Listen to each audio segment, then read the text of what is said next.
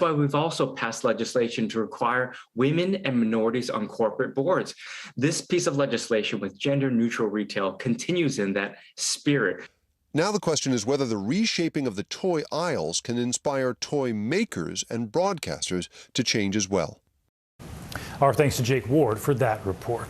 And thanks for waking up with Early Today. I'm Stephen Romo.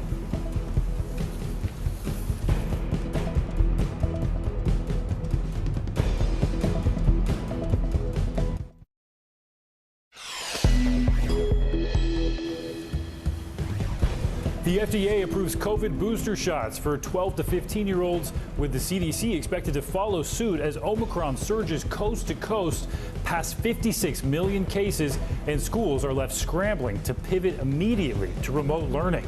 18,000 flights canceled since Christmas Eve as COVID plus over a foot of snow in many parts of the mid-Atlantic states leaves travelers wishing for relief. Elizabeth Holmes is found guilty of fraud in 4 of 11 counts against her. Our Aaron McLaughlin will break that all down. And meet the eagle-eyed hockey fan who may have saved the life of an NHL team manager. A busy Tuesday ahead. Early Today starts right now. And good morning. Thanks for hanging out with us. I'm Stephen Romo, filling in for Philip and Francis. The CDC is set to meet on Wednesday to vote on whether or not to join the FDA and approve Pfizer's COVID booster for 12 to 15-year-olds. This critical meeting comes as police say they have arrested a 54-year-old New York science teacher identified as Laura Russo. She's accused of giving her son's 17-year-old friend a dose of a COVID vaccine in her home without parental consent or a medical license. She has since been reassigned. Russo is due back in court later this morning and declined to comment on the allegations to NBC4 New York. This as a long list of high-profile personalities, including Hugh Jackman, Whoopi Goldberg, Deborah Messing, singer Jessie J, Jimmy Fallon, and Texas Lieutenant Governor Dan Patrick are now among the 56 million Americans who've contracted COVID-19.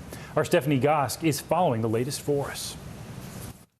With COVID cases soaring to record levels, an uneasy return to school, even though more vaccine protection could soon be available. The FDA authorized the Pfizer booster for children ages 12 to 15, at least 5 months after completing their initial vaccination. Children ages 5 to 11 with compromised immune systems could be eligible for third doses. The CDC is expected to sign off on the changes Wednesday. While schools facing the highly contagious but apparently less severe Omicron variant are instituting a patchwork of policies to get kids back in classrooms safely. Cleveland and Atlanta schools are remote for the week. Other places delayed a return to class so children could be tested. In New York City, school doors swung open, officials urging families to get their children tested. We're not in a good place. I'm going to be really honest with you. This is the winter surge we predicted. The New York governor placing an emphasis on keeping schools open. The question is, how do parents get these very rare test kits that you always see the lines for? We're going to put them in your hands. We're going to put them in the kids' backpacks. But they aren't there yet. Alina Konkin waited 2 hours to get her 11-year-old tested. There should be a more efficient and streamlined process. It's a similar story nationwide. Rapid tests are hard to find in stores. People are sitting for hours in their cars for PCR tests. The results sometimes taking days. As concerns grow over record numbers of children being admitted to the hospital with COVID. But at least some of those cases are children being treated for other conditions who happen to test positive for the virus. It's unclear if the number of severe COVID cases in children is on the rise. What we're going to need to do is make sure that those children who can be vaccinated are vaccinated, that children wear masks while they're in school to protect themselves and to protect each other. The CDC is also taking another look at its controversial guidance to decrease quarantine from 10 to 5 days without a negative test. Testing could be a part of that, and I think we're going to be hearing more about that in the next day or so from the CDC. Potentially adding demand for tests that are already tough to get your hands on.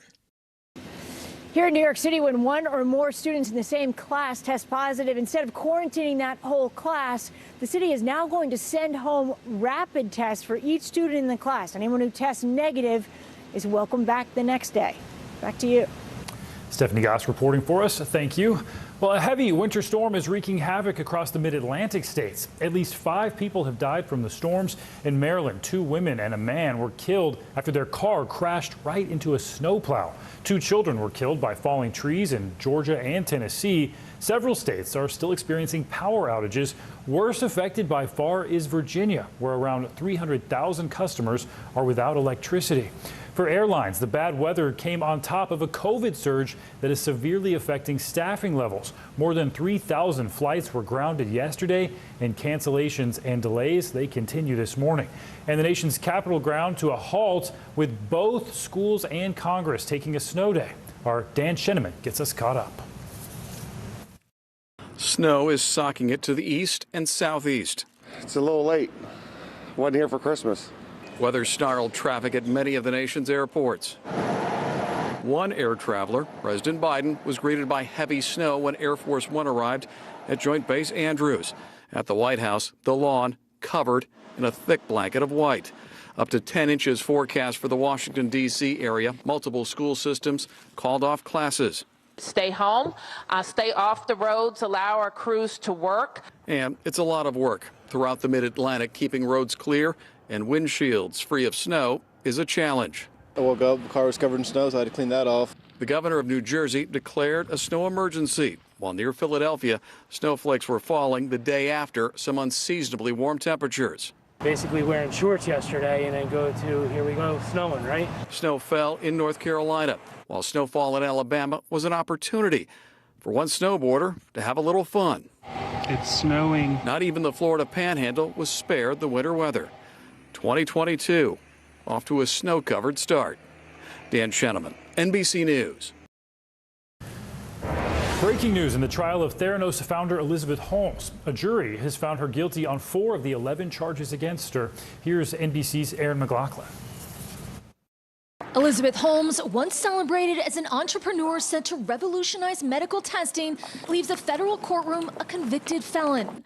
A jury found the 37-year-old guilty of 4 counts of federal fraud, acquitting her of 4 others while deadlocking on the 3 remaining charges. After the prosecution alleged she conned investors and patients into believing her blood testing startup Theranos could perform hundreds of diagnostic tests with just the prick of a finger. It's a big deal for Silicon Valley because if fake it till you make it, I don't think they're going to be living by that anymore. Fooling some of the world's most powerful to invest millions of dollars, as well as patients who testified they received faulty test results. It was witness after witness telling us, corroborating the same statements, the misrepresentations that she made. The closely watched trial, the subject of podcasts, books, and an upcoming series, lasted for more than 3 months. Prosecution repeatedly alleging out of time and out of money, Elizabeth Holmes decided to lie. She chose fraud over business failure. She chose to be dishonest. The prosecutor told the jury that choice was not only callous, it was criminal. During the trial, Holmes took the stand. She acknowledged there were some things she'd wish she'd done differently, while arguing her discussions with investors focused on the future. They weren't interested in today or tomorrow or next month, she said. They were interested in what kind of change we could make. The woman, once hailed as the next Steve Jobs, faces jail time. Holmes was stoic as the verdict was read out. She hugged her parents before leaving the courtroom. She faces up to 20 years in prison for each guilty count. Back to you.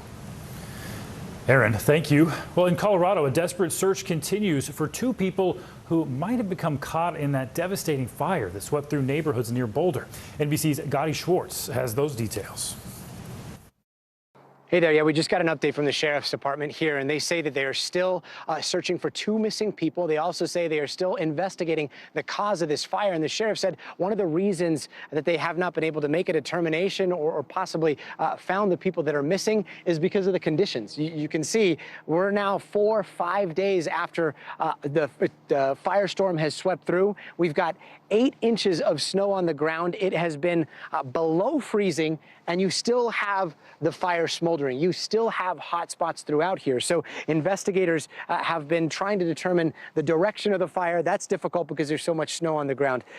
The search and rescue teams have been sifting through a lot of this rubble, but that is difficult because, as you can see, there are still hot spots. And so much of that work is by small hand tools, and it has been extremely painstakingly slow. Meanwhile, we are seeing some reopenings in the area. Some residents are starting to come back in, but when they do come back in, they're finding scenes like this. This used to be a subdivision of about 100 homes. None of them are standing down here. In fact, out of 119 homes in this particular subdivision, only 3 of them survived. And again, you got to remember, this is 100 homes lost. That is only about a 10th of the total homes that were lost here in Colorado. Back to you. Heartbroken for those families. Gadi, thank you. Well, 2 of former President Trump's children are locked in a new legal battle this morning. New York Attorney General Letitia James subpoenaed Ivanka and Donald Trump Jr. yesterday, demanding testimony and documents as part of a civil probe into the Trump organization's business practices. Well, shortly after that, lawyers for the siblings filed a motion to quash those subpoenas. The Trump family has not been accused of any wrongdoing in this investigation, and the former president has called it politically motivated. Well, the lower 48 aren't the only states seeing extreme weather. Wind gusts strong enough to take down a semi-truck are slamming towns north of Anchorage, Alaska. Schools in the area were forced to close and thousands lost power. A wind advisory is in place until Wednesday night, and shelters have been opened for people who need protection from the cold. So let's bring in Alaskan and NBC meteorologist Janessa Webb with her take on today's weather. Good morning, Janessa. Good morning, Stephen. You know, if you're in Anchorage, South Central, still going to be dealing with those high wind warnings. It's the Matanuska-Susitna Valley. That's Palmer, Wasilla, still dealing with gusts up to 55 to 65 miles per hour. My hometown, Anchorage, you are finally in the clear. So people are going to be picking up the pieces in that area. But the problem is across the 49 states, temperatures are going to continue to drop down to about 55 below in interior Alaska. So going to be watching that pretty closely. And that same storm system is impacting the Pacific Northwest. You can see radar right now pretty lit up with snow and heavy rainfall across the coastal areas of Seattle to Oregon, Northern California. We're talking about some isolated areas, could see up to 5 inches of rain, and some flash flooding definitely going to be an issue. Look at this snowfall into the Rockies, at least 12 to 18 inches for the higher elevations. That's a look at the big weather story of the day. Here's a look at your day ahead.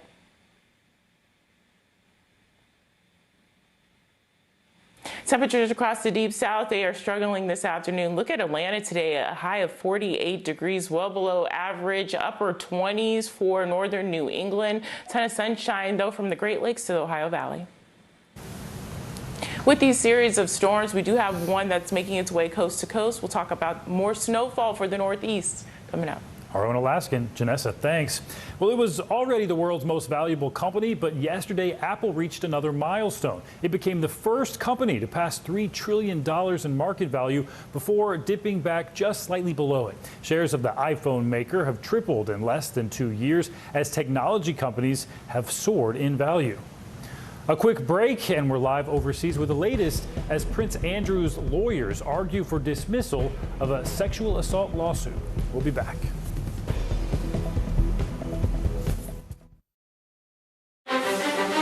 Is this an issue about guns, or is this an issue about social justice? This supply chain issue has been a problem for months. Do you concur that this is going to get worse before it gets better? The question is, are you now more open to packing the court? If it's Sunday, it's Meet the Press. Welcome to The Tonight Show. Let me show you how it's done. Show me what you got. I don't want to be a Lego.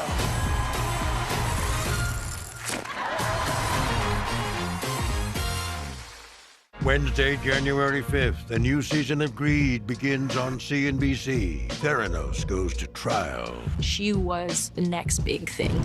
Sex and scandal. I had just graduated high school. He would ask me to go out for a couple of drinks.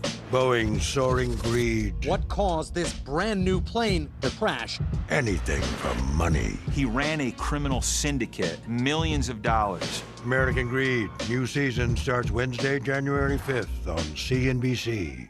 Good morning, I'm Joe Fryer. And I'm Savannah Sellers. Another giant leap for mankind. They want folks to shelter in place until this storm pushes through. This new travel requirement, is it possible we're going to see tighter restrictions? Morning News Now, streaming weekdays at 7.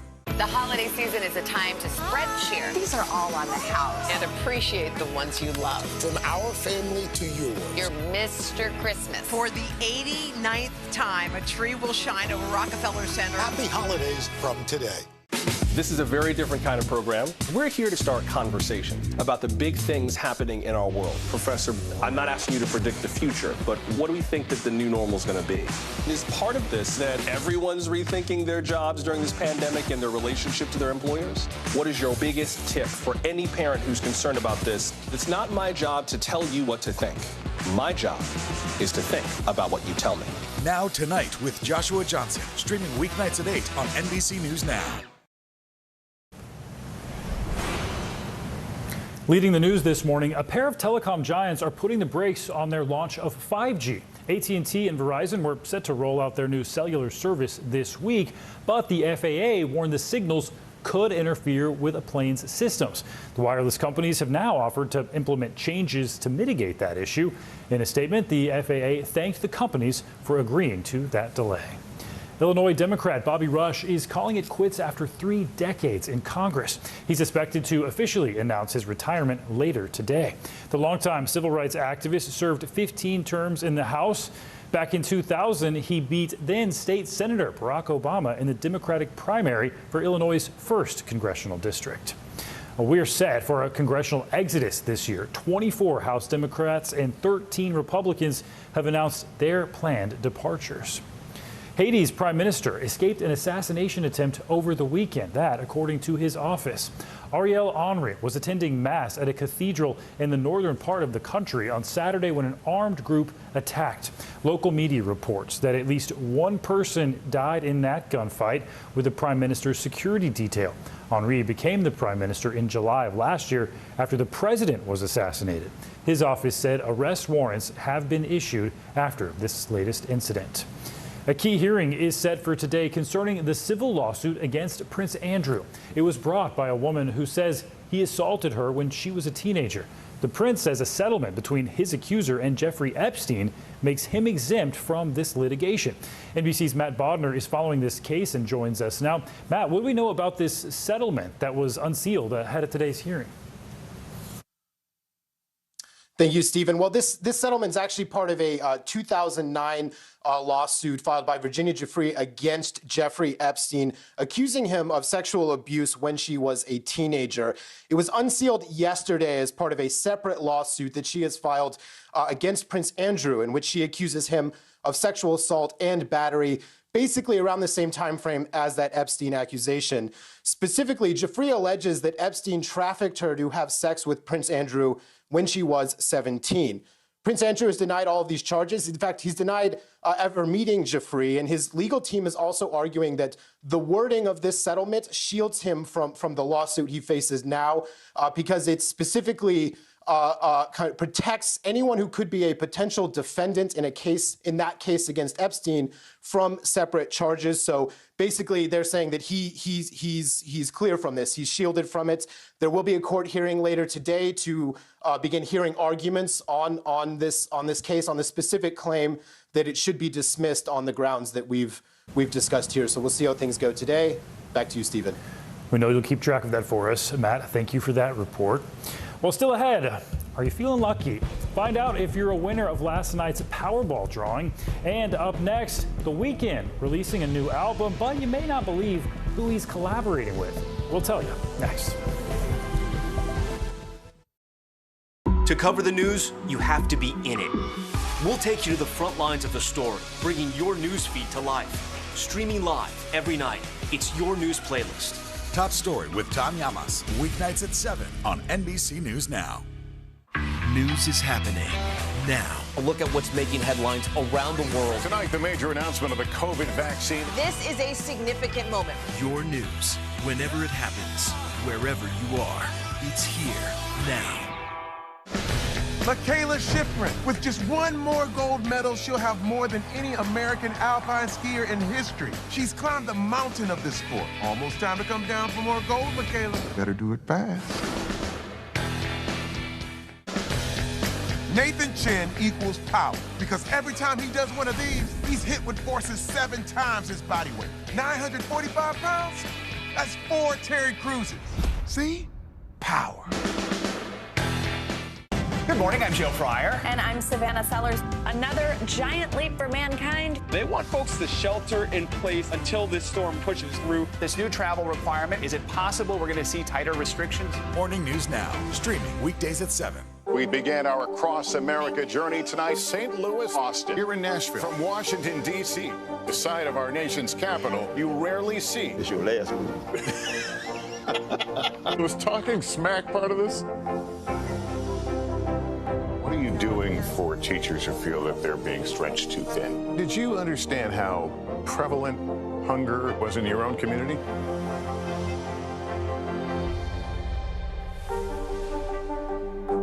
Still to come on the Channel 2 News. Well, the waters are certainly receding now. Still too close to call. Lester Holt reporting from Ground Zero, as it's being referred to. It is, in fact, the taste of freedom. The Haitian people know a little something about resiliency. What's the biggest risk right now? Some of the troops who have been proud. I want to welcome you to the first presidential debate. In fact, we've been told we can't go any farther. You are some resilient folks. Let me get in.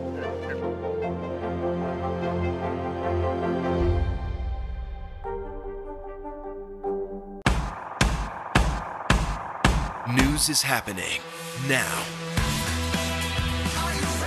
Look at what's making headlines around the world. Right now on Morning News Now. Tonight, the major announcement of the COVID vaccine. And this is a significant moment. Your news, whenever it happens, wherever you are, it's here now.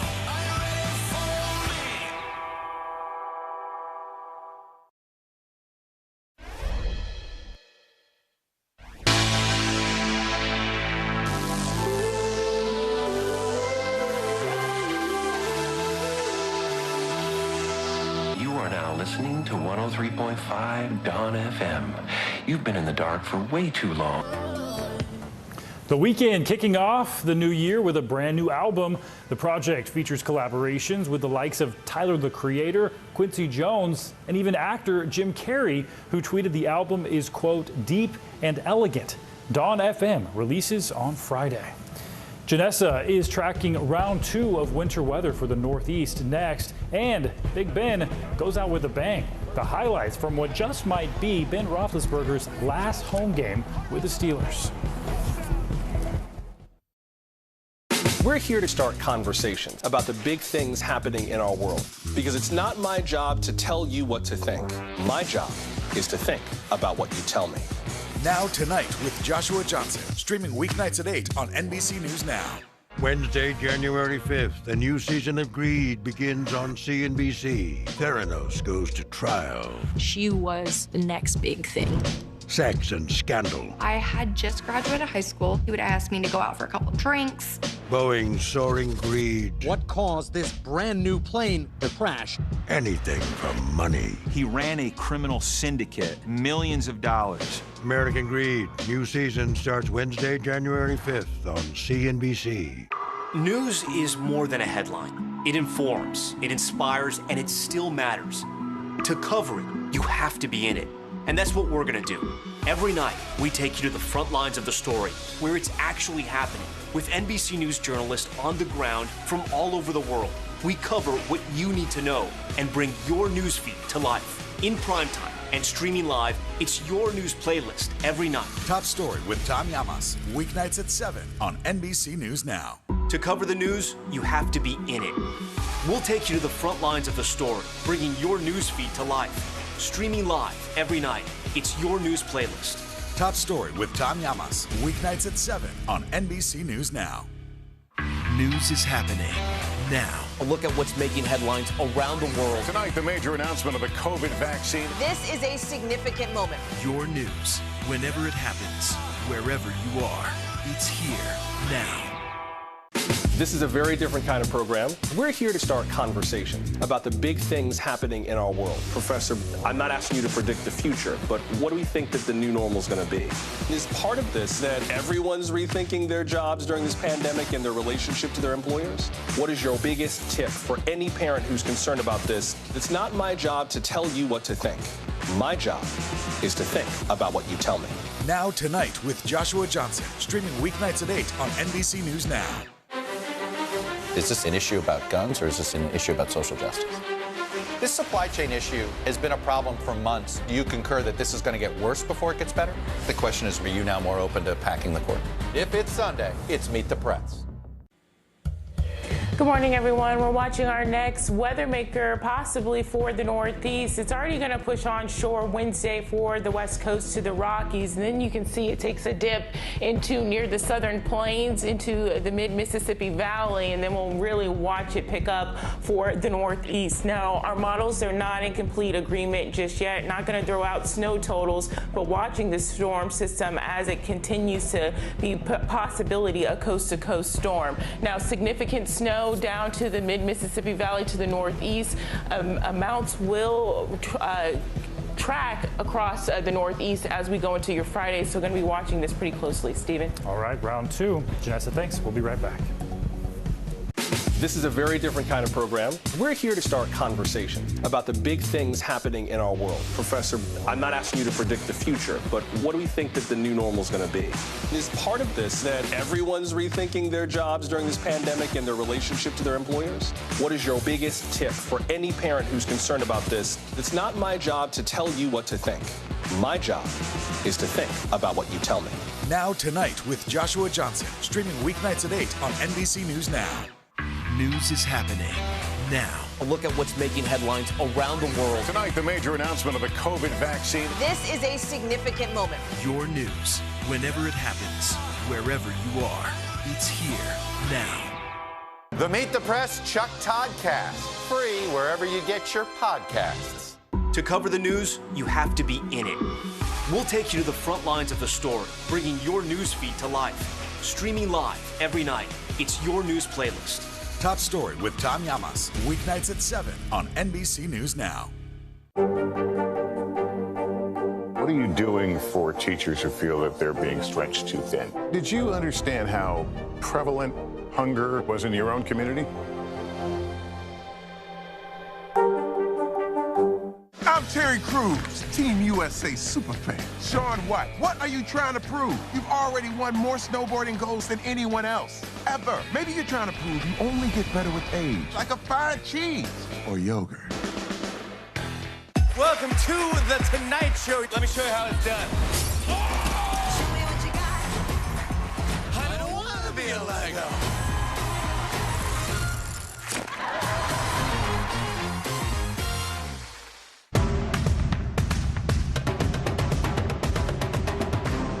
The Meet the Press Chuck Toddcast, free wherever you get your podcasts.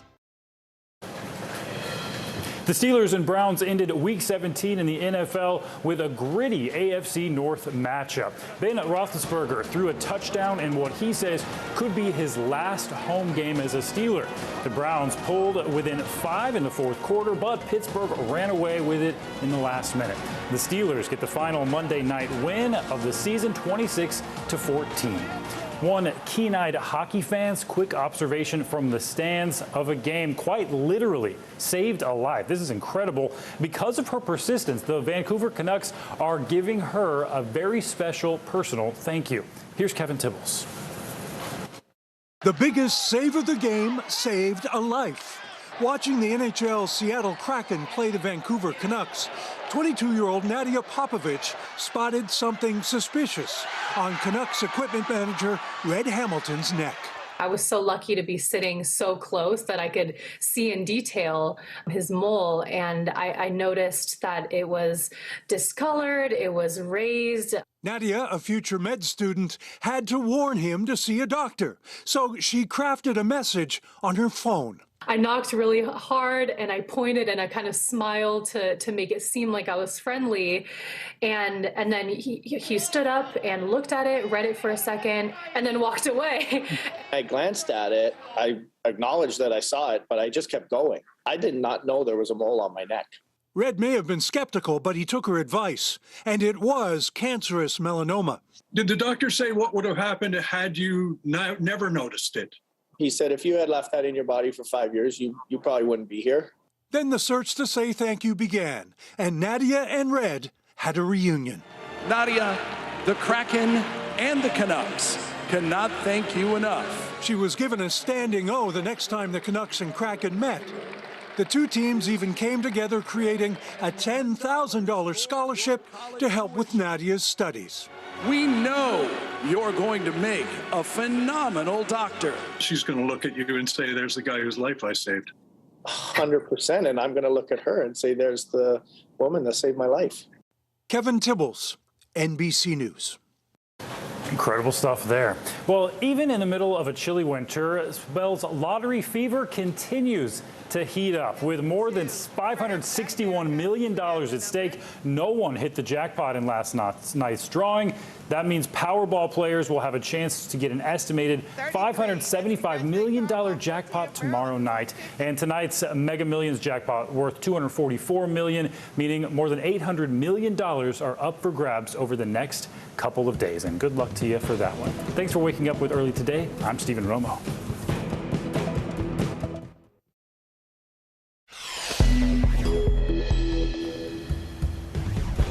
Extreme winter weather and COVID's surge snarling much of the country, with more than a foot of snow in the mid-Atlantic and soaring coast-to-coast Omicron cases, leaving schools, travelers, and others scrambling.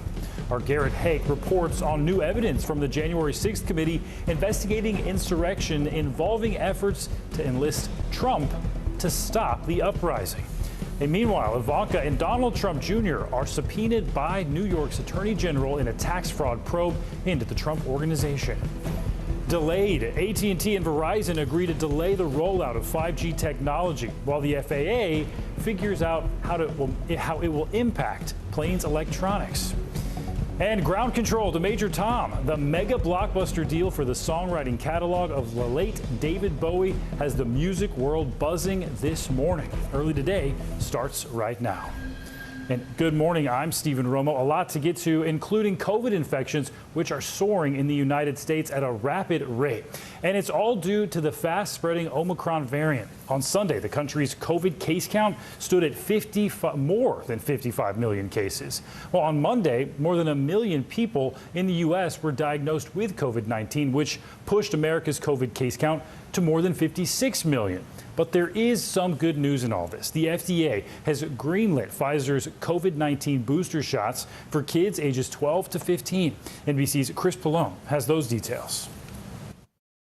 Millions more American children will become eligible for vaccine booster shots later this week. The FDA now recommending children 12 to 15 should get an extra Pfizer dose, as well as some children with compromised immune systems between ages 5 and 11. The agency also says everyone immunized with the Pfizer vaccine should get a booster shot 5 months after the second dose instead of 6. The change is now awaiting final approval by the CDC. The moves come as children across the country return to school from the holiday break. Cities like Atlanta, Cleveland, and Newark, New Jersey are going remote temporarily. Other places like Los Angeles and New York are continuing in-classroom learning. When we have our children in school, they're safe. And I've been very clear on this. My children are going to be in school. But can it be sustained during what one virus expert called an Omicron blizzard? A lot of teachers, a lot of staff are going to come down with COVID, and whether schools are going to be able to remain open with a limited staff, with reduced staffing, we'll have to see. After some harsh criticism, the CDC is said to be considering clarifying its new 5-day isolation guidelines for people who test positive. In at least one New Jersey hospital, though, that new rule has been a welcome change to ease a staffing shortage. Many of them actually have been calling us saying, I want to come back to work. And so what that rule did was that it allowed us for them to come back safely. At the nation's airports, thousands more flights canceled Monday, hit by a perfect storm of COVID sickouts and winter weather. Chris Pallone, NBC News, Washington. A heavy winter blizzard is wreaking havoc across the mid-Atlantic states. At least 5 people have died from the storms. In Maryland, 2 women and a man were killed after their car crashed into a snowplow. 2 children were killed by falling trees in Georgia and Tennessee. Several states are experiencing power outages, and worst affected by far is Georgia, where around 300,000 customers are still without electricity. For airlines, the extreme weather came on top of a COVID surge that's severely affecting their staffing levels. More than 3,000 flights were grounded yesterday, and cancellations and delays continue this morning. Our Tom Costello has more from Reagan National Airport. adding more misery to weary and stranded travelers coming back from the holidays. A massive storm stretching from the deep south, Florida and Alabama, to the nation's capital in the bullseye, hit with up to a foot of snow. Air Force One returning to Joint Base Andrews in virtual whiteout conditions. The president emerging from the plane in a blinding snowstorm. In the I-95 corridor, thousands of cars stranded and stuck. Accidents and power outages. Amtrak also affected.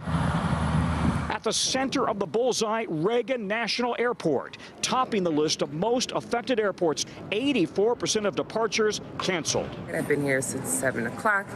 I've been delayed 3 times and then canceled. The latest blow to airlines and hundreds of thousands of holiday passengers. Since Christmas Eve, more than 18,000 flights canceled. Hit hard by airline and TSA staffers calling out sick with COVID.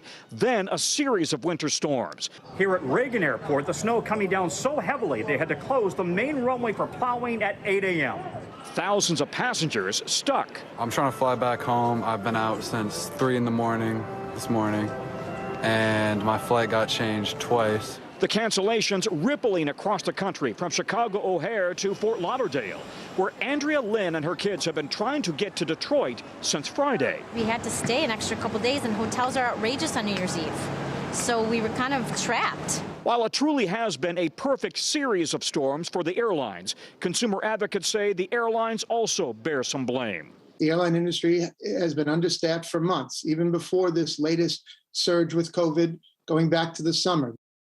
So far this morning, we do have 400-plus flights canceled nationwide today. That is still a vast improvement over Monday, when we had 3,000 flights canceled. On cumulatively over 10 days, 18,000 flights canceled. So it is very much all about trying to recover today and giving the airlines the time and the space to get everybody to their final destinations. Back to you.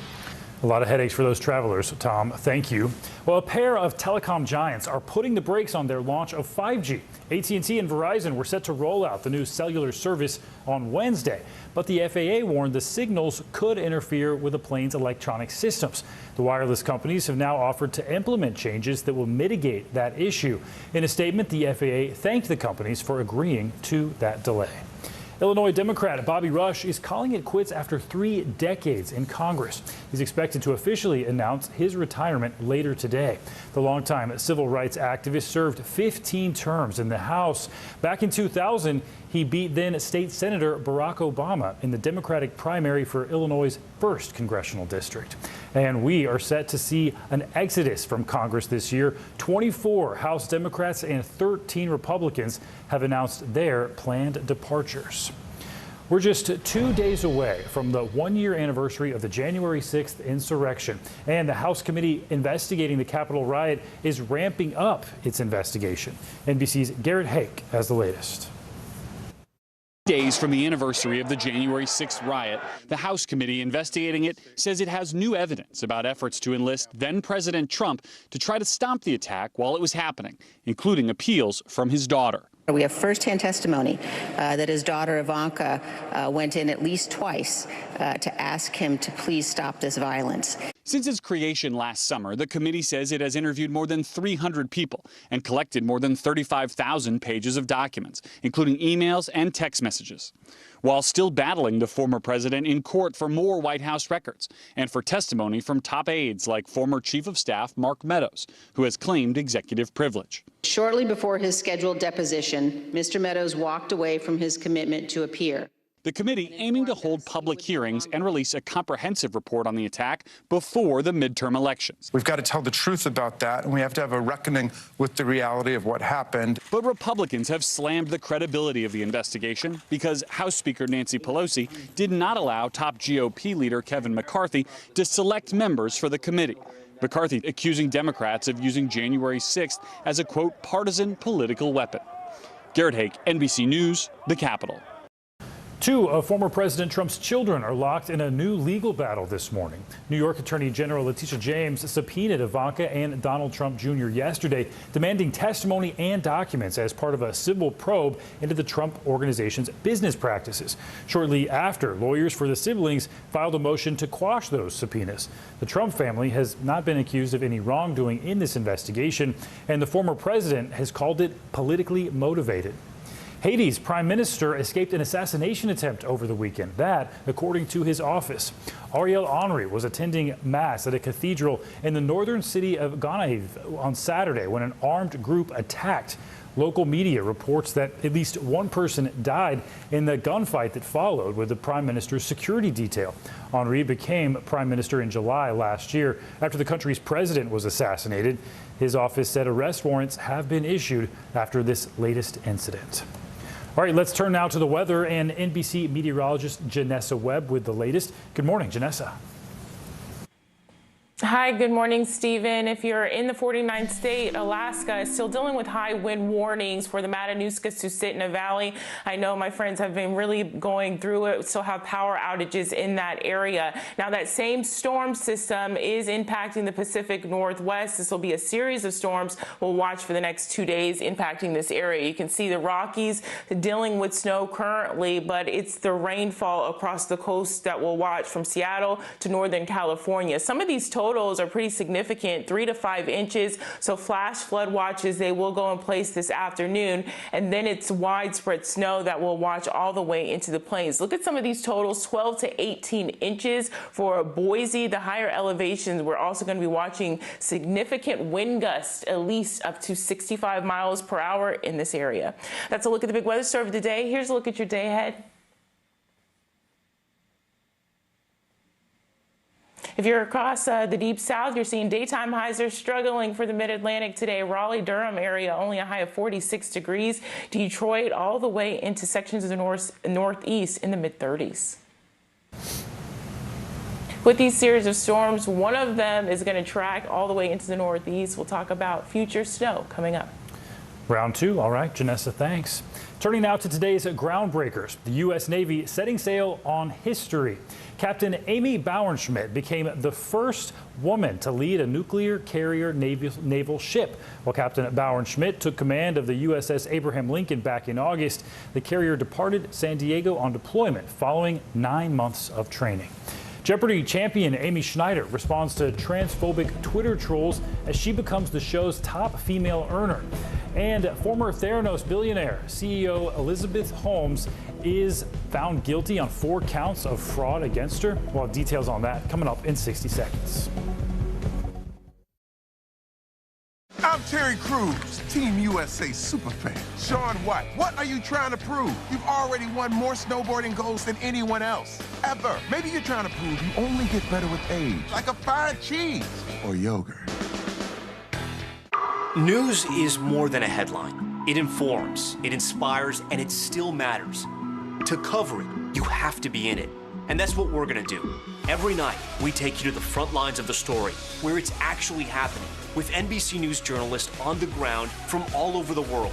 We cover what you need to know and bring your newsfeed to life. In primetime and streaming live, it's your news playlist every night. Top Story with Tom Llamas, weeknights at 7 on NBC News Now. We began our cross-America journey tonight, St. Louis, Austin, here in Nashville. From Washington, D.C., the site of our nation's capital, you rarely see. It's your last one.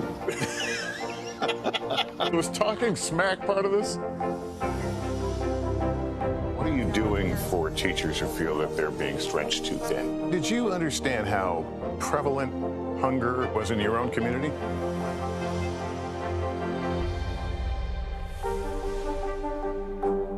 We're here to start conversations about the big things happening in our world, because it's not my job to tell you what to think. My job is to think about what you tell me. Now Tonight with Joshua Johnson, streaming weeknights at 8 on NBC News Now. What is going to happen now? Going back and forth because they... Oh, yeah, this is it, right?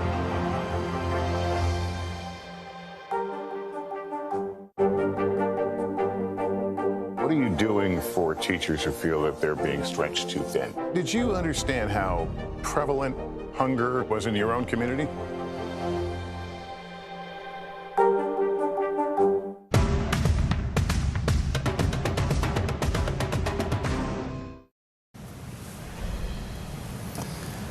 Welcome back. Jeopardy champion Amy Schneider is clapping back at transphobic messages sent to her during her record-breaking game show run. Schneider, the first transgender player to qualify for the Tournament of Champions, addressed those Twitter users saying in part, quote, "Every single one of you is the first person ever to make that very clever point."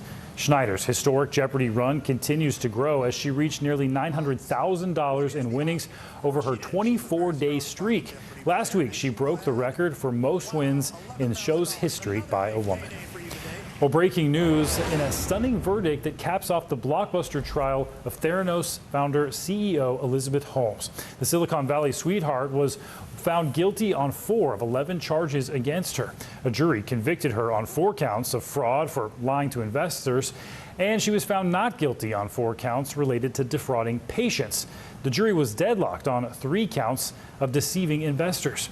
The judge presiding over that case is expected to declare a mistrial on those charges. Holmes will be sentenced at a later date. Now to Colorado, where there's an urgent search for 2 people missing after the Marshall Fire that tore through Boulder County. The monstrous fire consumed more than 6,000 acres, reducing nearly 1,000 homes to rubble. The origin of that fire is under investigation, but authorities have received several tips about the potential cause. A search warrant was executed at an unnamed property related to that. Well, an update this morning on the cause of death for beloved actress and comedian Betty White. Her agent confirming she died of natural causes, shooting down rumors that her death was somehow connected to a booster shot. Jeff Widges told the Hollywood Reporter her death should not be politicized. That is not the life she lived, end quote. White died on New Year's Eve, nearly 2 weeks shy of her 100th birthday. Twins at a California hospital in Monterey County were born just 15 minutes apart, but they arrived in different years and months. Alfredo Antonio Trujillo came in at 11:45 on December 31st, 2021, followed by his baby sister, Aylin Yolanda, who arrived at 12 a.m. on January 1st, 2022. Aylin, who weighed 5 pounds and 14 ounces, became the first baby to be born this year. And Alfredo weighed 6 pounds, 1 ounce. The chances of twins being born in different years, by the way, is about 1 in 2 million. The fraternal twins also share 3 siblings. Well, coming up next on Early Today, is this goodbye for Big Ben? Steelers star quarterback puts on a show for fans in what could be his last home game. And the man who sold the rights to David Bowie's catalog changes hands for a jaw-dropping song. Mikaela Shiffrin. With just 1 more gold medal, she'll have more than any American alpine skier in history. She's climbed the mountain of this sport. Almost time to come down for more gold, Mikaela. Better do it fast. Wednesday, January 5th, a new season of Greed begins on CNBC. Theranos goes to trial. She was the next big thing. Sex and scandal. I had just graduated high school. He would ask me to go out for a couple of drinks. Boeing's soaring greed. What caused this brand new plane to crash? Anything for money. He ran a criminal syndicate, millions of dollars. American Greed, new season starts Wednesday, January 5th on CNBC. What is going to happen now? Going back and forth because they... Oh, yeah, this is it, right?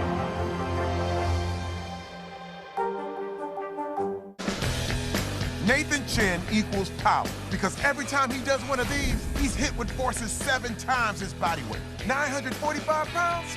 That's 4 Terry Cruises. See? Power. These days, it feels like the news never stops. So let's get into it. What's happening right now, what it all means for you for an hour every day. It can be hard to keep up, so let's get started together. Hallie Jackson Now, weekdays at 5 on NBC News Now. In the City of Angels, 2 kindly old ladies wanted to help homeless men get off the streets forever. And so they did. Listen to The Thing About Helen and Olga, the new podcast from Dateline and Keith Morrison.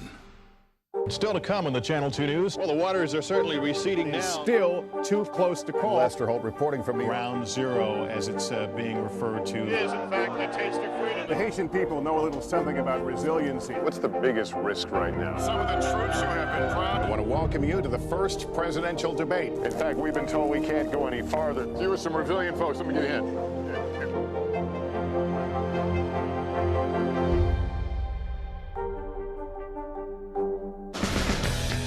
frontside 900, McTwist, back-to-back 1080s. I mean, it's hard just naming these tricks. Chloe Kim, she's up there spinning around with a smile. Respect. The Winter Olympics, February 3rd on NBC and Peacock. What is going to happen now? Going back and forth, because Go ahead, this is it, right?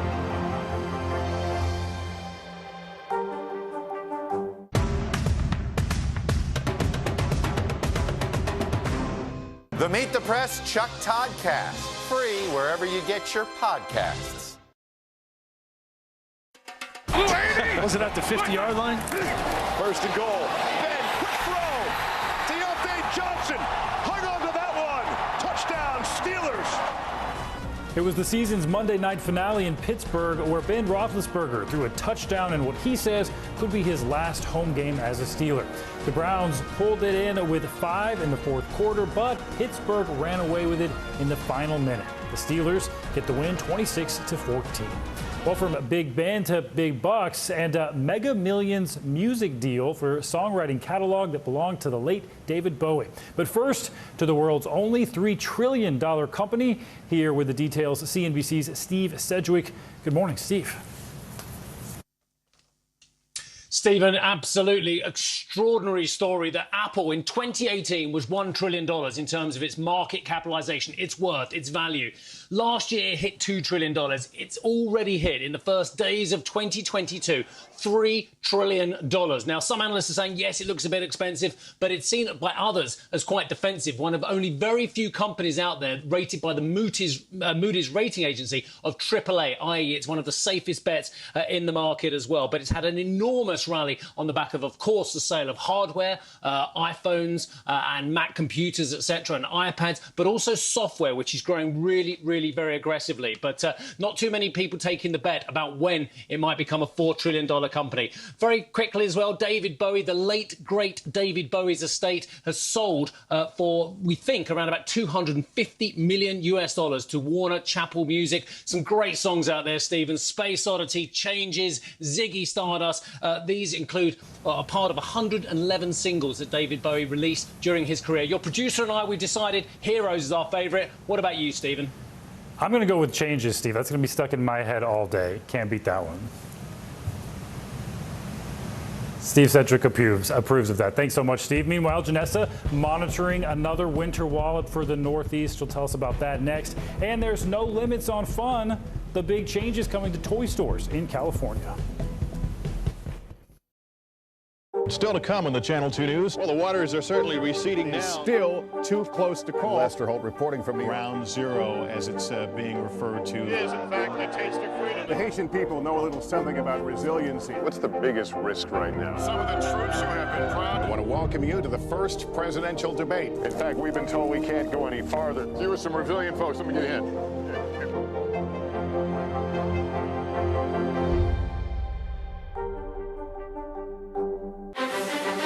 Is this an issue about guns, or is this an issue about social justice? This supply chain issue has been a problem for months. Do you concur that this is going to get worse before it gets better? The question is, are you now more open to packing the court? If it's Sunday, it's Meet the Press. I'm Terry Crews, Team USA superfan. Shaun White, what are you trying to prove? You've already won more snowboarding golds than anyone else, ever. Maybe you're trying to prove you only get better with age, like a fine cheese or yogurt. The Meet the Press Chuck Todd Cast, free wherever you get your podcasts. News is happening now. Look at what's making headlines around the world. Right now on Morning News Now. Tonight, the major announcement of the COVID vaccine. And this is a significant moment. Your news, whenever it happens, wherever you are, it's here now.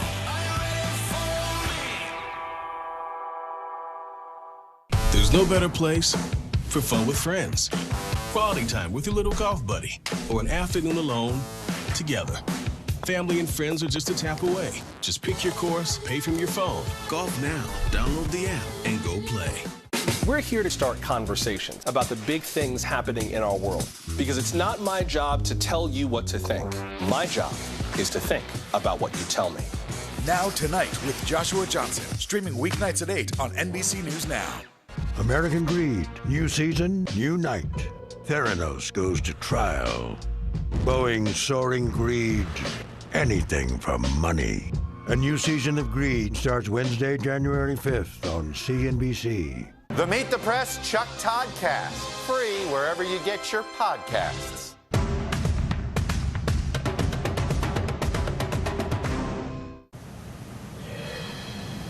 Destructive winds strong enough to take down a semi-truck slammed into towns just north of Anchorage, Alaska. The powerful gust knocked out power to thousands of homes and forced some schools to close Monday. A wind advisory is still in place until Wednesday night. Now to NBC meteorologist in Alaska, Janessa Webb is back with us. Good morning, Janessa. Stephen, I've lived in Alaska over 20 plus years, and I have some of the photos coming out of Anchorage to the Matanuska-Susitna Valley. Unbelievable. High wind warning still in place for Knik Arm to Palmer-Wasilla today. We're going to continue to see wind gusts to 60 miles per hour. Stephen? Incredible wind up there, Janessa. Thanks. Up next, why toy stores in California are going to look different. Our week-long journey across America from Washington, D.C., outside of our nation's capital, you rarely see. It's your last move. Was talking smack part of this? News is more than a headline. It informs, it inspires, and it still matters. To cover it, you have to be in it. And that's what we're going to do. Every night, we take you to the front lines of the story, where it's actually happening, with NBC News journalists on the ground from all over the world. We cover what you need to know and bring your newsfeed to life. In primetime and streaming live, it's your news playlist every night. Top Story with Tom Llamas, weeknights at 7 on NBC News Now. Wednesday, January 5th, a new season of Greed begins on CNBC. Theranos goes to trial. She was the next big thing. Sex and scandal. I had just graduated high school. He would ask me to go out for a couple of drinks. Boeing's soaring greed. What caused this brand new plane to crash? Anything for money. He ran a criminal syndicate, millions of dollars. American Greed, new season starts Wednesday, January 5th on CNBC. There's no better place for fun with friends. Quality time with your little golf buddy. Or an afternoon alone together. With the Golf Now app, family and friends are just a tap away.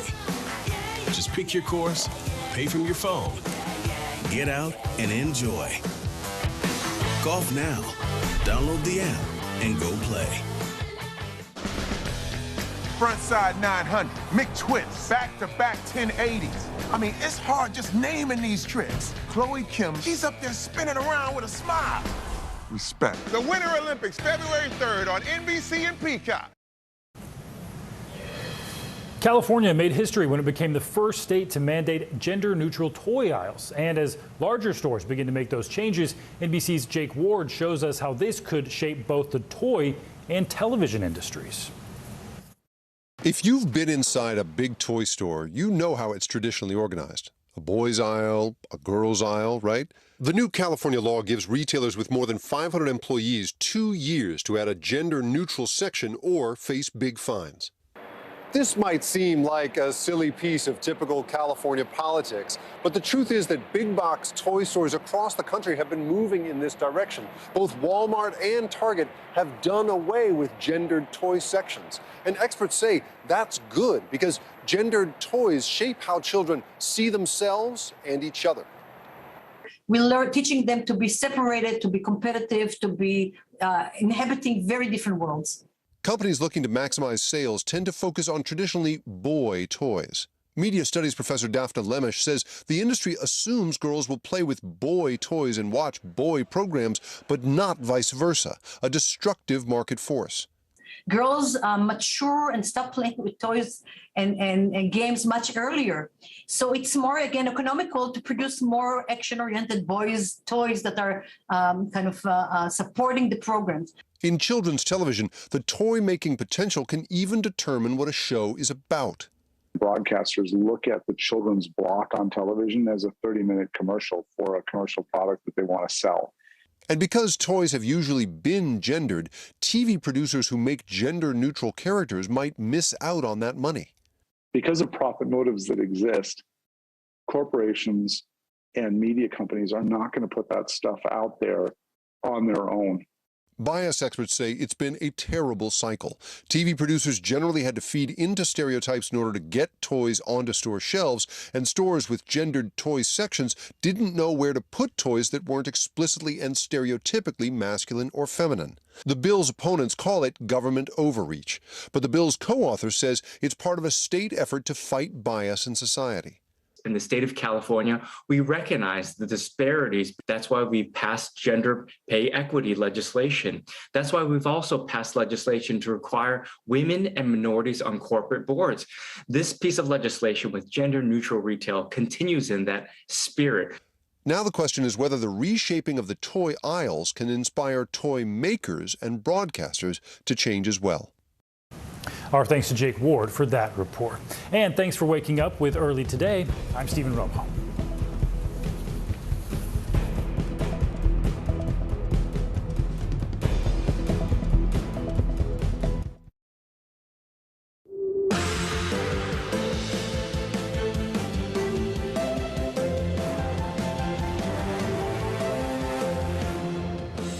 Good morning, I'm Savannah Sellers. Joe has the morning off. Right now on Morning News Now, staggering surge. New numbers causing concern about COVID's winter wave.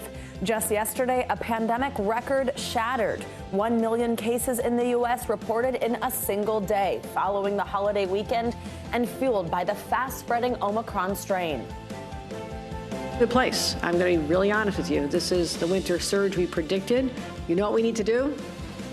The battle plan is clear. It lies before us, and all of us are part of it. We all have a role to play that's really important.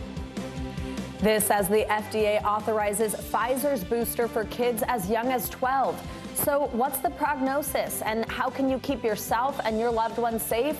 We have team coverage, including what a doctor wants you to know. Mixed verdict, a dramatic ending to a high-profile fraud trial. Theranos CEO Elizabeth Holmes found guilty on 4 out of 11 federal charges, with the jury deadlocked on 3 counts. We'll break down the verdict, plus the next steps in the case and what it could all mean for investors in the failed blood testing startup. Subpoenaed, new developments in the civil investigation into the Trump Organization. New York's Attorney General now demanding testimony from 2 of the former president's children. What we're learning from court filings. And toy store controversy, a new law aimed at breaking gender stereotypes causing controversy in California. Details on the changes that could soon hit the toy aisle and what kids see on TV, and why critics say it could do more harm than good. We're happy you're with us on this Tuesday, and we begin this morning with a clearer picture of just how quickly the Omicron variant is spreading across the U.S.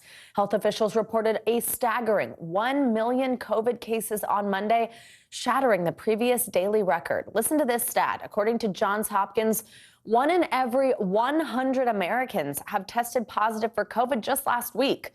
COVID cases are up 204% in the U.S., followed by hospitalizations at 35%. President Biden is expected to meet with the White House COVID response team later today to talk through how his administration will fight this latest surge before addressing the public with updates. We have Dr. Ebony Jade Hilton with us to break down the latest COVID news. But first, let's bring in NBC News Now correspondent Dasha Burns with a closer look at how New Jersey is handling its COVID surge. Dasha, good morning. So New Jersey is one of the most vaccinated states in the country, actually. But they, like many other states, are seeing a record number of daily COVID cases. It does seem, though, that we're learning more and more that one of the most important metrics may be hospitalizations more so than those daily cases. So what are hospitals they're seeing inside their ICUs? Hey, Savannah, good morning. Yeah, hospitalizations are at a record high in New Jersey. More people hospitalized in the state at this point than at any point in the last year, the most since May of 2020. We've been speaking to some folks over at University Hospital in Newark, New Jersey, and their CEO tells us that they've seen a doubling in hospital admissions over the last 7 days. He did say, though, that this variant seems to be less deadly, but credits that largely to vaccinations and boosters. Looking at their COVID patient population right now, not a single patient in his ICU has been boosted. Only one of their ICU patients has been fully vaccinated. And looking at their overall COVID patient population, about 70% of their COVID patients are unvaccinated. And that's really what they're stressing right now, because they are concerned that this variant is going to have a strain on the hospital system. Take a listen. Remember that how transmissible it is ends up being the most important variable, because even if it is that much less severe, if you have a virus that's affecting that many more people because it's increasing exponentially, the absolute number of people who need hospital care could end up overwhelming a hospital. About 29% of our patients today are fully vaccinated, but not boosted, patients with COVID. Savannah, about 1 million people in New Jersey remain unvaccinated. About twice that are not yet boosted, and those are all contributing factors, according to folks we've been talking to. Now, Dasha, COVID isn't just impacting the number of people going to the hospital, being hospitalized, ending up there, but it's also actually affecting the hospital staff itself. How is the lack of staff exacerbating the pandemic and the situation there in New Jersey? Yeah, Savannah, right now, that is the primary strain on the hospital system there. Staff are folks from the community. They're working within the community. So what you're seeing is a 1-2 punch where more people are winding up in the hospital at the same time as there's less staff to treat them, because they themselves are getting infected or getting exposed and are often taken out of commission for at least a week. The hospital we're talking about, University Hospital, right now has 100 staff members who are out due to COVID-related issues. And I want you to take a listen to what that really means for the hospital and for people who might wind up there. Take a listen. The crisis becomes obvious when you have hospitals being overwhelmed. And if you have a problem, or you have an injury, or you have a condition that needs care, and there isn't a bed or staff to take care of you, then the crisis becomes more obvious. The reason we have these public health measures is to, of course, prevent disease and death, but also to make sure our healthcare system is not overwhelmed. It's a critical thing that people need, your loved ones may need, you may need. And so because we are starting to be overwhelmed, and we're certainly seeing more cases, that should be of concern to everybody to take this seriously.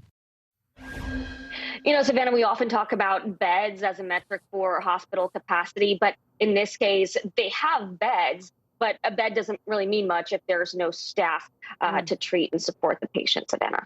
Absolutely. Dasha, before I let you go, any good news about our fight against COVID in the Garden State? What are we hearing from the governor there? Well, the good news is right now, this is different than May of 2020, right? We have tools to combat this virus. We have vaccines, we have boosters, we have masks, and that is what the governor in New Jersey and across many states, the governors and health officials are pleading with people to get vaccinated and to get boosted and to take this virus seriously. The governor called this the Omicron tsunami in New Jersey. Take a listen to what he said. Our message is simple. Take Omicron seriously, wear your masks, get your booster, don't take a cavalier attitude, and go get tested. The symptoms between a cold and Omicron may not be much, but there is a world of difference between the two. Savannah, he also said he believes that there are more cases and are being reported because of those at-home kits and some folks that are just not getting tested. So the real message here, take this seriously and do what you can to protect yourself and those around you, Savannah. The Omicron tsunami, what a way to put it. Dasha Burns, thank you so much. Let's now bring in Dr. Ebony Jade Hilton for more on this. Dr. Hilton is a professor of anesthesiology and critical care medicine. She's also the co-founder and medical director of Goodstock Consulting. Dr. Hilton, good morning. Thanks for being with us. So we just heard New Jersey Governor Murphy call for more booster shots to fight COVID. And the FDA has now authorized these Pfizer booster shots for kids 12 to 15. Big news for parents this morning. What do they need to know? Right. What they need to know is that now more than ever, it's important for them to not only vaccinate, but to also boost their children. CDC data shows that 15% of kids that are ages 5 to 11 have been fully vaccinated at this point, only 15%. When we talk about the 12 to 17-year-olds, we're looking at 53%. So we know a large portion of children are still not vaccinated in this country. And when we're looking at who's being impacted by Omicron, largely the increase that we're seeing in our cases are literally our children. In fact, in at least 9 states, we have record-breaking numbers of hospitalizations, not just cases, but hospitalizations of our children. And that includes places from Connecticut, Georgia, Illinois, some states that have high vaccination rates like Massachusetts and Maine, and yet their children are the ones that's starting to fill up these hospitals. And if you're looking at, for instance, in Texas Children's Hospital, a third of the children that are now admitted to the hospitals are literally less than 5 years old. We're getting younger and younger in this pandemic. We cannot let up our guard as far as being hypervigilant against, COVID and having preventative measures in place, which means not only masks, but the right type of mask, including N95 masks, is the message that we need to start pushing now more than ever. And Dr. Hilton, so just quickly, directly, your message to parents would be to 12 to 15-year-olds, not only to get your kids vaccinated, but also get them boosted?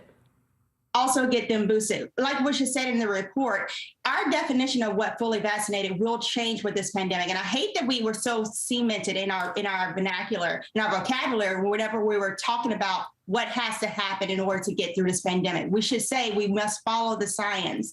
And what the science is showing is that we may change from saying that it's only 2 doses to be fully vaccinated to 3. It may even be more than that. And I don't want to scare people. But what we have to do is realize is that COVID-19 has not slowed down. It will be another variant after Omicron. We can guarantee that.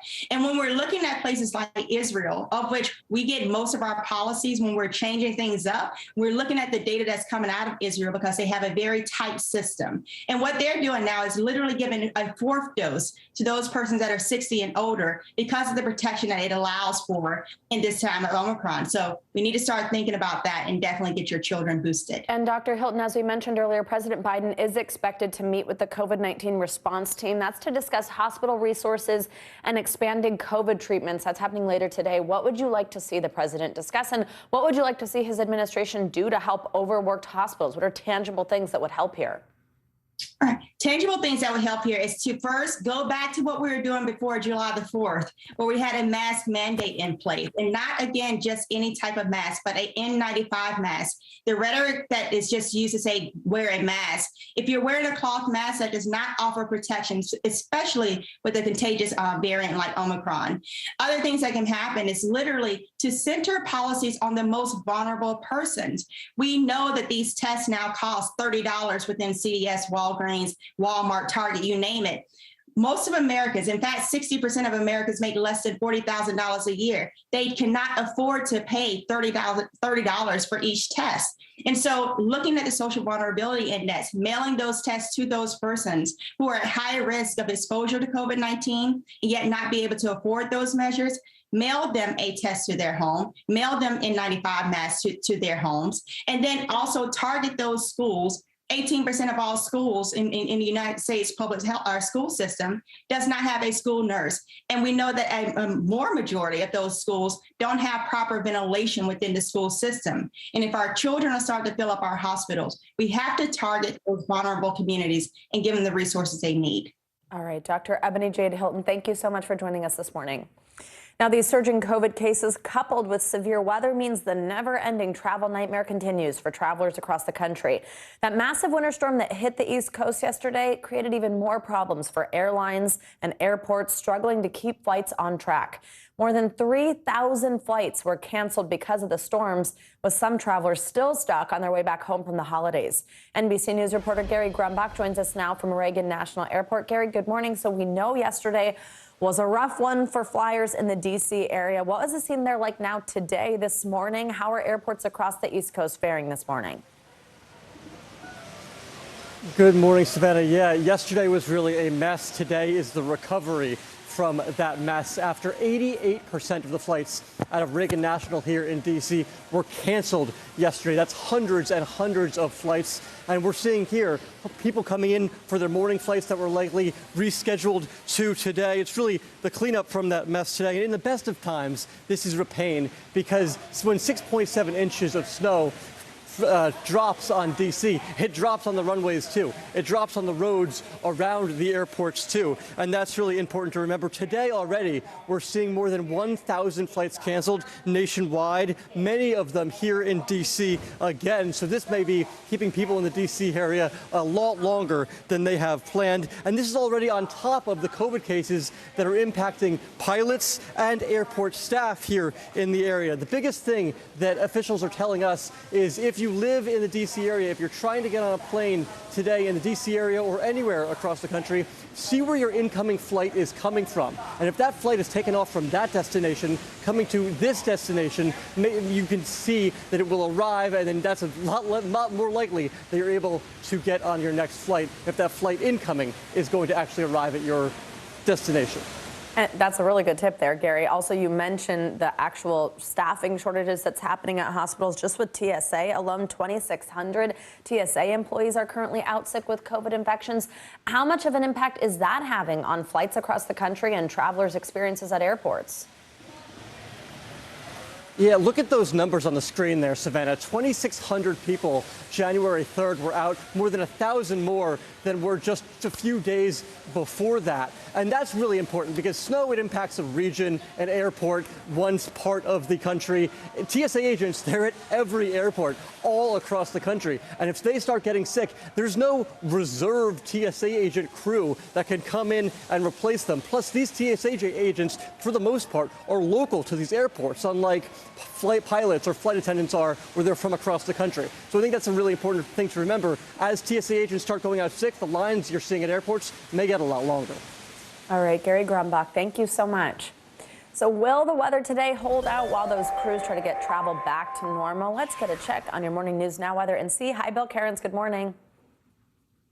Hey, good morning to you, Savannah. And, the story that's unfolding is on I-95 south of D.C. There's still a 40-mile stretch of I-95, major interstate, that is closed. And there are hundreds of cars that are stuck on I-95. And Josh Letterman, our NBC correspondent, he's one of them. He's been in his car for now 11 hours with his dog as they're just trapped, waiting for the roads to get cleared. And it's mostly because of jackknifed tractor trailers. And you can just see, the roads iced over. And it is frigid on the heels of our major snowstorm in Virginia. I guess they're just not prepared to be able to clear that amount of ice and snow. So let's get into the forecast and what happened. Right now, where those cars are trapped and where it snowed yesterday, it is 14 degrees in Fredericksburg. So you get the idea. It snowed. It was a heavy, wet snow. And then last night, the temperatures just plummeted. And so whatever slush was out there, it is just iced over. So it's just a travel nightmare in this region. The winter storm is long gone. There are clear skies in its wake. You can see the storm as it moved on out. The snowfall totals, these are the highest amounts per state. So in Maryland, Huntington Town had over 15 inches. Glendive, Virginia, 14 inches. 14 was a common number there in Delaware. Also Ocean City, New Jersey, and even the mountains of North Carolina had almost a foot of snow. As far as the major cities went, Fredericksburg was the highest. Atlantic City, New Jersey, over a foot. D.C. at Reagan had just about 7 inches. Richmond, Virginia, and Philadelphia, that was the northern and southern extent of the snow, where lesser amounts fell. So what's next? We are going to see another storm developing as we go into the next couple of days. It'll move from the plains to the mid-Atlantic by the time we get to Thursday night, and possibly even a nor'easter type storm come Friday morning. So we could have another significant snow event to talk about. Not for today. This will begin tomorrow and then towards the end of the week. And just so you know, this is our American GFS forecast model. This gives us I can look 5 days out in advance for the snow. Anywhere in the pink is up to 8 inches. So today, in the next couple days, through the northern Rockies gets hit pretty good. Not much in the plains, but then the storm gets a little bit stronger, possibly once again, Tennessee, Kentucky, and maybe even the same areas that was just hit yesterday. So for today, eventually, Savannah, we will melt some of the snow around D.C., especially on the roads with the temperature near 40 degrees and a good deal of sunshine. But it's a mess. We still have 280,000 people in Virginia without power. Wow. And poor Josh Letterman, my goodness, 11 hours in the car. Yeah. All right, Bill Cairns, thanks so much. See you next hour. Now to the highly anticipated verdict in the trial of Elizabeth Holmes. The Theranos founder was found guilty on 4 federal fraud charges for exaggerating her company's blood testing technology to investors. Now, Holmes faced 11 charges in total, but was acquitted on any that involved defrauding her patients. There's the big difference. She now faces up to 20 years in prison for each guilty count. Joining me now to break this all down is NBC News senior business reporter Ben Popkin, who's been covering the trial. And we also have NBC News legal analyst Danny Ceballos.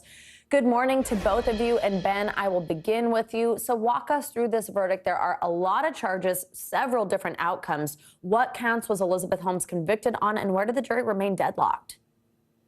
Well, on the first count, conspiracy to defraud Theranos investors, the jury found Elizabeth Holmes guilty. On the second charge of conspiracy, not guilty. On counts 3 through 8, these were wire fraud charges connected to defrauding individual Theranos investors and firms. And this is where we saw a split. On counts 3 to 5, there was no verdict. The judge declaring a mistrial on these charges, which were for the smaller amounts of wire fraud in the indictment. But in counts 6 through 8, guilty for a total of over $140 million in fraud, $100 million from the DeVos family office alone. Counts 9 through 12, defrauding, conspiracy to defraud patients, not guilty. And earlier in the trial, the 9th charge was dropped. Danny, let's bring you in here and focus in on those charges related to defrauding her investors, the one she was found guilty of. As we said, Elizabeth Holmes was convicted on 4 of those counts, but the jury remained undecided on the other 3. What was the distinction in those charges, and what do you make of that? Well, the key is that each of those were discrete charges involving different investors. And so they rose and fall on the credibility of the government's evidence as to each charge. But the way to read this is really a victory for both sides. For the defense, whoever thought Elizabeth Holmes would get an acquittal or a deadlock on any of these counts, especially after she took the stand and appeared to perjure herself right there in front of the government, who confronted her with all of her prior inconsistent statements. For the government, this is a victory. They're not feeling that way today, but that's because U.S. attorneys are the kind of people who complain if they get an A instead of an A+. They're despondent. But this is a win for them. She will spend, and I've done a rough sentencing guideline calculation, at least on the order of 10 to 15 years in prison, and possibly a lot more than that. And the judge will consider even the acquitted charges as what's called relevant conduct when the judge is calculating the sentence. So this is a win for the government. They would have wanted convictions across the board, but a victory for them nonetheless. Danny, let's talk more about calculating the sentence. Elizabeth Holmes faces up to 20 years behind bars on each of those 4 convictions. Is it likely she'll get that maximum sentence? Normally, I say no way. When we talk about the statutory maximum, in this case, it's 20 plus 20 plus 20 plus 5, 65 years. Normally, that is a fictional number, and the real number is somewhere closer to the sentencing guidelines.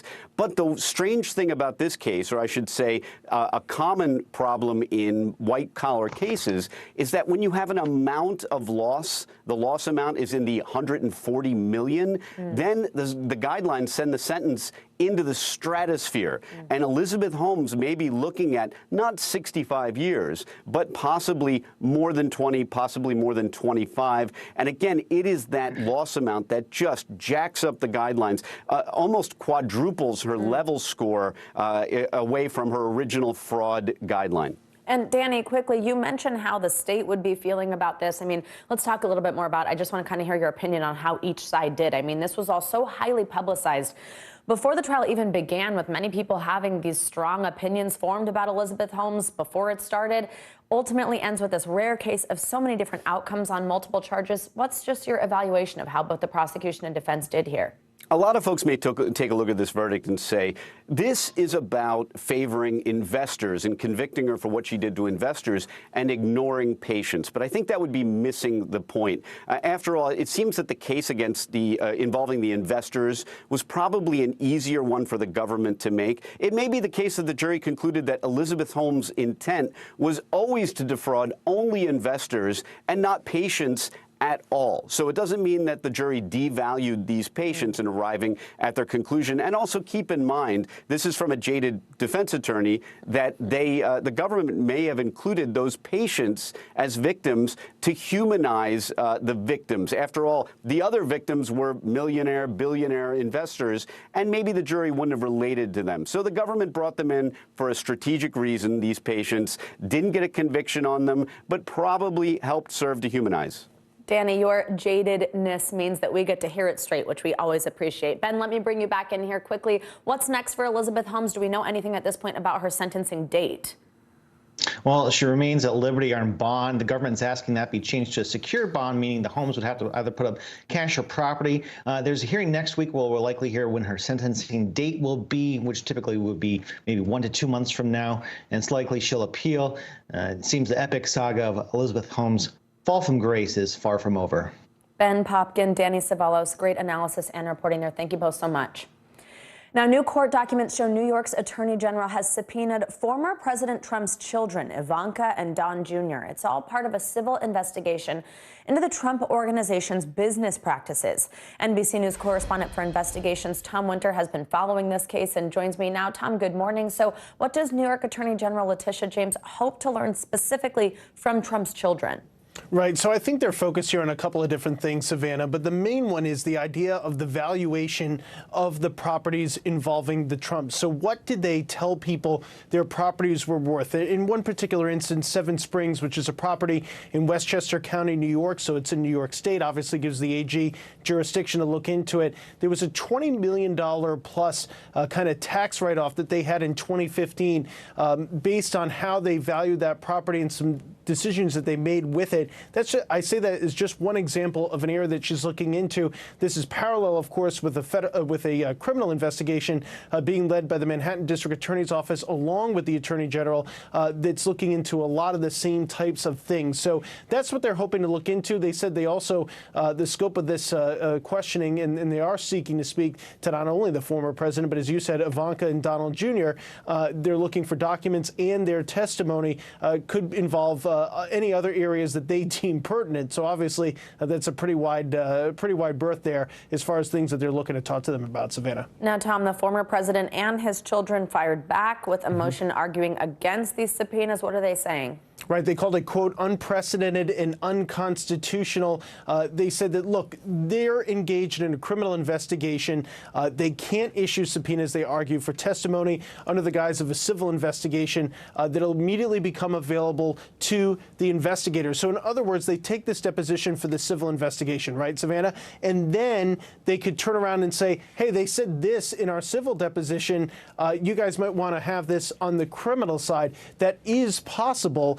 It's also possible that they could ask about things that they might assert their Fifth Amendment privilege to. In the civil realm, that's helpful because you can say, well, they claim Fifth Amendment privilege on all of these different types of things, could also provide a bit of a roadmap for investigators. So it's understandable why they would attack these subpoenas on those grounds, Savannah. And hey, Tom, quickly, New York's been investigating the Trump Organization for a while. So now that we have family members being subpoenaed, what could that mean for the timeline here of this investigation? Right. So I think it's obvious that they're going for the principles of the Trump Organization, which is obviously the former president and his children, right? And so when you're seeking to speak to those people, that's a good sign that this investigation is close to wrapping up. And in fact, that's what we've been told. I think this is the marker that they're close to the end. It's not definitely the end, but whenever you want to speak to kind of the principles or targets or subjects of your investigation, whatever phrase might be appropriate, I think subjects here, then you're probably close to the end, and that's where we are, Savannah. All right, Tom Winter, as always, we appreciate it. Thanks so much. Sure thing. Coming up, nearly 1 year since the Capitol Hill riot, how extremists are now shifting their strategy. What's behind the focus on running for local office and the impact this could have in the years to come. Plus, more states are considering restrictive voting laws or heading to court over redistricting. All of this happening during a critical midterms year. What voters need to know. Up next, you're watching Morning News Now.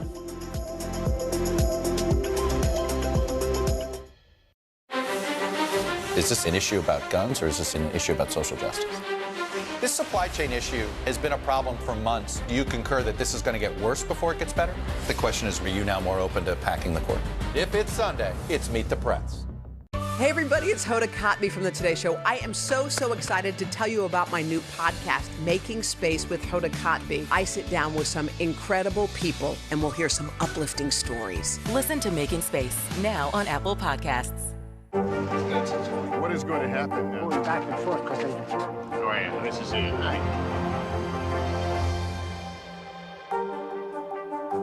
I'm Terry Crews, Team USA superfan. Sean White, what are you trying to prove? You've already won more snowboarding golds than anyone else, ever. Maybe you're trying to prove you only get better with age, like a fine cheese or yogurt. Frontside 900, McTwist, back-to-back 1080s. I mean, it's hard just naming these tricks. Chloe Kim, she's up there spinning around with a smile. Respect. The Winter Olympics, February 3rd on NBC and Peacock. The Meet the Press Chuck Todd Cast, free wherever you get your podcasts. American Greed, new season, new night. Theranos goes to trial. Boeing's soaring greed, anything for money. A new season of Greed starts Wednesday, January 5th on CNBC. We began our cross-America journey tonight, St. Louis, Austin. Here in Nashville, from Washington, D.C., the site of our nation's capital, you rarely see. It's your last one. Was talking smack part of this? What are you doing for teachers who feel that they're being stretched too thin? Did you understand how prevalent hunger was in your own community?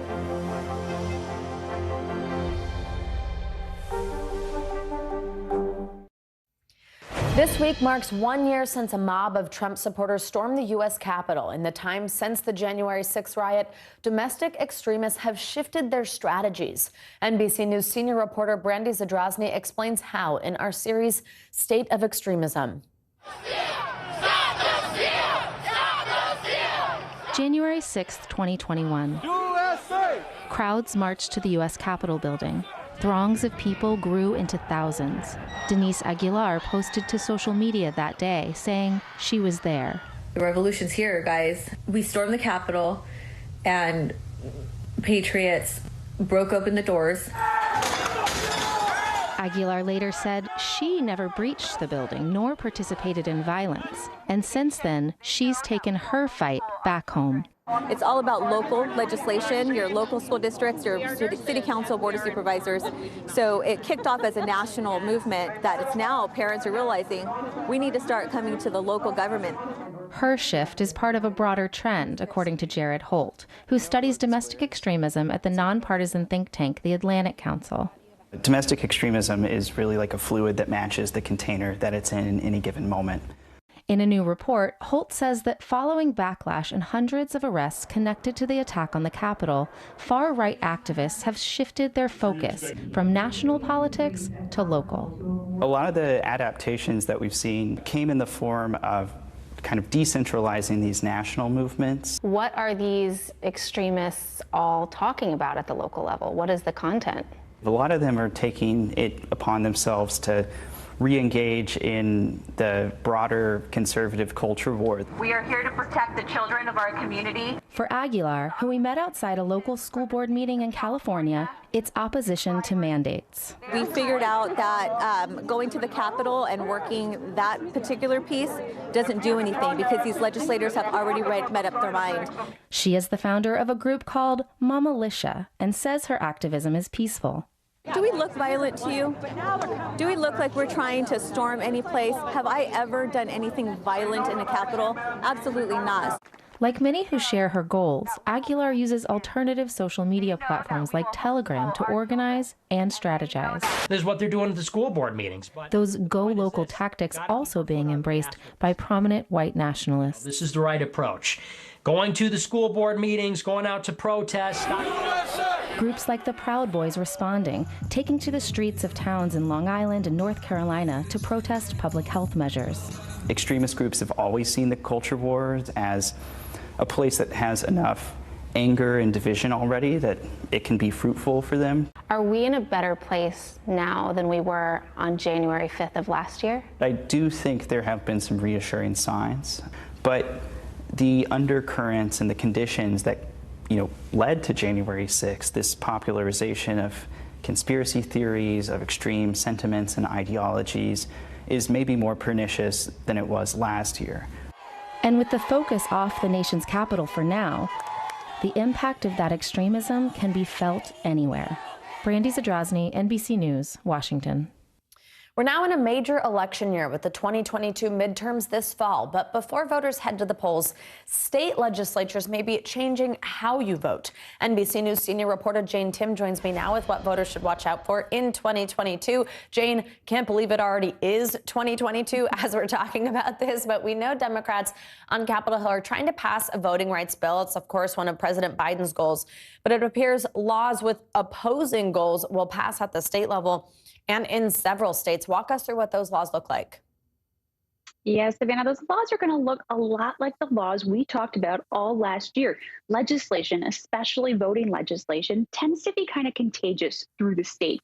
So we're seeing a number of states who are pre-filing or carrying over legislation from the last year that aim to restrict access. Now, these are bills that look at things like mail voting, even partisan ballot reviews like we saw in Arizona, essentially things that would make it harder for people to vote or election administrators to do their jobs. Now, I expect a lot more. These numbers are going to grow. This is what last year's numbers were, but we're going to see more states continue to add new restrictions as they get into their legislative sessions in January and throughout the spring.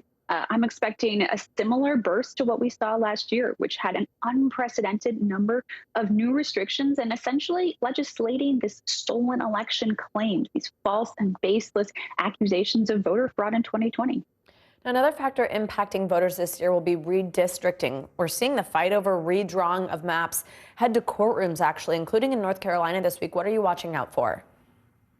Yeah, in North Carolina, we're seeing one of the first redistricting cases of this cycle. Now, North Carolina has a long and storied history of gerrymandering. They had to redraw their maps 3 different times last year, their congressional maps, as late as 2019, when you usually do your maps in 2011.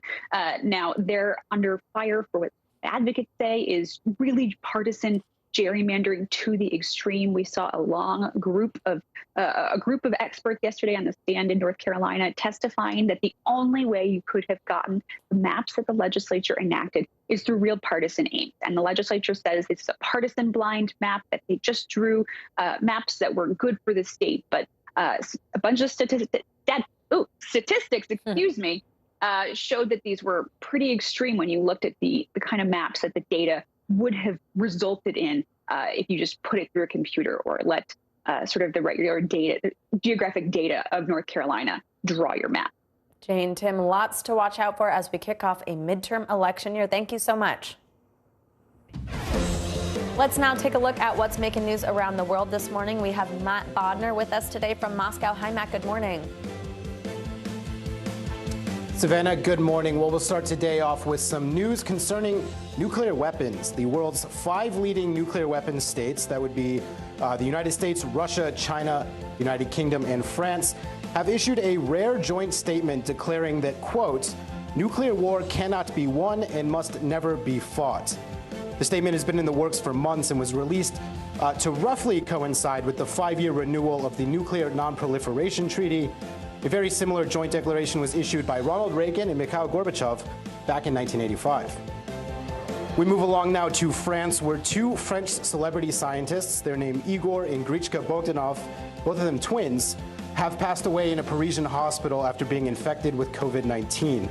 Both were admitted to the hospital on the same day last month, but Grichka passed away in an ICU on December 28th. His brother Igor sadly followed just yesterday.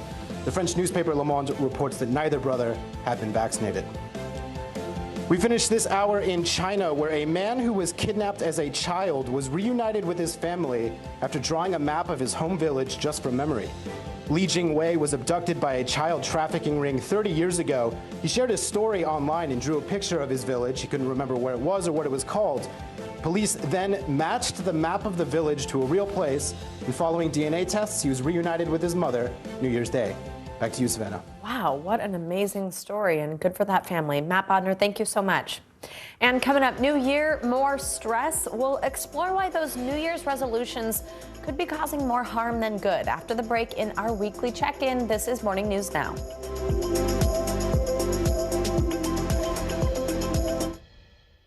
News is more than a headline. It informs, it inspires, and it still matters. To cover it, you have to be in it.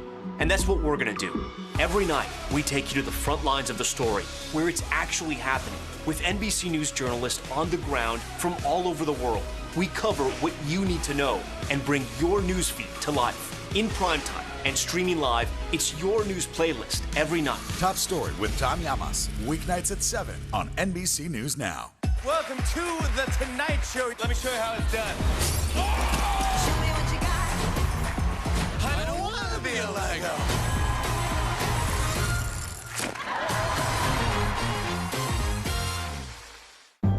In the City of Angels, two kindly old ladies wanted to help homeless men get off the streets forever. And so they did. Listen to The Thing About Helen and Olga, the new podcast from Dateline and Keith Morrison. I'm Terry Crews, Team USA superfan. Shaun White, what are you trying to prove? You've already won more snowboarding golds than anyone else, ever. Maybe you're trying to prove you only get better with age, like a fine cheese or yogurt. Nathan Chen equals power, because every time he does one of these, he's hit with forces 7 times his body weight. 945 pounds? That's 4 Terry Crewses. See? Power. News is more than a headline. It informs, it inspires, and it still matters. To cover it, you have to be in it. And that's what we're gonna do. Every night, we take you to the front lines of the story, where it's actually happening, with NBC News journalists on the ground from all over the world. We cover what you need to know and bring your newsfeed to life. In primetime and streaming live, it's your news playlist every night. Top Story with Tom Llamas, weeknights at 7 on NBC News Now. Welcome back. Are there any phrases you caught yourself using a few too many times in 2021?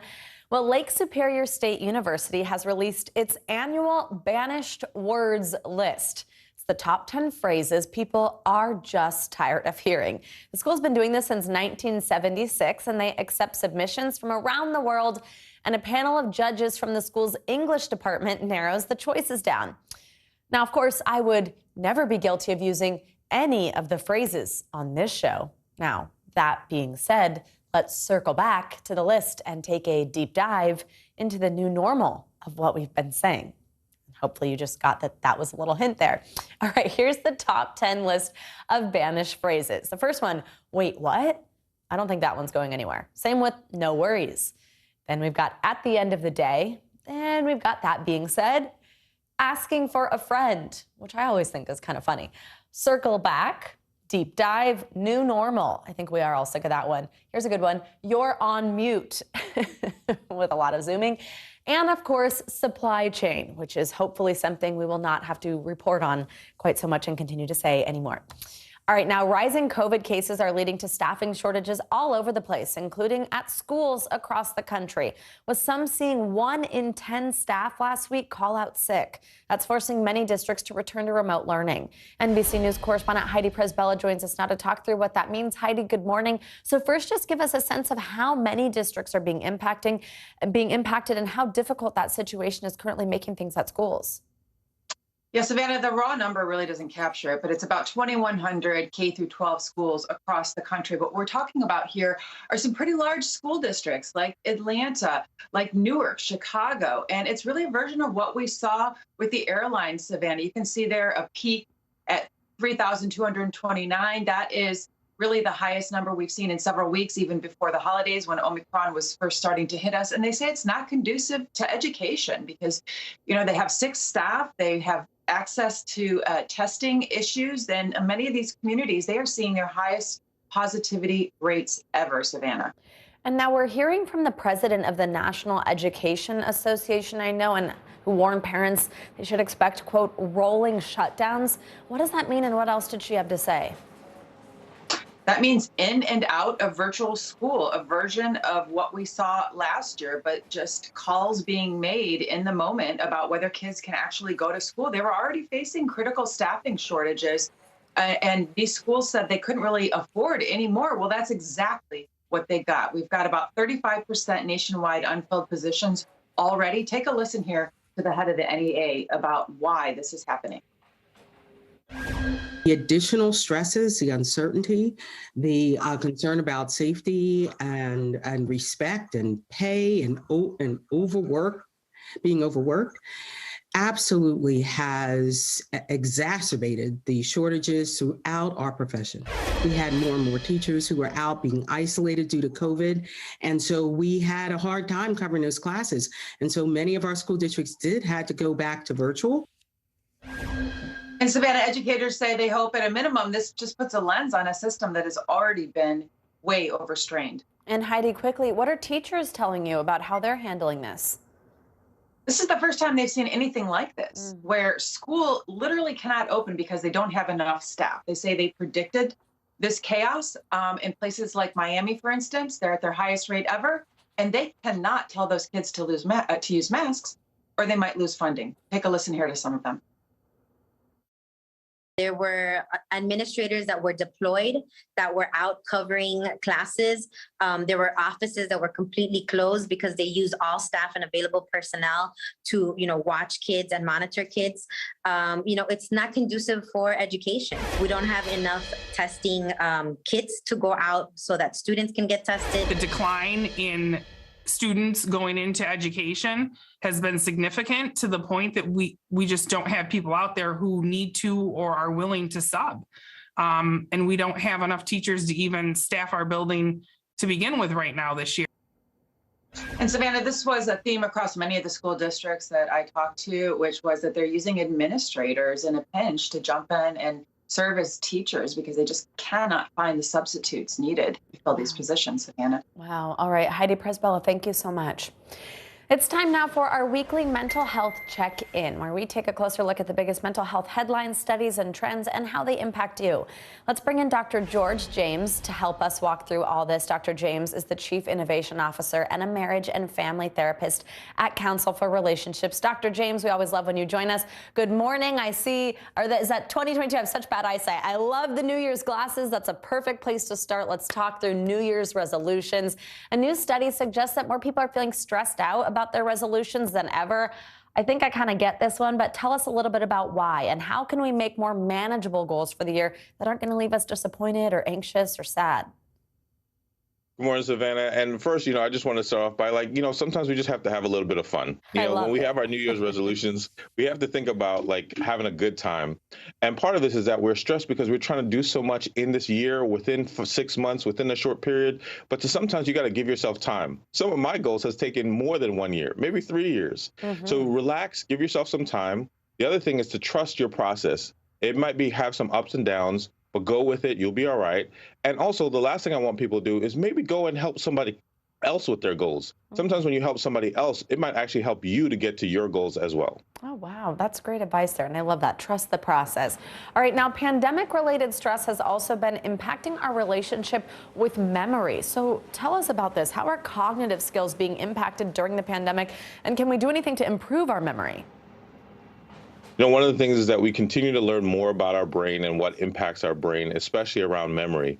And there's so many things around stress that can impact our memory. One of the things that was found is that there's something called blocking, where we have things in our memory, but it becomes hard to retrieve it because of stress, because of being overwhelmed, because of boredom and isolation. So one of those things is to practice self-care and stress management.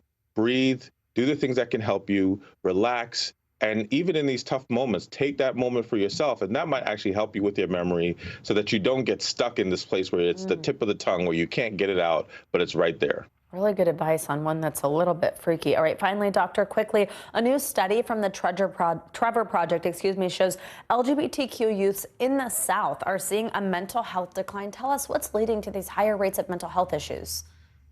Unfortunately, throughout COVID, in a moment of crisis, folks who are more marginalized experience higher levels of crisis.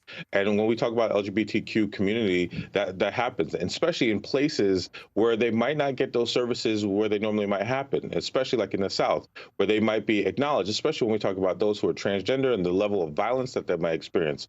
So this is just a highlight that we treat everyone as human, that we make sure that they're cared for, that they make sure that they're seen, and that they don't feel like they're less than or then feel like they might need to do something harmful, especially in places maybe like the South or where there might be, once again, not as many services. Absolutely. Dr. George James, again, we love when you join us. Thank you so much. Thanks for a little bit of fun from you, and Happy New Year. And now, Thanks, Yvette. and now, if you or anyone you know is struggling, please call the National Suicide Prevention Lifeline at 800-273-8255 or text TALK to 741-741. And coming up, toy stores in one state will have a new section for the new year. The reason more gender-neutral toys are coming to the shelves and what that could also mean for kids' TV shows. That's up next.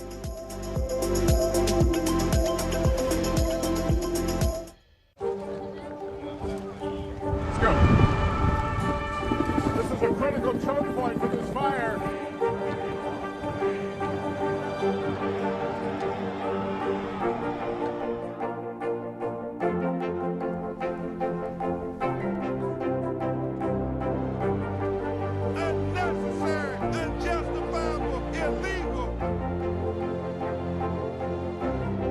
And good evening from New Orleans, late military operation, witnessing the massive crowds. I admire you both.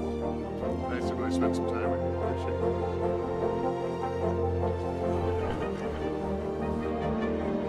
At any moment now.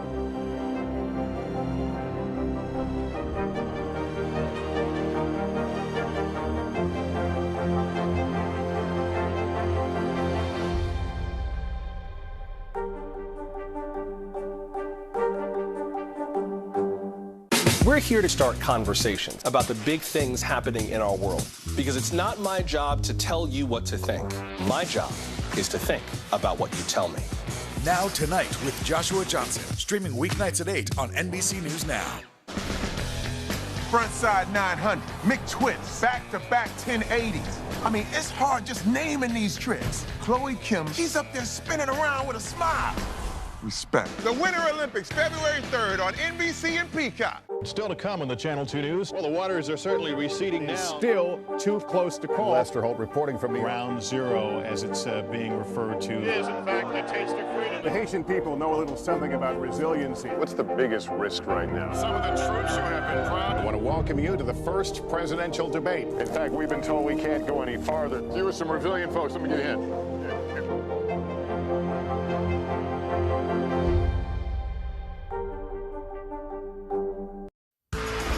It's time for our CNBC Money Minute, the biggest financial headlines of the day and why they matter to you. And Bertha Coombs is with us this morning. Hi, Bertha. Good morning. Hey, good morning and Happy New Year to you. So Apple starts the year off as the first company to top $3 trillion in market value. The iPhone maker briefly hitting that mark yesterday before closing just a hair below. Investors betting Apple will keep on launching best-selling products as it explores new markets such as self-driving cars and virtual reality. They're also counting on consumers to keep shelling out for iPhones, which is really the profit driver there, as well as other services and products. Apple hit $2 trillion in market cap back in August of 2020, and the stock has actually more than tripled since those lows of the pandemic back in March 2020. Walmart temporarily shutting about 60 U.S. stores in COVID hotspots last month to sanitize them against the virus. They were in locations including Texas and New Jersey. Walmart has more than 4,700 U.S. stores and adopted a policy at the start of the pandemic of closing them for less than 2 days to get ahead of potential outbreaks.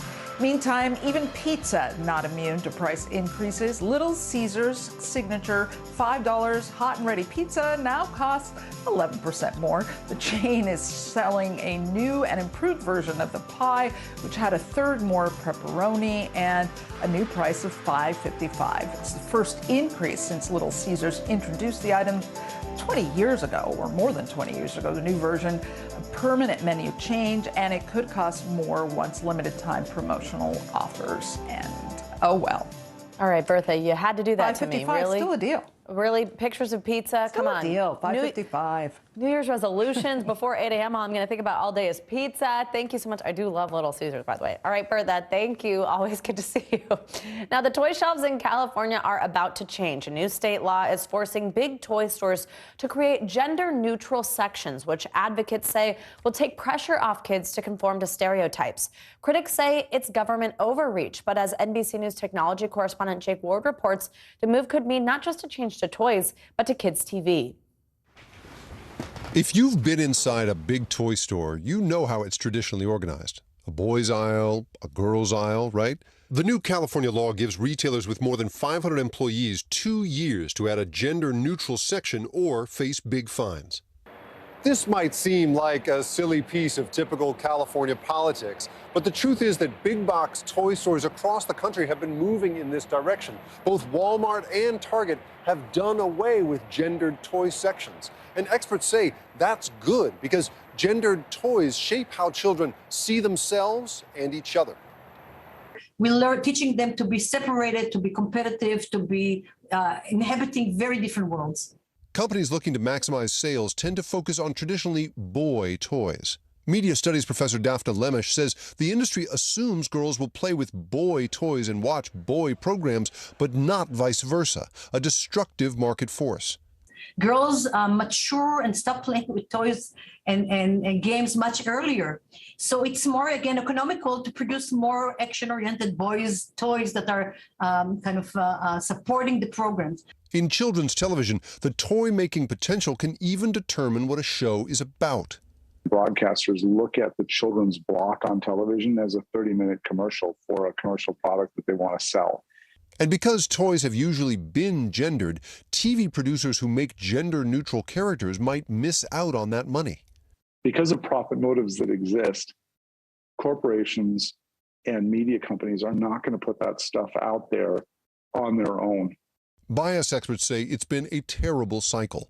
TV producers generally had to feed into stereotypes in order to get toys onto store shelves, and stores with gendered toy sections didn't know where to put toys that weren't explicitly and stereotypically masculine or feminine. The bill's opponents call it government overreach, but the bill's co-author says it's part of a state effort to fight bias in society. In the state of California, we recognize the disparities. That's why we've passed gender pay equity legislation. That's why we've also passed legislation to require women and minorities on corporate boards. This piece of legislation with gender neutral retail continues in that spirit.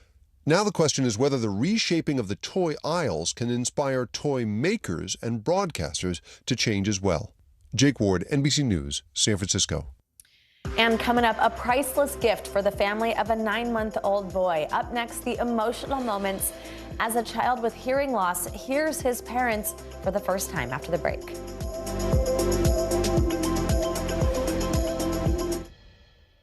To cover the news, you have to be in it. We'll take you to the front lines of the story, bringing your news feed to life. Streaming live every night.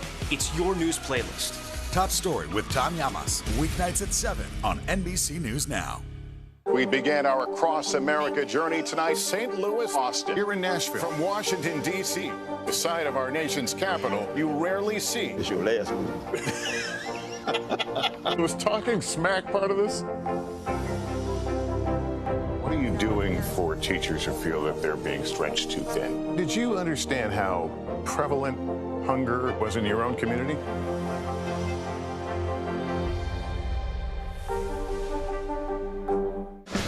Michaela Schifrin. With just one more gold medal, she'll have more than any American alpine skier in history. She's climbed the mountain of this sport. Almost time to come down for more gold, Michaela. Better do it fast. What is going to happen now? Going back and forth because Go ahead. This is it, right?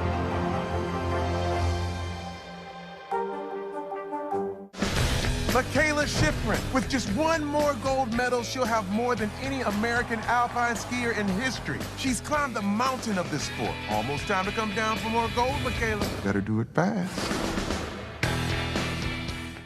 This is a very different kind of program. We're here to start conversation about the big things happening in our world. Professor, I'm not asking you to predict the future, but what do we think that the new normal is going to be? Is part of this that everyone's rethinking their jobs during this pandemic and their relationship to their employers? What is your biggest tip for any parent who's concerned about this? It's not my job to tell you what to think. My job is to think about what you tell me. Now Tonight with Joshua Johnson, streaming weeknights at 8 on NBC News Now.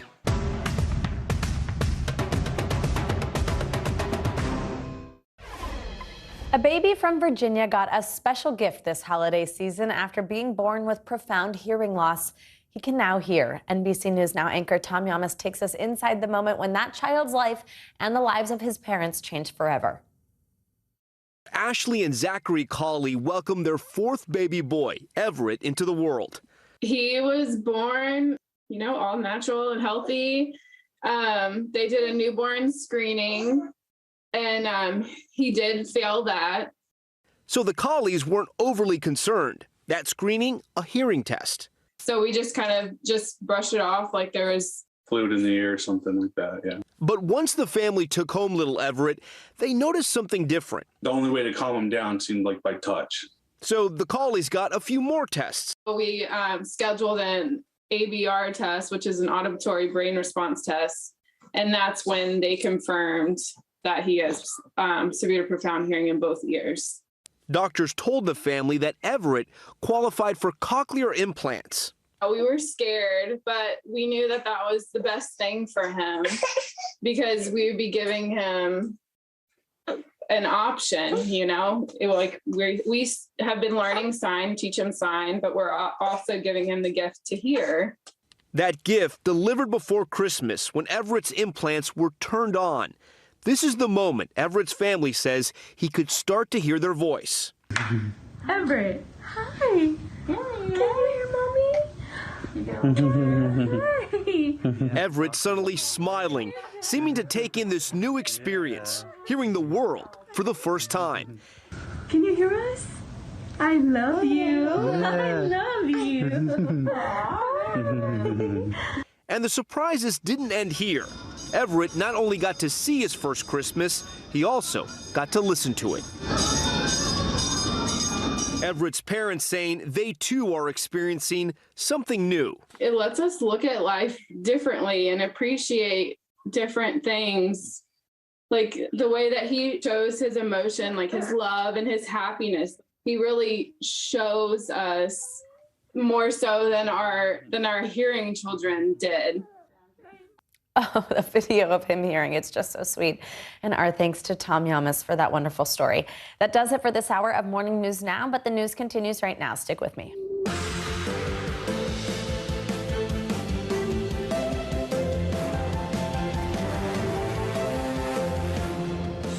Good morning, I'm Savannah Sellers. Joe has the day off. Right now on Morning News Now, winter wallop. It's Groundhog Day all over again for thousands of troubled travelers across the country.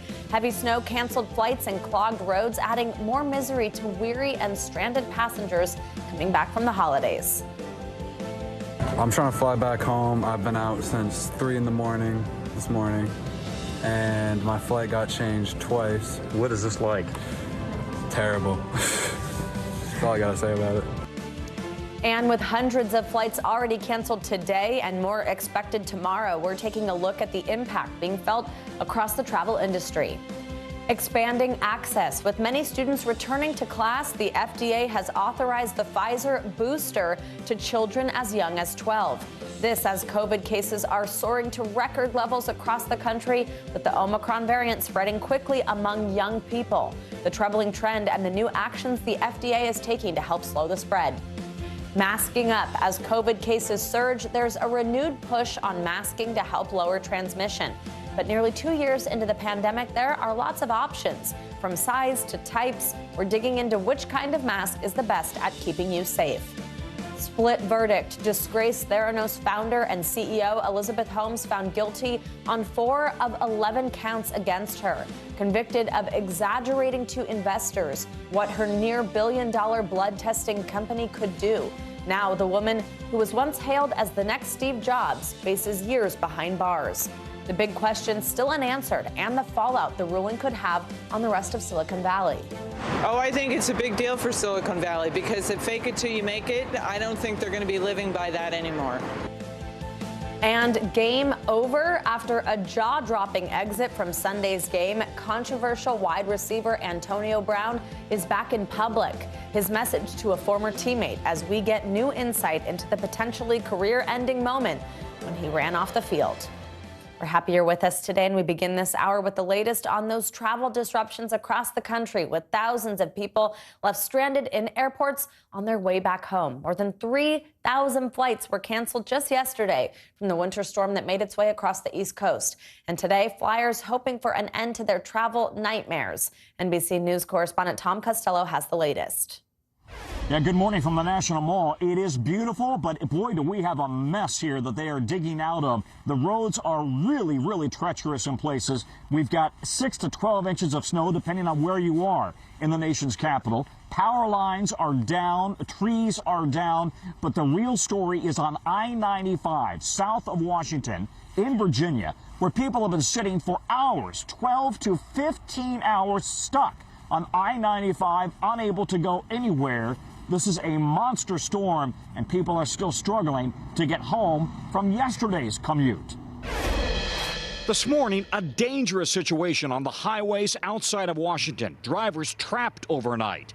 The region pounded by nearly a foot of snow, causing standstill traffic, stranded vehicles, and collisions. And a massive backup on I-95 in Virginia after a crash involving 6 tractor trailers.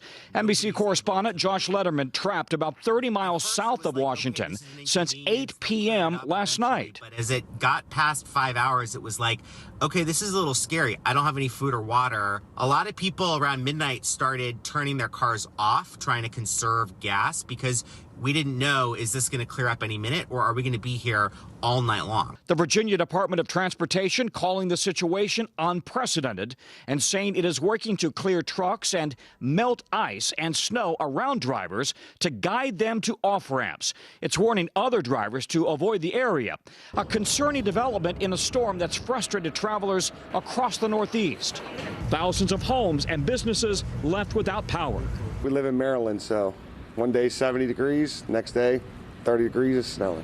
The whiteout's conditions even impacting President Biden's return to the White House after his holiday break. Crews rushed to clear the runway at Joint Base Andrews for Air Force One. Monday's travel headaches capped an already chaotic holiday season. Since Christmas Eve, more than 18,000 flights, 18,000 have been canceled. At Washington Reagan Airport on Monday, 87% of departing flights canceled, the most of any airport in the country. The aftermath, hundreds of bags piled up, waiting to be claimed and reconnected with their owners. Chicago O'Hare trying to recover after days of long lines and cancellations, leaving passengers frustrated. Because I was supposed to be home yesterday. It made me aggravated. Okay, so we checked, and here's where we stand on flight cancellations today. 1,100 flight cancellations at this hour, about 500 delays. The hardest hit areas, as you would expect, Reagan Airport, still the hardest hit. We've also got Baltimore, Seattle, Newark, and LaGuardia. Southwest Airlines so far canceling 9% of flights. The regional carriers, SkyWest and Republic, both about 6 to 9% of flights are canceled, and JetBlue about 10%. This dig out is going to continue throughout the day in the Mid-Atlantic, and that's going to mean yet another day of delays. Hopefully, not as bad as yesterday. We do have clear skies. I'm Tom Costello on the National Mall. Back to you. All right, our thanks to Tom for that report. Now, what can you expect in your weather today? Let's get a check on your forecast with Bill Cairns. Hey, Bill, and there we heard a little bit from Josh Letterman, who you mentioned last hour, stuck in his car all night. Ugh. Yeah, he got freed, but he was saying that he was going northbound and that got freed up. But he said there's still cars still stuck in the southbound lanes, too. So it's not just one isolated area. I mean, it was a large stretch of I-95 through central and northern Virginia. And they weren't alone. New Jersey got hit pretty hard. Southern New Jersey reports of over a foot of snow near Atlantic City. Dover, Delaware, most areas of Delaware picked up at least 6 inches. Highest total I saw in Delaware was 14 inches of snow. So this was a serious snowstorm, the biggest in 3 years in this region. And what road crews are saying made it a little more difficult than the normal storm. It started as rain, so any salt that was treating the roads was washed away, and then it changed over to the heavy snow. So they're saying that's one of the reasons why the roads have been so treacherous and so icy. So the storm is gone, the sun is out. It'll be melting during the day today. So now let's take a little step back. We didn't have a lot of time to focus on this yesterday because of the storm, but this past December and the start to this winter has been incredibly warm. 88% of the lower 48 was above average for December. We had almost 6,000 record daily highs, only 373 record lows. You can notice every red dot on this map was the warmest December ever recorded. Most of Texas, Oklahoma, Louisiana, Mississippi, all the yellow dots was top 3 warmest Decembers. So pretty much almost everybody east of the Rockies and south of the northern plains. Now we're in for a winter wake-up, though. The December pattern had high pressure bringing us warm air from the Gulf of Mexico. That has changed in the wake of this storm.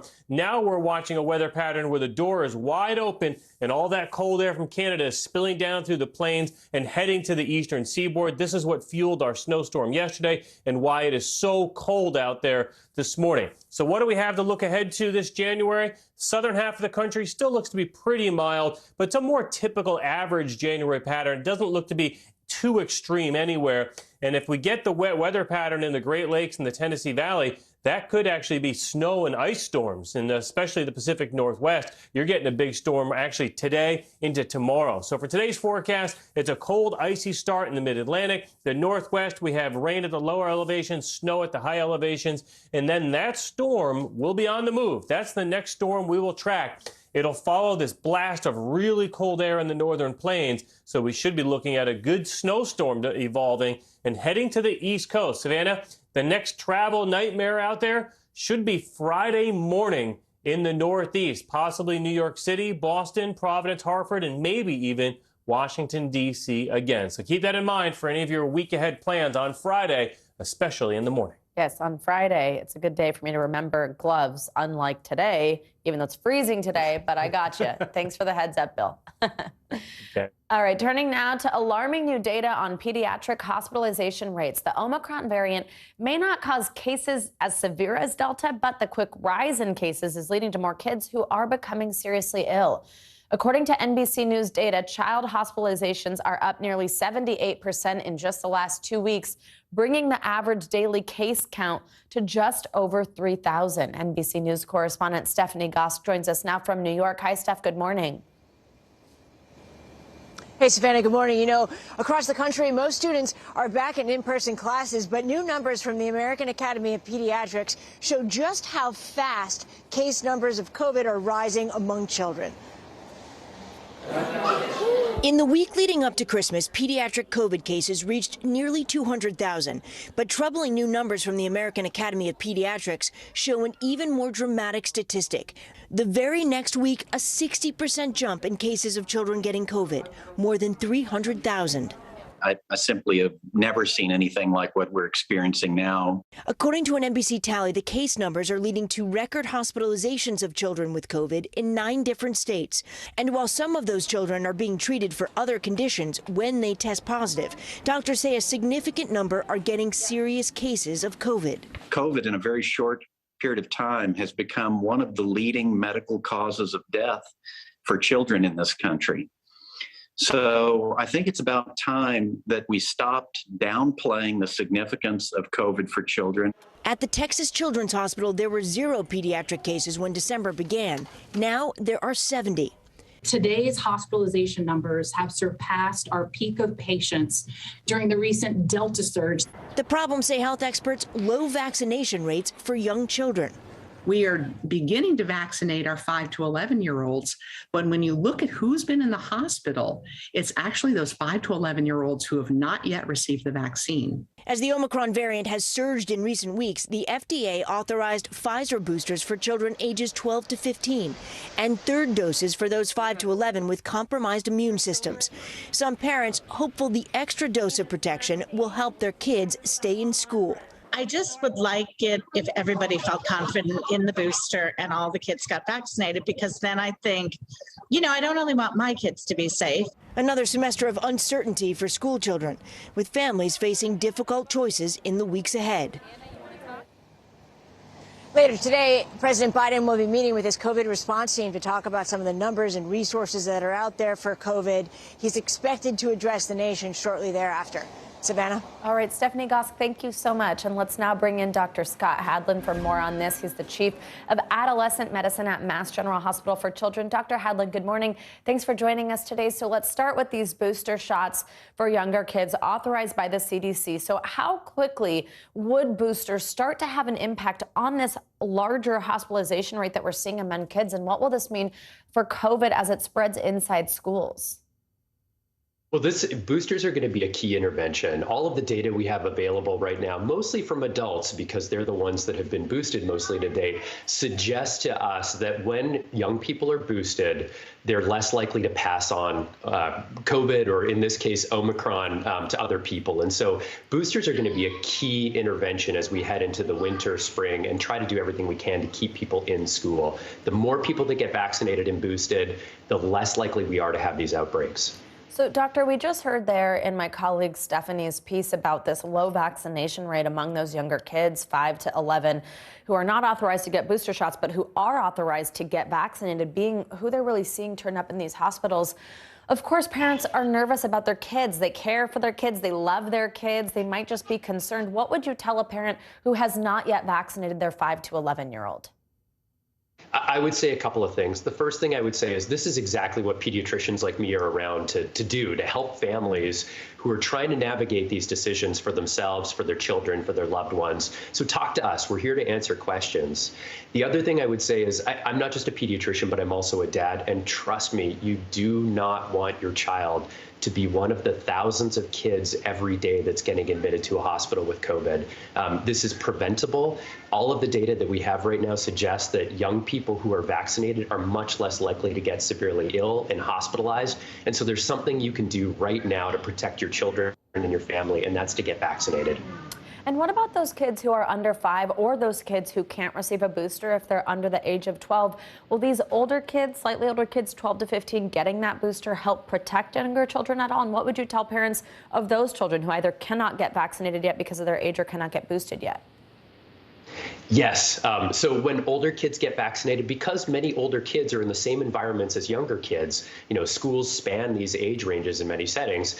When an older kid gets vaccinated, that's going to help protect the younger kids. And so this is really a case of we're all in this together. And when older kids get vaccinated, we protect those younger kids. So I would really encourage families with kids in the age range of 5 to 11 to get their kids vaccinated. For younger kids, we still know, as we've known since the very beginning of this pandemic, things that are effective to help prevent the risk of transmission. And so this includes things like making sure that if you're sick, you stay home and get tested, making sure that you're wearing masks indoors if you're around other people, making sure that you wash your hands, just following common sense. That I know this has been a long haul, and I know we've been hearing this since the beginning, but it's absolutely true even to this day. Really, really good reminder there. Finally, Doctor, I want to ask you about vaccines in general. We have this new Danish study, and it suggests that vaccines may not be as effective against Omicron as they were against the Delta variant. What's that mean for the future of vaccines and the fact that many of us have already gotten 3 shots? Does this mean there's going to be a different type of shot, a 4th shot people are going to need? Right. So, there are data coming out of Denmark in the last 24 hours really suggesting that Omicron is probably about 3 times more infectious than Delta was among people who are vaccinated.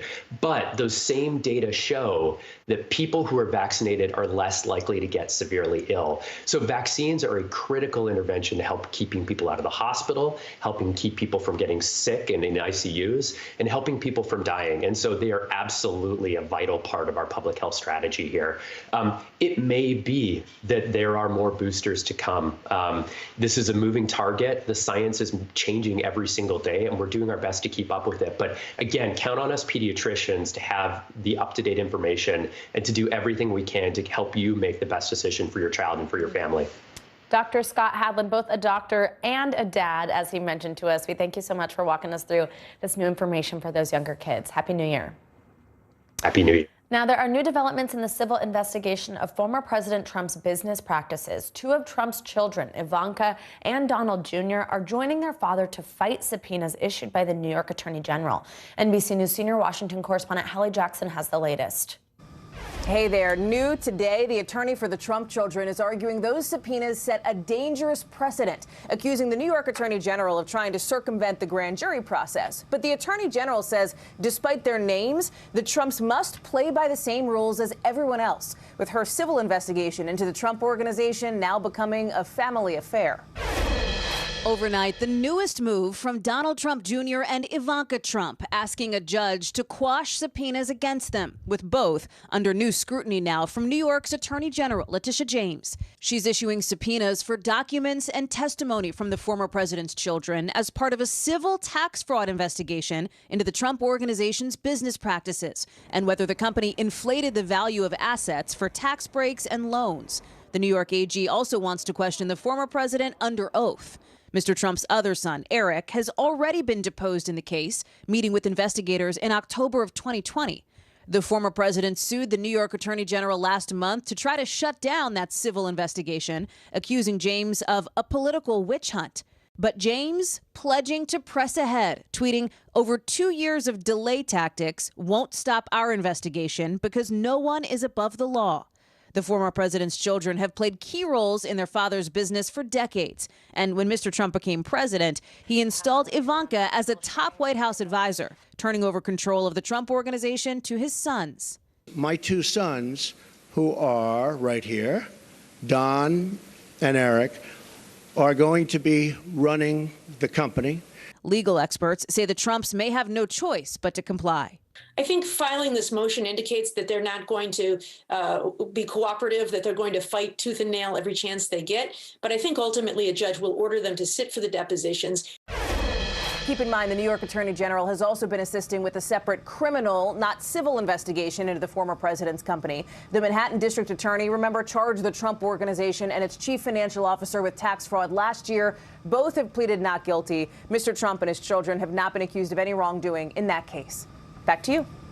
All right, Hallie Jackson, thanks so much. And coming up, guilty of defrauding investors. The woman who was supposed to be the future of Silicon Valley now facing decades behind bars. Her shocking fall from grace and the far-reaching implications of the verdict. And major new developments in the sexual assault lawsuit against Prince Andrew. The documents that could cause the case against the British royal to be dismissed after the break.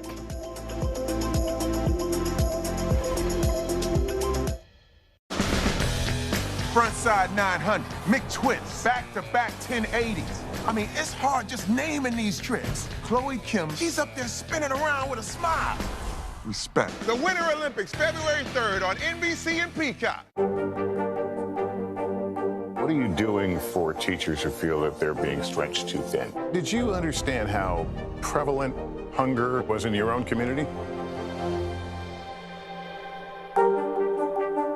The holiday season is a time to spread cheer. These are all on the house. And appreciate the ones you love. From our family to yours. Your Mr. Christmas. For the 89th time, a tree will shine over Rockefeller Center. Happy holidays from today.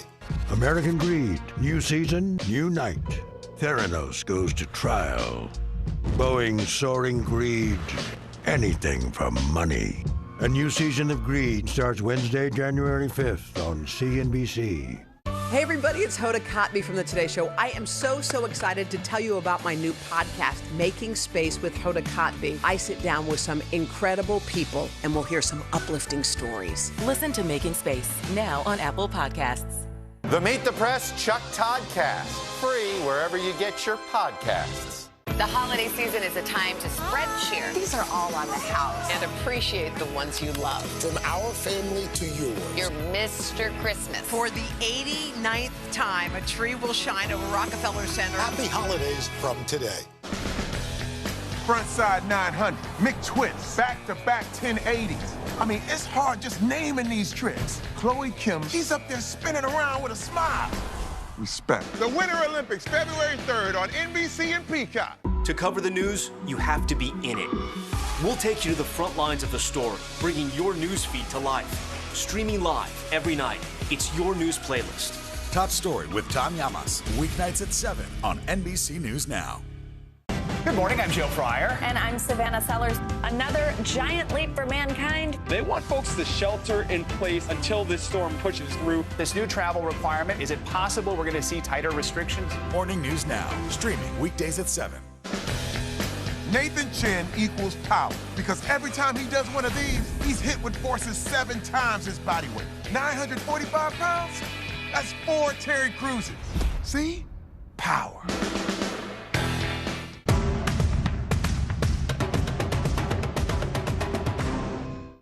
These days, it feels like the news never stops. So let's get into it. What's happening right now, what it all means for you for an hour every day. It can be hard to keep up, so let's get started together. Hallie Jackson Now, weekdays at 5 on NBC News Now. The Meet the Press Chuck Todd Cast, free wherever you get your podcasts.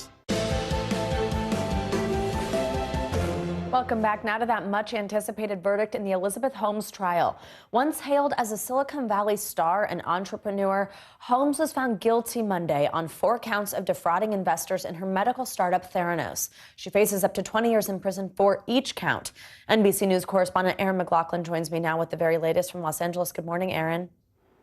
Hey there, Savannah. Good morning. 37-year-old Elizabeth Holmes was stoic as the verdict was read out. She hugged her parents before leaving the courtroom to confer with her counsel. Her nearly 4-month-long trial ending in dramatic fashion. Elizabeth Holmes, once celebrated as the youngest self-made female billionaire in the world, left court a convicted felon, clutching the hands of her parents and husband. Late Monday, a jury found her guilty of 4 fraud-related counts for conning some of her investors into believing her blood testing startup Theranos could perform hundreds of diagnostic tests for everything from cancer to HIV to pregnancy with just the prick of a finger. Some of the world's most powerful invested close to $1 billion in Holmes's company, including the family of former Secretary of Education Betsy DeVos. Prosecutors allege Holmes also duped patients who testified they received faulty blood test results, including one woman who said she wrongly was told she was miscarrying her baby. But the jury found Holmes not guilty on multiple counts of defrauding patients. You all are part of something that is going to change our world. What higher purpose is there? Her saga was the subject of documentaries, podcasts, and an upcoming Hulu series starring actress Amanda Seyfried as Holmes. The trial lasted for nearly 4 months. The prosecution repeatedly alleging, out of time and out of money, Elizabeth Holmes decided to lie. In her defense, Holmes shocked legal experts by taking the stand, arguing she'd act in good faith, alleging during a decade-long romantic relationship she'd been abused by the company's COO, Ramesh Sunny Balwani, allegations he denies. This morning, the woman once hailed as the next Steve Jobs, now facing up to 20 years per guilty count behind bars. It's a big deal for Silicon Valley because if fake it till you make it, I don't think they're going to be living by that anymore. Now, legal experts say it's unlikely Holmes will receive the maximum sentence for her crimes. The jury was deadlocked on 3 of the 11 counts against her, including defrauding some of her investors. The judge says he wants to deal with those counts before a sentencing date is set, and he allowed Holmes to remain out on bond until sentencing, which could be months away. Savannah. All right, Aaron, thank you so much. And now to new information in the sexual assault lawsuit against Britain's Prince Andrew. Details of a settlement between Jeffrey Epstein and Virginia Giuffre released Monday show the Duke of York's accuser received $500,000 from Epstein to end her claim against him. It's an agreement that could impact the case against the prince, who denies all the allegations. NBC News foreign correspondent Kelly Kobaya has more. A $500,000 settlement revealed, with major potential implications for the lawsuit against Britain's Prince Andrew. Documents from a confidential settlement between Jeffrey Epstein and one of his accusers, Virginia Giuffre, were released by a New York judge as part of Giuffre's civil lawsuit against the prince. The 2009 agreement reveals Epstein agreed to pay Giuffre $500,000 to dismiss her lawsuit against him. The deal also has language releasing, quote, any other person or entity who could have been included as a potential defendant from all actions of Giuffre, including suits. The prince's lawyers claim this protects the Duke of York from Giuffre's lawsuit. Whether or not Giuffre was even thinking of Prince Andrew when she signed this settlement agreement, it may cover Prince Andrew anyway. Defendants always want releases to be written as broadly as possible, and this one is no exception. It may be so broad that it releases not only Epstein, but anyone associated with Epstein who could have been a defendant. Giuffre, formerly known as Virginia Roberts, is suing the Duke of York for allegedly sexually assaulting her when she was a teenager. He knows exactly what he's done, and I hope he comes clean about it. She said that Ghislaine Maxwell and Epstein trafficked her to Prince Andrew when she was a minor at Maxwell's London home. The prince has denied the allegations and ever meeting Giuffre. In a now infamous interview on BBC Newsnight, he even suggested a photo of the two was fake. Nobody can prove whether or not that photograph has been doctored, but I don't recollect that photograph ever being taken. And you don't recollect having your hand round her waist in Ghislaine Maxwell's house? A New York judge will hear oral arguments Tuesday about whether to dismiss Giuffre's lawsuit. Just on Friday, the judge ruled against Prince Andrew's legal team on a previous motion they made, saying the suit could keep moving forward even though Giuffre now lives in Australia. The prince's attorney declined to comment. Kelly Kobiella, NBC News. Let's now take a look at what else is making news around the world this morning. Matt Bodner is back this hour from Moscow. Hey, Matt. Savannah, good morning. We start this hour in Colombia, where violent clashes between Colombian rebel groups have led to the deaths of at least 23 people near the Venezuelan border. Fighting broke out over the weekend between members of the National Liberation Army and the Revolutionary Armed Forces of Colombia. A statement from the Colombian military says that the groups were fighting over control of illegal enterprises, such as drug trafficking. We move along now over to Haiti, where gunmen tried to assassinate Prime Minister Ariel Henry on Saturday during an event marking the nation's independence. Video posted online shows Henry and his team rushing to their cars as gunfire can be heard. Henry is pledging to crack down on powerful gangs that are believed to be responsible for a rise in kidnappings in Haiti and also attempting to seize control of gas distribution infrastructure across the country. We finish this hour in Germany, where about 700 sheep and goats joined government efforts to encourage more Germans to go out and get the COVID-19 vaccinations. The animals were arranged to depict a 300-foot syringe in a field in the south of Hamburg. The shepherd responsible for the feat spent several days rehearsing with the animals. In the end, the solution was rather straightforward. Lay out pieces of bread in the shape that the animals should form. As you guys can see, that did the trick. Back to you, Savannah. Matt, did you just say they spent days rehearsing with them? They did. Okay, that is something. All right, Matt, thank you so much. All right, we're now just 1 month away from the start of the Winter Olympics, if you can believe that, in Beijing. And COVID is on the mind of the Games organizers. Here is NBC News foreign correspondent Janice Mackey-Frayer. Well, the countdown is on. The venues are ready, but organizers and athletes are on edge. And it's going to be a test of the elaborate measures that officials here have put in place to ensure that COVID outbreaks don't derail the games. The closed loop zones in Beijing and the two areas hosting mountain events are going to enforce daily testing, restrictions on movements, and there is going to be zero interaction with anybody outside of the bubble. That's just for people who are able to make it in. Anybody has to consistently test negative or be fully recovered from a recent infection, or they risk missing the games altogether. Now, this comes as China is racing to contain its biggest COVID outbreak since the early days of the pandemic in March 2020. The city of Xi'an is in its second week of a total lockdown. 13 million people confined to their homes, unable to meet basic needs and struggling to find enough food. It should be noted that these are Delta variant cases, according to officials. There's really only a handful of Omicron cases here in China, and that could change with the Olympic Games. Now, with the rise of Omicron as well, there are other challenges facing these games, the diplomatic boycott by U.S. officials in other countries, and the controversy around Peng Shuai, who is supposed to meet with the IOC president before the end of the month. Now, with this rise of Omicron comes a lot of questions about the risks of staging an international event like this.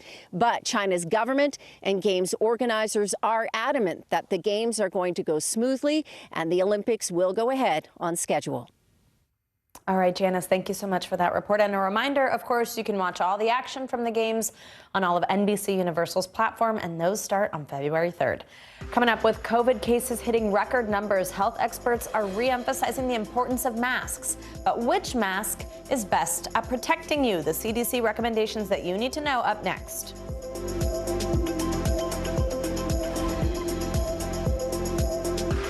Hey everybody, it's Hoda Kotb from the Today Show. I am so excited to tell you about my new podcast, Making Space with Hoda Kotb. I sit down with some incredible people and we'll hear some uplifting stories. Listen to Making Space now on Apple Podcasts. Wednesday, January 5th, a new season of Greed begins on CNBC. Theranos goes to trial. She was the next big thing. Sex and scandal. I had just graduated high school. He would ask me to go out for a couple of drinks. Boeing's soaring greed. What caused this brand new plane to crash? Anything from money. He ran a criminal syndicate, millions of dollars. American Greed, new season starts Wednesday, January 5th on CNBC. This is a very different kind of program. We're here to start conversation about the big things happening in our world. Professor, I'm not asking you to predict the future, but what do we think that the new normal is going to be? Is part of this that everyone's rethinking their jobs during this pandemic and their relationship to their employers? What is your biggest tip for any parent who's concerned about this? It's not my job to tell you what to think. My job is to think about what you tell me. Now Tonight with Joshua Johnson, streaming weeknights at 8 on NBC News Now. Michaela Schifrin. With just one more gold medal, she'll have more than any American alpine skier in history. She's climbed the mountain of this sport. Almost time to come down for more gold, Michaela. Better do it fast. News is happening now. A look at what's making headlines around the world. Tonight, the major announcement of the COVID vaccine. This is a significant moment. Your news, whenever it happens, wherever you are, it's here now. American Greed, new season, new night. Theranos goes to trial. Boeing's soaring greed. Anything from money. A new season of Greed starts Wednesday, January 5th on CNBC. Let's go. This is a critical choke point for this fire.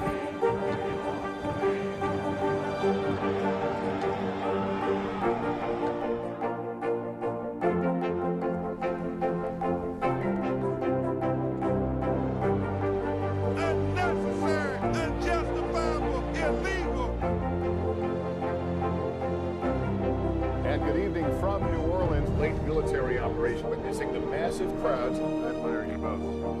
Nice to spend some time with you. Appreciate it.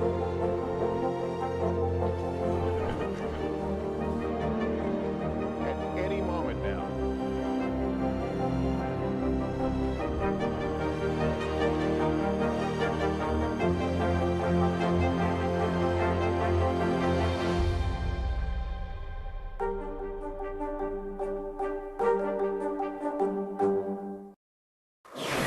Welcome back. Fans are honoring Betty White ahead of what would have been her 100th birthday on January 17th. One of the legendary actress's great loves, both on and off screen, was animals. She used her platform for animal welfare advocacy and played major roles in countless animal charities. So now fans have been taking to social media with a celebratory Betty White challenge, asking people to donate $5 to a local animal shelter or rescue in her name. The Golden Girls star died Friday, just 3 weeks shy of turning 100.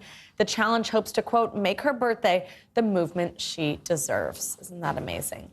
Now, New York is seeing its highest daily number of reported positive COVID cases since the pandemic began. That's also leading to a surge in the number of people going to hospitals. NBC News correspondent Vaughn Hilliard spoke with some New Yorkers that waited a long time in the cold to just get tested. How long have you guys been waiting? Over 3 hours now. How many? Over 3 hours. These types of wait times in New York's sub-freezing temperatures have many Americans reaching a boiling point. You've been out of work for how many days now? 9. 9 days.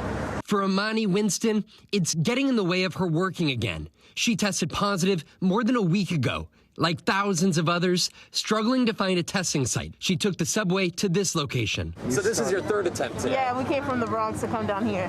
Why? What happened with the first two lines? Long, very long. They kicked us off the line because they only accepted 100 people. That's all? Yeah. 100 people for the day. What happened at the second line? We did it, but we need a rapid one. The difficulty with so many of these testing sites is just how long it takes to get those results back. Here at this Manhattan one, and it's now up to 130 hours. That's 5.5 days. When's your flight? 2 days from now. 2 days. So you hope to have your PCR back? Yeah, we hope to have our PCR back before then. Adamaris and Victor came to this clinic trying to get a test back so they can fly home to Puerto Rico. So 5 hours later, you guys are now in another line. Yeah. Yep. In the past week, the U.S. averaged more than 400,000 new daily COVID infections, a record for the entire pandemic, despite these slow, massive lines. Here in New York, the state recording its highest one-day tally since the pandemic, with over 85,000 positive cases. Just how much may we be undercounting the number of positive cases? This time with Omicron, because it's so easy to give and get, we think we could be missing anywhere from 70 to 90% of infections, depending on what region of the country you're in. The long lines and long waits for PCR test results, pushing many to turn to at-home kits. I've waited in that line before. It's not very quick, but they get a more accurate test result though. And so you're willing to exchange a more accurate test result in order to not wait in that line, is essentially what you're telling me. Yeah. But most of the at-home results are not being officially recorded. How many of these at-home tests are even being reported back to the government? We think anywhere near 50% could not be reported, maybe even higher, but it's a lot. And that's what accounts for, I think, the undercounting in Omicron. The virus leaving families in the dead of winter waiting for answers. We're just waiting to get tested finally. All right, our thanks to Von Hilliard for that report. Now, masking up has, of course, been one of the key factors in protecting yourself and others from the virus. And now there's a renewed emphasis on getting people to wear them as we experience this surge. But do you have the information you need to choose the best kind? Well, if not, senior consumer investigative correspondent Vicki Nguyen will help you out. She joins me now with a refresher. Vicki, good morning. Great to see you. So walk us through the different type of masks that are available and which are most effective at stopping the spread of COVID. What should people be reaching for at this point in the pandemic? Hey, good morning, Savannah, and Happy New Year to you. Can you believe it's 2022 and we're still talking about things we were talking about in 2020? All right, 3 categories of masks that the CDC and public health experts want you to pay attention to. The first, the cloth mask. You're familiar with it. You want to make sure it has at least 2 layers of high-quality material, and some masks actually have a pocket here where you can insert a filter. That is a good idea if you're using a cloth mask. However, a lot of public health officials are requesting that people upgrade their masks to at least a surgical mask, which provides more effectiveness and more protection against Omicron, as we're seeing it spreading so much, and because it's evading vaccines. They say really the gold standard, and something you should consider because now they're more readily available, the KN95 or the N95. There was concern a couple years ago about reserving these for healthcare workers and frontline workers, but now they're being manufactured, they're easy to get, and if you are in crowded indoor spaces, or even if you're outside and you can't socially distance from others, consider getting one of these masks. They filter out 95% of particles, including the the droplets that carry the coronavirus. Savannah? All right, so Vicki, what are the best places then to find these masks? Like, for example, if you're looking for an N95, KN95, how do you make sure you're not getting scammed? Do you order them on the internet? Other places you should go? Tell us how to get them. Really important. And the CDC has actually updated its website to let you know which masks are effective and to link to retailers like Target, like Amazon, to find those specific masks. I'm going to put that on my social media because it is a very difficult site within the CDC.gov website to find. However, I would also say that you should buy directly from mask manufacturers. Some people are concerned about counterfeit masks, fraudulent masks coming over from overseas. So there are 3M, Honeywell, Indiana Face Masks. There are U.S.-based mask makers that now sell directly to consumers. And even 3M has launched its own hotline so that you can report fraud or counterfeit or price gouging. And if you do encounter that, you can certainly report it to your state attorney general. The last tip there is to make sure you buy with a credit card that has fraud protection.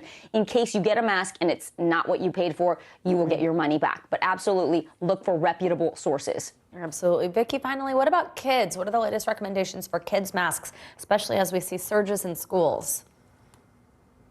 You know what? We consulted with Dr. John Torres, one of Morning News Now favorites, and he said, of course, the N95 and the KN95 are the best for kids as well as adults, but they have to fit very snugly, and that can be tough for kids to wear. They're not the most comfortable to wear all day, and it can be hard to find an N95 in a small enough size to fit snugly on your child's face over their nose and mouth. So the next best option, a surgical mask that is kid size. And keep in mind, look at the difference between an adult surgical mask and a kid's one. This is what you want because that's really what's going to fit snugly and make sure there's no gaps over their nose or their cheek.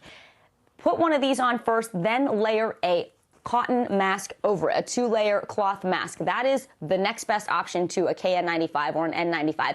If you can't get them to wear that, then this mask alone, and Dr. Torres says the least best is just a plain cloth mask, 2 layers, but it is certainly better than nothing. Savannah? Absolutely. Oh, and you're right about the size difference. So important. It's so cute that it's smaller. All right, Vicki, let's all mask up so then you can be back here on set with me because I miss seeing you. Thank you so much. All right, bye. Today marks the end of an era for the BlackBerry. The phone will no longer be able to function on cellular networks. Starting today, coming up, the legacy of this once popular phone and what people should do if they still have their hands on one. That's up next.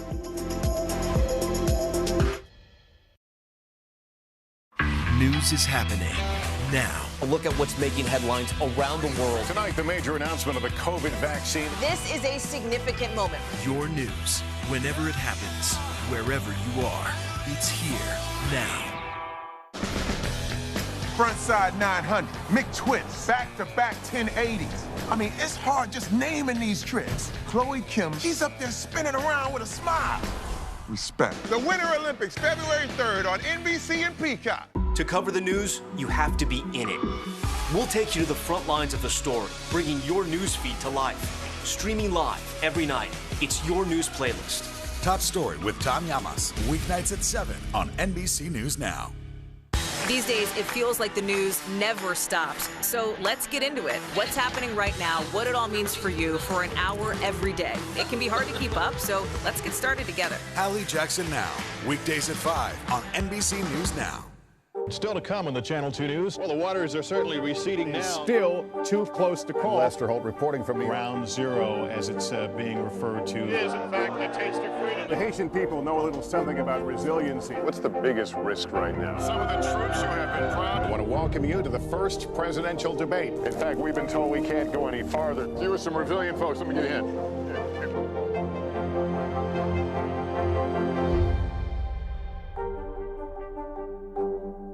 This is a very different kind of program. We're here to start conversations about the big things happening in our world. Professor, I'm not asking you to predict the future, but what do we think that the new normal is going to be? Is part of this that everyone's rethinking their jobs during this pandemic and their relationship to their employers? What is your biggest tip for any parent who's concerned about this? It's not my job to tell you what to think. My job is to think about what you tell me. Now Tonight with Joshua Johnson, streaming weeknights at 8 on NBC News Now. We're here to start conversations about the big things happening in our world because it's not my job to tell you what to think. My job is to think about what you tell me. Now Tonight with Joshua Johnson, streaming weeknights at 8 on NBC News Now. There's no better place for fun with friends. Quality time with your little golf buddy or an afternoon alone together. Family and friends are just a tap away. Just pick your course, pay from your phone. Golf Now. Download the app and go play. Welcome back. Time for our CNBC Money Minute, the biggest financial headlines of the day and why they matter to you. Bertha Coombs is back this hour. Hey, Bertha. Hey, Savannah. So Verizon and AT&T have agreed to a 2-week delay in their rollout of new 5G wireless service, averting a standoff with the airline industry. The companies had faced pressure from the White House, airlines, and aviation unions to delay the launch of the service, which uses C-band wireless spectrum, over concerns that it could interfere with sensitive electronics on aircraft. Now, over the next couple of weeks, AT&T, Verizon, the FCC, and FAA and airlines will look at ways to minimize that potential impact. Meantime, Fanatics is buying Topps, the iconic maker of sports trading cards. Sources say the deal is worth roughly $500 million. The agreement comes after Fanatics won the rights to Major League Baseball's trading cards last summer. It already has the licenses for the NFL and NBA. The company wants to capitalize on a sports trading card business that's projected to reach $100 billion in the next 5 years. I love the fact that people still trade physical cards. favorites. Meantime, Chipotle launching a plant-based chorizo menu. It's made with chipotle peppers, tomato paste, garlic, and fresh peas, and is vegan with 16 grams of protein. It's featured in 3 new lifestyle bowls, which are available on the chain's app and website. And Chipotle is going to waive the delivery fee on those plant-based chorizo orders. They have to come to at least $10, but you can get them for free over the next week. So I know I've already made you hungry once today, but I'm really kind of itching to try the vegan chorizo. Yeah, I kind of am too. I mean, hearing what the ingredients are, it sounds like I'd like all those. But yes, thank you again, Bertha. Now I'm thinking about Chipotle and Little Caesars at 8:47 a.m. Thank you. See you soon. Now, remember BlackBerries? Before iPhones, it seemed like everyone had one. Well, if you've held on to your BlackBerry all these years, this might be some bad news. The company actually says its classic models will stop working starting today, signaling the end of an era for a phone that really defined a generation. NBC News correspondent Carrie Sanders has more on this. Hi, Carrie. Good morning. Well, good morning, and this is it. Indeed, it was the ultimate status symbol. And remember the BlackBerry because it had that iconic keyboard. Well, now this, which replaced this, remember these flip phones, which replaced these bag phones. Yes, kids, there were once cell phones that were this big. Well, now the classic BlackBerry, it's going dark, and rest in peace. Before Apple, there was BlackBerry.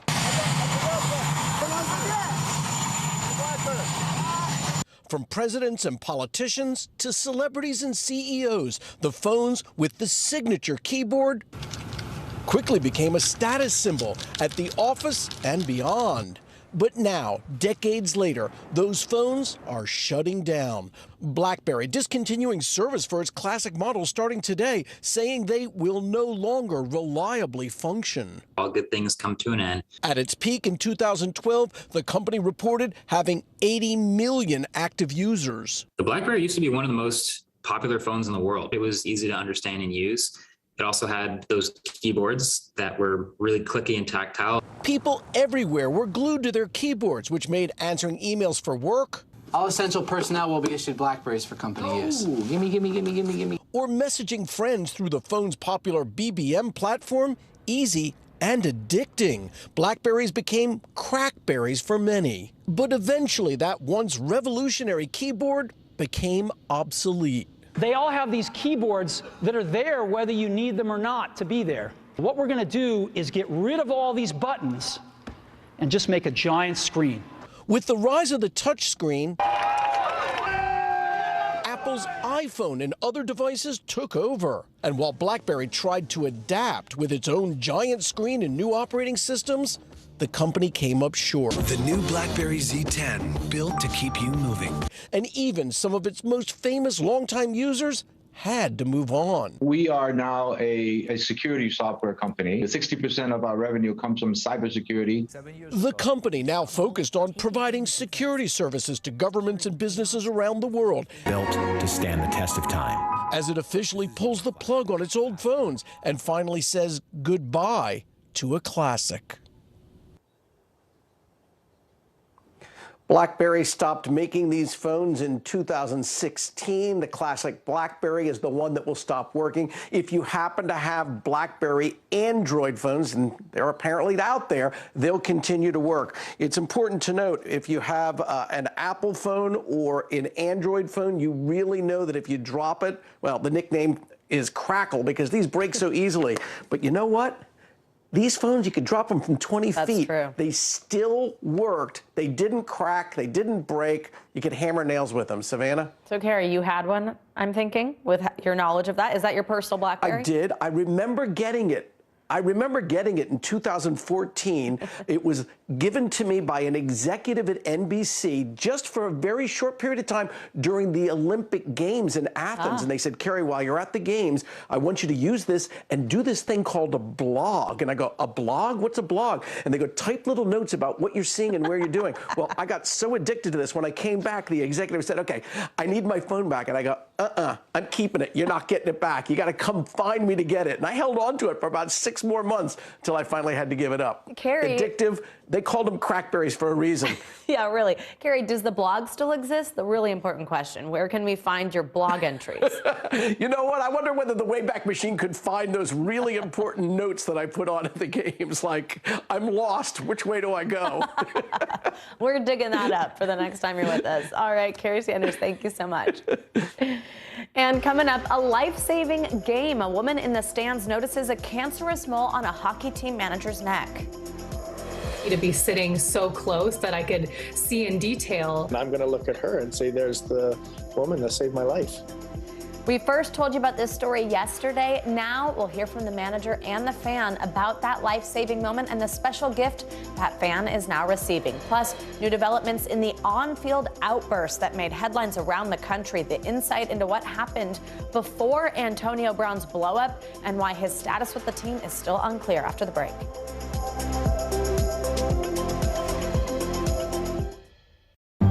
In the City of Angels, 2 kindly old ladies wanted to help homeless men get off the streets forever. And so they did. Listen to The Thing About Helen and Olga, the new podcast from Dateline and Keith Morrison. News is happening now. Look at what's making headlines around the world. Right now on Morning News Now. Tonight, the major announcement of the COVID vaccine. And this is a significant moment. Your news, whenever it happens, wherever you are, it's here now.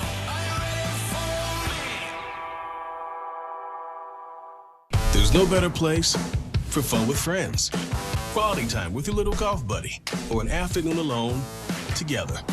Family and friends are just a tap away. Just pick your course, pay from your phone. Golf Now. Download the app and go play. Frontside 900, McTwist, back-to-back 1080s. I mean, it's hard just naming these tricks. Chloe Kim, she's up there spinning around with a smile. Respect. The Winter Olympics, February 3rd on NBC and Peacock. American Greed, new season, new night. Theranos goes to trial. Boeing's soaring greed. Anything for money. A new season of Greed starts Wednesday, January 5th on CNBC. There's no better place for fun with friends. Quality time with your little golf buddy, or an afternoon alone together. With the Golf Now app, family and friends are just a tap away. Just pick your course, pay from your phone, get out and enjoy. Golf Now. Download the app and go play. Welcome back. We're learning more about this past weekend's incident involving NFL star Antonio Brown. The Tampa Bay Buccaneers wide receiver took his jersey and pads off and left the field during their game against the Jets. NBC News correspondent Morgan Chesky joins us now with more on the fallout from that video that you've probably seen at this point. Morgan, good morning. Hey, Savannah, good morning. And Antonio Brown has been no stranger to controversial chapters in his career, but there was something about that moment when he walked off the field that sure felt final. And now that his professional football career may be coming to a close, there is growing concern about what led to that outburst on Sunday. Antonio Brown, that's Antonio Brown without his uniform. The dramatic mid-game exit by one of the NFL's biggest names, unleashing a blitz of questions. The star wide receiver ripping off his pads and jersey during Sunday's showdown between the Tampa Bay Buccaneers and New York Jets.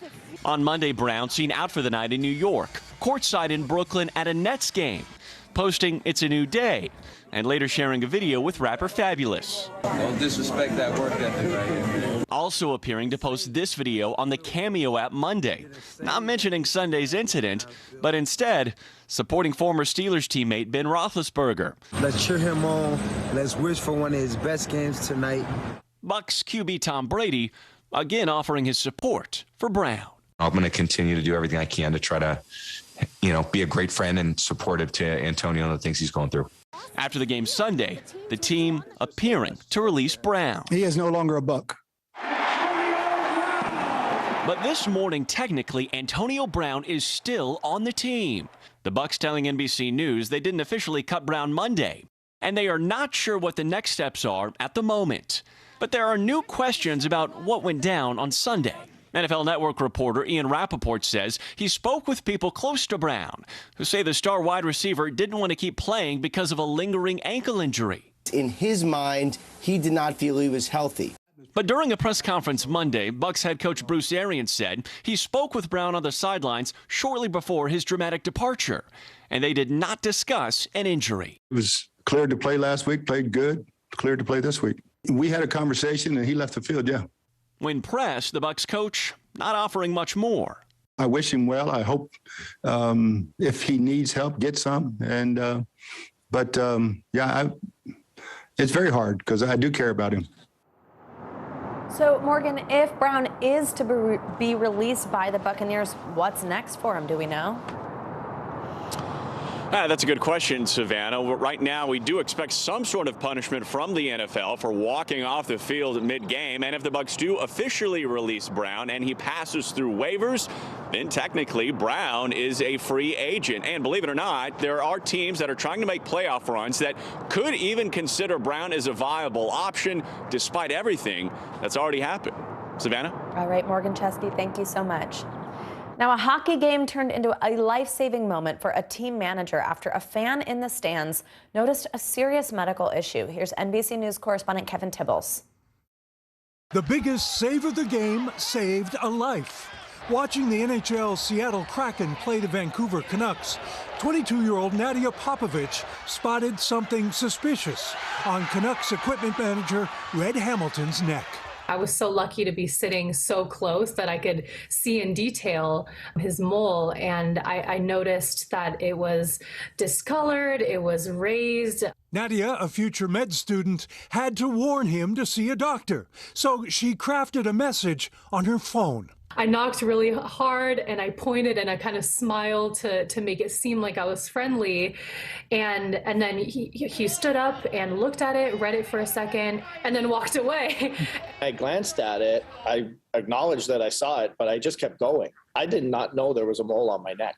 Red may have been skeptical, but he took her advice, and it was cancerous melanoma. Did the doctor say what would have happened had you never noticed it? He said if you had left that in your body for 5 years, you probably wouldn't be here. Then the search to say thank you began, and Nadia and Red had a reunion. Nadia, the Kraken, and the Canucks cannot thank you enough. She was given a standing O the next time the Canucks and Kraken met.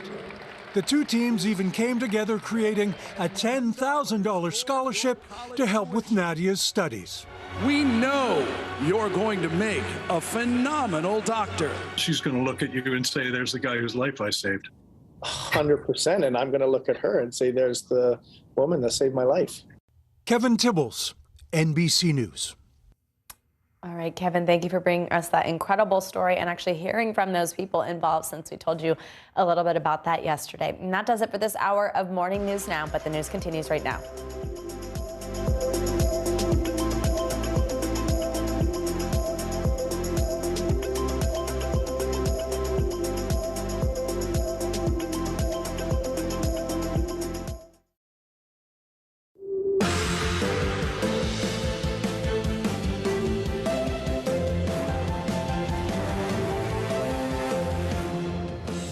Good morning, I'm Savannah Sellers. Joe has the morning off. Right now on Morning News Now, staggering surge. New numbers causing concern about COVID's winter wave. Just yesterday, a pandemic record shattered. 1 million cases in the U.S. reported in a single day following the holiday weekend and fueled by the fast-spreading Omicron strain. Good place. I'm going to be really honest with you. This is the winter surge we predicted. You know what we need to do? The battle plan is clear. It lies before us, and all of us are part. We all have a role to play that's really important. This as the FDA authorizes Pfizer's booster for kids as young as 12. So what's the prognosis, and how can you keep yourself and your loved ones safe? We have team coverage, including what a doctor wants you to know. Mixed verdict, a dramatic ending to a high-profile fraud trial. Theranos CEO Elizabeth Holmes found guilty on 4 out of 11 federal charges, with the jury deadlocked on 3 counts.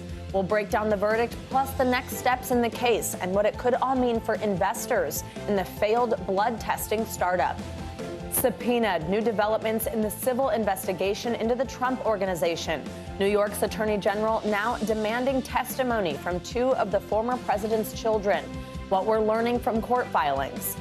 And toy store controversy, a new law aimed at breaking gender stereotypes causing controversy in California. Details on the changes that could soon hit the toy aisle and what kids see on TV, and why critics say it could do more harm than good. We're happy you're with us on this Tuesday, and we begin this morning with a clearer picture of just how quickly the Omicron variant is spreading across the U.S.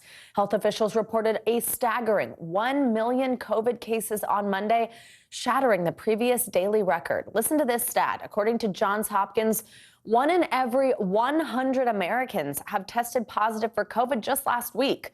COVID cases are up 204% in the U.S., followed by hospitalizations at 35%. President Biden is expected to meet with the White House COVID response team later today to talk through how his administration will fight this latest surge before addressing the public with updates. We have Dr. Ebony Jade Hilton with us to break down the latest COVID news. But first, let's bring in NBC News Now correspondent Dasha Burns with a closer look at how New Jersey is handling its COVID surge. Dasha, good morning. So New Jersey is one of the most vaccinated states in the country, actually. But they, like many other states, are seeing a record number of daily COVID cases. It does seem, though, that we're learning more and more that one of the most important metrics may be hospitalizations more so than those daily cases. So what are hospitals they're seeing inside their ICUs? Hey, Savannah, good morning. Yeah, hospitalizations are at a record high in New Jersey. More people hospitalized in the state at this point than at any point in the last year, the most since May of 2020. We've been speaking to some folks over at University Hospital in Newark, New Jersey, and their CEO tells us that they've seen a doubling in hospital admissions over the last 7 days. He did say, though, that this variant seems to be less deadly, but credits that largely to vaccinations and boosters. Looking at their COVID patient population right now, not a single patient in his ICU has been boosted. Only one of their ICU patients has been fully vaccinated. And looking at their overall COVID patient population, about 70% of their COVID patients are unvaccinated. And that's really what they're stressing right now, because they are concerned that this variant is going to have a strain on the hospital system. Take a listen. Remember that how transmissible it is ends up being the most important variable, because even if it is that much less severe, if you have a virus that's affecting that many more people because it's increasing exponentially, the absolute number of people who need hospital care could end up overwhelming a hospital. About 29% of our patients today are fully vaccinated, but not boosted, patients with COVID.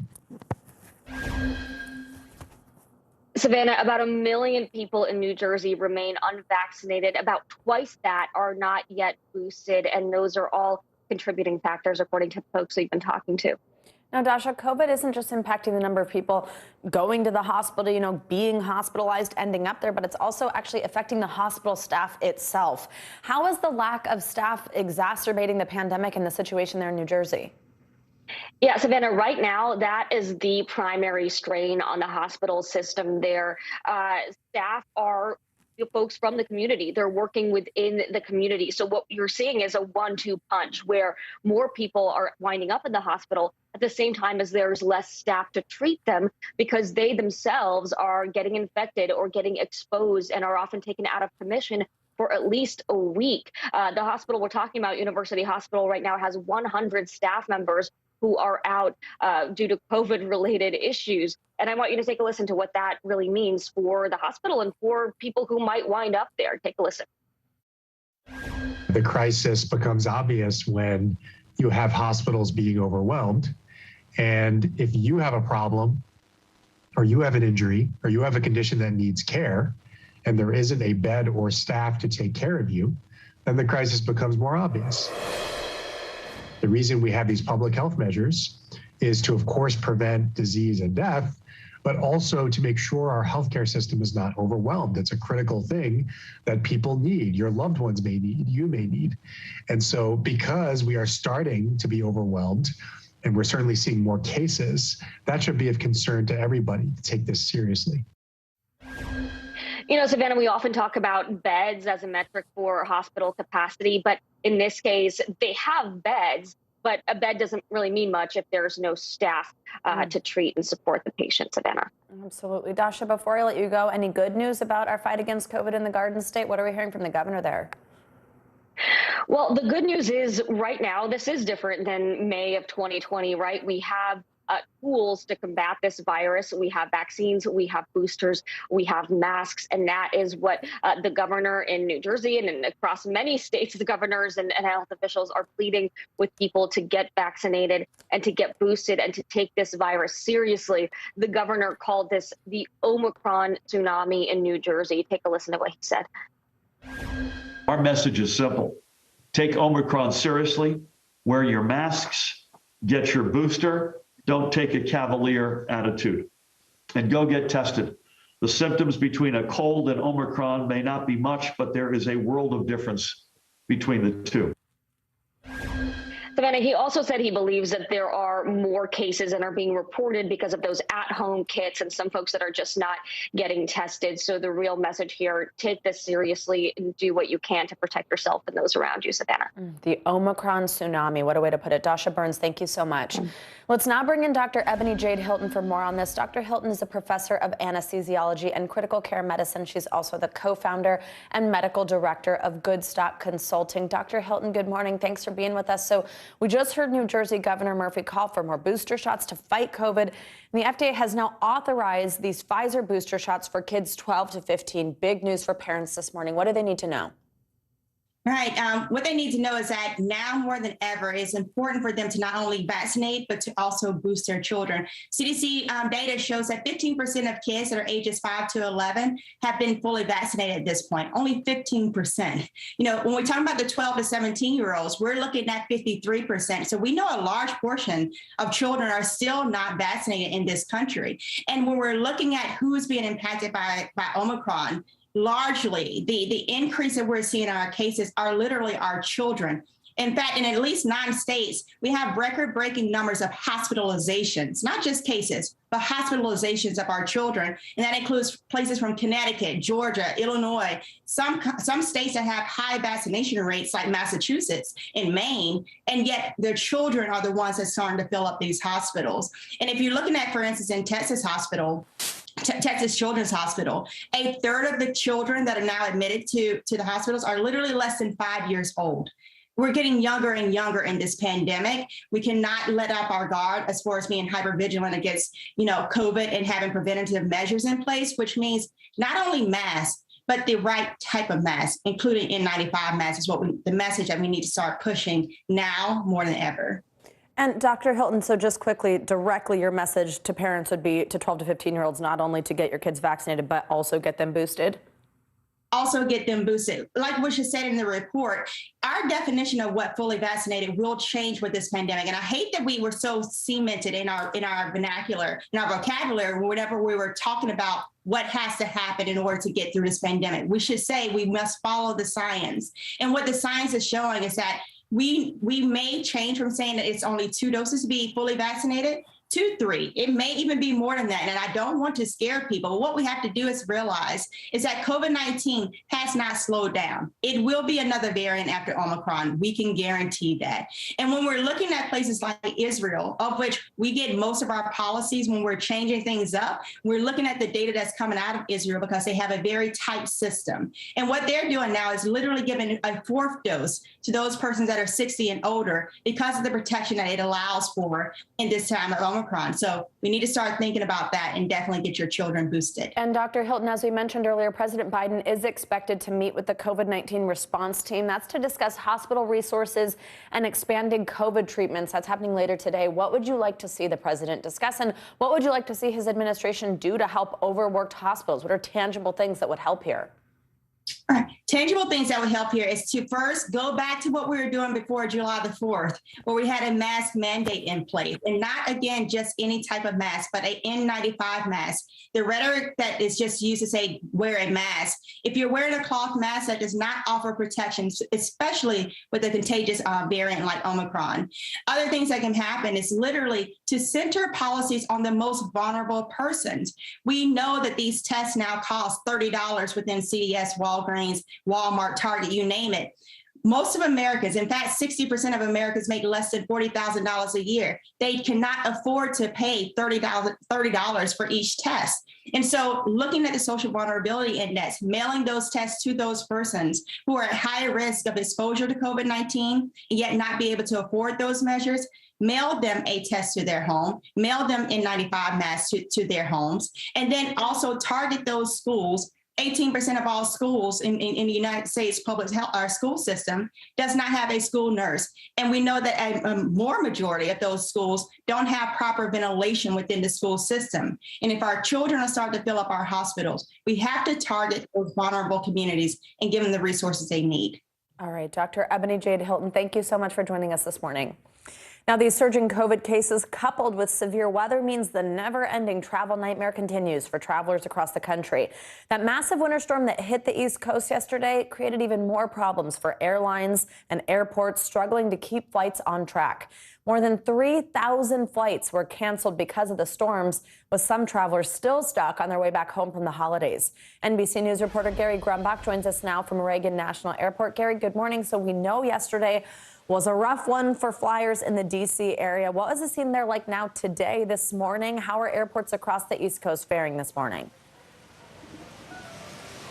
Good morning, Savannah. Yeah, yesterday was really a mess. Today is the recovery from that mess after 88% of the flights out of Reagan National here in D.C. were canceled yesterday. That's hundreds and hundreds of flights. And we're seeing here people coming in for their morning flights that were likely rescheduled to today. It's really the cleanup from that mess today. And in the best of times, this is a pain because when 6.7 inches of snow drops on D.C., it drops on the runways too. It drops on the roads around the airports too. And that's really important to remember. Today already, we're seeing more than 1,000 flights canceled nationwide, many of them here in D.C. again. So this may be keeping people in the D.C. area a lot longer than they have planned. And this is already on top of the COVID cases that are impacting pilots and airport staff here in the area. The biggest thing that officials are telling us is if you live in the D.C. area, if you're trying to get on a plane today in the D.C. area or anywhere across the country,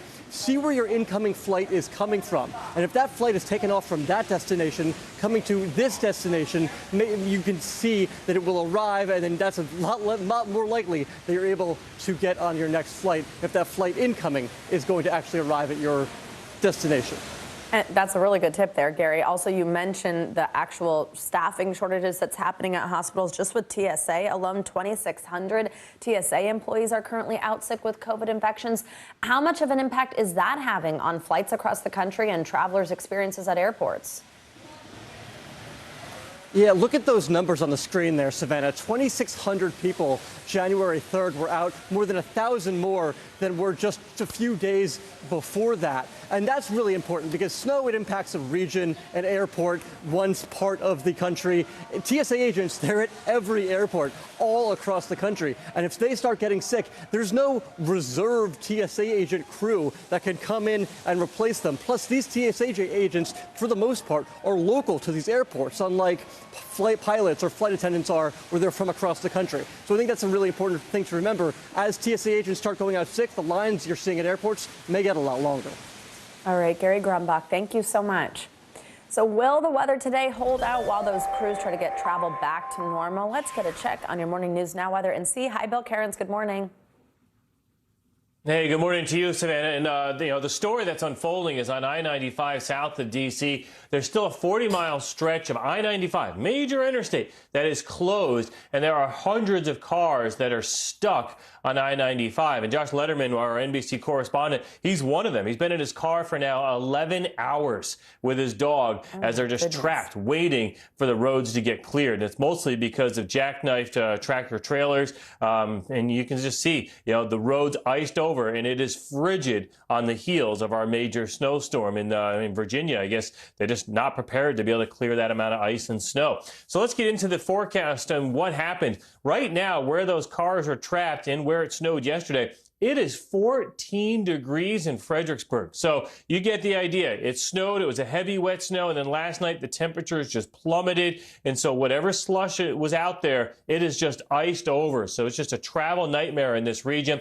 The winter storm is long gone. There are clear skies in its wake. You can see the storm as it moved on out. The snowfall totals, these are the highest amounts per state. So in Maryland, Huntington had over 15 inches. Glendive, Virginia, 14 inches. 14 was a common number there in Delaware. Also Ocean City, New Jersey, and even the mountains of North Carolina had almost a foot of snow. As far as the major cities went, Fredericksburg was the highest. Atlantic City, New Jersey, over a foot. D.C. at Reagan had just about 7 inches. Richmond, Virginia, and Philadelphia, that was the northern and southern extent of the snow, where lesser amounts fell. So what's next? We are going to see another storm developing as we go into the next couple of days. It'll move from the plains to the mid-Atlantic by the time we get to Thursday night, and possibly even a nor'easter type storm come Friday morning. So we could have another significant snow event to talk about. Not for today. This will begin tomorrow and then towards the end of the week. And just so you know, this is our American GFS forecast model. This gives us I can look 5 days out in advance for the snow.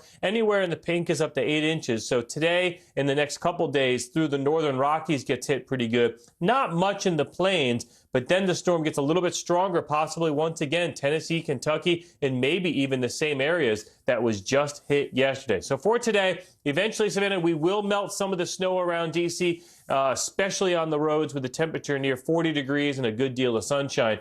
But it's a mess. We still have 280,000 people in Virginia without power. Wow. And poor Josh Letterman, my goodness, 11 hours in the car. Yeah. Ay, ay, ay. All right, Bill Cairns, thanks so much. See you next hour. Now to that highly anticipated verdict in the trial of Elizabeth Holmes. The Theranos founder was found guilty on 4 federal fraud charges for exaggerating her company's blood testing technology to investors. Now, Holmes faced 11 charges in total, but was acquitted on any that involved defrauding her patients. There's the big difference. She now faces up to 20 years in prison for each guilty count. Joining me now to break this all down is NBC News senior business reporter Ben Popkin, who's been covering the trial. And we also have NBC News legal analyst Danny Ceballos. Good morning to both of you. And Ben, I will begin with you. So walk us through this verdict. There are a lot of charges, several different outcomes. What counts was Elizabeth Holmes convicted on, and where did the jury remain deadlocked?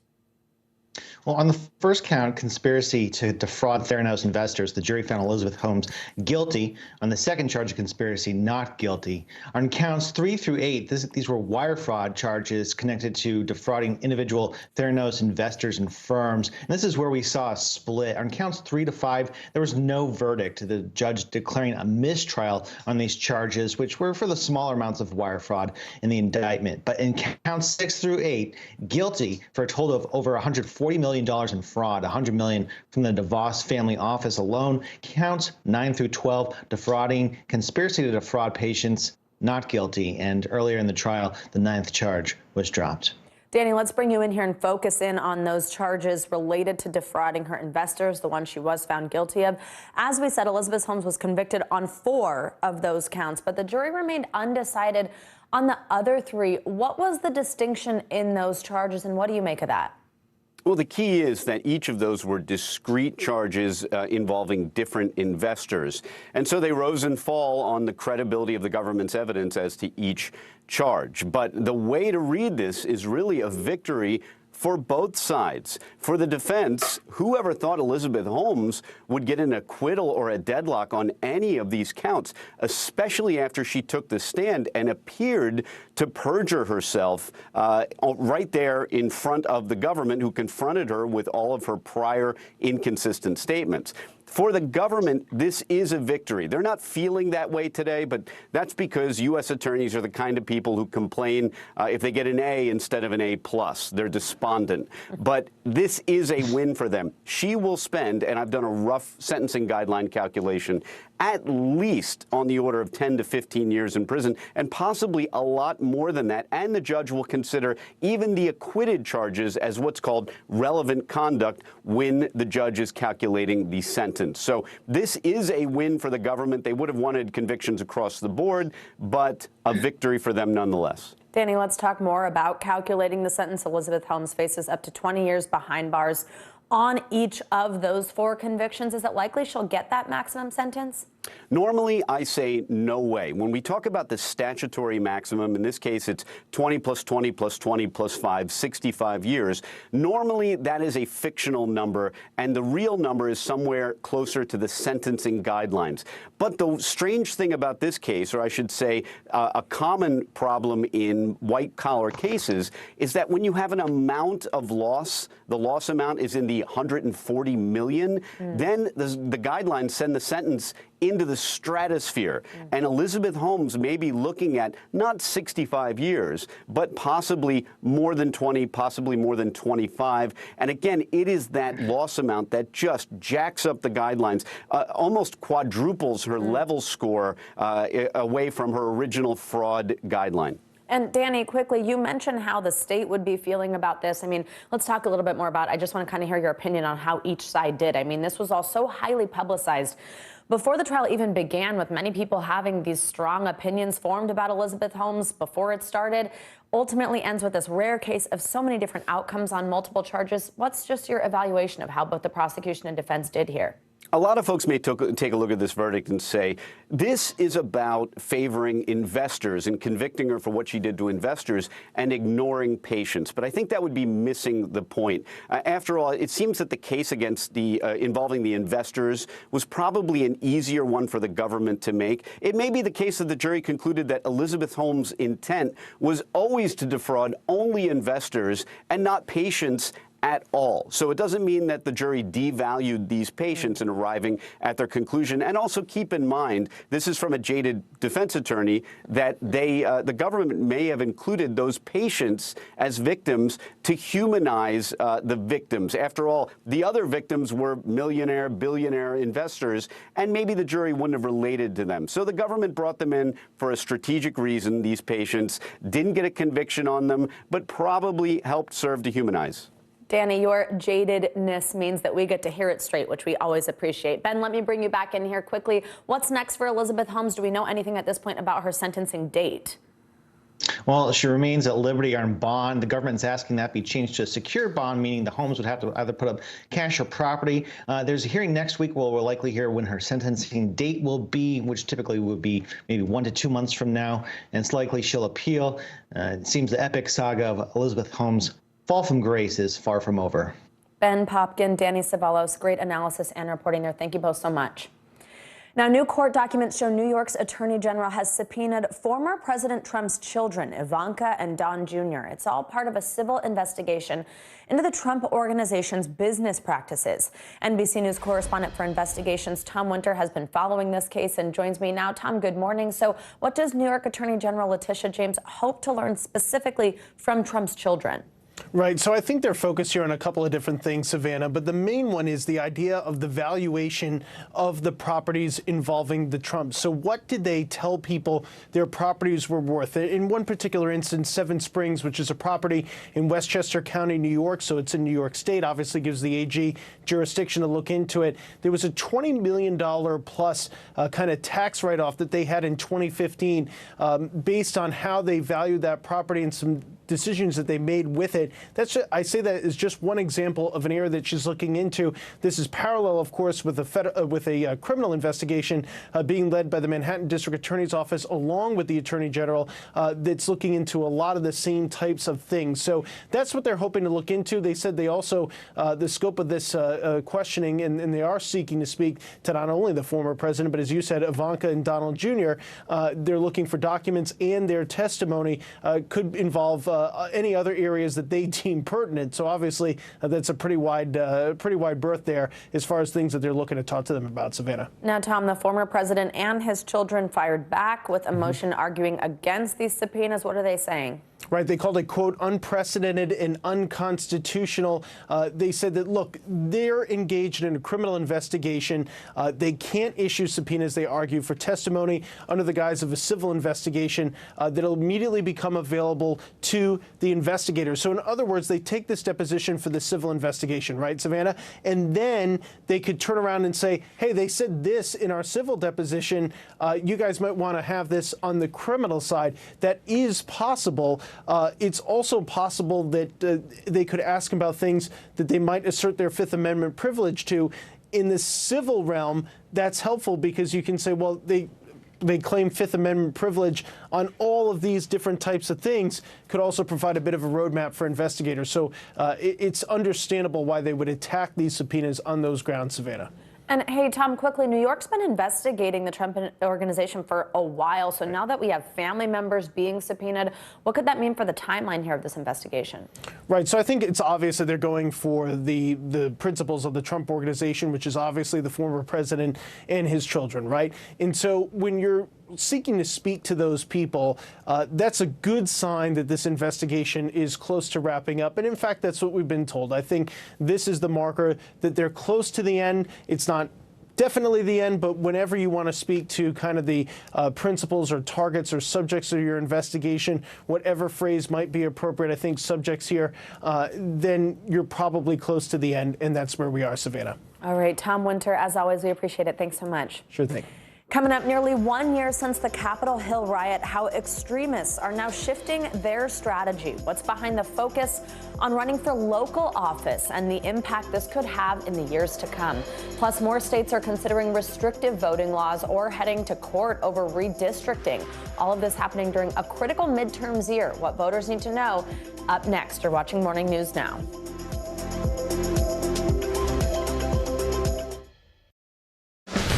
Mikaela Shiffrin, with just one more gold medal, she'll have more than any American alpine skier in history. She's climbed the mountain of this sport. Almost time to come down for more gold, Mikaela. Better do it fast. News is happening now. A look at what's making headlines around the world. Tonight, the major announcement of the COVID vaccine. This is a significant moment. Your news, whenever it happens, wherever you are, it's here now. Mikaela Shiffrin, with just one more gold medal, she'll have more than any American alpine skier in history. She's climbed the mountain of this sport. Almost time to come down for more gold, Mikaela. Better do it fast. Nathan Chen equals power, because every time he does one of these, he's hit with forces 7 times his body weight. 945 pounds? That's 4 Terry Cruises. See? Power. Is this an issue about guns or is this an issue about social justice? This supply chain issue has been a problem for months. Do you concur that this is going to get worse before it gets better? The question is, are you now more open to packing the court? If it's Sunday, it's Meet the Press. Hey, everybody, it's Hoda Kotb from The Today Show. I am so excited to tell you about my new podcast, Making Space with Hoda Kotb. I sit down with some incredible people and we'll hear some uplifting stories. Listen to Making Space now on Apple Podcasts. News is more than a headline. It informs, it inspires, and it still matters. To cover it, you have to be in it. And that's what we're gonna do. Every night, we take you to the front lines of the story, where it's actually happening, with NBC News journalists on the ground from all over the world. We cover what you need to know and bring your newsfeed to life. In primetime and streaming live, it's your news playlist every night. Top Story with Tom Llamas, weeknights at 7 on NBC News Now.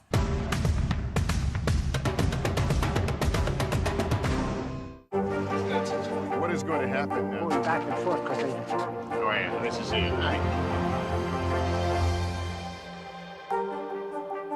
We began our Across America journey tonight, St. Louis, Austin, here in Nashville. From Washington, D.C., the site of our nation's capital, you rarely see. It's your last one.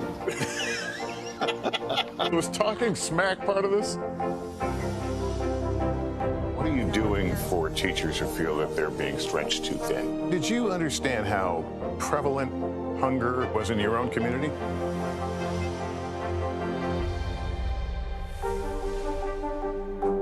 I'm Terry Cruz, Team USA superfan. Sean White, what are you trying to prove? You've already won more snowboarding golds than anyone else, ever. Maybe you're trying to prove you only get better with age, like a fine cheese or yogurt.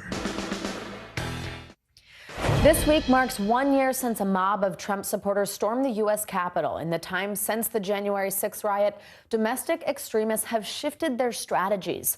NBC News senior reporter Brandy Zadrozny explains how in our series, State of Extremism.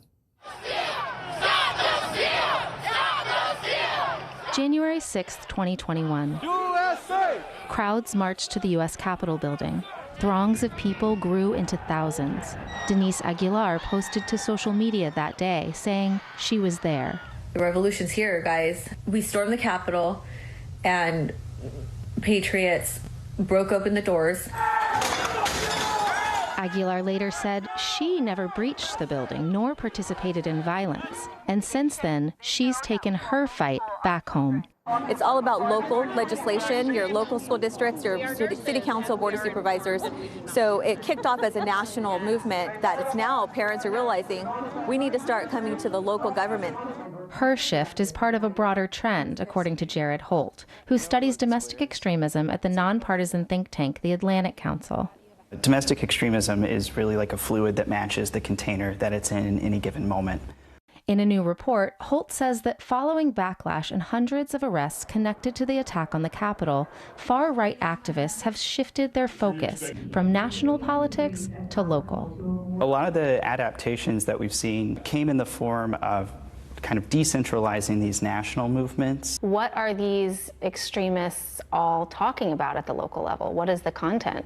A lot of them are taking it upon themselves to re-engage in the broader conservative culture war. We are here to protect the children of our community. For Aguilar, who we met outside a local school board meeting in California, it's opposition to mandates. We figured out that going to the Capitol and working that particular piece doesn't do anything because these legislators have already made up their mind.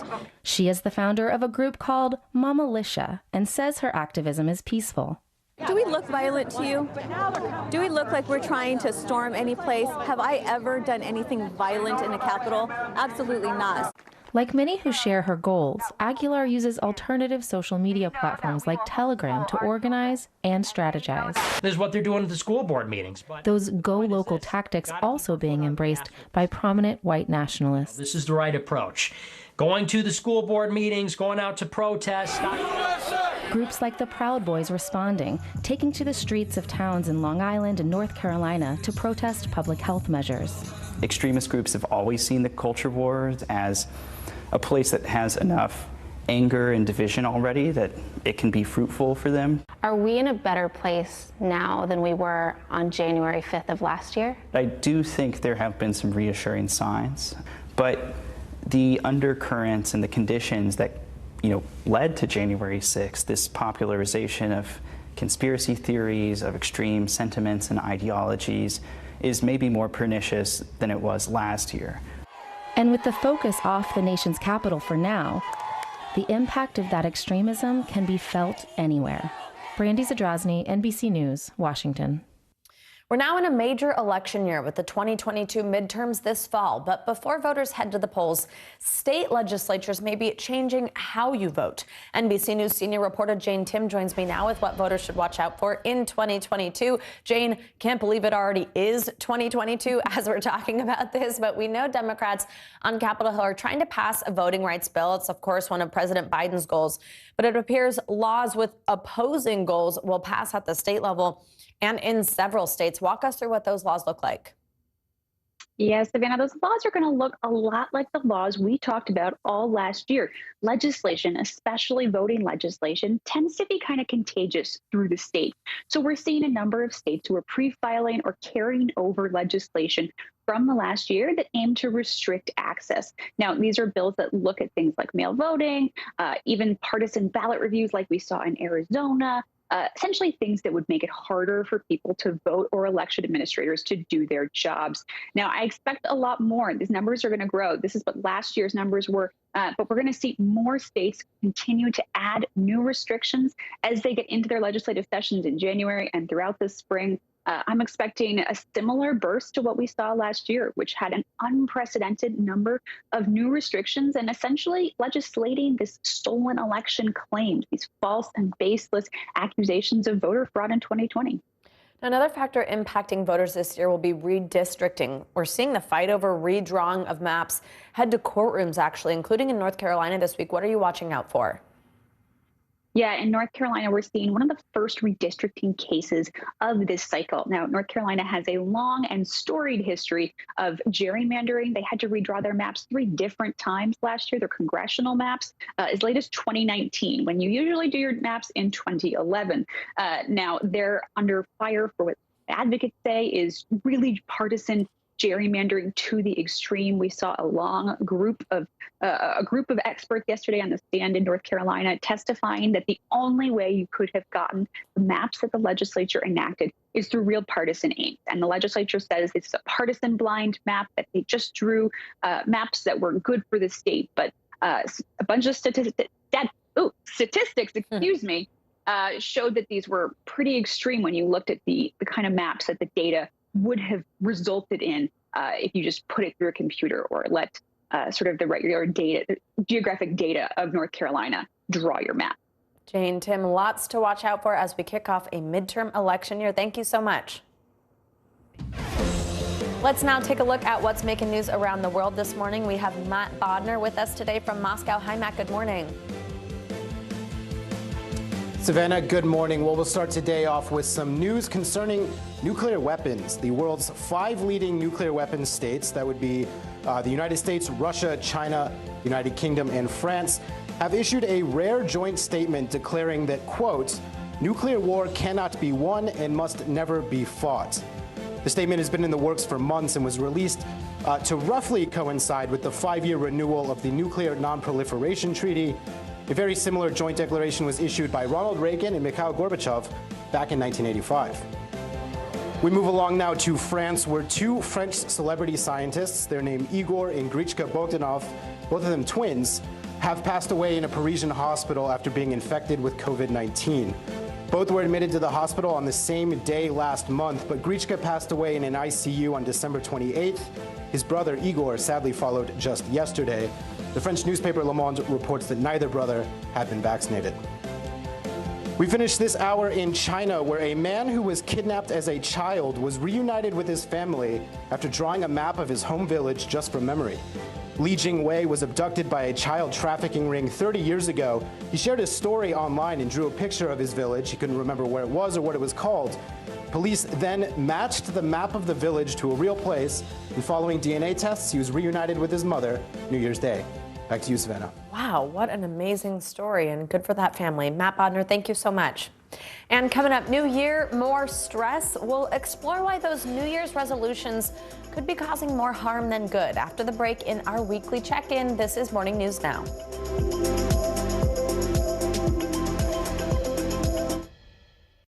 There's no better place for fun with friends, quality time with your little golf buddy, or an afternoon alone together.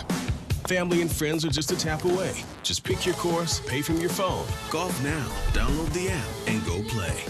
American Greed. New season, new night. Theranos goes to trial. Boeing's soaring greed. Anything for money. A new season of Greed starts Wednesday, January 5th on CNBC. Welcome to The Tonight Show. Let me show you how it's done. I don't want to be a Lego.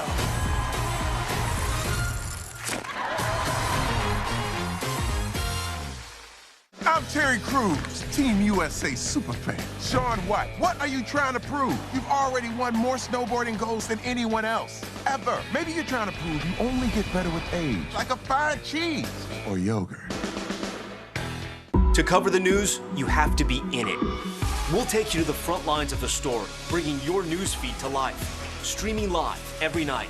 It's your news playlist. Top Story with Tom Llamas, weeknights at 7 on NBC News Now. Is this an issue about guns or is this an issue about social justice? This supply chain issue has been a problem for months. Do you concur that this is going to get worse before it gets better? The question is, are you now more open to packing the court? If it's Sunday, it's Meet the Press. News is happening now. Look at what's making headlines around the world. Right now on Morning News Now. Tonight, the major announcement of the COVID vaccine. And this is a significant moment. Your news, whenever it happens, wherever you are, it's here now.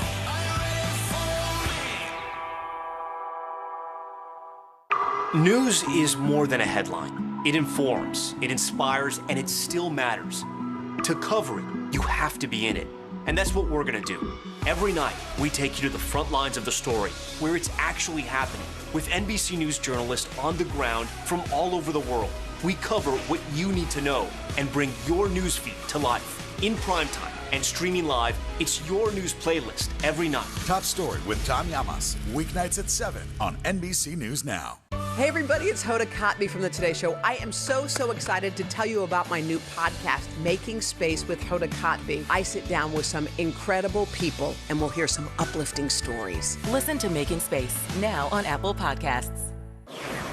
Welcome back. Are there any phrases you caught yourself using a few too many times in 2021? Well, Lake Superior State University has released its annual Banished Words list. The top 10 phrases people are just tired of hearing. The school's been doing this since 1976, and they accept submissions from around the world, and a panel of judges from the school's English department narrows the choices down. Now, of course, I would never be guilty of using any of the phrases on this show. Now, that being said, let's circle back to the list and take a deep dive into the new normal of what we've been saying. Hopefully you just got that was a little hint there. All right, here's the top 10 list of banished phrases. The first one, wait, what? I don't think that one's going anywhere. Same with no worries. Then we've got at the end of the day. And we've got that being said, asking for a friend, which I always think is kind of funny. Circle back, deep dive, new normal. I think we are all sick of that one. Here's a good one. You're on mute with a lot of zooming. And of course, supply chain, which is hopefully something we will not have to report on quite so much and continue to say anymore. All right, now rising COVID cases are leading to staffing shortages all over the place, including at schools across the country, with some seeing 1 in 10 staff last week call out sick. That's forcing many districts to return to remote learning. NBC News correspondent Heidi Presbella joins us now to talk through what that means. Heidi, good morning. So first, just give us a sense of how many districts are being impacted and how difficult that situation is currently making things at schools. Yeah, Savannah, the raw number really doesn't capture it, but it's about 2,100 K through 12 schools across the country. What we're talking about here are some pretty large school districts like Atlanta, like Newark, Chicago, and it's really a version of what we saw with the airlines, Savannah. You can see there a peak at 3,229. That is really the highest number we've seen in several weeks, even before the holidays when Omicron was first starting to hit us. And they say it's not conducive to education because, you know, they have 6 staff, they have access to testing issues. Then many of these communities, they are seeing their highest positivity rates ever, Savannah. And now we're hearing from the president of the National Education Association, I know, and who warned parents they should expect, quote, rolling shutdowns. What does that mean and what else did she have to say? That means in and out of virtual school, a version of what we saw last year, but just calls being made in the moment about whether kids can actually go to school. They were already facing critical staffing shortages, and these schools said they couldn't really afford any more. Well, that's exactly what they got. We've got about 35% nationwide unfilled positions already. Take a listen here to the head of the NEA about why this is happening. The additional stresses, the uncertainty, the concern about safety and respect and pay and overwork, being overworked, absolutely has exacerbated the shortages throughout our profession. We had more and more teachers who were out being isolated due to COVID. And so we had a hard time covering those classes. And so many of our school districts had to go back to virtual. And Savannah, educators say they hope at a minimum this just puts a lens on a system that has already been way overstrained. And Heidi, quickly, what are teachers telling you about how they're handling this? This is the first time they've seen anything like this, where school literally cannot open because they don't have enough staff. They say they predicted this chaos in places like Miami, for instance. They're at their highest rate ever, and they cannot tell those kids to use masks, or they might lose funding. Take a listen here to some of them. There were administrators that were deployed, that were out covering classes. There were offices that were completely closed because they used all staff and available personnel to, watch kids and monitor kids. It's not conducive for education. We don't have enough testing kits to go out so that students can get tested. The decline in students going into education has been significant to the point that we just don't have people out there who need to or are willing to sub. And we don't have enough teachers to even staff our building to begin with right now this year. And Savannah, this was a theme across many of the school districts that I talked to, which was that they're using administrators in a pinch to jump in and serve as teachers because they just cannot find the substitutes needed to fill these positions, Savannah. Wow. All right. Heidi Presbella, thank you so much. It's time now for our weekly mental health check-in, where we take a closer look at the biggest mental health headlines, studies, and trends, and how they impact you.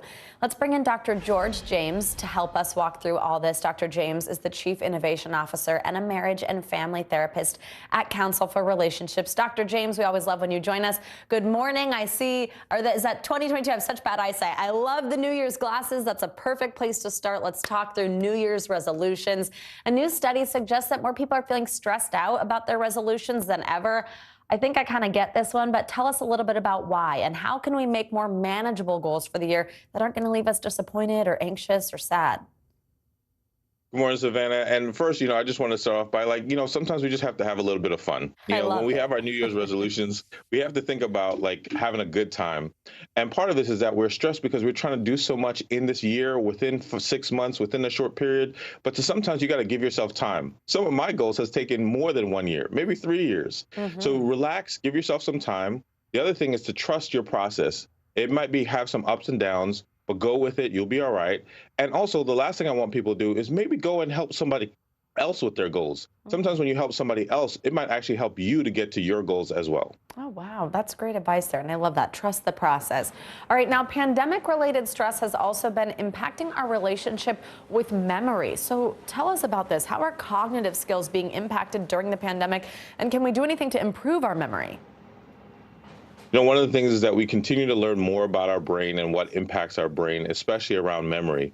And there's so many things around stress that can impact our memory. One of the things that was found is that it's something called blocking, where we have things in our memory, but it becomes hard to retrieve it because of stress, because of being overwhelmed, because of boredom and isolation. So one of those things is to practice self-care and stress management. Breathe, do the things that can help you, relax. And even in these tough moments, take that moment for yourself, and that might actually help you with your memory so that you don't get stuck in this place where it's the tip of the tongue where you can't get it out, but it's right there. Really good advice on one that's a little bit freaky. All right, finally, Doctor, quickly, a new study from the Trevor Project, shows LGBTQ youths in the South are seeing a mental health decline. Tell us what's leading to these higher rates of mental health issues. Unfortunately, throughout COVID, in a moment of crisis, folks who are more marginalized experience higher levels of crisis. And when we talk about LGBTQ community, that happens, and especially in places where they might not get those services where they normally might happen, especially like in the South, where they might be acknowledged, especially when we talk about those who are transgender and the level of violence that they might experience. So this is just a highlight that we treat everyone as human, that we make sure that they're cared for, that they make sure that they're seen, and that they don't feel like they're less than or then feel like they might need to do something harmful, especially in places maybe like the South or where there might be, once again, not as many services. Absolutely. Dr. George James, again, we love when you join us. Thank you so much. Thanks for a little bit of fun from you, and Happy New Year. And now, Thanks, and now if you or anyone you know is struggling, please call the National Suicide Prevention Lifeline at 800-273-8255 or text TALK to 741-741. And coming up, toy stores in one state will have a new section for the new year. The reason more gender-neutral toys are coming to the shelves and what that could also mean for kids' TV shows. That's up next. This is a very different kind of program. We're here to start conversation about the big things happening in our world. Professor, I'm not asking you to predict the future, but what do we think that the new normal is going to be? Is part of this that everyone's rethinking their jobs during this pandemic and their relationship to their employers? What is your biggest tip for any parent who's concerned about this? It's not my job to tell you what to think. My job is to think about what you tell me. Now Tonight with Joshua Johnson, streaming weeknights at 8 on NBC News Now. Hey everybody, it's Hoda Kotb from the Today Show. I am so excited to tell you about my new podcast, Making Space with Hoda Kotb. I sit down with some incredible people and we'll hear some uplifting stories. Listen to Making Space now on Apple Podcasts. To cover the news, you have to be in it. We'll take you to the front lines of the story, bringing your news feed to life. Streaming live every night. It's your news playlist. Top Story with Tom Llamas, weeknights at 7 on NBC News Now. What is going to happen now? Going back and forth because they... Oh, yeah, this is it, right?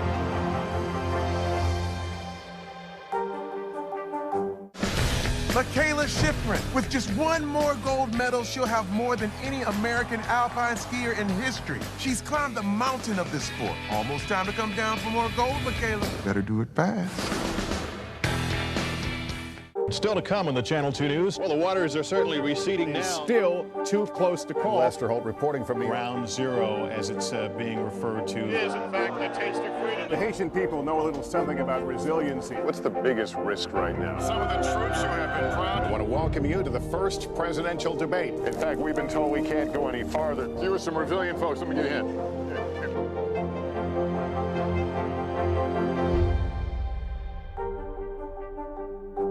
We began our Cross America journey tonight, St. Louis, Austin, here in Nashville. From Washington, D.C., the site of our nation's capital, you rarely see. It's your last one. Was talking smack part of this? What are you doing for teachers who feel that they're being stretched too thin? Did you understand how prevalent hunger was in your own community?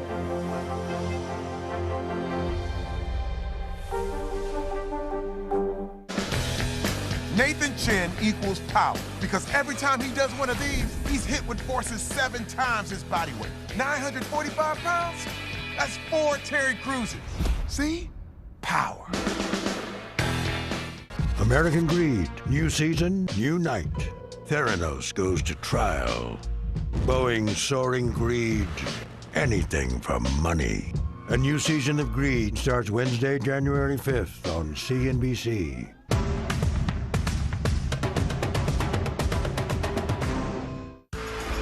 It's time for our CNBC Money Minute, the biggest financial headlines of the day and why they matter to you. And Bertha Coombs is with us this morning. Hi, Bertha. Good morning. Hey, good morning and Happy New Year to you. So Apple starts the year off as the first company to top $3 trillion in market value. The iPhone maker briefly hitting that mark yesterday before closing just a hair below.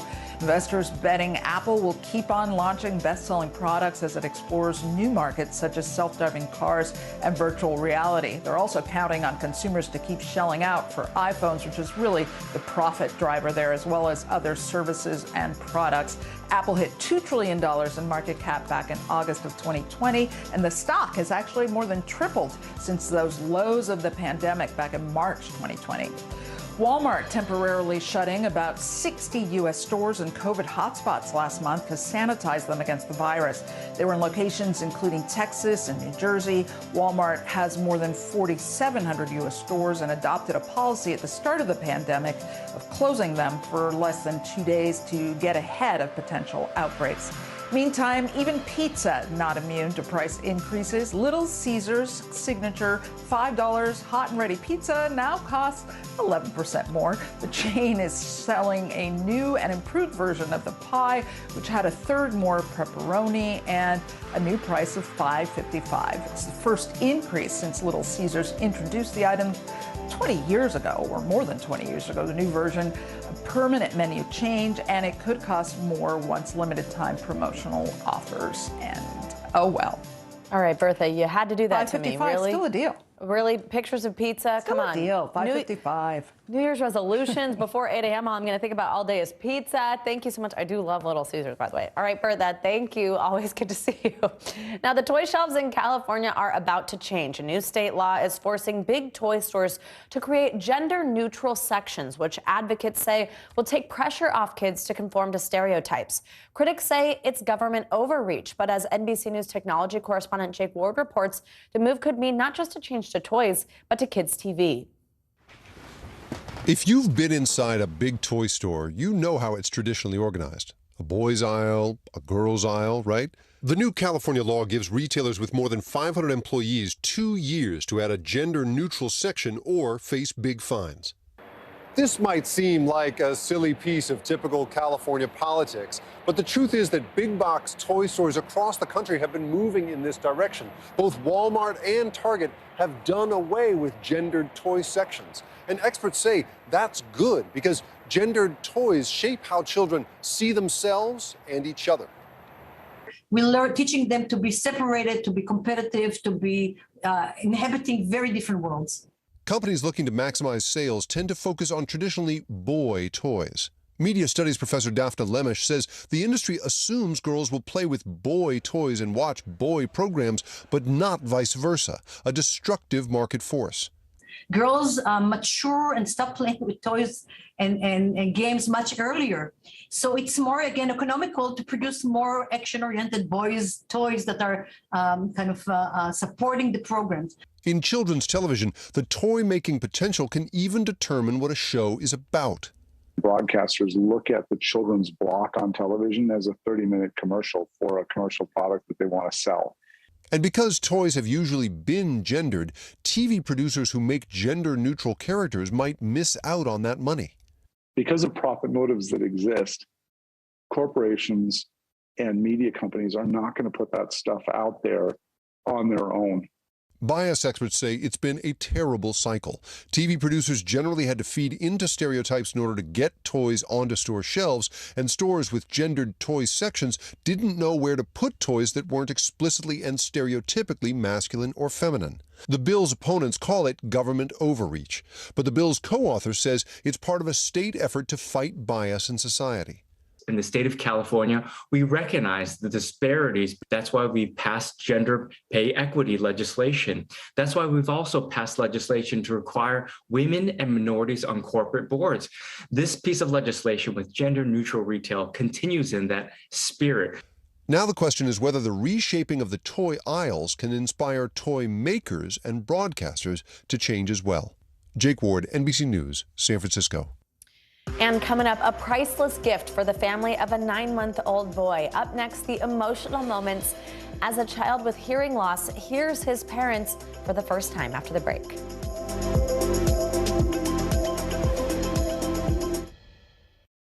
The holiday season is a time to spread cheer. These are all on the house. And appreciate the ones you love. From our family to yours. Your Mr. Christmas. For the 89th time, a tree will shine over Rockefeller Center. Happy holidays from today.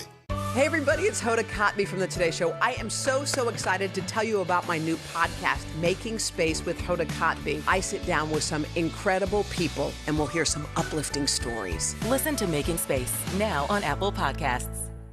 We're here to start conversations about the big things happening in our world, because it's not my job to tell you what to think. My job is to think about what you tell me. Now Tonight with Joshua Johnson, streaming weeknights at 8 on NBC News Now.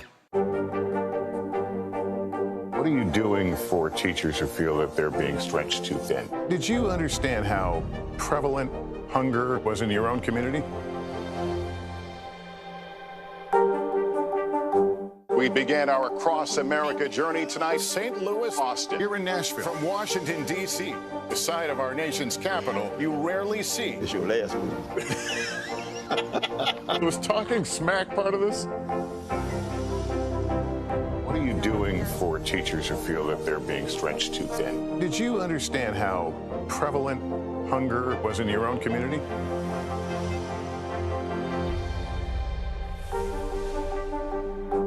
I'm Terry Crews, Team USA superfan. Shaun White, what are you trying to prove? You've already won more snowboarding golds than anyone else. ever. Maybe you're trying to prove you only get better with age, like a fine cheese or yogurt. Is this an issue about guns, or is this an issue about social justice? This supply chain issue has been a problem for months. Do you concur that this is going to get worse before it gets better? The question is, are you now more open to packing the court? If it's Sunday, it's Meet the Press. A baby from Virginia got a special gift this holiday season after being born with profound hearing loss. He can now hear. NBC News Now anchor Tom Llamas takes us inside the moment when that child's life and the lives of his parents changed forever. Ashley and Zachary Cawley welcomed their fourth baby boy, Everett, into the world. He was born, all natural and healthy. They did a newborn screening, and he did fail that. So the Cawleys weren't overly concerned. That screening, a hearing test. So we just kind of brushed it off like there was fluid in the ear or something like that, yeah. But once the family took home little Everett, they noticed something different. The only way to calm him down seemed like by touch. So the Cawleys got a few more tests. We scheduled an ABR test, which is an auditory brain response test. And that's when they confirmed that he has severe to profound hearing in both ears. Doctors told the family that Everett qualified for cochlear implants. We were scared, but we knew that that was the best thing for him because we would be giving him an option, we have been learning sign, teach him sign, but we're also giving him the gift to hear. That gift delivered before Christmas when Everett's implants were turned on. This is the moment Everett's family says he could start to hear their voice. Everett, hi. Can you hear Mommy? Everett suddenly smiling, seeming to take in this new experience, hearing the world for the first time. Can you hear us? I love you. I love you. And the surprises didn't end here. Everett not only got to see his first Christmas, he also got to listen to it. Everett's parents saying they too are experiencing something new. It lets us look at life differently and appreciate different things. Like the way that he shows his emotion, like his love and his happiness. He really shows us more so than our hearing children did. Oh, the video of him hearing, it's just so sweet. And our thanks to Tom Llamas for that wonderful story. That does it for this hour of Morning News Now, but the news continues right now. Stick with me.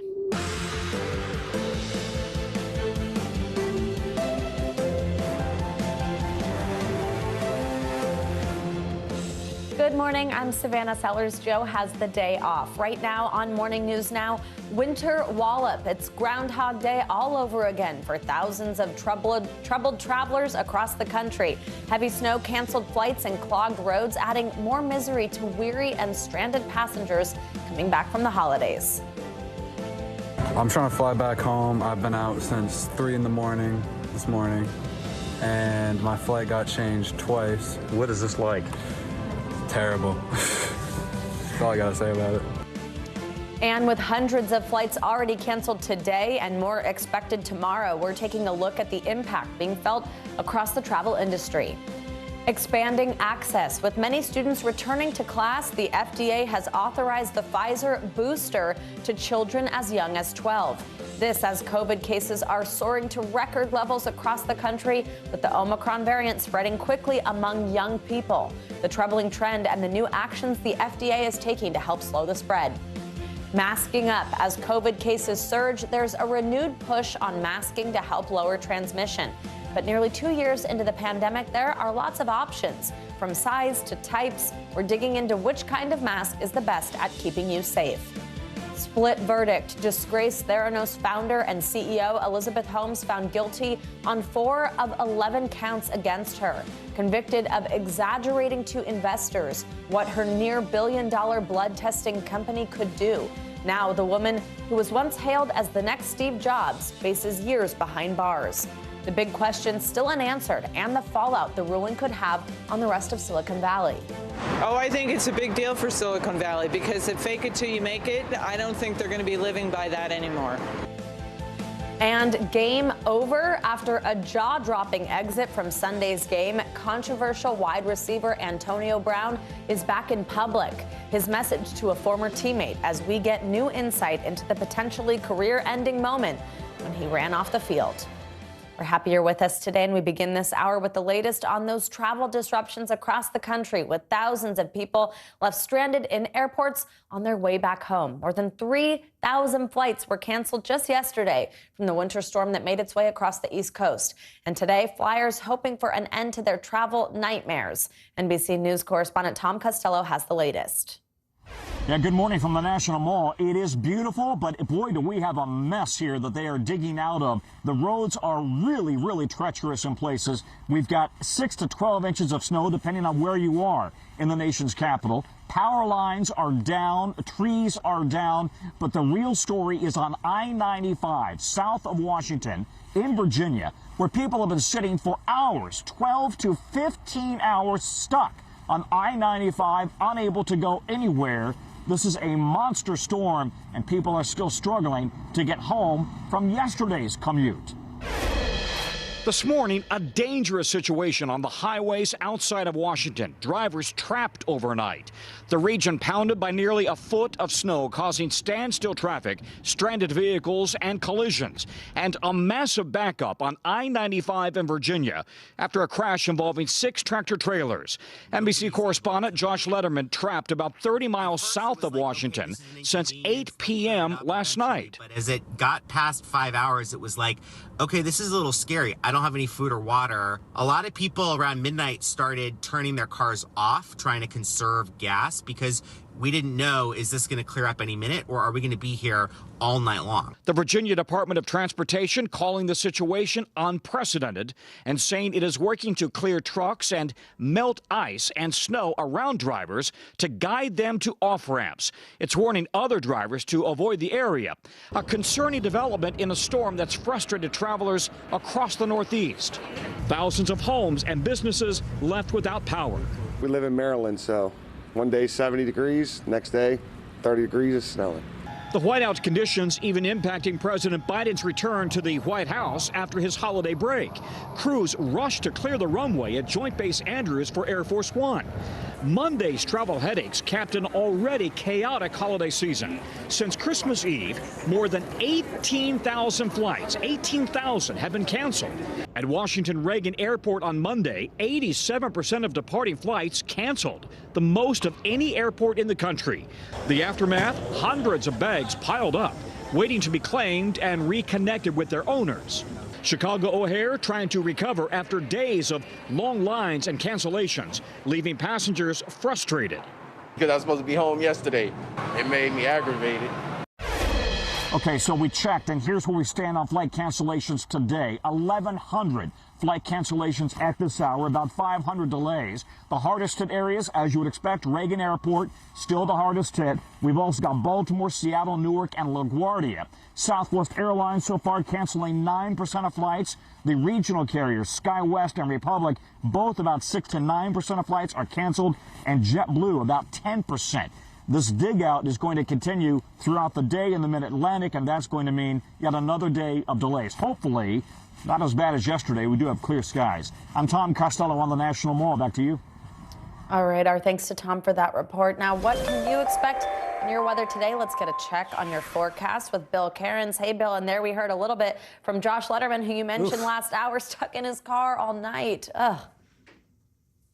Yeah, he got freed, but he was saying that he was going northbound and that got freed up. But he said there's still cars still stuck in the southbound lanes, too. So it's not just one isolated area. I mean, it was a large stretch of I-95 through central and northern Virginia. And they weren't alone. New Jersey got hit pretty hard. Southern New Jersey, reports of over a foot of snow near Atlantic City. Dover, Delaware, most areas of Delaware picked up at least 6 inches. Highest total I saw in Delaware was 14 inches of snow. So this was a serious snowstorm, the biggest in 3 years in this region. And what road crews are saying made it a little more difficult than the normal storm. It started as rain, so any salt that was treating the roads was washed away, and then it changed over to the heavy snow. So they're saying that's one of the reasons why the roads have been so treacherous and so icy. So the storm is gone. The sun is out. It'll be melting during the day today. So now let's take a little step back. We didn't have a lot of time to focus on this yesterday because of the storm. But this past December and the start to this winter has been incredibly warm. 88% of the lower 48 was above average for December. We had almost 6,000 record daily highs, only 373 record lows. You can notice every red dot on this map was the warmest December ever recorded. Most of Texas, Oklahoma, Louisiana, Mississippi, all the yellow dots was top 3 warmest Decembers. So pretty much almost everybody east of the Rockies and south of the northern plains. Now we're in for a winter wake-up, though. The December pattern had high pressure bringing us warm air from the Gulf of Mexico. That has changed in the wake of this storm. Now we're watching a weather pattern where the door is wide open and all that cold air from Canada is spilling down through the plains and heading to the eastern seaboard. This is what fueled our snowstorm yesterday and why it is so cold out there this morning. So what do we have to look ahead to this January? Southern half of the country still looks to be pretty mild, but it's a more typical average January pattern. It doesn't look to be too extreme anywhere. And if we get the wet weather pattern in the Great Lakes and the Tennessee Valley, that could actually be snow and ice storms, and especially the Pacific Northwest. You're getting a big storm actually today into tomorrow. So for today's forecast, it's a cold, icy start in the mid-Atlantic. The Northwest, we have rain at the lower elevations, snow at the high elevations, and then that storm will be on the move. That's the next storm we will track. It'll follow this blast of really cold air in the northern plains, so we should be looking at a good snowstorm evolving and heading to the East Coast. Savannah, the next travel nightmare out there should be Friday morning in the Northeast, possibly New York City, Boston, Providence, Hartford, and maybe even Washington, D.C. again. So keep that in mind for any of your week ahead plans on Friday, especially in the morning. Yes, on Friday, it's a good day for me to remember gloves, unlike today, even though it's freezing today, but I got you. Thanks for the heads up, Bill. Okay. All right, turning now to alarming new data on pediatric hospitalization rates. The Omicron variant may not cause cases as severe as Delta, but the quick rise in cases is leading to more kids who are becoming seriously ill. According to NBC News data, child hospitalizations are up nearly 78% in just the last 2 weeks, bringing the average daily case count to just over 3,000. NBC News correspondent Stephanie Goss joins us now from New York. Hi, Steph. Good morning. Hey, Savannah, good morning. You know, across the country, most students are back in in-person classes, but new numbers from the American Academy of Pediatrics show just how fast case numbers of COVID are rising among children. In the week leading up to Christmas, pediatric COVID cases reached nearly 200,000. But troubling new numbers from the American Academy of Pediatrics show an even more dramatic statistic. The very next week, a 60% jump in cases of children getting COVID, more than 300,000. I simply have never seen anything like what we're experiencing now. According to an NBC tally, the case numbers are leading to record hospitalizations of children with COVID in 9 different states. And while some of those children are being treated for other conditions when they test positive, doctors say a significant number are getting serious cases of COVID. COVID, in a very short period of time, has become one of the leading medical causes of death for children in this country. So I think it's about time that we stopped downplaying the significance of COVID for children. At the Texas Children's Hospital, there were 0 pediatric cases when December began. Now there are 70. Today's hospitalization numbers have surpassed our peak of patients during the recent Delta surge. The problem, say health experts, low vaccination rates for young children. We are beginning to vaccinate our 5 to 11-year-olds, but when you look at who's been in the hospital, it's actually those 5 to 11-year-olds who have not yet received the vaccine. As the Omicron variant has surged in recent weeks, the FDA authorized Pfizer boosters for children ages 12 to 15 and third doses for those 5 to 11 with compromised immune systems. Some parents hopeful the extra dose of protection will help their kids stay in school. I just would like it if everybody felt confident in the booster and all the kids got vaccinated, because then I think, you know, I don't only want my kids to be safe. Another semester of uncertainty for school children, with families facing difficult choices in the weeks ahead. Later today, President Biden will be meeting with his COVID response team to talk about some of the numbers and resources that are out there for COVID. He's expected to address the nation shortly thereafter. Savannah? All right, Stephanie Gosk, thank you so much. And let's now bring in Dr. Scott Hadlen for more on this. He's the chief of adolescent medicine at Mass General Hospital for Children. Dr. Hadlen, good morning. Thanks for joining us today. So let's start with these booster shots for younger kids authorized by the CDC. So how quickly would boosters start to have an impact on this larger hospitalization rate that we're seeing among kids? And what will this mean for COVID as it spreads inside schools? Well, boosters are going to be a key intervention. All of the data we have available right now, mostly from adults, because they're the ones that have been boosted mostly to date, suggest to us that when young people are boosted, they're less likely to pass on COVID, or in this case, Omicron, to other people. And so boosters are going to be a key intervention as we head into the winter, spring, and try to do everything we can to keep people in school. The more people that get vaccinated and boosted, the less likely we are to have these outbreaks. So, Doctor, we just heard there in my colleague Stephanie's piece about this low vaccination rate among those younger kids, 5 to 11, who are not authorized to get booster shots, but who are authorized to get vaccinated, being who they're really seeing turn up in these hospitals. Of course, parents are nervous about their kids. They care for their kids. They love their kids. They might just be concerned. What would you tell a parent who has not yet vaccinated their 5 to 11-year-old? I would say a couple of things. The first thing I would say is this is exactly what pediatricians like me are around to do, to help families who are trying to navigate these decisions for themselves, for their children, for their loved ones. So talk to us. We're here to answer questions.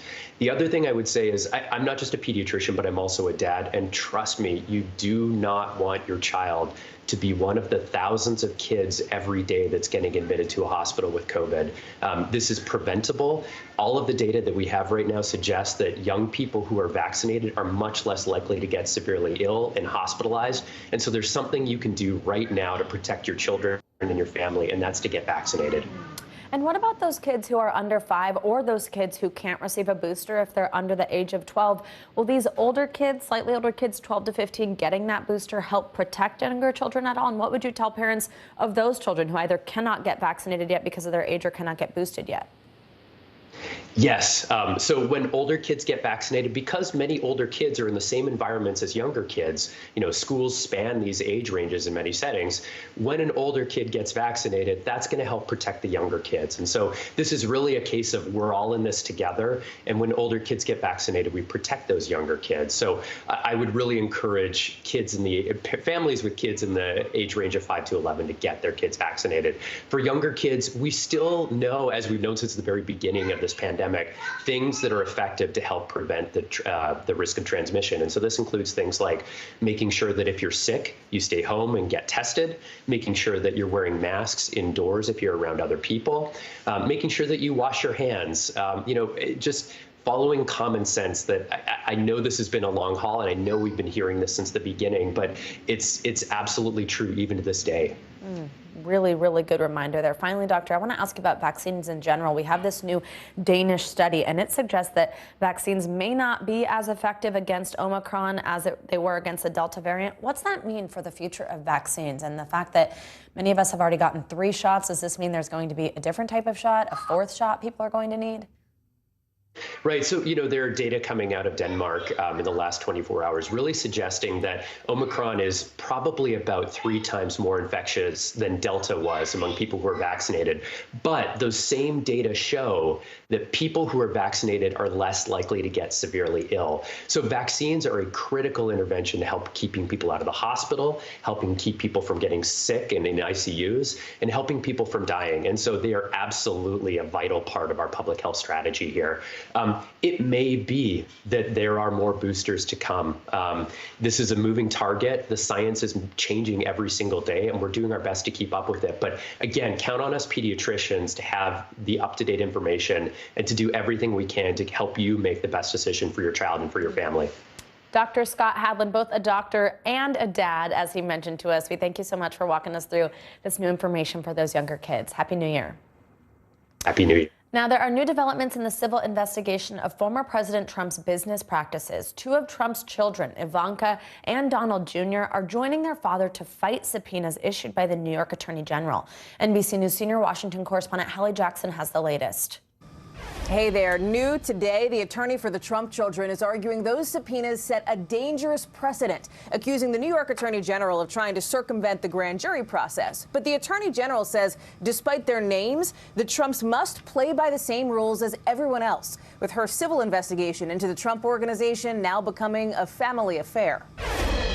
Overnight, the newest move from Donald Trump Jr. and Ivanka Trump, asking a judge to quash subpoenas against them, with both under new scrutiny now from New York's Attorney General Letitia James. She's issuing subpoenas for documents and testimony from the former president's children as part of a civil tax fraud investigation into the Trump Organization's business practices and whether the company inflated the value of assets for tax breaks and loans. The New York AG also wants to question the former president under oath. Mr. Trump's other son, Eric, has already been deposed in the case, meeting with investigators in October of 2020. The former president sued the New York Attorney General last month to try to shut down that civil investigation, accusing James of a political witch hunt. But James pledging to press ahead, tweeting, "Over 2 years of delay tactics won't stop our investigation because no one is above the law." The former president's children have played key roles in their father's business for decades. And when Mr. Trump became president, he installed Ivanka as a top White House advisor, turning over control of the Trump Organization to his sons. My two sons, who are right here, Don and Eric, are going to be running the company. Legal experts say the Trumps may have no choice but to comply. I think filing this motion indicates that they're not going to be cooperative, that they're going to fight tooth and nail every chance they get. But I think ultimately a judge will order them to sit for the depositions. Keep in mind, the New York Attorney General has also been assisting with a separate criminal, not civil investigation into the former president's company. The Manhattan District Attorney, remember, charged the Trump Organization and its chief financial officer with tax fraud last year. Both have pleaded not guilty. Mr. Trump and his children have not been accused of any wrongdoing in that case. Back to you. All right, Hallie Jackson, thanks so much. And coming up, guilty of defrauding investors. The woman who was supposed to be the future of Silicon Valley now facing decades behind bars. Her shocking fall from grace and the far-reaching implications of the verdict. And major new developments in the sexual assault lawsuit against Prince Andrew. The documents that could cause the case against the British royal to be dismissed after the break.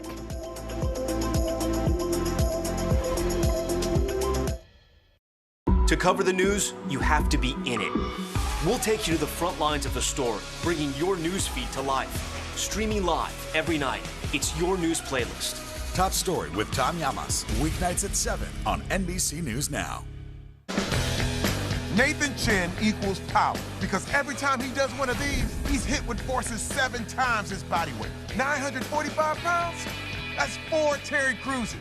See? Power. This is a very different kind of program. We're here to start conversation about the big things happening in our world. Professor, I'm not asking you to predict the future, but what do we think that the new normal is going to be? Is part of this that everyone's rethinking their jobs during this pandemic and their relationship to their employers? What is your biggest tip for any parent who's concerned about this? It's not my job to tell you what to think. My job is to think about what you tell me. Now Tonight with Joshua Johnson, streaming weeknights at 8 on NBC News Now. What are you doing for teachers who feel that they're being stretched too thin? Did you understand how prevalent hunger was in your own community?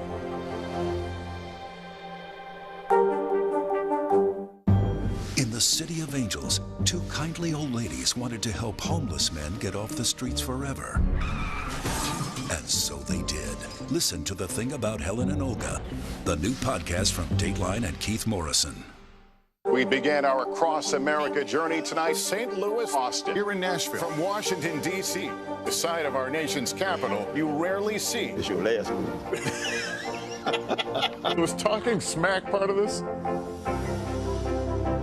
What are you doing for teachers who feel that they're being stretched too thin? Did you understand how prevalent hunger was in your own community?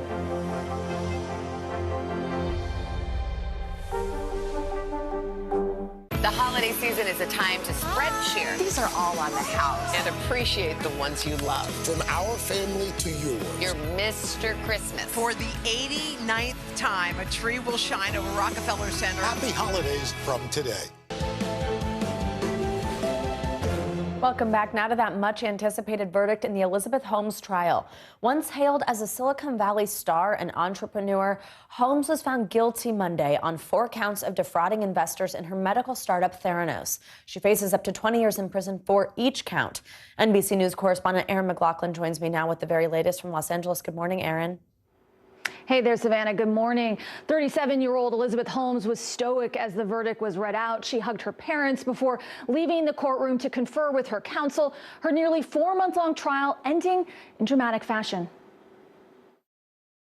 Elizabeth Holmes, once celebrated as the youngest self-made female billionaire in the world, left court a convicted felon, clutching the hands of her parents and husband. Late Monday, a jury found her guilty of 4 fraud-related counts for conning some of her investors into believing her blood testing startup Theranos could perform hundreds of diagnostic tests for everything from cancer to HIV to pregnancy with just the prick of a finger. Some of the world's most powerful invested close to $1 billion in Holmes's company, including the family of former Secretary of Education Betsy DeVos. Prosecutors allege Holmes also duped patients who testified they received faulty blood test results, including one woman who said she wrongly was told she was miscarrying her baby. But the jury found Holmes not guilty on multiple counts of defrauding patients. You all are part of something that is going to change our world. What higher purpose is there?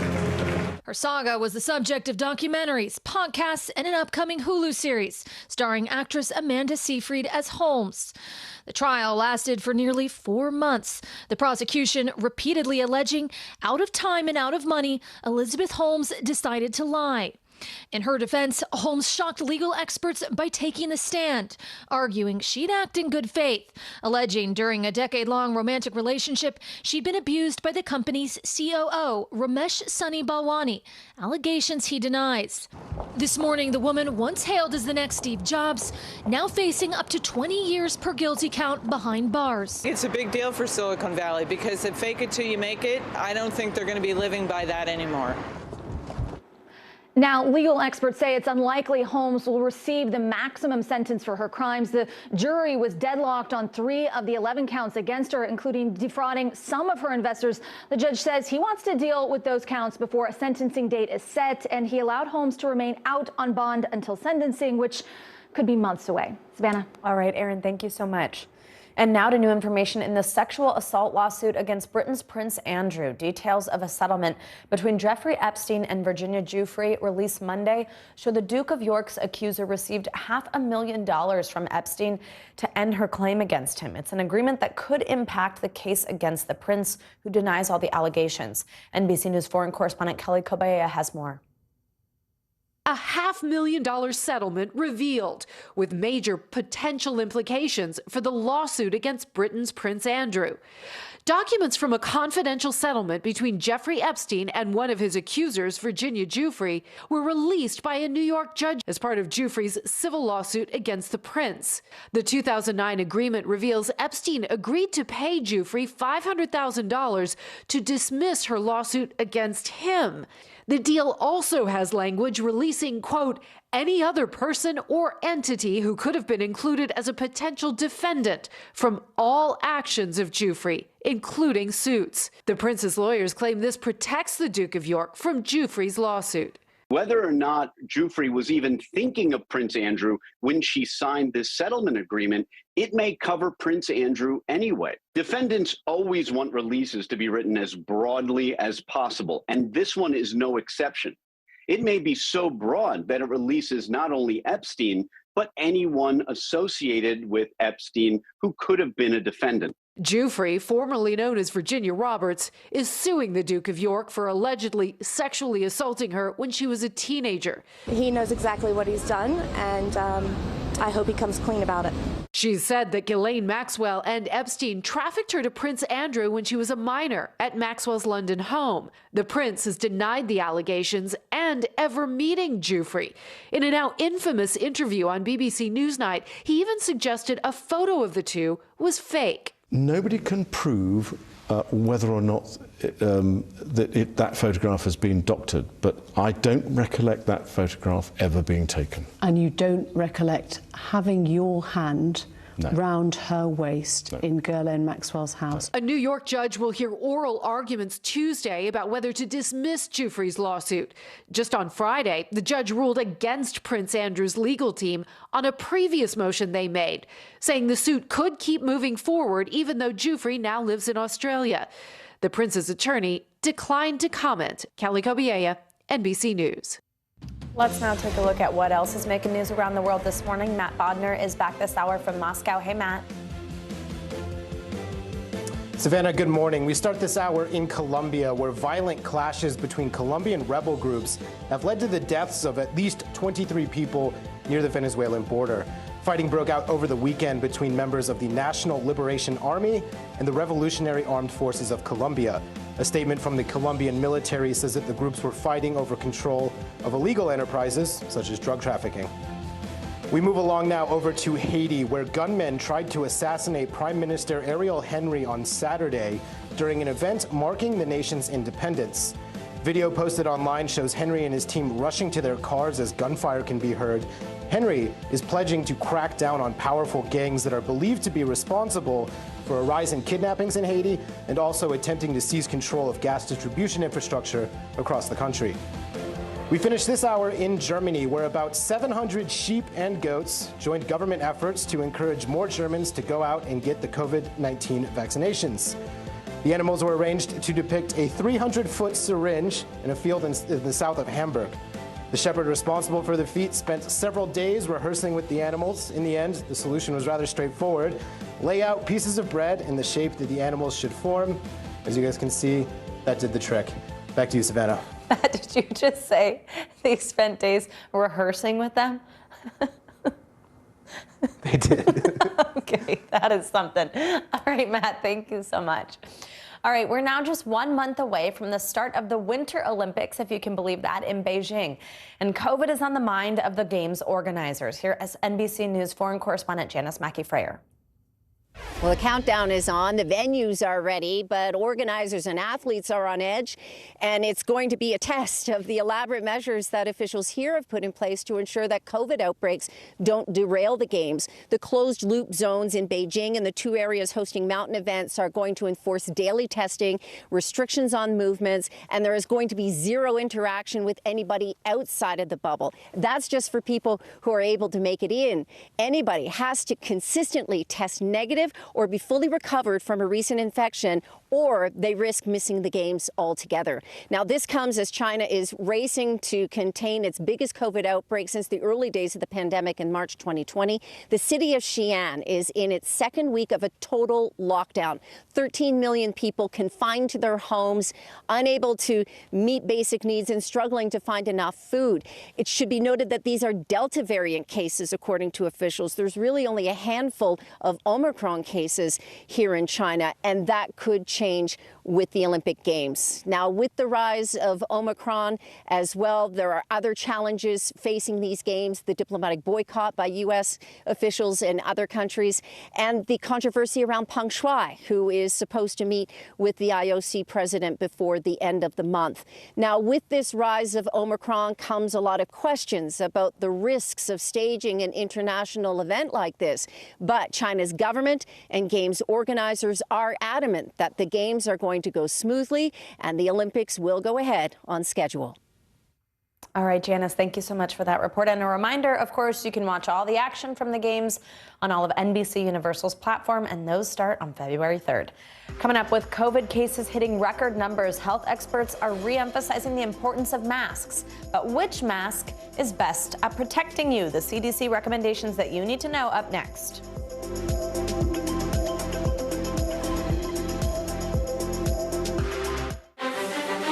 Is this an issue about guns, or is this an issue about social justice? This supply chain issue has been a problem for months. Do you concur that this is going to get worse before it gets better? The question is, are you now more open to packing the court? If it's Sunday, it's Meet the Press. Let's go. This is a critical choke point for this fire.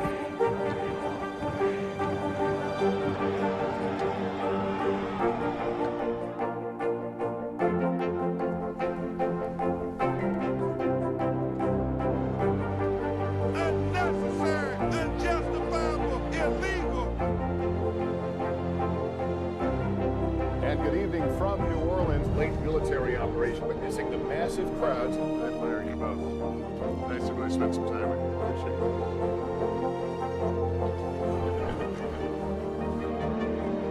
At any moment now.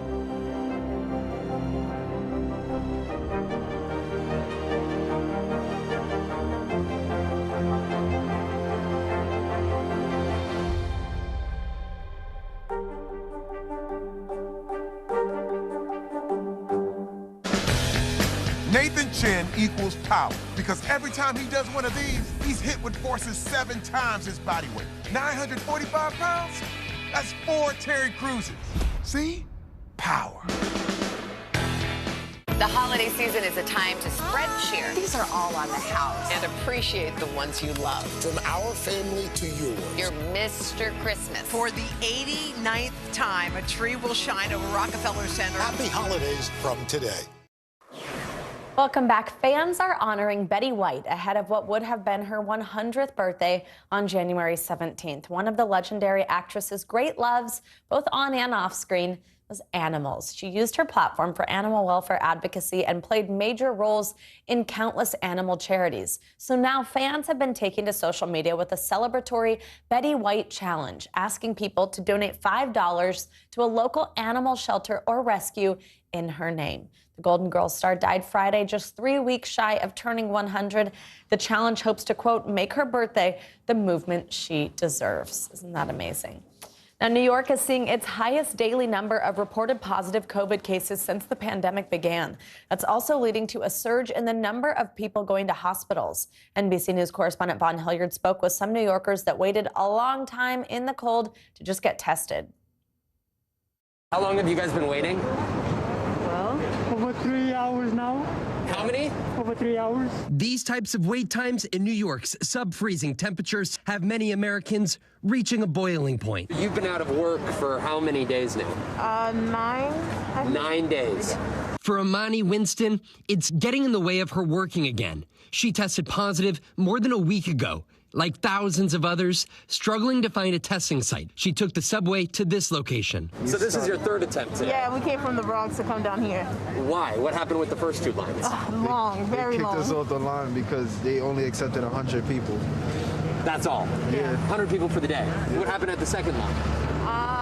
We did it, but we need a rapid one. The difficulty with so many of these testing sites is just how long it takes to get those results back. Here at this Manhattan one, and it's now up to 130 hours. That's 5.5 days. When's your flight?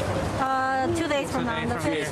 So you hope to have your PCR back? Yeah, we hope to have our PCR back before then. Autumn and Victor came to this clinic trying to get a test back so they can fly home to Puerto Rico. So 5 hours later, you guys are now in another line. Yeah. Yep. In the past week, the U.S. averaged more than 400,000 new daily COVID infections, a record for the entire pandemic, despite these slow, massive lines. Here in New York, the state recording its highest one-day tally since the pandemic, with over 85,000 positive cases. Just how much may we be undercounting the number of positive cases? This time with Omicron, because it's so easy to give and get, we think we could be missing anywhere from 70 to 90% of infections, depending on what region of the country you're in. The long lines and long waits for PCR test results, pushing many to turn to at-home kits. I've waited in that line before. It's not very quick, but I get a more accurate test result though. And so you're willing to exchange a more accurate test result in order to not wait in that line, is essentially what you're telling me. Yeah. But most of the at-home results are not being officially recorded. How many of these at-home tests are even being reported back to the government? We think anywhere near 50% could not be reported, maybe even higher, but it's a lot. And that's what accounts for, I think, the undercounting in Omicron. The virus leaving families in the dead of winter waiting for answers. We're just waiting to get tested finally. All right, our thanks to Von Hilliard for that report. Now, masking up has, of course, been one of the key factors in protecting yourself and others from the virus. And now there's a renewed emphasis on getting people to wear them as we experience this surge. But do you have the information you need to choose the best kind? Well, if not, senior consumer investigative correspondent Vicki Nguyen will help you out. She joins me now with a refresher. Vicki, good morning. Great to see you. So walk us through the different type of masks that are available and which are most effective at stopping the spread of COVID. What should people be reaching for at this point in the pandemic? Hey, good morning, Savannah, and Happy New Year to you. Can you believe it's 2022 and we're still talking about things we were talking about in 2020? All right, 3 categories of masks that the CDC and public health experts want you to pay attention to. The first, the cloth mask. You're familiar with it. You want to make sure it has at least 2 layers of high-quality material, and some masks actually have a pocket here where you can insert a filter. That is a good idea if you're using a cloth mask. However, a lot of public health officials are requesting that people upgrade their masks to at least a surgical mask, which provides more effectiveness and more protection against Omicron, as we're seeing it spreading so much, and because it's evading vaccines. They say really the gold standard, and something you should consider because now they're more readily available, the KN95 or the N95. There was concern a couple years ago about reserving these for healthcare workers and frontline workers, but now they're being manufactured, they're easy to get, and if you are in crowded indoor spaces, or even if you're outside and you can't socially distance from others, consider getting one of these masks. They filter out 95% of particles, including the the droplets that carry the coronavirus. Savannah? All right, so Vicki, what are the best places then to find these masks? Like, for example, if you're looking for an N95, KN95, how do you make sure you're not getting scammed? Do you order them on the internet? Other places you should go? Tell us how to get them. Really important. And the CDC has actually updated its website to let you know which masks are effective and to link to retailers like Target, like Amazon, to find those specific masks. I'm going to put that on my social media because it is a very difficult site within the CDC.gov website to find. However, I would also say that you should buy directly from mask manufacturers. Some people are concerned about counterfeit masks, fraudulent masks coming over from overseas. So there are 3M, Honeywell, Indiana Face Masks. There are U.S.-based mask makers that now sell directly to consumers. And even 3M has launched its own hotline so that you can report fraud or counterfeit or price gouging. And if you do encounter that, you can certainly report it to your state attorney general. The last tip there is to make sure you buy with a credit card that has fraud protection. In case you get a mask and it's not what you paid for, you will get your money back. But absolutely look for reputable sources. Absolutely. Vicki, finally, what about kids? What are the latest recommendations for kids' masks, especially as we see surges in schools? You know what? We consulted with Dr. John Torres, one of Morning News Now favorites, and he said, of course, the N95 and the KN95 are the best for kids as well as adults, but they have to fit very snugly, and that can be tough for kids to wear. They're not the most comfortable to wear all day, and it can be hard to find an N95 in a small enough size to fit snugly on your child's face over their nose and mouth. So the next best option, a surgical mask that is kid size, and keep in mind, look at the difference between an adult surgical mask and a kid's one. This is what you want because that's really what's going to fit snugly and make sure there's no gaps over their nose or their cheek. Put one of these on first, then layer a cotton mask over it, a 2-layer cloth mask. That is the next best option to a KN95 or an N95. If you can't get them to wear that, then this mask alone, and Dr. Torres says the least best is just a plain cloth mask, 2 layers, but it is certainly better than nothing. Savannah? Absolutely. Oh, and you're right about the size difference. So important. It's so cute that it's smaller. All right, Vicki, let's all mask up so then you can be back here on set with me because I miss seeing you. Thank you so much. All right, bye. Today marks the end of an era for the BlackBerry. The phone will no longer be able to function on cellular networks. Starting today, coming up, the legacy of this once popular phone and what people should do if they still have their hands on one. That's up next.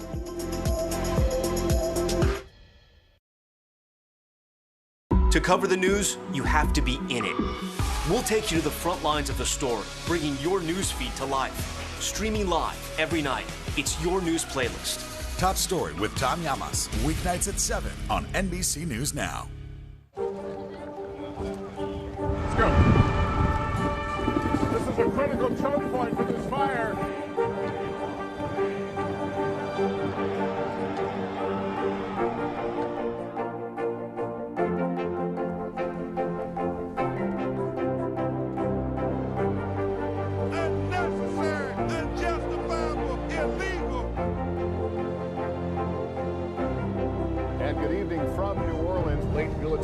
inauguration. Witnessing the massive crowds. I admire you both.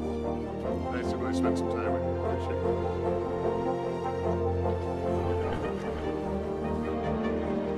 At any moment now.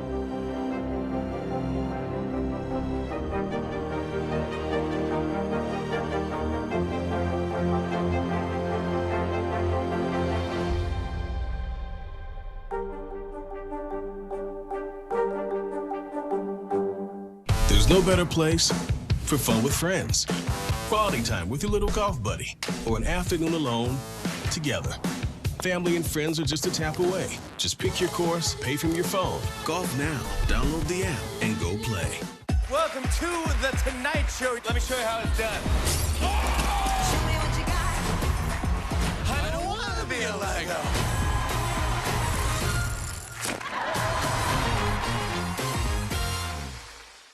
Good morning, I'm Joe Fryer. And I'm Savannah Sellers. Another giant leap for mankind. They want folks to shelter in place until this storm pushes through. This new travel requirement, is it possible we're going to see tighter restrictions? Morning News Now, streaming weekdays at 7.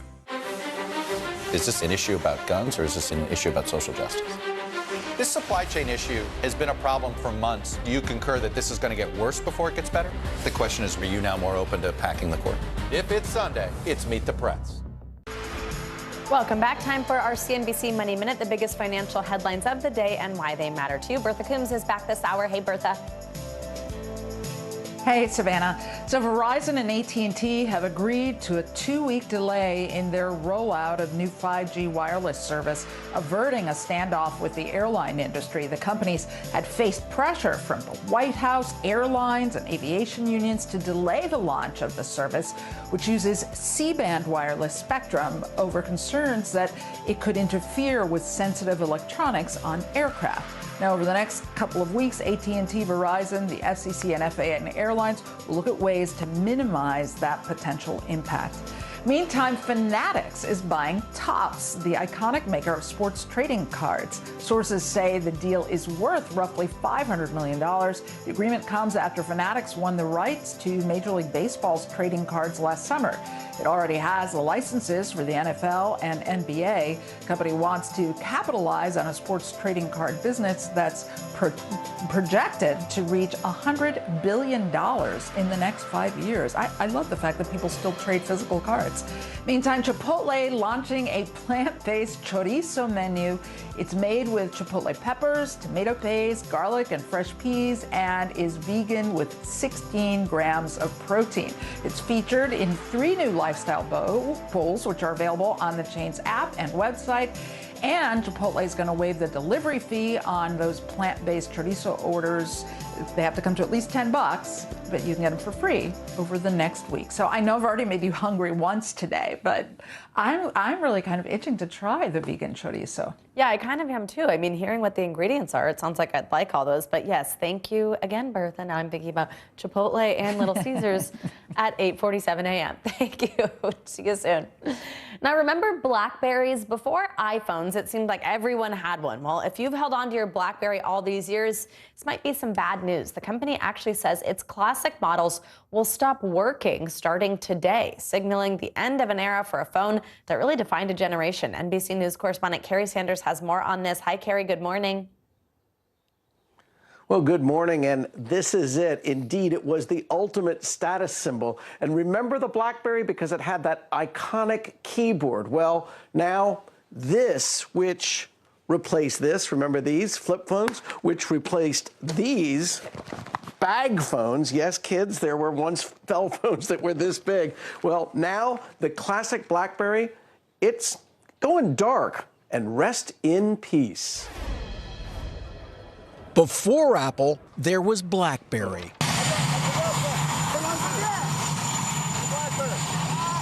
From presidents and politicians to celebrities and CEOs, the phones with the signature keyboard quickly became a status symbol at the office and beyond.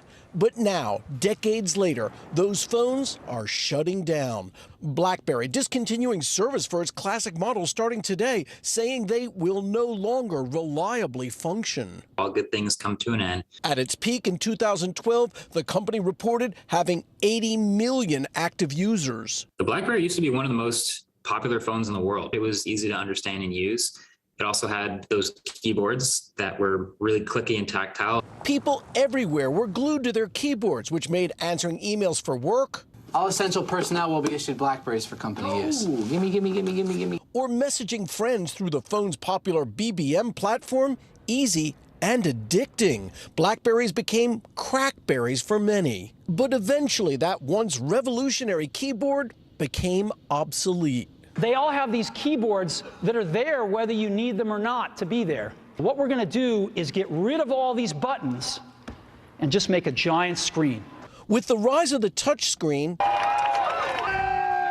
Apple's iPhone and other devices took over. And while BlackBerry tried to adapt with its own giant screen and new operating systems, the company came up short. The new BlackBerry Z10, built to keep you moving. And even some of its most famous longtime users had to move on. We are now a security software company. 60% of our revenue comes from cybersecurity. The company now focused on providing security services to governments and businesses around the world. Built to stand the test of time. As it officially pulls the plug on its old phones and finally says goodbye to a classic. BlackBerry stopped making these phones in 2016. The classic BlackBerry is the one that will stop working. If you happen to have BlackBerry Android phones, and they're apparently out there, they'll continue to work. It's important to note, if you have an Apple phone or an Android phone, you really know that if you drop it, well, the nickname is Crackle because these break so easily. But you know what? These phones, you could drop them from 20 feet. True. They still worked. They didn't crack. They didn't break. You could hammer nails with them. Savannah? So, Carrie, you had one, I'm thinking, with your knowledge of that. Is that your personal BlackBerry? I did. I remember getting it. In 2014. It was given to me by an executive at NBC just for a very short period of time during the Olympic Games in Athens. And they said, Carrie, while you're at the Games, I want you to use this and do this thing called a blog. And I go, a blog? What's a blog? And they go, type little notes about what you're seeing and where you're doing. Well, I got so addicted to this. When I came back, the executive said, okay, I need my phone back. And I go, I'm keeping it. You're not getting it back. You got to come find me to get it. And I held on to it for about 6 more months until I finally had to give it up. Carrie. Addictive. They called them crackberries for a reason. Yeah, really. Carrie, does the blog still exist? The really important question. Where can we find your blog entries? You know what? I wonder whether the Wayback Machine could find those really important notes that I put on at the Games, like, I'm lost. Which way do I go? We're digging that up for the next time you're with us. All right, Carrie Sanders, thank you so much. And coming up, a life-saving game. A woman in the stands notices a cancerous mole on a hockey team manager's neck. To be sitting so close that I could see in detail. And I'm going to look at her and say, there's the woman that saved my life. We first told you about this story yesterday. Now we'll hear from the manager and the fan about that life-saving moment and the special gift that fan is now receiving. Plus, new developments in the on-field outburst that made headlines around the country. The insight into what happened before Antonio Brown's blow-up and why his status with the team is still unclear after the break.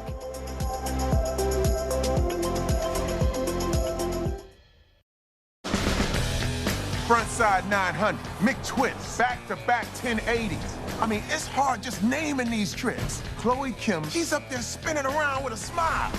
Respect. The Winter Olympics, February 3rd on NBC and Peacock. These days, it feels like the news never stops. So let's get into it. What's happening right now, what it all means for you for an hour every day. It can be hard to keep up, so let's get started together. Hallie Jackson Now, weekdays at 5 on NBC News Now.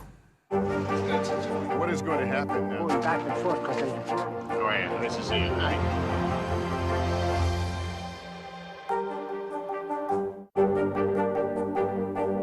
What are you doing for teachers who feel that they're being stretched too thin? Did you understand how prevalent hunger was in your own community? Wednesday, January 5th, the new season of Greed begins on CNBC. Theranos goes to trial. She was the next big thing. Sex and scandal. I had just graduated high school. He would ask me to go out for a couple drinks. Boeing's soaring greed. What caused this brand new plane to crash? Anything for money. He ran a criminal syndicate, millions of dollars. American Greed, new season starts Wednesday, January 5th on CNBC. News is happening now. A look at what's making headlines around the world. Tonight, the major announcement of the COVID vaccine. This is a significant moment. Your news, whenever it happens, wherever you are, it's here now.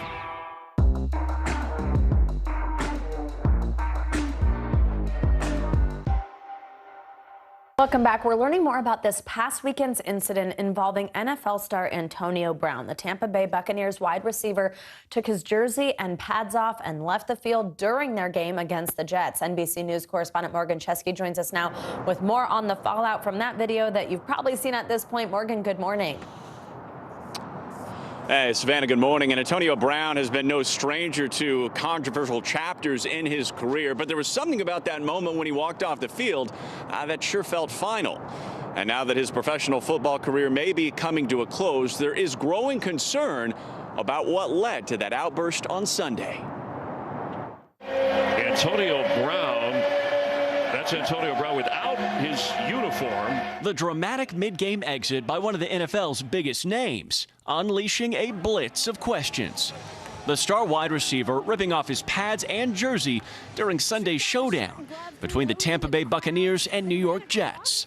On Monday, Brown seen out for the night in New York, courtside in Brooklyn at a Nets game, posting "It's a new day," and later sharing a video with rapper Fabulous. Don't disrespect that work ethic right here. Also appearing to post this video on the Cameo app Monday, not mentioning Sunday's incident, but instead supporting former Steelers teammate Ben Roethlisberger. Let's cheer him on.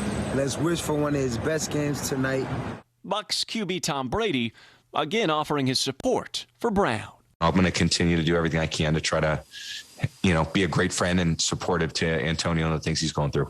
After the game Sunday, the team appearing to release Brown. He is no longer a Buck.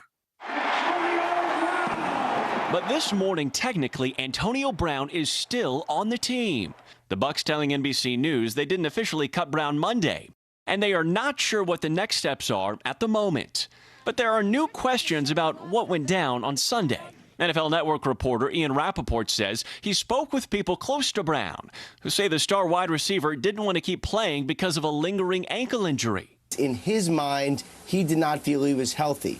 But during a press conference Monday, Bucs head coach Bruce Arians said he spoke with Brown on the sidelines shortly before his dramatic departure, and they did not discuss an injury. He was cleared to play last week, played good, cleared to play this week. We had a conversation, and he left the field, yeah. When pressed, the Bucs coach not offering much more. I wish him well. I hope if he needs help, get some. And it's very hard because I do care about him. So, Morgan, if Brown is to be released by the Buccaneers, what's next for him? Do we know? That's a good question, Savannah. Right now, we do expect some sort of punishment from the NFL for walking off the field mid-game. And if the Bucs do officially release Brown and he passes through waivers, then technically Brown is a free agent. And believe it or not, there are teams that are trying to make playoff runs that could even consider Brown as a viable option, despite everything that's already happened. Savannah? All right, Morgan Chesky, thank you so much. Now, a hockey game turned into a life-saving moment for a team manager after a fan in the stands noticed a serious medical issue. Here's NBC News correspondent Kevin Tibbles. The biggest save of the game saved a life. Watching the NHL Seattle Kraken play the Vancouver Canucks, 22-year-old Nadia Popovich spotted something suspicious on Canucks equipment manager Red Hamilton's neck. I was so lucky to be sitting so close that I could see in detail his mole, and I noticed that it was discolored, it was raised. Nadia, a future med student, had to warn him to see a doctor, so she crafted a message on her phone. I knocked really hard and I pointed and I kind of smiled to make it seem like I was friendly. And then he stood up and looked at it, read it for a second, and then walked away. I glanced at it. I acknowledged that I saw it, but I just kept going. I did not know there was a mole on my neck. Red may have been skeptical, but he took her advice, and it was cancerous melanoma. Did the doctor say what would have happened had you never noticed it? He said if you had left that in your body for 5 years, you probably wouldn't be here. Then the search to say thank you began, and Nadia and Red had a reunion. Nadia, the Kraken, and the Canucks cannot thank you enough. She was given a standing O the next time the Canucks and Kraken met. The two teams even came together, creating a $10,000 scholarship to help with Nadia's studies.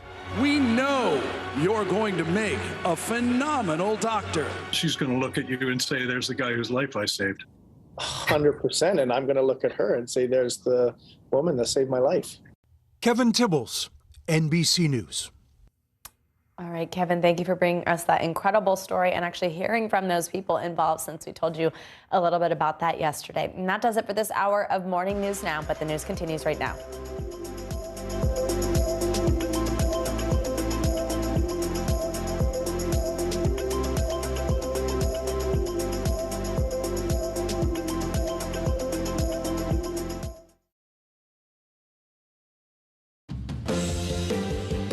On NBC News Now, snowbound. A powerful winter storm pummeled the mid-Atlantic. Flights grounded, drivers stranded, and communities digging out. The travel nightmare and the impact it's still having on millions of Americans. Children at risk. Alarming new numbers showing COVID cases surging among the youngest and the most vulnerable. We'll talk with the superintendent of one of the nation's largest school districts about what it's doing to keep kids safe. Guilty as charged. Elizabeth Holmes, once the toast of Silicon Valley, now a convicted felon. The potential sentence the former Theranos CEO faces for conning investors. And dramatic exit. New details emerging about NFL star Antonio Brown's bizarre meltdown, what it could mean for the future of his football career.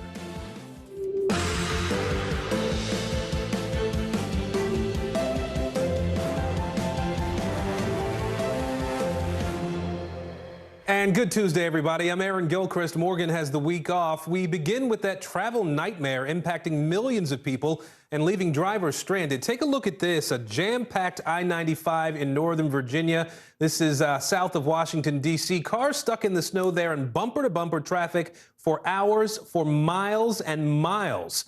Some areas saw 6 to 12 inches of snow and ice, leaving crews scrambling to clear the roads. You start asking yourself, am I going to be here all night long? Am I going to sleep in my car? Should I turn my car off? We started to see a lot of drivers turning their cars off to conserve gas, people running out of food and water. Now, even state leaders ended up getting stuck. Virginia Senator Tim Kaine tweeting this morning that he'd been on the road for more than 20 hours, making what should have been a 2-hour trip from Richmond. Emergency crews have been working around the clock to make sure drivers who are stuck in the dangerously cold weather are okay. Thousands of crashes have been reported and many homes are without power.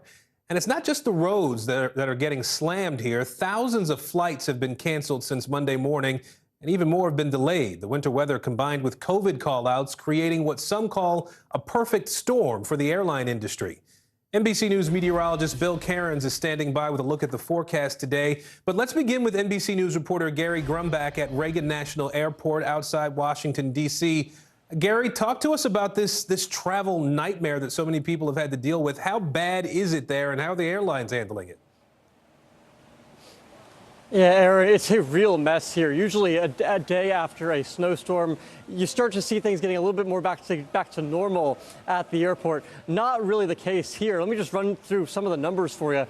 More than 1,200 flights have been canceled nationwide already today. More than 1,200 flights have been delayed nationwide already today. And yesterday, that's on top of what we saw with 88% of flights being canceled here at DCA, in large part due to the snowstorm. They're trying to make that up. But today, we're at already already 20% of flights canceled just for today at DCA alone. And you're adding on top of all of that the COVID aspect of all of this. TSA is being really impacted by COVID. Almost 5% of their workforce nationwide is out. Almost 2,800 people are out. And TSA is an organization that doesn't exactly have reserves sitting around ready to come help. So they're an organization that is really in need. And there's some of our frontline workers there. There's a lot of frustration mounting. Here's what an airline advocate had to say.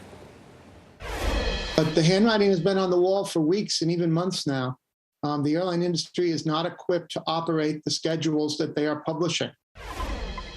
Airlines also have not prepared as well as they could have, particularly in the light of a $58 billion taxpayer bailout that was specifically designed to keep staffing up to speed. There has been staff cutting over the last year and a half since COVID started, which is exactly what Congress said that the airline industry should not be doing. So the best advice from travel officials, check to see if the plane you're planning on getting on has left where it's coming from before you leave for the airport. That is a good way to see if your plane is going to be delayed or not. Aaron? Gary, I know you talked to some travelers too. What are they telling you?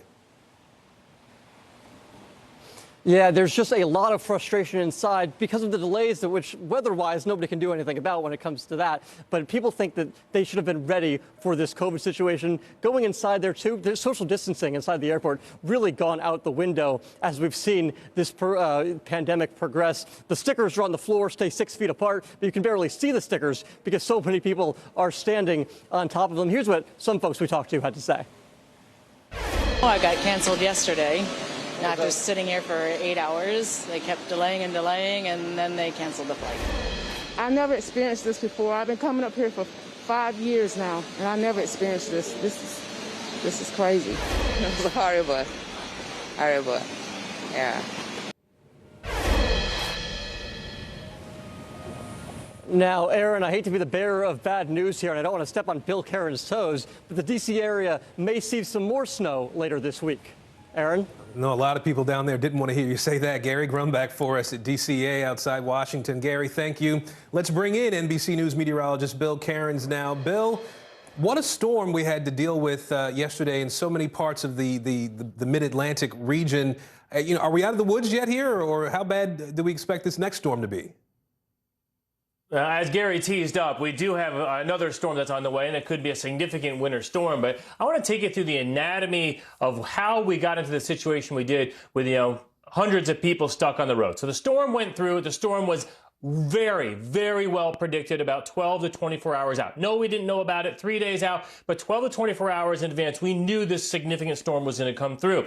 And the temperatures are still very cold where it snowed. Look at Fredericksburg, who had the most snow. That's where the Interstate I-95 had been closed. It's still only 27 degrees. So it got very cold last night. So what happened is they salted and treated the roads. Then it rained, so that washed the salt away. And then the snow came in. So the snow pretty much fell on untreated roads. And then they plowed a little bit, and then it froze after the sun set, and all the slush turned to ice. And that's when all these accidents happened, and that's when the highway turned into a disaster. Really, the only way to avoid what happened last night with all the people getting stuck was to close the interstate. And, that would be debated whether they should have known with a storm of this magnitude coming to the region that they should have preemptively closed the highway, knowing that this much snow was going to come into an area that doesn't typically get a ton of snow. So here's the highest snowfall totals per state. Huntingtontown, Maryland was the highest, 15 inches of snow. Glendive, Virginia, 14. Even southern New Jersey had 14 inches of snow. The mountains in North Carolina, almost a foot. And as far as some of our big cities went, D.C. at Reagan had almost 7 inches of snow. Look at Atlantic City at 12.7, and Fredericksburg was right around 14 inches. That's where all the cars pileups were. That's where Interstate and I-95 was shut down and closed overnight, and so many people were stuck. So what about this next storm? We don't have to worry about it today. Tomorrow it moves into the plains as a pretty weak storm. But then Thursday, this storm gets stronger and then heads to the East Coast and could turn into a nor'easter type storm as we head from Thursday night into Friday. Now, how much snow we're going to get, we'll still debate that over the next 3 days. But from D.C. to Philly, this could be the first significant snow of the year. From New York to Hartford, Providence, and Boston. Yes, those areas haven't had any big snows yet. So that's what we'll wait and see. This is our American GFS forecast model. I set it to how much snow is going to fall over the next 5 days for all of the lower 48. You notice that the northern portions of the U.S. right along the Canadian border will get a lot of snow. Then this next storm, which is now over the northwest, comes down through the Rockies. Pretty significant snow there in Wyoming, just a little bit of snow near Kansas City and St. Louis. And then as the storm gets stronger, this could be another significant snow event. Kentucky, watch out. This will be Thursday for you, Thursday night into West Virginia, and then Thursday night into Friday morning, Aaron, areas of southern New England. So the bottom line is we got 3 days to watch this next storm. But my heads up to anyone, if you have flight plans or travel plans driving in I-95 corridor from Boston to D.C. Friday morning, it's going to be extremely difficult. And you may want to think about, starting to change your plans around, either maybe go Saturday or Thursday evening if you can get out before the snow starts. All right, meteorologist Bill Cairns today. Bill, thanks. Let's turn to the pandemic now, where the U.S. has set a new record for daily COVID infections. More than 1 million people tested positive for the virus on Monday alone. Now, it's important to note that number includes a combination of daily testing and holiday testing backlogs. More than 5 million cases have been reported in just the last 2 weeks. The situation becoming even more dire among children. Pediatric hospital admissions have hit records in 9 states. As a result, many schools have been forced to return to virtual learning. We have a lot of other COVID news to dig into at this hour. Let's begin with NBC News correspondent Vaughn Hilliard. He's following the COVID testing challenges that we're seeing here in New York City. Vaughn, bring us up to speed. Good morning, Aaron. You go anywhere across this city, and for weeks now you have seen long lines, folks waiting for hours. Wait, 1 second here. How long have you been waiting here, you were telling me? Hi, 2 hour whole line. 2 hours you've been waiting in this line. It's about 25 degrees here, Aaron. And again, if you go from Queens to the Bronx to here in Manhattan, you're going to be hearing similar stories. How long have you guys been waiting? Well, over 3 hours now. How many? Over 3 hours. These types of wait times in New York's sub-freezing temperatures today have many Americans reaching a boiling point. You've been out of work for how many days now? 9. 9 days. For Amani Winston, it's getting in the way of her working again. She tested positive more than a week ago. Like thousands of others, struggling to find a testing site, she took the subway to this location. So this is your third attempt today? Yeah, we came from the Bronx to come down here. Why? What happened with the first 2 lines? Long, very long. They kicked us off the line because they only accepted 100 people. That's all? Yeah. 100 people for the day. What happened at the second line? We did it, but we need a rapid one. The difficulty with so many of these testing sites is just how long it takes to get those results back. Here at this Manhattan one, and it's now up to 130 hours. That's 5.5 days. When's your flight? 2 days from now. On the 5th. So you hope to have your PCR back? Yeah, we hope to have our PCR back before then. Autumn-Maries and Victor came to this clinic trying to get a test back so they can fly home to Puerto Rico. So 5 hours later, you guys are now in another line. Yeah. Yep. In the past week, the U.S. averaged more than 400,000 new daily COVID infections, a record for the entire pandemic, despite these slow, massive lines. Here in New York, the state recording its highest one-day tally since the pandemic, with over 85,000 positive cases. Just how much may we be undercounting the number of positive cases? This time with Omicron, because it's so easy to give and get, we think we could be missing anywhere from 70 to 90% of infections, depending on what region of the country you're in. The long lines and long waits for PCR test results pushing many to turn to at-home kits. I've waited in that line before. It's not very quick, but they get a more accurate test result though. And so you're willing to exchange a more accurate test result in order to not wait in that line, is essentially what you're telling me. Yeah. But most of the at-home results are not being officially recorded. How many of these at-home tests are even being reported back to the government? We think anywhere near 50% could not be reported, maybe even higher, but it's a lot. And that's what accounts for, I think, the undercounting in Omicron. The virus leaving families in the dead of winter waiting for answers. We're just waiting to get tested finally. Aaron, that's where you hear Dr. Patel say just the extent to which we're looking at undercounting the number of positive tests. Again, New York City, the first in the country to really get hit hard here. And the hope was that there was going to be less demand after the holiday travel. Yet look where we're at. Folks are trying to get back to school. As you heard from the one woman in our piece there, she's trying to get back to work. And you're hearing similar stories from people. They're not here in the 22-degree weather out of anything but necessity in order to try to go back to sheer functionality of life. This is the circumstance continuing here in New York City, almost 1 month in since Omicron really hit hard here. Aaron? And a lot of other places too. Vaughn Hilliard for us in New York. Thank you, Vaughn. Let's bring in Dr. Aditi Nurikar now. She is a physician at Harvard Medical School. Dr. Nurikar, let's talk a little bit about the rise in COVID infections among children in particular right now. What's your advice for parents? What can they do? What can all of us do to make sure that we keep kids as safe as possible? You know, Aaron, we've really downplayed the impact of COVID in kids, and it's a disservice to children. The American Academy of Pediatrics just last week reported 325,000 cases. We have 9 states with elevated record numbers of hospitalizations. January 2022 must be a wake-up call for parents. Only 20% of kids between the ages of 5 and 11 are vaccinated, and 60% of parents are on the fence. So the time to vaccinate your children is now. You know, I want to turn to testing too while I have you. We saw the chaos in Vaughn's piece there a second ago. What are some of the best practices we should be using for testing? If you're not able to wait in line for hours, are the at-home tests enough at this point?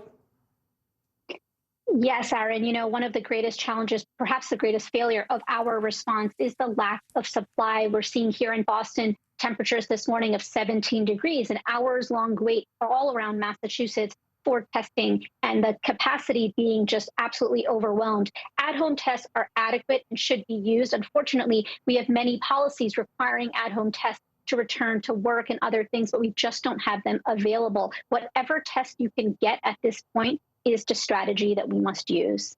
All right, Dr. Aditi Nurikar, we appreciate your perspective today. Thank you. Let's bring in NBC News correspondent Heidi Presbella now. She's following school closures and the impact the Omicron surge is having on teachers now. Heidi, what are schools looking? What are the schools that you're looking at now, and how are they handling the rise in cases? Are they ready? Yep, Aaron, you know, a lot of them were already facing critical staffing shortages, and now a number of the nation's largest are reporting up to 10% of their staff this week calling out sick. So nationwide, here's what that looks like. About 2,100 K-12 schools will close for in-person learning for at least part of this week.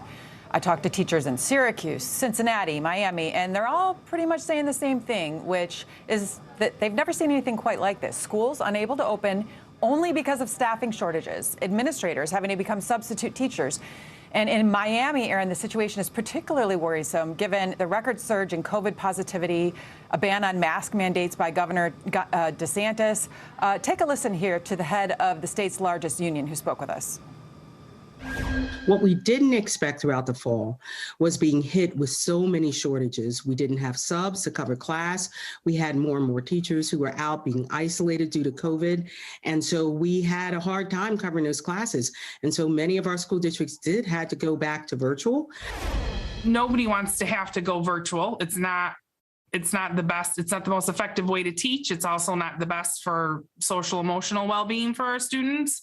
So everybody's nervous about that. If the longer kids are out of school, the harder it is for them to acclimate when they come back in. And Aaron, this is all just due to a wave off of Christmas. Officials are also expecting a New Year's spike. Heidi Presbella for us in our Washington bureau today. Heidi, thank you. President Biden is meeting with members of the White House COVID response team today, discussing the response to the Omicron outbreak. NBC News senior White House correspondent Kelly O'Donnell joins us now. Kelly, what is the administration looking at doing to try to curb this spike in cases even more? Well, good to be with you, Aaron. We expect the president will address the American people briefly after he has this chance to meet with his team, and he'll be looking at ways to address this spike related to the holidays, talk about ways to try to flood areas that need more resources. We've seen that with stepping up of federal workforce in terms of military doctors and health professionals to try to help those medical centers and hospitals that have been really swamped by the need to get more more help in their respective emergency rooms and care facilities, and also talking about testing. One of the big issues is the president has promised to be able to send tests to American homes, and we're looking forward to getting some kind of update on where does that stand. It's a big challenge for the president because the caseload has risen so dramatically. Expect him to also talk about the fact that things like getting vaccines and booster shots, and especially that being available for boosters for younger kids in the early teens, important for them to take advantage of that. So we'll be looking for anything new from the president this afternoon on what has been a problem that really dogs this administration, how to try to get this under control. Aaron?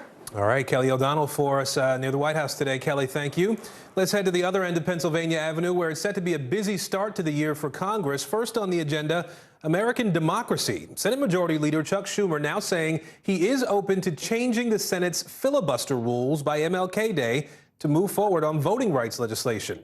Now, this comes ahead of this week's first anniversary of the Capitol riot and the growing spotlight on the committee investigating the insurrection. Let's bring in NBC News senior congressional correspondent Garrett Haake now. Garrett, what is Schumer saying about changing the filibuster? And I guess realistically, can he get all 50 Democrats on board for that?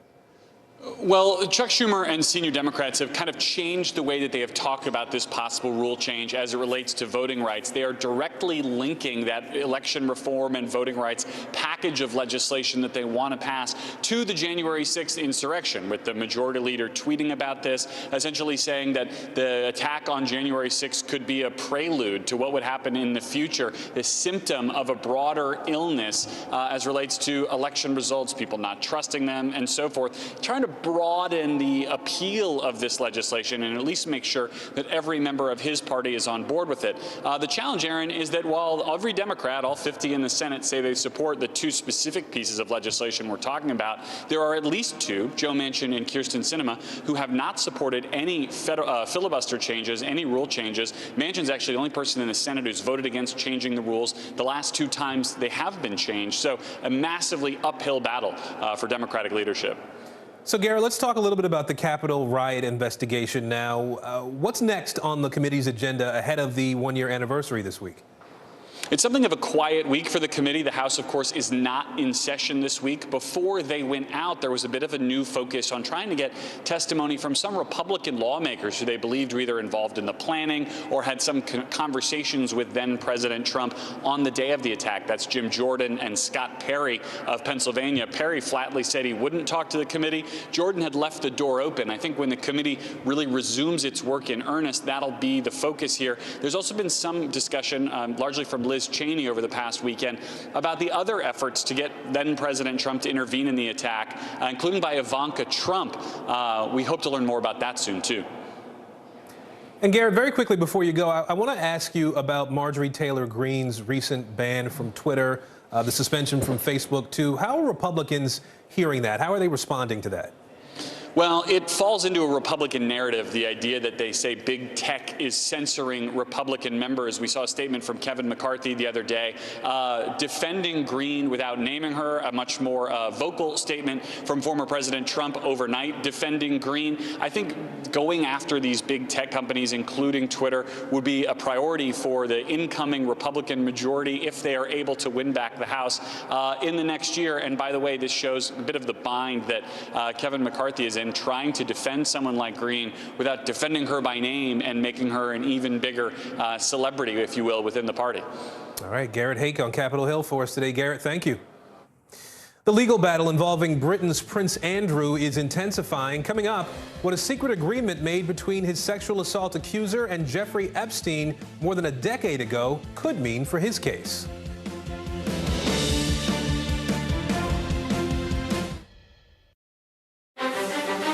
Is this an issue about guns, or is this an issue about social justice?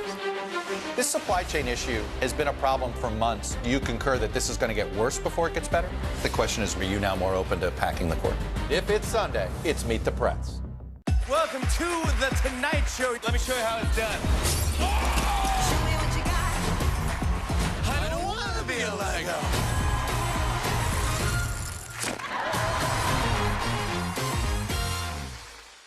These These days, it feels like the news never stops. So let's get into it. What's happening right now, what it all means for you for an hour every day. It can be hard to keep up, so let's get started together. Hallie Jackson Now, weekdays at 5 on NBC News Now. The Meet the Press Chuck Todd Cast, free wherever you get your podcasts. Michaela Schifrin, with just one more gold medal, she'll have more than any American alpine skier in history. She's climbed the mountain of this sport. Almost time to come down for more gold, Michaela. Better do it fast. Frontside 900, McTwist, back-to-back 1080s. I mean, it's hard just naming these tricks. Chloe Kim, she's up there spinning around with a smile. Respect. The Winter Olympics, February 3rd on NBC and Peacock.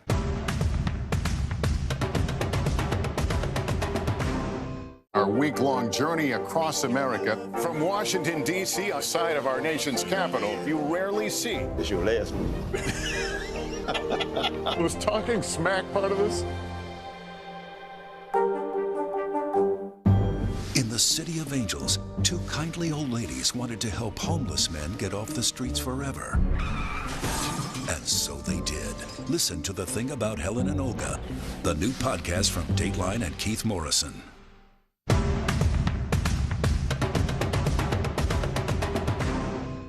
We're here to start conversations about the big things happening in our world, because it's not my job to tell you what to think.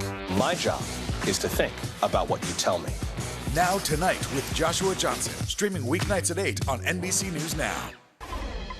Potentially promising news for the Tiger King. A federal judge has set a January 28th resentencing date for Joseph Maldonado Passage, also known as Joe Exotic, star of the Netflix series Tiger King. His convictions for a murder-for-hire plot were upheld, but an appeals court found his sentencing range had been set too high. Joe Exotic currently serving a 22-year sentence in prison for hiring a hitman to murder his rival, a big cat rescuer named Carol Baskin. Lawyers for Prince Andrew once again trying to block a civil lawsuit by accuser Virginia Giuffre. Giuffre says that when she was a teenager, Jeffrey Epstein and Ghislaine Maxwell forced her to have sex with the royal. NBC's Kelly Kobiella has more on this latest legal battle. Well, this hearing in New York today just may be Prince Andrew's best chance at walking away from these sexual assault allegations. His lawyers are arguing that a newly unsealed settlement dating back more than a decade and signed by both Giuffre and Epstein also clears the prince. This morning, a secret settlement between the late billionaire Jeffrey Epstein and his accuser Virginia Giuffre has been revealed. The newly unsealed court documents from 2009 showed Giuffre agreed to drop a sexual assault lawsuit against Epstein in exchange for $500,000. According to the court papers, Giuffre also agreed not to sue any other person or entity who could have been included as a potential defendant. Prince Andrew's lawyers are now arguing that legal language should protect the Queen's son, too, even though he's not mentioned by name in the settlement. I think this is probably his best chance of getting out, but I suspect it's not before an appeal. Giuffre, who is seen in this photo with the prince and Epstein's recently convicted confidant Ghislaine Maxwell, alleges she was forced to have sex with Prince Andrew 3 times back in 2001. He denies that it ever happened, and he's going to keep denying that it ever happened. But he knows the truth, and I know the truth. Prince Andrew has consistently denied Giuffre's allegations, saying in a now infamous BBC Newsnight interview, "I have no recollection." The Duke of York has already stepped back from royal duties, and his charities have all cut ties with him. He's been spotted out riding in Windsor, but he has no public royal role. Today's hearing may be his best chance yet to avoid a drawn-out trial, but the damage to his reputation has already been done.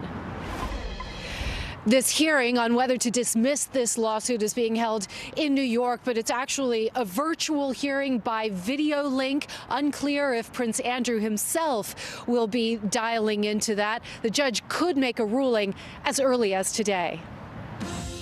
Still ahead, Theranos founder Elizabeth Holmes has been convicted of fraud. The former Silicon Valley insider, once worth billions, now facing years behind bars. Still ahead, we break down the verdict and what comes next.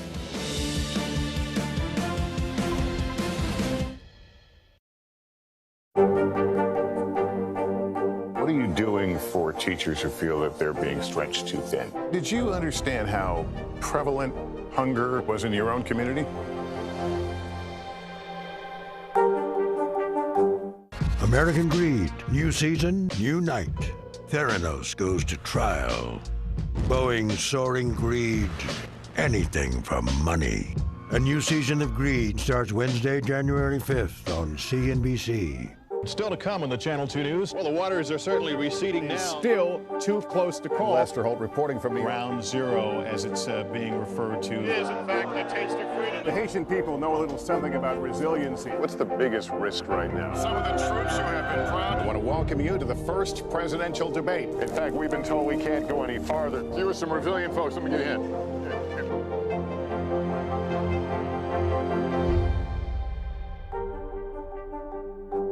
I'm Terry Crews, Team USA superfan. Shaun White, what are you trying to prove? You've already won more snowboarding golds than anyone else, ever. Maybe you're trying to prove you only get better with age, like a fine cheese or yogurt.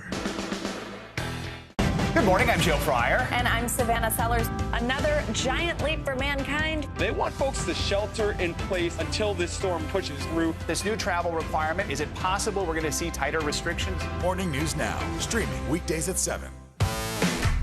There's no better place for fun with friends. Quality time with your little golf buddy. Or an afternoon alone together. With the GolfNow app, family and friends are just a tap away. Just pick your course, pay from your phone, get out and enjoy. GolfNow. Download the app and go play. We're here to start conversations about the big things happening in our world, because it's not my job to tell you what to think. My job is to think about what you tell me. Now Tonight with Joshua Johnson, streaming weeknights at 8 on NBC News Now. Making news right now in Colorado, investigators are looking for the cause of last week's devastating Marshall Fire. That fire destroyed about 1,000 buildings. It started on a red flag day, which is when weather conditions are perfect for fires to start. Investigators say that means it may be difficult to determine the exact cause of the fire. Illinois Congressman Bobby Rush says it is time to retire after 15 terms in the House. Rush says he wants to spend more time around his grandchildren. He holds the distinction of being the only lawmaker to have defeated Barack Obama in an election, which happened back in 2000. The announcement makes him the 24th congressional Democrat to retire ahead of the 2022 midterms. And could you be the next Powerball winner? Okay, it's not likely, but the jackpot has soared to $575 million. The next drawing set for tomorrow night. The last Powerball jackpot was awarded in October. The winner walked away with almost $700 million.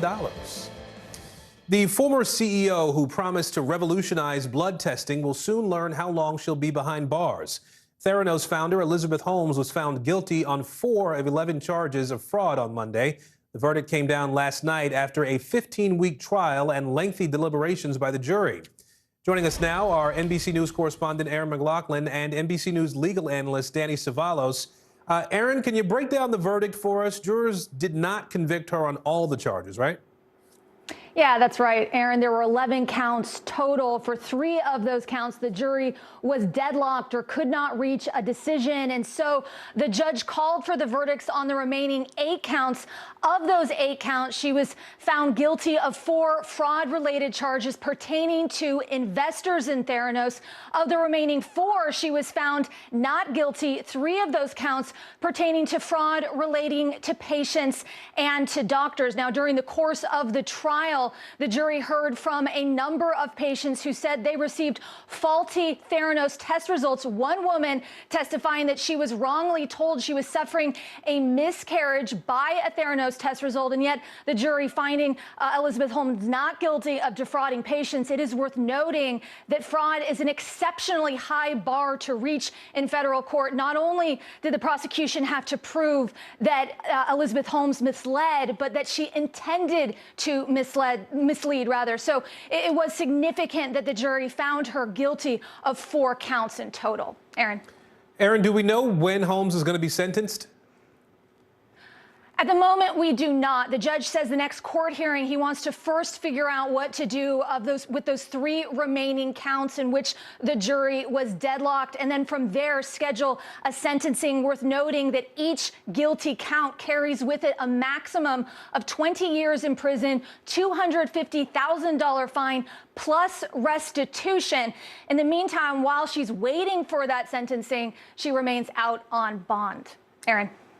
Danny, let's bring you in here. Holmes was found guilty, as we said, on 4 of the 11 accounts, or I guess we could say she was not found guilty on 7 of the counts here. Is this something of a legal victory for her? This is a victory for both sides. And by that, I mean for Elizabeth Holmes, who in their right mind thought she would even have jurors deadlocked or even get acquitted on any charges, especially after she took the stand and committed what most observers agree was probably perjury right there in front of their very eyes. So big victory for the defense that they got any acquittals at all. As for the government, big win for them, too. They may not be feeling that way because, well, candidly, government, U.S. attorneys, they're kind of disappointed if they get A's instead of A pluses, if you know what I mean. But big victory for them because the sentencing guidelines in this case are going to launch Holmes into the stratosphere. She even will have that acquitted conduct considered as part of relevant conduct by the judge when it comes to sentencing. So, Danny, would you imagine that there's a possibility that Holmes could be retried for the remaining counts here, the 3 counts, or do you think the government says, all right, we're done? Only the deadlock counts, yes. I wouldn't be surprised if the government said they were done, only because they did secure a victory in that, in all likelihood, Holmes will spend more than a decade, I believe, behind bars, and possibly upwards of 20 years. I mean, the sentencing guidelines add on these bonus points, and I use bonus with air quotes, that they just keep adding on. If she defrauded a number of people, if it was a sophisticated means, she could really rack up the years when it's all said and done and the investigation is complete by probation. All right, Danny Cevallos, Aaron McLaughlin, thank you both. The New York Attorney General is demanding answers about former President Trump's business dealings from his children. Letitia James subpoenaed Ivanka and Donald Trump Jr. yesterday. NBC News senior Washington correspondent Hallie Jackson tells us what could be coming next. Hey there. New today, the attorney for the Trump children is arguing those subpoenas set a dangerous precedent, accusing the New York Attorney General of trying to circumvent the grand jury process. But the Attorney General says, despite their names, the Trumps must play by the same rules as everyone else, with her civil investigation into the Trump Organization now becoming a family affair. Overnight, the newest move from Donald Trump Jr. and Ivanka Trump, asking a judge to quash subpoenas against them, with both under new scrutiny now from New York's Attorney General Letitia James. She's issuing subpoenas for documents and testimony from the former president's children as part of a civil tax fraud investigation into the Trump Organization's business practices and whether the company inflated the value of assets for tax breaks and loans. The New York AG also wants to question the former president under oath. Mr. Trump's other son, Eric, has already been deposed in the case, meeting with investigators in October of 2020. The former president sued the New York Attorney General last month to try to shut down that civil investigation, accusing James of a political witch hunt. But James pledging to press ahead, tweeting, "Over 2 years of delay tactics won't stop our investigation because no one is above the law." The former president's children have played key roles in their father's business for decades. And when Mr. Trump became president, he installed Ivanka as a top White House advisor, turning over control of the Trump Organization to his sons. My 2 sons, who are right here, Don and Eric, are going to be running the company. Legal experts say the Trumps may have no choice but to comply. I think filing this motion indicates that they're not going to be cooperative, that they're going to fight tooth and nail every chance they get. But I think ultimately a judge will order them to sit for the depositions. Keep in mind, the New York Attorney General has also been assisting with a separate criminal, not civil investigation into the former president's company. The Manhattan District Attorney, remember, charged the Trump Organization and its chief financial officer with tax fraud last year. Both have pleaded not guilty. Mr. Trump and his children have not been accused of any wrongdoing in that case. Back to you. A high-profile case centered on the country's most restrictive abortion law is back in the spotlight. Opponents of the Texas ban on most abortions after 6 weeks of pregnancy now asking the Supreme Court to expedite their challenge. They say their case is stuck in a federal appeals court. NBC News Justice correspondent Pete Williams joins us now from Washington. Pete, can you put this in layman's terms for us? What does this latest development mean for this legal fight? Sure. So you remember SB 8, the one that the Texas law that says basically bans abortion after 6 weeks of pregnancy. And the novel feature about it was that it allows anyone to file a lawsuit against anybody who either has a role or performs an abortion. So the Supreme Court decided that the lawsuits could continue in Texas, but it vastly scaled back who the abortion providers could sue to challenge this law, allowing them to sue only the licensing officials in Texas that issue medical licenses. The Supreme Court sent the case back to the Fifth Circuit Court of Appeals, a conservative court that initially upheld the Texas law. And now the abortion providers are saying the Supreme Court should get the case back to the district judge who initially ruled in their favor so that they can continue on with their legal challenge. What Texas has said is, no, we need to know whether, in fact, these abortion providers have the authority to sue the medical licensing officials, and we want the state Supreme Court in Texas to decide that issue. But the abortion providers say, hey, the Supreme Court has already decided that. Let's just get on with it. So this is something of a long-shot request, because the Supreme Court, after all, had the authority to send the case back to the district judge, but in fact sent it back to the appeals court instead. So, Pete, in reality, what is the next step here? Is there any indication that what the next step is from the court? Well, I would think the next step is the court will ask for a response from Texas and then decide whether to grant this or not. I don't think it's highly likely that they'll grant it, but we'll have to wait and see. All right, Pete Williams for us in our Washington bureau today. Pete, thank you. And the legal battle is heating up in North Carolina as well. A panel of state judges examining new electoral maps there, maps approved by the state's Republican-controlled General Assembly. They're trying to determine if those maps were illegally gerrymandered. NBC News senior reporter Jane Tim joins us now. Jane, you've been following these issues for the better part of a year now. Can you first lay out the arguments presented so far in this case? What are both parties saying here? Yeah, so the voting rights advocates who sued these maps are essentially arguing that these maps are so gerrymandered that they prevent the state from having a fair and free election, and that North Carolina law does mandate a fair election, a free election. Now, what's important here is both the 2 to 3 seats that this case could decide. That's how big a margin Republicans have likely drawn for themselves in these redistricting maps, and that could change. This court case could essentially force a redraw of the map that could affect control of those 2 to 3 seats, which is politically huge. But it also affects the kind of candidates that you elect. Gerrymandered seats tend to elect more polarized candidates. So this case is both about district lines and also about the kind of members that North Carolina's voters can send to Congress. And Jane, like I said, you've done extensive reporting on these issues around voting as we've been looking at them more closely in the last year. When you sort of look at the bigger picture here, why does this particular case matter so much? And how might it fit into the current Democratic push for federal voting rights legislation? Yeah, North Carolina has this incredibly storied history of gerrymandering. They redrew their district maps 3 different times in the last decade. They fought about this up until 2019, a full 8 years after they drew it the first time. But this is the kind of case that you're going to see more of if you don't pass federal voting legislation. That's what Democrats say. We pass this legislation and we won't keep litigating the district maps after we draw them. One expert put on Twitter last week that, first in this country we draw maps and then we fight about them in court. And that's what we're just going to keep doing. The federal courts have essentially said, the Supreme Court, that partisan gerrymandering isn't illegal under federal law. So that's a green light for a lot of states to continue doing kind of partisan gerrymandered maps. Now, they're going to be fought about in state courts when you have laws like North Carolina's, but this is just going to be more and more. All right, Jane Tim, we'll leave it there for now. Jane, thank you. Well, school is back in session in many parts of the country following the holiday break, but getting students back in the classroom is proving to be a challenge yet again. Up next, we're going to talk to one superintendent about how his district is managing the rise in COVID cases.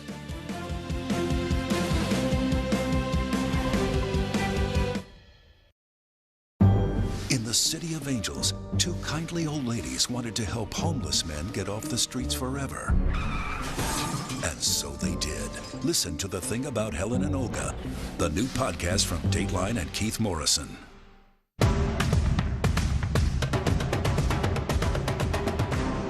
The holiday season is a time to spread cheer. These are all on the house. And appreciate the ones you love. From our family to yours. You're Mr. Christmas. For the 89th time, a tree will shine over Rockefeller Center. Happy holidays from today. American Greed, new season, new night. Theranos goes to trial. Boeing's soaring greed, anything for money. A new season of Greed starts Wednesday, January 5th on CNBC. Michaela Schifrin. With just one more gold medal, she'll have more than any American alpine skier in history. She's climbed the mountain of this sport. Almost time to come down for more gold, Michaela. Better do it fast. The Meet the Press Chuck Todd-cast, free wherever you get your podcasts. I'm Terry Crews, Team USA superfan. Shaun White, what are you trying to prove? You've already won more snowboarding golds than anyone else, ever. Maybe you're trying to prove you only get better with age, like a fine cheese or yogurt. News is happening now. A look at what's making headlines around the world. Tonight, the major announcement of the COVID vaccine. This is a significant moment. Your news, whenever it happens, wherever you are, it's here now. I'm Terry Crews, Team USA superfan. Shaun White, what are you trying to prove? You've already won more snowboarding golds than anyone else, ever. Maybe you're trying to prove you only get better with age, like a fine cheese or yogurt. The Meet the Press Chuck Todd-cast, free wherever you get your podcasts. Still to come on the Channel 2 News. Well, the waters are certainly receding now. Still too close to call. Lester Holt reporting from Ground Zero, as it's being referred to. It is, in fact, a taste of freedom. The Haitian people know a little something about resiliency. What's the biggest risk right now? Some of the troops who have been proud. I want to welcome you to the first presidential debate. In fact, we've been told we can't go any farther. You are some resilient folks. Let me get a hint.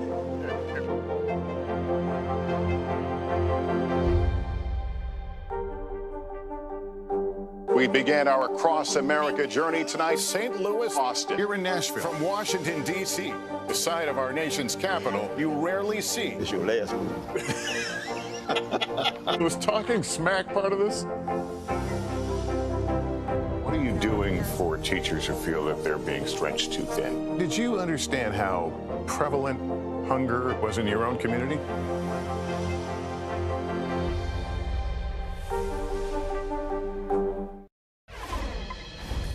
Congress's top doctor is urging lawmakers to work from home as COVID cases sweep through the Capitol.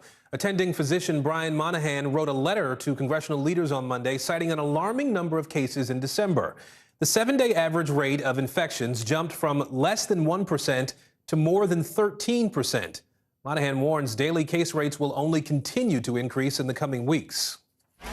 And this week, we are taking an in-depth look at COVID and the classroom. Across the country, students and teachers are heading back to school, all while coronavirus cases surge. Take a look at this. The latest nationwide numbers show more than 325,000 COVID cases among children in the last week of 2021. That raises a lot of questions. First among them, what are districts doing to keep students safe? Joining us now is Dr. Chad Guestin, superintendent of the Phoenix Union High School District, where students went back to school this week. He's also a member of Chiefs for Change. Dr. Guestin, appreciate you being here. Walk us through some of what's happening there in Phoenix and how you and your administrators made the decision to bring students back to class. Well, as you said, spread of COVID is at an all-time high. You showed the record number of youth with COVID today. Here in Phoenix Union, we serve 32 zip codes. All 32 are in high spread. Cases per 100,000, nearly 400, nearly 20% positivity. So we're fully aware of the spread. But we also know, unlike last year, we know mitigation and safety protocols work, and believe that we can bring our people back and keep our people safe on our campuses and in our classrooms. Our students, families, and staff know how important in-person learning is. So did you run into any big significant problems on that first day back? No, so yesterday was our first day back. Absence rate actually looked pretty strong. About 10% of our employees were absent. just a little more than 10% of our students, and so numbers weren't much higher. Yesterday was a great day, but that's largely due to the mitigation protocols that we have in place, and I believe that starts with vaccines. Phoenix Union has given out nearly 50,000 vaccines on our campuses over the last year, launched a massive campaign in partnership with our county, Safeway, Albertsons. We have nearly 85% vaccination rates. Over 90% of our teachers are vaccinated. Nearly 40 to 50% of our students are vaccinated. And so that's number one. But you also may know Phoenix Union's been very clear about testing and masking protocols. We require masks indoors, strongly encouraging them outdoors as well. And we offer testing on our campuses every single day, free to the community, and continue to push our safety protocols. But given what's been going on as of late with Omicron and what you're seeing in the community there and in your schools, what was the feedback you got from teachers, students, parents as you made this decision to reopen as you normally would have after the holiday break? Yeah, I think a couple responses to that. First, we sent out a video, community letters, social media to our broader community, welcoming them back, reiterating our safety protocols. Not one single complaint or concern reached the superintendent's office and the district office. And that's because as we met with our parents, our staff, and our students last summer and even this fall about coming back in person, our community was very clear. They want what we call uninterrupted days, uninterrupted academics, athletics, arts, and activities. Remote learning, of course, is always an option, but we believe it's a last resort. Our staff, our students, and our parents want to be back in person so long as we have clear safety procedures, and we do. So you talked about some of those safety procedures, some of the mitigation efforts that you've been using through the course of the school year. Did you have to do anything extra as you were bringing kids back during this Omicron surge? Yeah, so a couple of things that we've done extra. We have increased our testing hours, increased access to our take-home Binax Now tests, extended a lot of our vaccine events as well. We also revisited our sanitation protocols and have increased those in high-touch areas, made sure that filters and filtration and ventilation systems were as strong as possible. We also eliminated large gatherings on our campuses. 50 or more have to be virtual. Meetings that are typically in person are now virtual. Limit traveling.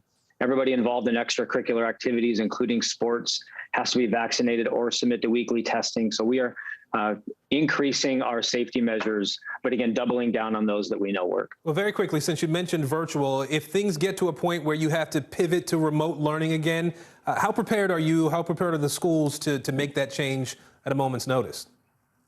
Yeah, we are and will be ready. We don't want to make that decision, but if we have to protect the health safety of our broader community, we're already a one-to-one district. We already have hotspots and Wi-Fi in our houses and in our community. We know how to distribute food well. We know how to do virtual counseling. We have high-quality digital content. We have systems for home visits and well checks. We will be ready, but our hope is that we don't have to go in that direction. And we have the same hope for you and school districts all around the country that are implementing similar plans to yours that seem to be very robust. Dr. Chad Guestin, we appreciate your time today. Thank you. Thank you. And join us all week long. We'll be talking with school leaders from some of America's biggest districts, how they're planning to keep students safe, and what all parents can take away from their experience. You can watch our Coronavirus in the Classroom coverage all this week on NBC News Now. A new study is revealing some alarming findings about children born during the early stages of the pandemic. The results suggest that they're developing at a different rate than those born before the pandemic. NBC News senior medical correspondent Dr. John Torres joins us now to dig into this study a bit. Dr. John, can you break down this study for us here a little more specifically and how it was conducted? Definitely, Aaron. And what we have known from the past, especially in wartime environments, that the stress that a mother endures during pregnancy can affect the baby later on, especially in the early stages of pregnancy and the baby in the early stages of their development once they are born. But what we didn't know is how that stress during the pandemic might be affecting them. And that's what the study set out to prove. And it was a study done in the springtime of 2020. So this was back, a year and a half ago. It was in New York City. And if you remember back then, New York was what we were calling at the time the epicenter of the epicenter. So it was a very stressful environment. I was there. I think you were there as well. what they did is they ended up getting 250 pregnant women, and then they followed their babies 6 months after they were born. They also compared that to 60 women who had given childbirth before the pandemic, and these babies were born before the pandemic. And they looked at the two of them, and they found out that children who were born during the pandemic ended up having some issues, and particularly having issues with fine motor skills, gross motor skills, in other words, being able to pick up things or reach for things, and then social developments at the 6-month time period. And so this is, like you mentioned, kind of an alarming finding. It's a small study, but it's showing that stress can affect the fetus, which we've known, and can affect the baby, but at the same time, the pandemic stress is one that can affect them heavily, Aaron. You know, what can women do? What can women who are pregnant now take away from this study?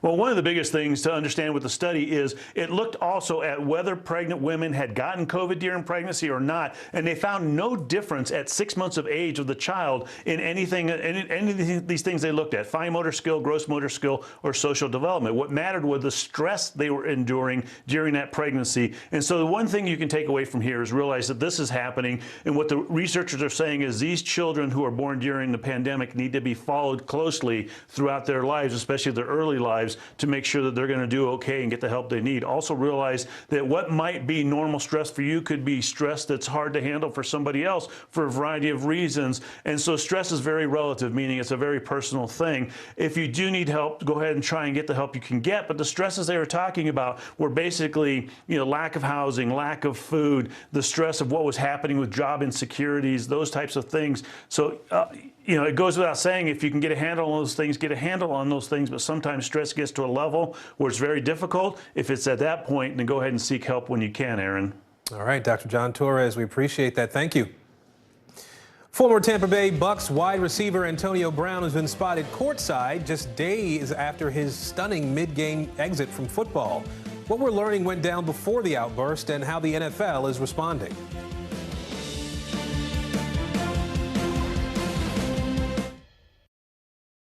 We're here to start conversations about the big things happening in our world, because it's not my job to tell you what to think. My job is to think about what you tell me. Now Tonight with Joshua Johnson, streaming weeknights at 8 on NBC News Now. There's no better place for fun with friends. Quality time with your little golf buddy. Or an afternoon alone together. Golf Now app. Family and friends are just a tap away. Just pick your course, pay from your phone, get out and enjoy. Golf Now. Download the app and go play. Wednesday, January 5th, a new season of Greed begins on CNBC. Theranos goes to trial. She was the next big thing.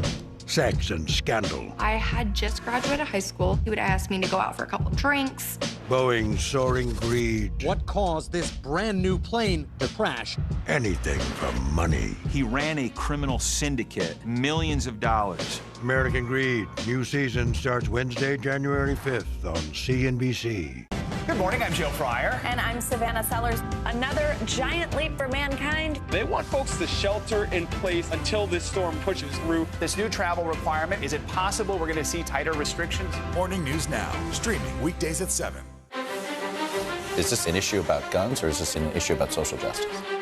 This supply chain issue has been a problem for months. Do you concur that this is going to get worse before it gets better? The question is, are you now more open to packing the court? If it's Sunday, it's Meet the Press. What is going to happen now? Going back and forth because they... Oh, yeah, this is it.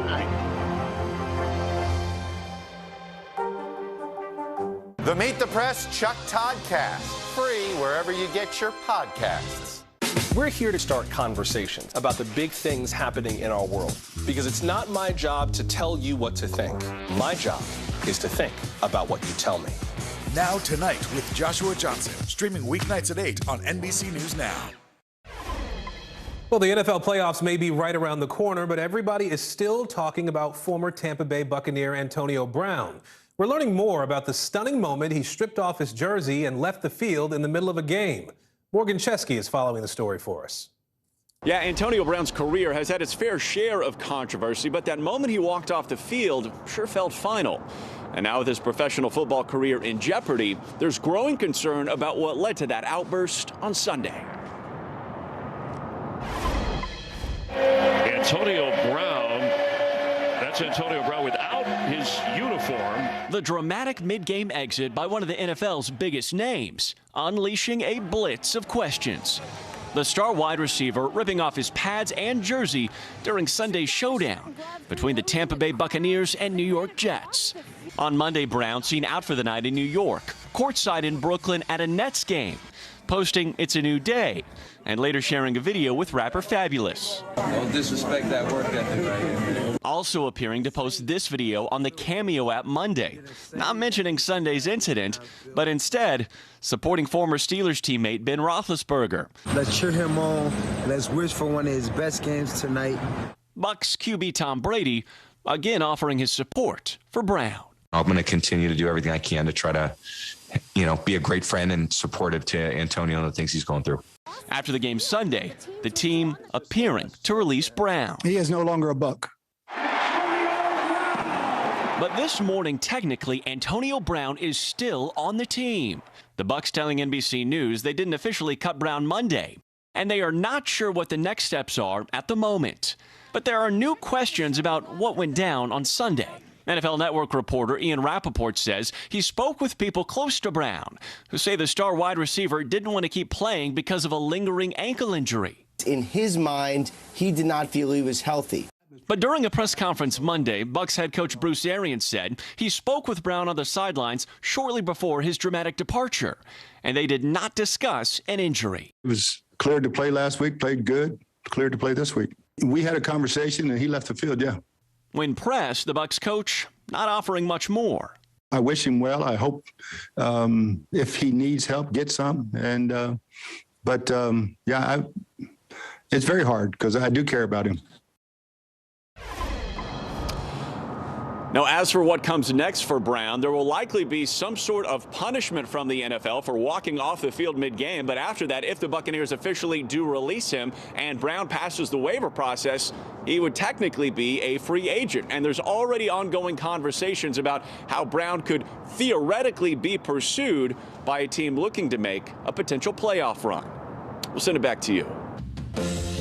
On NBC News now, COVID confusion. Growing questions over new CDC guidance on how long those who test positive for COVID should quarantine. What top health officials are saying as case counts surge nationwide. Stuck in the snow, millions of people digging out of a powerful winter storm. The latest snow totals and what could be coming next. Road to nowhere. NBC's Josh Letterman, just one of the many drivers left stranded by the storm. He spent hours trapped on a Virginia highway with his puppy in the back seat. How long it took to get moving again. And countdown to Beijing. We are just weeks away from the 2022 Winter Olympics. The extraordinary measures being taken to ensure COVID doesn't delay the games again.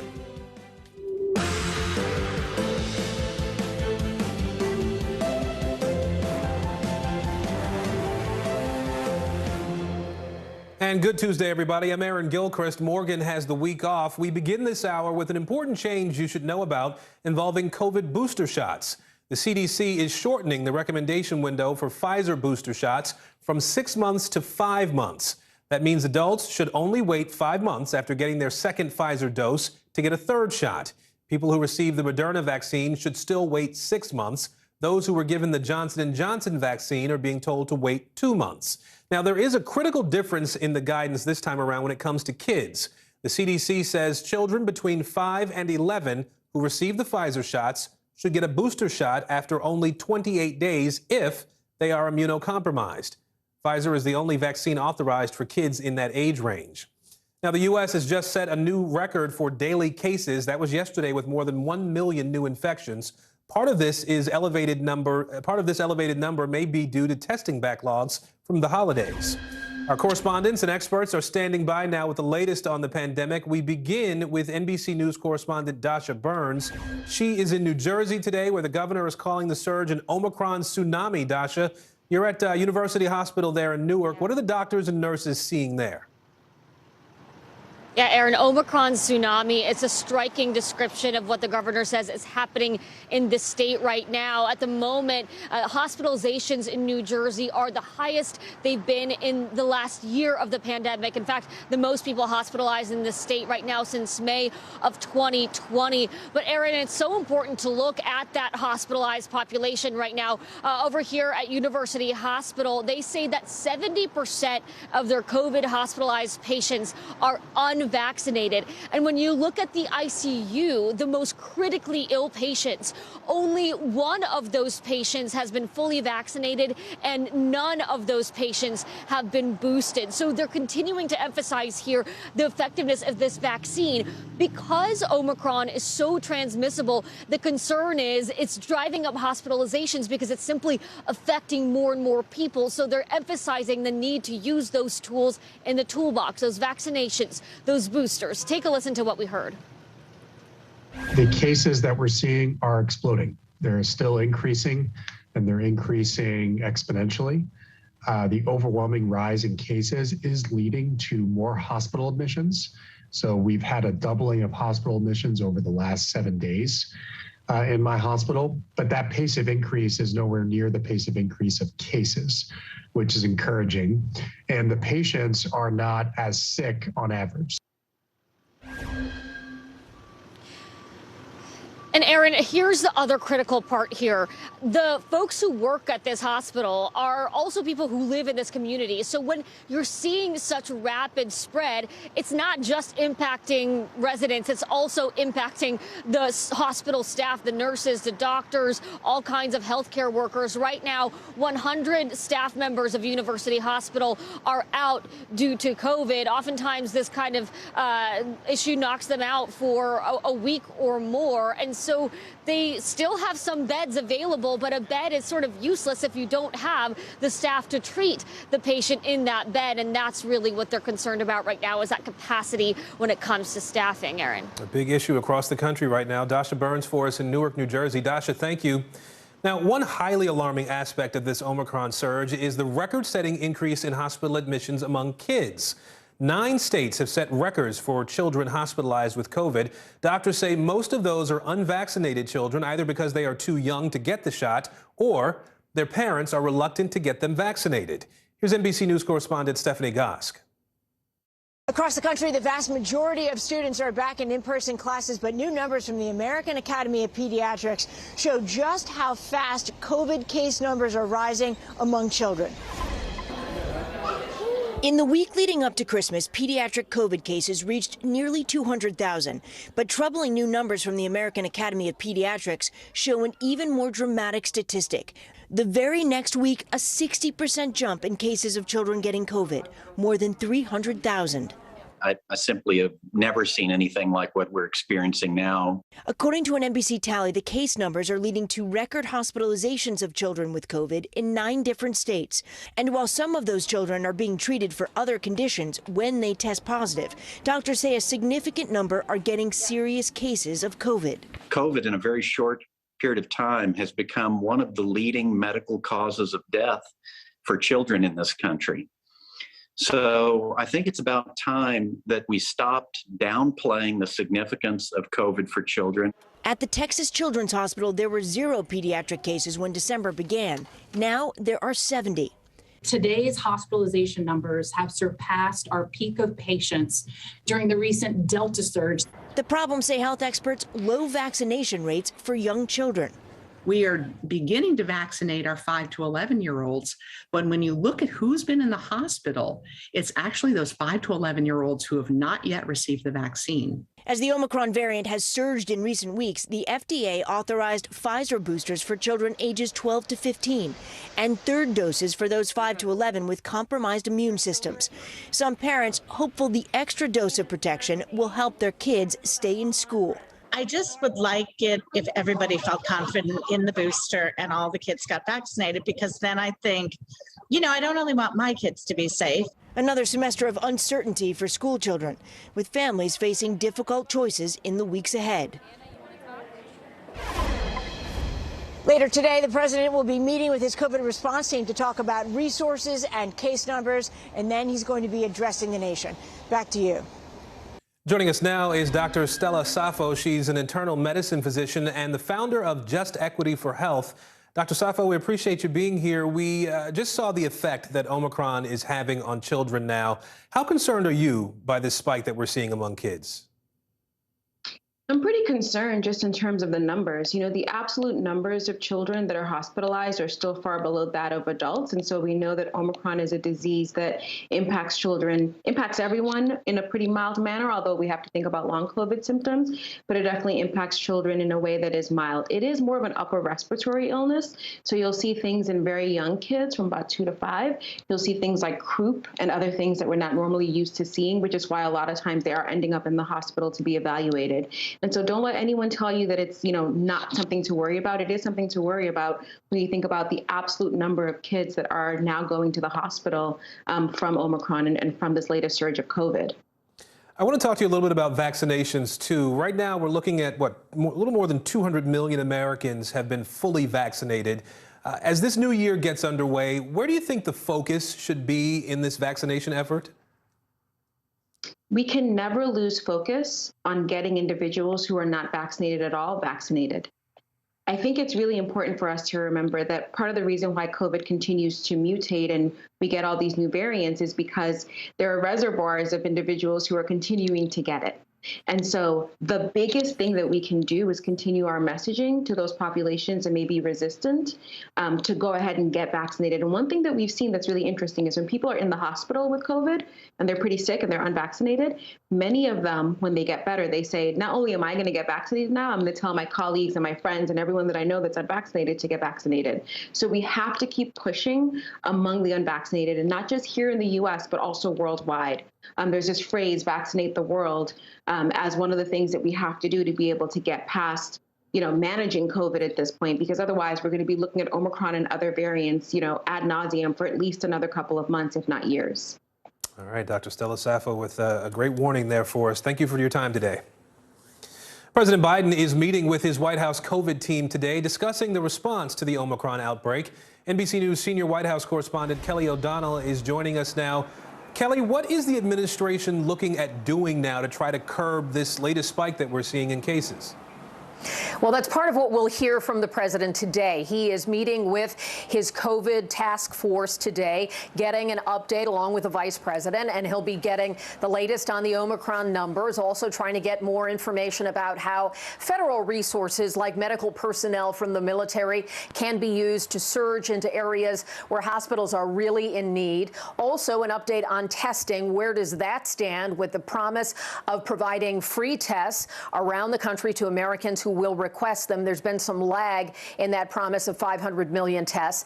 And where do we go next with what next steps are available? We know that the White House is going to emphasize the basics that already exist: vaccinations, boosters where those are available, and we've seen some expansion in the additional boosters for younger kids, the 12 to 15-year range, and questions about when can Americans who have already had their second shots, when should they get a third shot or a booster shot? And so those sort of steps. What we don't yet know are what new pieces of the puzzle will the president talk about today, if any, or will this be a re-emphasis on what's already known? And so those will be the key factors. What is clear is the Omicron variant has become a substantial risk in the country. And while it is often less serious in terms of the medical consequences, the sheer numbers of cases and the overwhelming rise in hospitalizations because of the volume of cases still presents a real threat to hospitals being able to do the work that they need to do. So even if the overall cases are not as serious for vaccinated and boosted Americans, it still poses a real challenge in how to administer this. So that's part of what we'll be expecting to hear from the president today as this unfolds. All right, Kelly O'Donnell for us in Washington today. Kelly, thank you. Now, Monday's big snowstorm is still wreaking havoc across the mid-Atlantic and the South. From Maryland to Georgia, thousands of car crashes have been reported. Many homes also lost power. And take a look at I-95 in Northern Virginia. This is south of Washington, D.C. Some cars stuck here today have been in traffic since yesterday, really. That region was blanketed with 6 to 12 inches of snow, followed by ice in some places, leaving local crews scrambling to clear the roads. It's not just the streets that are getting slammed now. Airlines are having more issues, too. Thousands of flights have been canceled today, and even more have been delayed. The winter weather combined with COVID callouts creating what some call a perfect storm for the airline industry. We have team coverage on how travel is being impacted across the country. We're going to begin with NBC News correspondent Tom Costello tracking conditions near the nation's capital. This morning, the day after that massive winter storm, thousands of stranded travelers are hoping for a massive melt. Heavy snow slammed the south up through the northeast, compounding the challenges for airlines and the TSA, already scrambling to deal with staffing shortages because of COVID sick-outs. I'm trying to fly back home. I've been out since 3 in the morning this morning, and my flight got changed twice. At Washington Reagan Airport on Monday, 87% of departing flights canceled, the most of any airport in the country. The aftermath, hundreds of bags piled up, waiting to be claimed and reconnected with their owners. In some places, we saw snow coming down at 3.5 inches an hour. I mean, that's just incredible. The region pounded by nearly a foot of snow, causing standstill traffic, stranded vehicles, and collisions. Drivers stuck for hours on the highway in Virginia after a crash involving 6 tractor trailers. Thousands of homes and businesses left without power. We live in Maryland, so one day 70 degrees, next day 30 degrees, it's snowing. The whiteout conditions even impacting President Biden's return to the White House after his holiday break. Crews rushed to clear the runway at Joint Base Andrews for Air Force One. Monday's travel headaches capped an already chaotic holiday season. Since Christmas Eve, more than 18,000 flights, 18,000 have been canceled. Chicago O'Hare trying to recover after days of long lines and cancellations, leaving passengers frustrated. Because I was supposed to be home yesterday. It made me aggravated. Giovanni Lespina doesn't have his bags and has been trying to get home to Florida for 2 days. His United flight delayed 3 times and canceled twice. Got me a hotel room tonight, but now another flight canceled today of my headphones and the shirt on my back.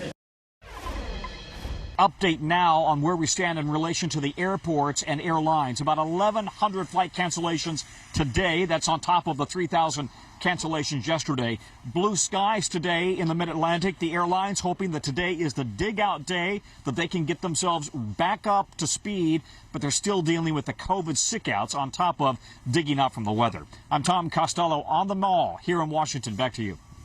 Now, we talked about what happened in Virginia, just south of the D.C. area. Monday's snow led to some really dangerous driving conditions that are still impacting the roads at this hour. Virginia State Police responded to more than 1,000 crashes and 900 disabled cars since Monday morning.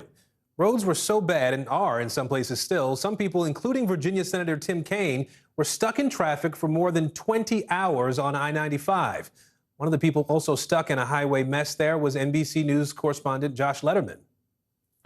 Yourself, am I going to be here all night long? Am I going to sleep in my car? Should I turn my car off? We started to see a lot of drivers turning their cars off to conserve gas, people running out of food and water.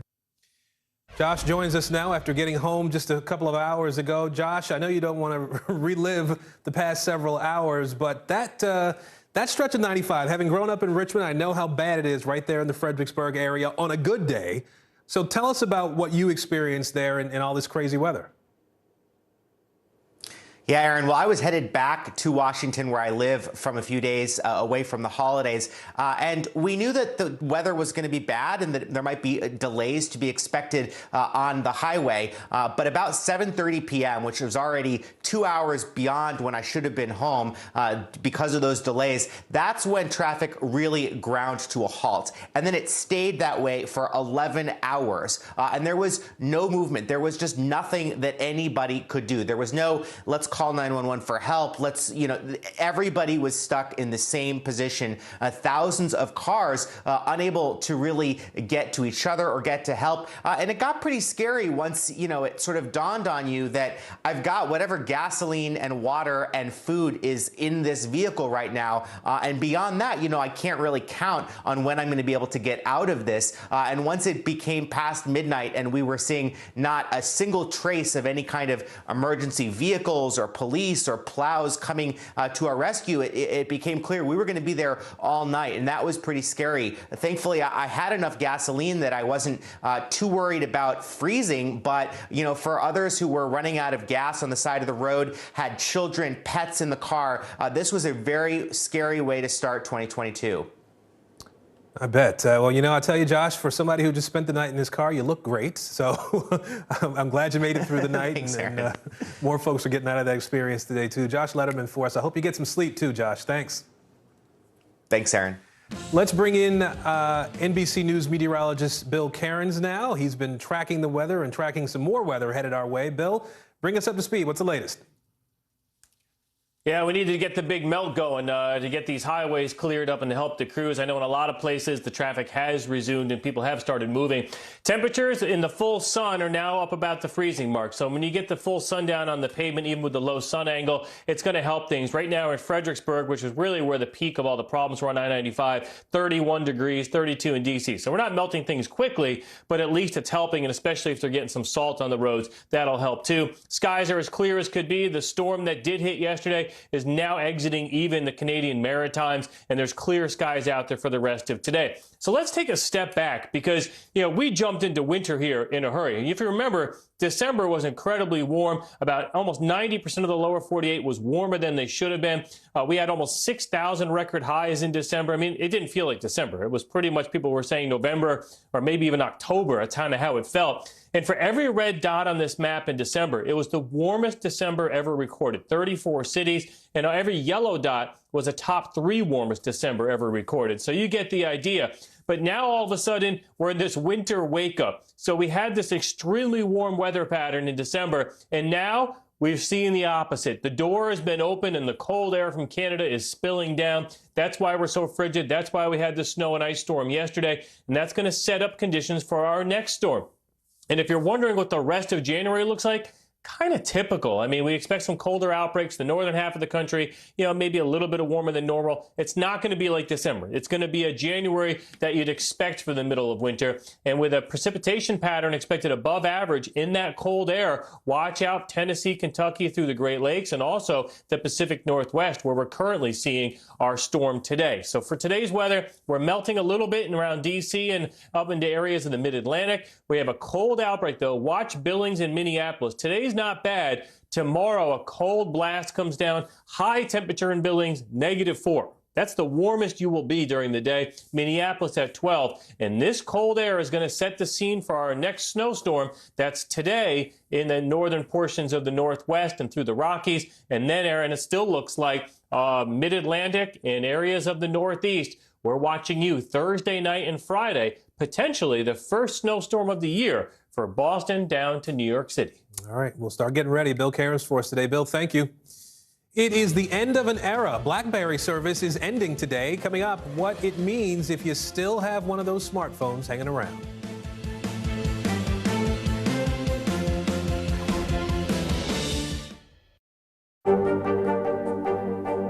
What are you doing for teachers who feel that they're being stretched too thin? Did you understand how prevalent hunger was in your own community?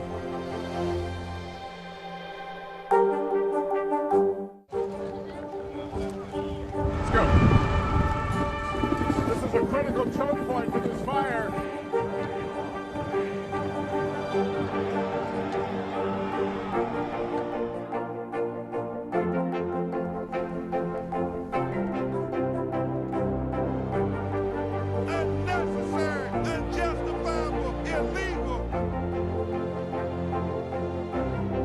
And good evening from New Orleans, late military operation, witnessing the massive crowds. I admire you both. Nice to really spend some time with you. Appreciate it.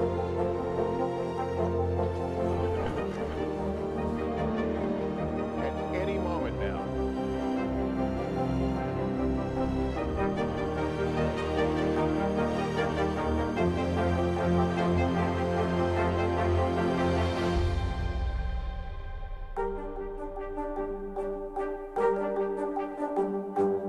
I'm Terry Crews, Team USA superfan. Sean White, what are you trying to prove? You've already won more snowboarding golds than anyone else, ever. Maybe you're trying to prove you only get better with age, like a fine cheese or yogurt.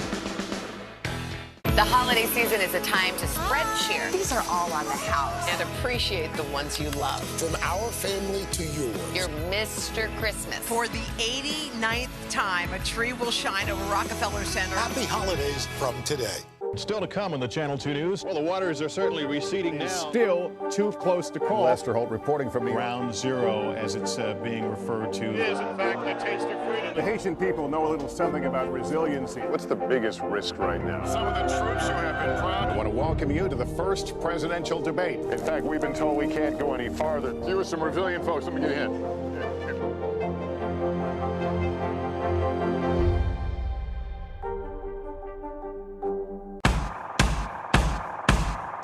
News is happening now. Look at what's making headlines around the world. Right now on Morning News Now. Tonight, the major announcement of the COVID vaccine. And this is a significant moment. Your news, whenever it happens, wherever you are, it's here now.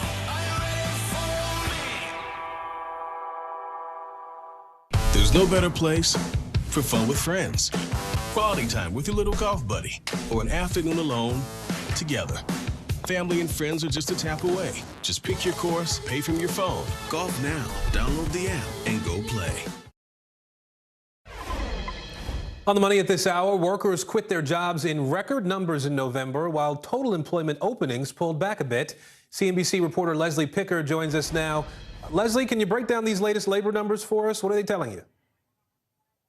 Yeah, they're pretty staggering. More than 4.5 million Americans quit their jobs in November, a record number in the more than 2 decades that the government has been tracking this type of thing. That also represents more than 2% of the working age population quitting their jobs in just a month's time. Now, there were a near record 10.6 million job openings in November, fewer than October, but still near a record high. So what are the implications of all of this? Well, it really just comes down to employee leverage. Many of the quits came from people in lower wage jobs looking simply to be paid more. So that's led to higher wage growth as employers seek new ways to attract workers to fill all of their openings. But one caveat, this doesn't include December, which is when we really saw Omicron take force in earnest. So it'll be interesting to see this Friday's jobs report as an indicator of how Omicron has impacted the labor market. So let me ask you about a couple of other business headlines while you're here. Some major news coming from Apple. Yeah, that's right. Apple briefly touching a $3 trillion market cap yesterday. It slipped from there. It wasn't able to close at a $3 trillion company today. It's also slipping, but remarkable just as we kind of reflect back on how its wealth creation has really taken form over the last few years. It took just 16 months and 15 days to go from $2 trillion to $3 trillion. And in 2018, Apple was actually the first company to even reach a $1 trillion market cap. It's seeing other tech companies footsteps behind it. Basically Google, Alphabet, Amazon, all encroaching on that $3 trillion figure as well. But Apple clearly poised to close at a $3 trillion figure, at least in the near future. All right, CNBC's Leslie Picker. Leslie, thank you. Well, we have officially reached the end of an era, the BlackBerry era, if you will. The company that makes that phone says as of today, its classic models will stop working. As NBC's Kerry Sanders tells us, this powering down was a long time coming. Depending your generation, this was it, the ultimate status symbol, the BlackBerry. See it there with that tactile keyboard? This changed the way we communicate. Before that, we had these flip phones. And before flip phones, yes, kids' phones were once this big. We had bag phones like this. But today, the phone that changed it all, the BlackBerry, is going dark. Rest in peace. Before Apple, there was BlackBerry.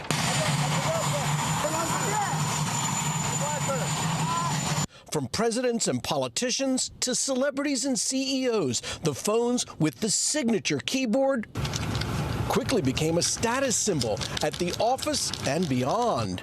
But now, decades later, those phones are shutting down. BlackBerry discontinuing service for its classic models starting today, saying they will no longer reliably function. All good things come to an end. At its peak in 2012, the company reported having 80 million active users. The BlackBerry used to be one of the most popular phones in the world. It was easy to understand and use. It also had those keyboards that were really clicky and tactile. People everywhere were glued to their keyboards, which made answering emails for work. All essential personnel will be issued BlackBerries for company use. Gimme. Or messaging friends through the phone's popular BBM platform easy and addicting. BlackBerries became crackberries for many. But eventually that once revolutionary keyboard became obsolete. They all have these keyboards that are there whether you need them or not to be there. What we're going to do is get rid of all these buttons and just make a giant screen. With the rise of the touchscreen, Apple's iPhone and other devices took over. And while BlackBerry tried to adapt with its own giant screen and new operating systems, the company came up short. The new BlackBerry Z10, built to keep you moving. And even some of its most famous longtime users had to move on. We are now a security software company. 60% of our revenue comes from cybersecurity. The company now focused on providing security services to governments and businesses around the world. Built to stand the test of time. As it officially pulls the plug on its old phones and finally says goodbye to a classic. BlackBerry stopped making these phones in 2016, although they did license their software. So it's the classic BlackBerry that will stop working today. And if you happen to have an Android or an Apple, you probably know this. You drop it, and the nickname is Crackle because they break so easily. The BlackBerry, you could drop it from 20 feet, and it still worked. It sounds like folklore, but it was so strong, you could hammer nails with it. Kerry Sanders reporting there. Well, this week marks the 1-year point since the Capitol riot. Still ahead, an in-depth look at how domestic extremism has changed.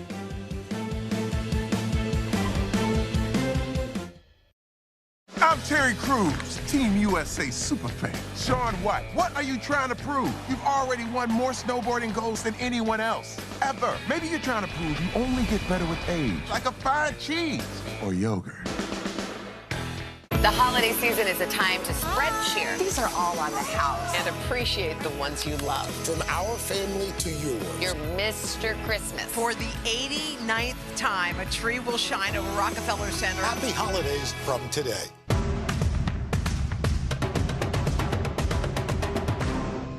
American Greed. New season, new night. Theranos goes to trial. Boeing's soaring greed. Anything for money. A new season of Greed starts Wednesday, January 5th on CNBC.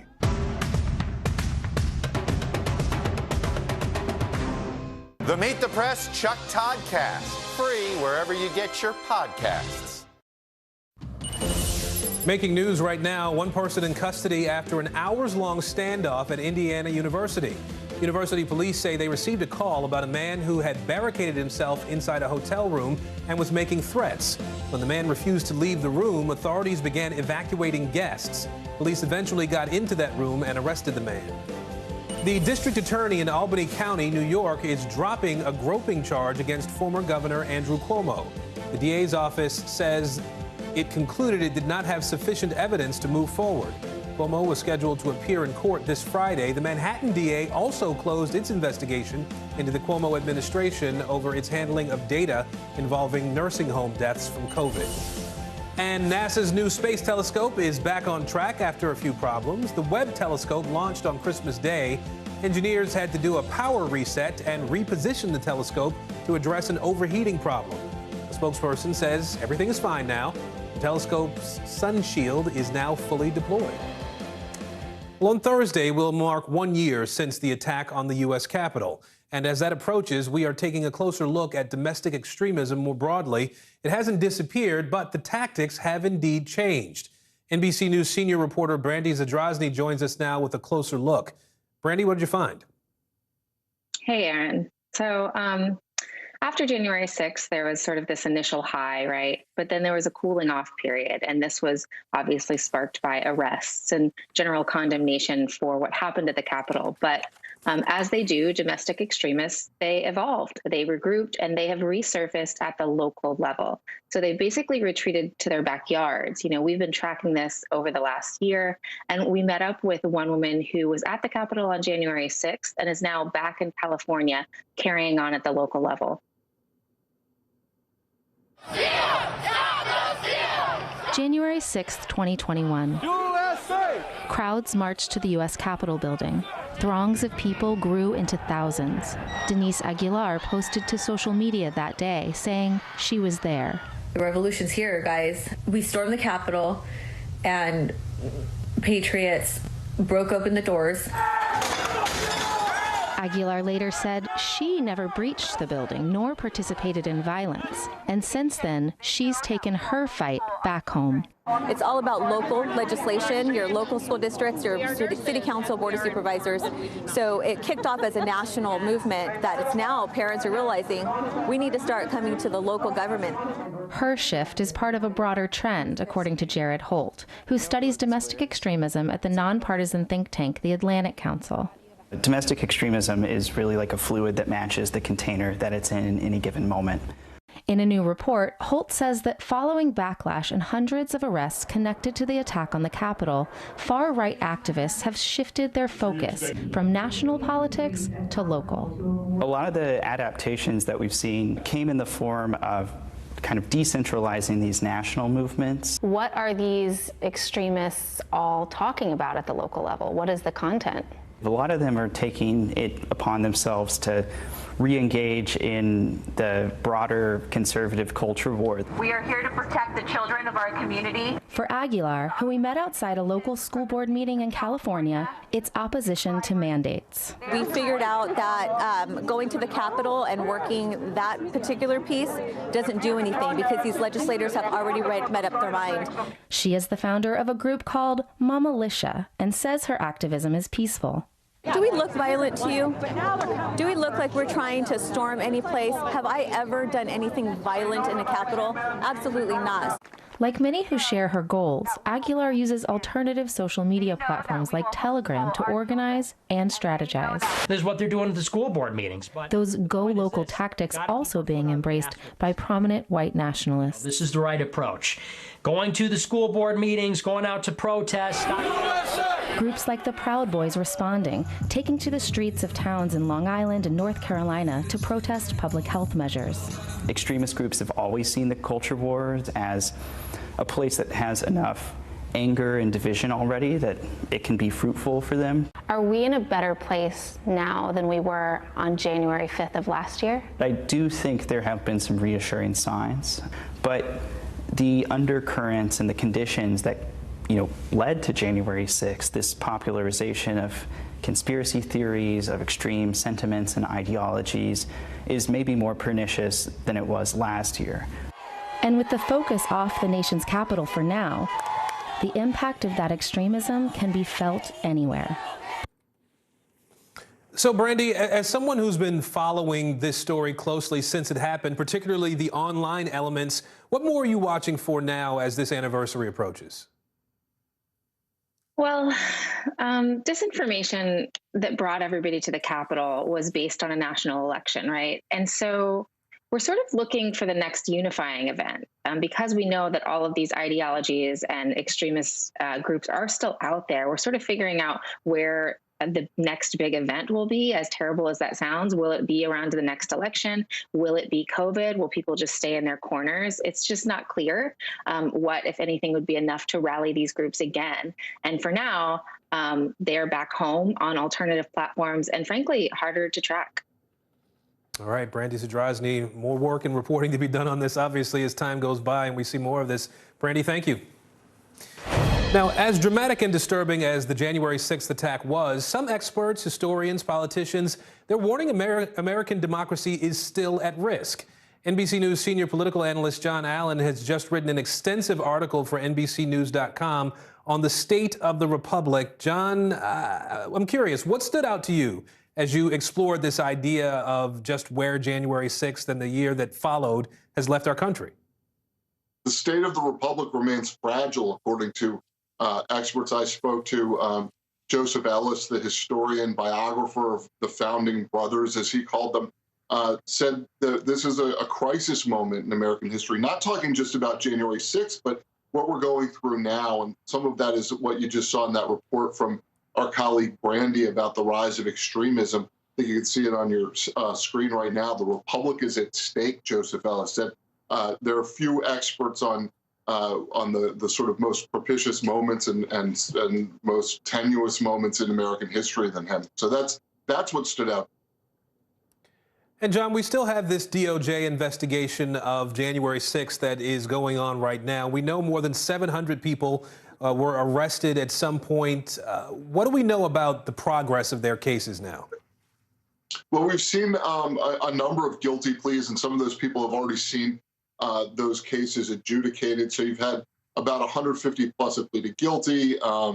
70 of those cases or so have been adjudicated already. We've seen almost 36 people sentenced to prison time. The longest of those sentences so far was a little bit over 5 years. But the Justice Department is continuing not only to make prosecutions, but to continue to look for participants in the riot. So, you know, they're asking people with information about anybody who hasn't been identified yet to come forward with that information. We're going to continue to see prosecutions for a long time coming. And you know, I know there's been a lot of talk about Republicans taking control of the House of Representatives and ending the investigation that's going on there. But once something is at the Justice Department, you know, that's not affected by what the House of Representatives is doing. And John, you mentioned Republicans. The reality for them is that the former president, Donald Trump, still has a firm grip on the party. What are you watching for in terms of his role in the near future? I mean, he is running right now what looks to be, by all sort of metrics, if it looks like a duck, walks like a duck, quacks like a duck, it's a duck, looks like he's running a presidential campaign. He's making endorsements, he's raising money, he's giving speeches. We're going to see a speech on January 6th meant to counter-program what is going on in official Washington. And so, you know, he is more actively engaged than any president in our memory, any former president in our memory, in the year after his defeat and the turnover of the presidency. And you know, I don't think that there's you know, I don't think there's any evidence that he's slowing down. All right, John Allen for us today. John, we appreciate your reporting on this. And just so our viewers know, John's feature article, The Riot and the Republic, is posted right now on NBCnews.com. You can find it right on our homepage. Elizabeth Holmes, the former tech CEO and darling of Silicon Valley, now a convicted felon. A jury convicting the former Theranos founder on 4 counts of fraud on Monday after a 15-week trial and days of deliberations. Now she's awaiting her sentencing. CNBC reporter Yasmin Khorram is outside the courthouse in San Jose, California. Yasmin, you've been covering this trial from the beginning for us. We appreciate that. Break down this verdict for us, if you will, and how it all played out in the courtroom.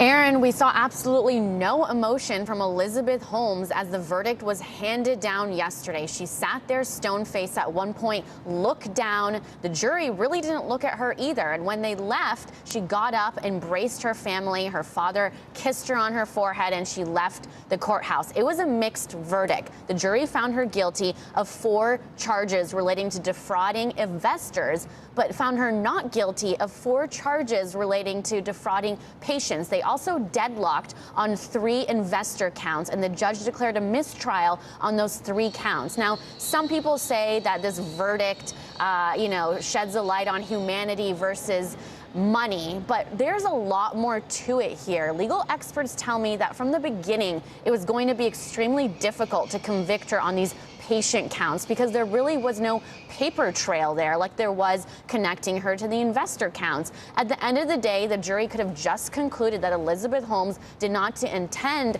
to defraud these patients and that they were just collateral damage along the way, Aaron. Well, Yasmin, you know, the 4 guilty counts, there's nothing to sneeze at. What kind of prison time is Holmes looking at? Right, and that's the big question here. She is facing some major prison time, potentially.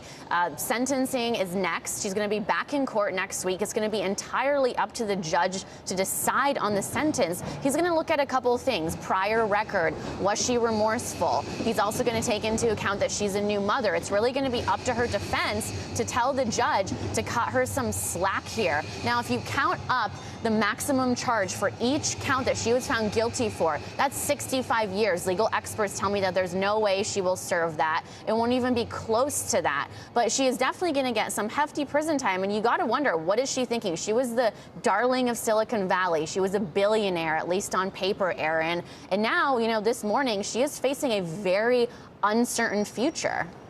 At the same time, Yasmin, I understand that this is not necessarily the end of the Theranos saga. There's going to be another trial this year? It's certainly not. And Sunny Balwani, her top executive and ex-boyfriend at the time, the guy who she essentially threw under the bus on the stand, is going to a trial next month in February. He's facing the exact same counts. And this is going to be interesting to see what government does here. He's facing the same counts. And the jury, remember, deadlocked on 3 of them, found her not guilty on 4 relating to patients. So they might switch it up a little bit with Sunny Balwani's trial, or they might roll the dice and you know, charge him on the same and really see what happens. All right, Yasmin Corum for us in San Jose. Yasmin, this has been a complex trial for us and a complex story to follow. We appreciate you being there for us from the beginning. Thank you. We are back with more in just a moment.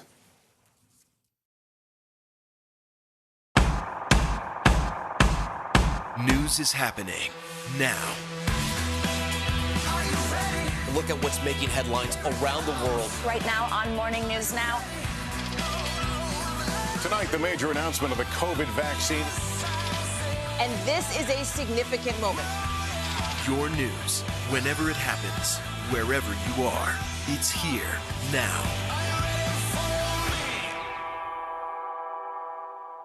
The holiday season is a time to spread cheer. These are all on the house. And appreciate the ones you love. From our family to yours. You're Mr. Christmas. For the 89th time, a tree will shine over Rockefeller Center. Happy holidays from today. In the City of Angels, 2 kindly old ladies wanted to help homeless men get off the streets forever. And so they did. Listen to The Thing About Helen and Olga, the new podcast from Dateline and Keith Morrison. Is this an issue about guns, or is this an issue about social justice? This supply chain issue has been a problem for months. Do you concur that this is going to get worse before it gets better? The question is, are you now more open to packing the court?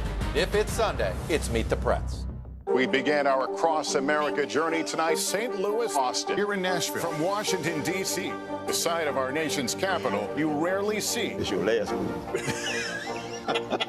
Was talking smack part of this? What are you doing for teachers who feel that they're being stretched too thin? Did you understand how prevalent hunger was in your own community?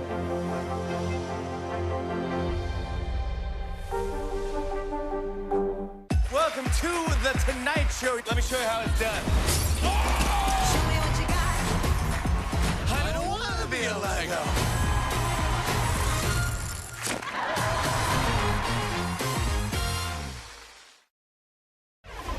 Lawyers for Ivanka and Donald Trump Jr. are pushing back against subpoenas from the New York Attorney General. Monday's filing is part of the AG's civil investigation into the former president's business dealings. NBC News correspondent for investigations Tom Winter joins us now with more on that. Tom, what can you tell us about these subpoenas and where they fit into the larger investigation? Right, Aaron. So this is part of the civil inquiry that's ongoing. You'll remember that there's a parallel criminal inquiry being led primarily by the Manhattan District Attorney's Office, as well as the New York Attorney General. These round of subpoenas, which include the former president himself as well, comes from the civil investigation being led by the New York Attorney General. It's covering a lot of the same subject matter, the valuation of properties, what the Trumps represented, what the Trump organization represented. And so that's really the focus of this, what has been going on and the reason why this is spilled into public view, and we have a statement from the Attorney General that I can read to you, but basically they have gone to the court and said, look, the Trumps have at different times tried to thwart these efforts, and as a result, we need the legal system to weigh in here and to enforce it. That's how the Attorney General is looking at it. And they've put out a statement saying, look, these delay tactics are not going to, which they're calling them, are not going to stop us from moving forward with these, Aaron. So, Tom, what is the likelihood that we see, the Trumps have to respond to these subpoenas or the judge quashes them? Well, typically, the likelihood that the subpoenas themselves in their entirety would be quashed is quite low. What the Trump attorneys have provided here is a bit of a roadmap, or a bit of an off-ramp, actually, to being able to delay these, which I think is what they're probably looking for. Essentially, what they're saying is, look, there's an ongoing criminal investigation. We're going to be asked questions that could be material to that. It's fanciful, their word, to think that somehow they're not going to share on the civil side of this inquiry with the criminal side how we answer these questions. So perhaps these subpoenas can be stayed or basically held back until we get a resolution on the criminal case. So they've provided that as a possible off-road for the judges. But really, there's no mechanism here for these subpoenas not to be enforced.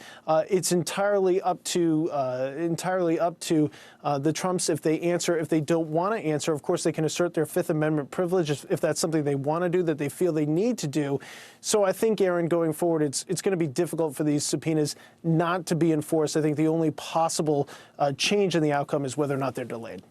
All right, we'll see what the next shoe to drop is on this. Tom Winter for us today. Tom, thanks. Sure thing. The Beijing Olympics just a month out now, and China is holding firm to its zero COVID policy, and the country's taking steps to make sure the games go off without a hitch. Here's NBC News foreign correspondent Janice Mackey-Frayer. Well, the countdown is on. The venues are ready, but organizers and athletes are on edge.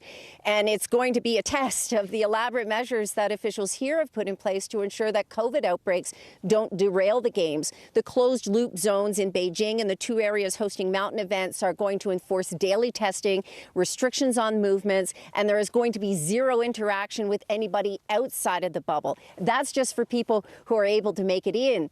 Anybody has to consistently test negative or be fully recovered from a recent infection, or they risk missing the games altogether. Now, this comes as China is racing to contain its biggest COVID outbreak since the early days of the pandemic in March 2020. The city of Xi'an is in its second week of a total lockdown.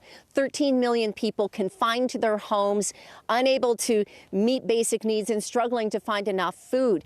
It should be noted that these are Delta variant cases, according to officials. There's really only a handful of Omicron cases here in China, and that could change with the Olympic Games. Now, with the rise of Omicron as well, there are other challenges facing these games, the diplomatic boycott by U.S. officials in other countries, and the controversy around Peng Shuai, who is supposed to meet with the IOC president before the end of the month. Now, with this rise of Omicron comes a lot of questions about the risks of staging an international event like this.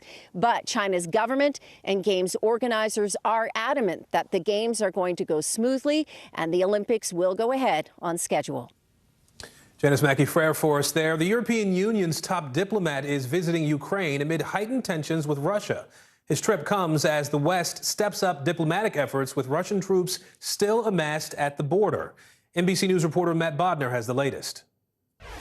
With 100,000 Russian troops still stationed along its border with Ukraine, the European Union's foreign policy chief, Josep Borrell, flew to Ukraine today for consultations with officials there and also a trip to the front lines of eastern Ukraine. Of course, the Ukrainian military has been on that front line for several years now, combating pro-Russian separatists in the Donbas region. So this really is in some ways the strongest gesture, if not one of the strongest, that we have seen from a European Union official in support of Ukraine, at least when we're looking at this current chapter of the crisis. For the most part, this has been handled either directly with the United States, one-on-one with Russia, or with NATO NATO involved. But Borrell, explaining his visit to Ukraine today, insisted that any discussion of European security, of Europe's future relationship with Ukraine, must involve the European Union. So that is why he has traveled down there. But his visit, he will leave on Thursday, actually kicks off a very interesting several-day period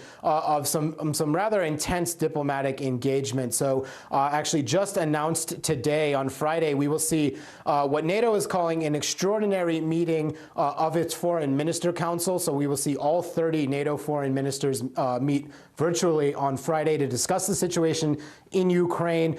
This will then move into what potentially could be a more interesting meeting in Geneva beginning on Sunday. 2 days of discussion between U.S. and Russian officials, again, on this Ukraine issue, on NATO. Russia has laid out a series of demands. NATO will then follow up all of this 1 week from now on Tuesday next week with the reactivation of the NATO-Russia Council. Now, this is an interesting body. It's one that we actually kind of thought to be defunct at this point. Russia pulled out. Russia withdrew its ambassador from NATO, but it's being reactivated for the purpose of essentially what it was designed to do in the first place, facilitate a dialogue between Russia and NATO. Now, of course, for the most part, the situation remains the way it has for the past several weeks. Russia maintains that troop buildup on Ukraine's border. Those troops very much looking poised to invade if Moscow decides that is what it is going to do. But it very much looks for the moment like diplomacy is playing out.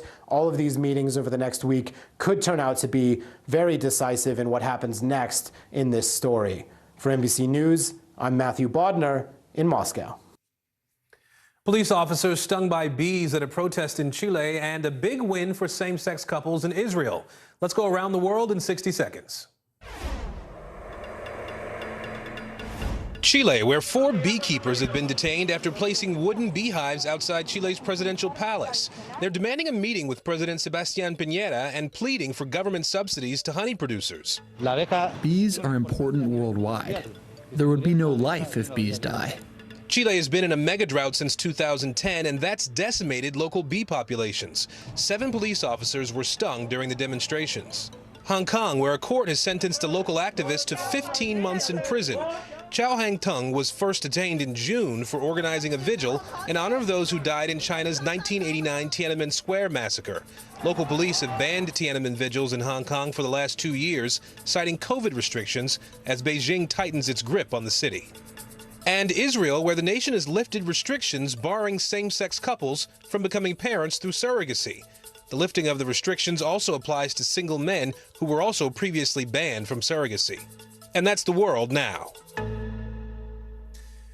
The recent wildfires that ripped through Colorado have left many without homes. After the break, a story giving one family hope after their missing pet was found alive.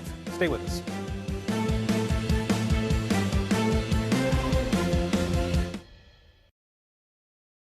News is more than a headline. It informs, it inspires, and it still matters. To cover it, you have to be in it. And that's what we're gonna do. Every night, we take you to the front lines of the story, where it's actually happening, with NBC News journalists on the ground from all over the world. We cover what you need to know and bring your newsfeed to life. In primetime and streaming live, it's your news playlist every night. Top Story with Tom Llamas, weeknights at 7 on NBC News Now. Let's go. This is a critical choke point for this fire.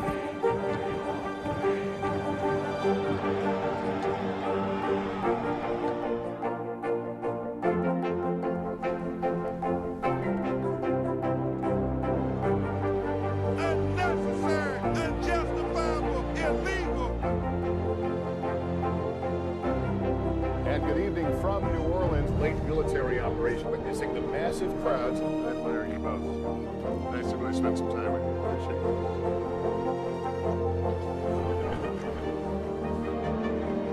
At any moment now.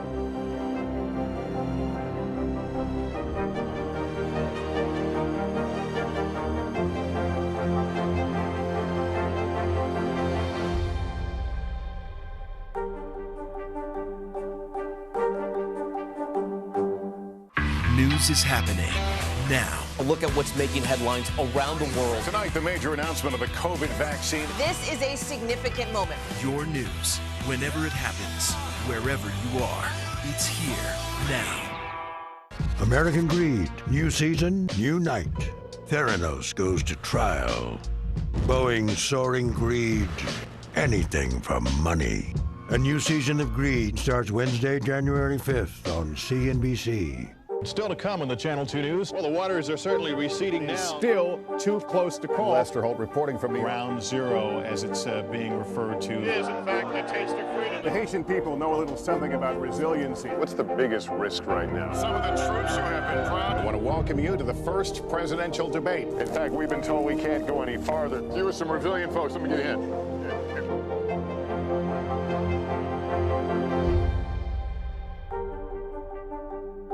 We began our cross-America journey tonight, St. Louis, Austin, here in Nashville. From Washington, D.C., the site of our nation's capital, you rarely see. It's your last one. Was talking smack part of this? What are you doing for teachers who feel that they're being stretched too thin? Did you understand how prevalent hunger was in your own community?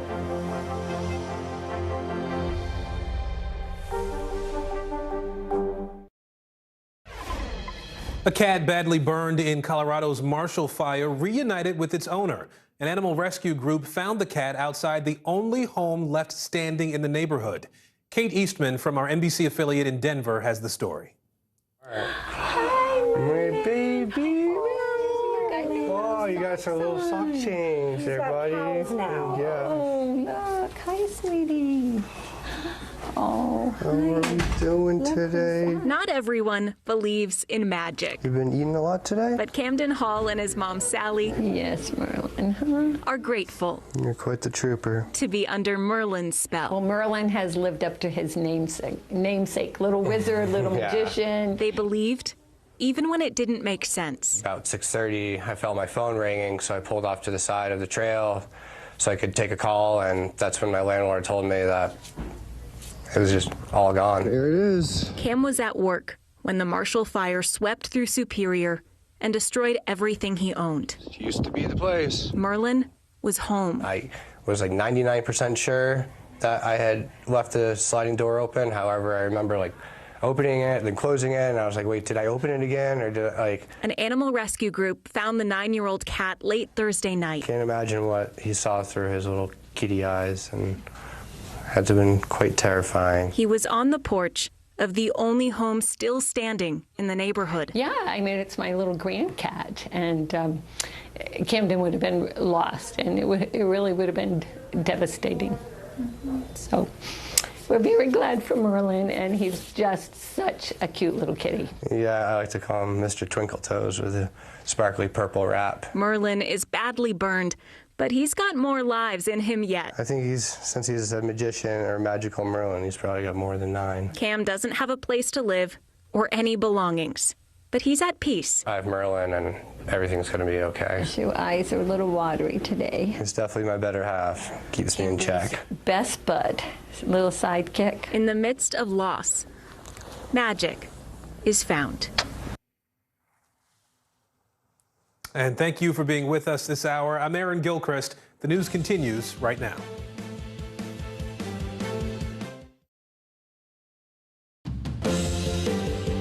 On NBC News now, snowbound. A powerful winter storm pummeled the mid-Atlantic. Flights grounded, drivers stranded, and communities digging out. The travel nightmare and the impact it's still having on millions of Americans.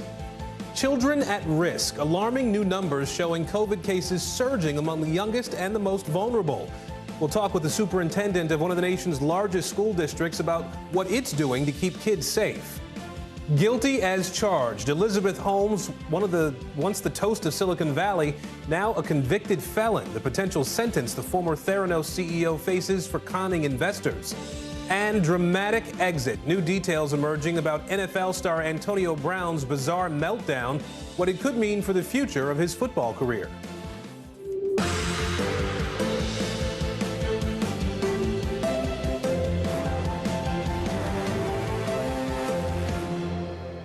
And good Tuesday, everybody. I'm Aaron Gilchrist. Morgan has the week off. We begin with that travel nightmare impacting millions of people and leaving drivers stranded. Take a look at this, a jam-packed I-95 in Northern Virginia. This is south of Washington, D.C. Cars stuck in the snow there in bumper-to-bumper traffic for hours, for miles and miles.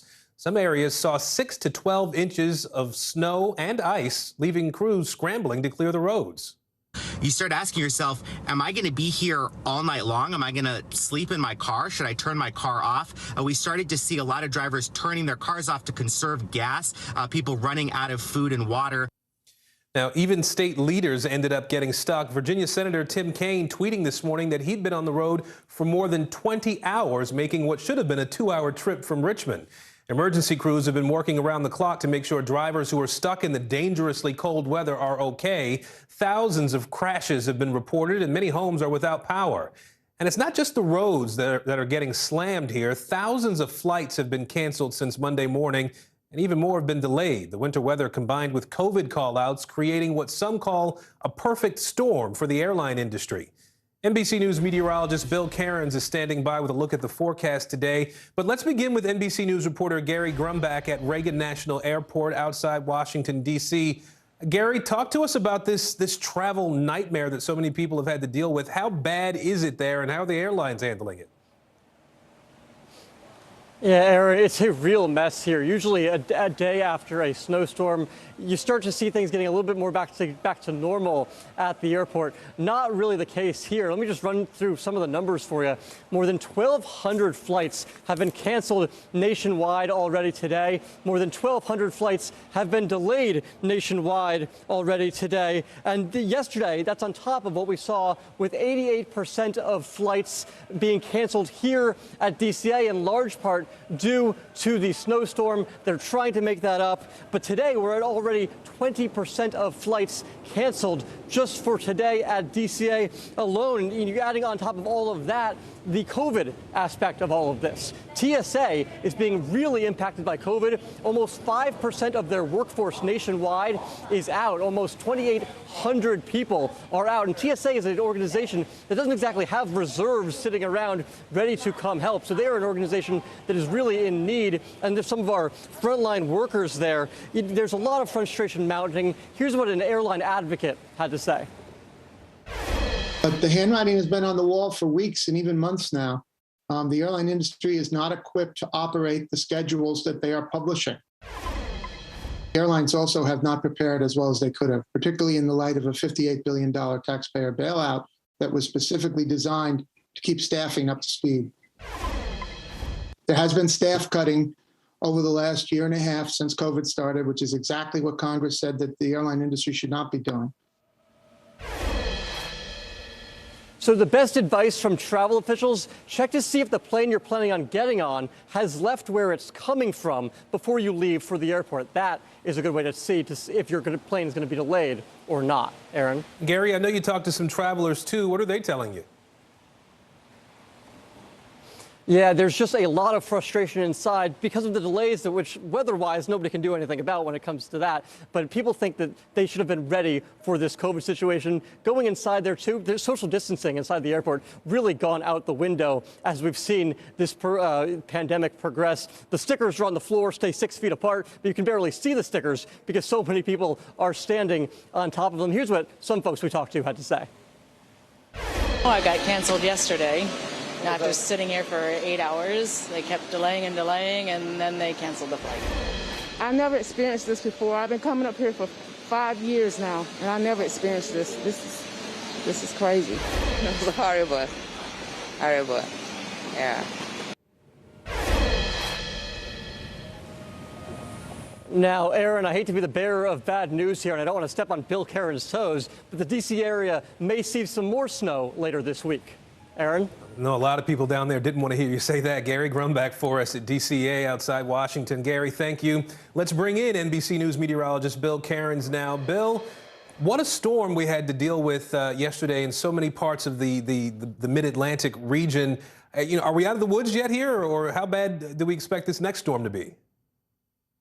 As Gary teased up, we do have another storm that's on the way, and it could be a significant winter storm. But I want to take you through the anatomy of how we got into the situation we did with, hundreds of people stuck on the road. So the storm went through. The storm was very, very well predicted about 12 to 24 hours out. No, we didn't know about it 3 days out, but 12 to 24 hours in advance, we knew this significant storm was going to come through.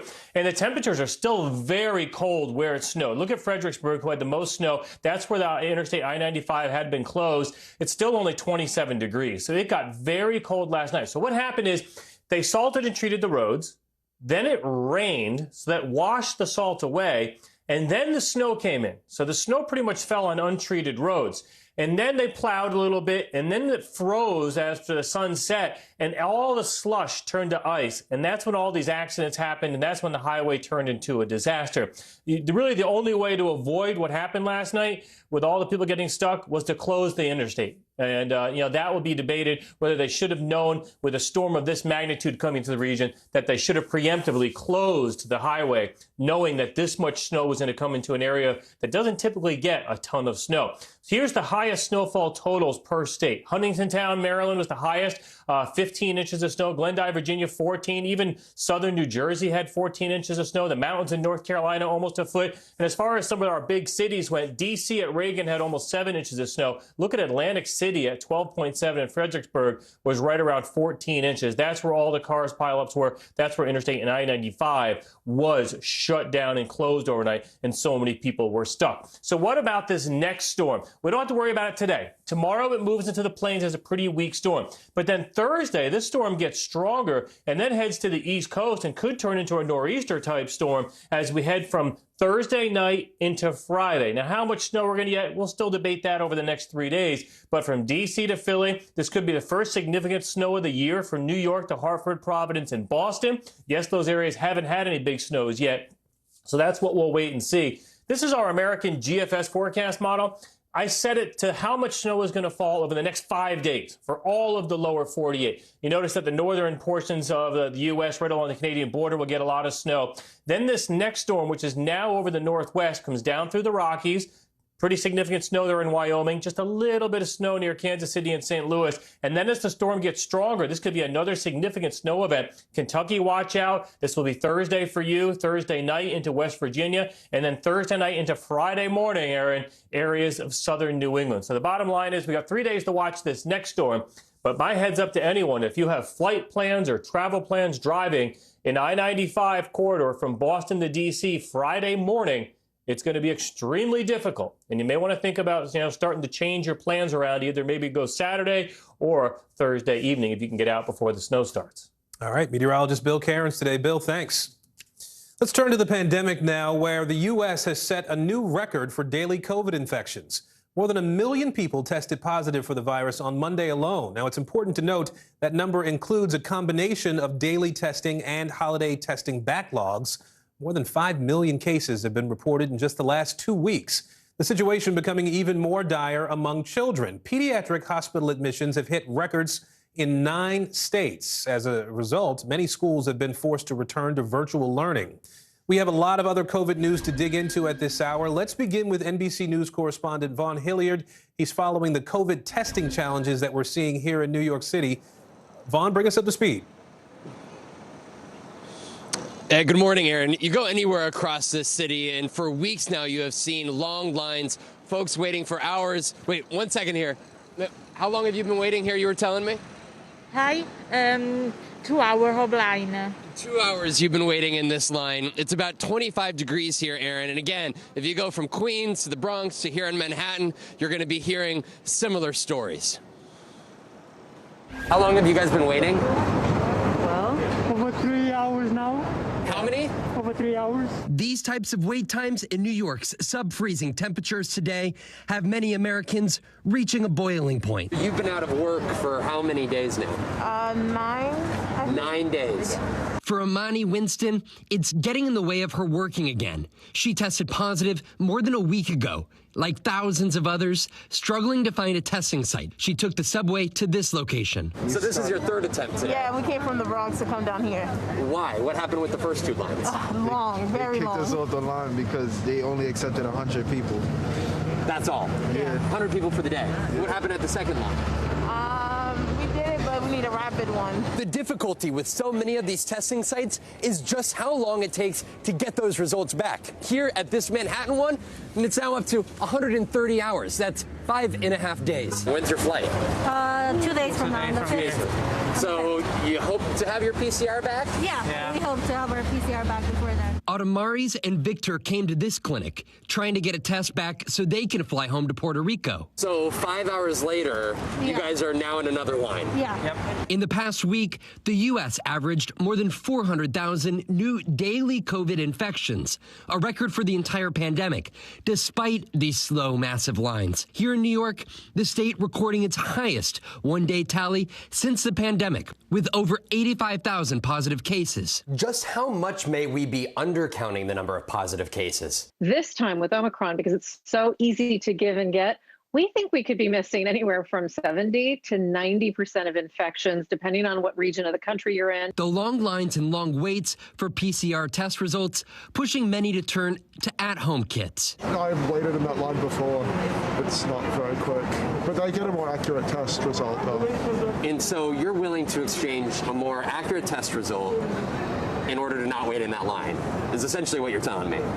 Yeah. But most of the at-home results are not being officially recorded. How many of these at-home tests are even being reported back to the government? We think anywhere near 50% could not be reported, maybe even higher, but it's a lot. And that's what accounts for, I think, the undercounting in Omicron. The virus leaving families in the dead of winter waiting for answers. We're just waiting to get tested finally. Aaron, that's where you hear Dr. Patel say just the extent to which we're looking at undercounting the number of positive tests. Again, New York City, the first in the country to really get hit hard here. And the hope was that there was going to be less demand after the holiday travel. Yet look where we're at. Folks are trying to get back to school. As you heard from the one woman in our piece there, she's trying to get back to work. And you're hearing similar stories from people. They're not here in the 22-degree weather out of anything but necessity in order to try to go back to sheer functionality of life. This is the circumstance continuing here in New York City, almost 1 month in since Omicron really hit hard here. Aaron? And a lot of other places too. Vaughn Hilliard for us in New York. Thank you, Vaughn. Let's bring in Dr. Aditi Nurikar now. She is a physician at Harvard Medical School. Dr. Nurikar, let's talk a little bit about the rise in COVID infections among children in particular right now. What's your advice for parents? What can they do? What can all of us do to make sure that we keep kids as safe as possible? You know, Aaron, we've really downplayed the impact of COVID in kids, and it's a disservice to children. The American Academy of Pediatrics just last week reported 325,000 cases. We have 9 states with elevated record numbers of hospitalizations. January 2022 must be a wake-up call for parents. Only 20% of kids between the ages of 5 and 11 are vaccinated, and 60% of parents are on the fence. So the time to vaccinate your children is now. Yeah, I want to turn to testing, too, while I have you. We saw the chaos in Vaughn's piece there a second ago. What are some of the best practices we should be using for testing? If you're not able to wait in line for hours, are the at-home tests enough at this point? Yes, Aaron, you know, one of the greatest challenges, perhaps the greatest failure of our response is the lack of supply. We're seeing here in Boston temperatures this morning of 17 degrees, an hours-long wait all around Massachusetts for testing, and the capacity being just absolutely overwhelmed. At-home tests are adequate and should be used. Unfortunately, we have many policies requiring at-home tests to return to work and other things, but we just don't have them available. Whatever test you can get at this point is the strategy that we must use. All right, Dr. Aditi Nurikar, we appreciate your perspective today. Thank you. Let's bring in NBC News correspondent Heidi Przybyla now. She's following school closures and the impact the Omicron surge is having on teachers now. Heidi, what are schools looking? What are the schools that you're looking at now, and how are they handling the rise in cases? Are they ready? Yep, Aaron, you know, a lot of them were already facing critical staffing shortages, and now a number of the nation's largest are reporting up to 10% of their staff this week calling out sick. So nationwide, here's what that looks like. About 2,100 K-12 schools will close for in-person learning for at least part of this week. I talked to teachers in Syracuse, Cincinnati, Miami, and they're all pretty much saying the same thing, which is that they've never seen anything quite like this. Schools unable to open only because of staffing shortages, administrators having to become substitute teachers. And in Miami, Aaron, the situation is particularly worrisome given the record surge in COVID positivity, a ban on mask mandates by Governor DeSantis. Take a listen here to the head of the state's largest union who spoke with us. What we didn't expect throughout the fall was being hit with so many shortages. We didn't have subs to cover class. We had more and more teachers who were out being isolated due to COVID. And so we had a hard time covering those classes. And so many of our school districts had to go back to virtual. Nobody wants to have to go virtual. It's not the best. It's not the most effective way to teach. It's also not the best for social emotional well-being for our students. So everybody's nervous about that. If the longer kids are out of school, the harder it is for them to acclimate when they come back in. And Aaron, this is all just due to a wave off of Christmas. Officials are also expecting a New Year's spike. Heidi Presbella for us in our Washington bureau today. Heidi, thank you. President Biden is meeting with members of the White House COVID response team today, discussing the response to the Omicron outbreak. NBC News senior White House correspondent Kelly O'Donnell joins us now. Kelly, what is the administration looking at doing to try to curb this spike in cases even more? Well, good to be with you, Aaron. We expect the president will address the American people briefly after he has this chance to meet with his team, and he'll be looking at ways to address this spike related to the holidays, talk about ways to try to flood areas that need more resources. We've seen that with stepping up of federal workforce in terms of military doctors and health professionals to try to help those medical centers and hospitals that have been really swamped by the need to get more help in their respective emergency rooms and care facilities, and also talking about testing. One of the big issues is the president has promised to be able to send tests to American homes, and we're looking forward to getting some kind of update on where does that stand. It's a big challenge for the president because the caseload has risen so dramatically.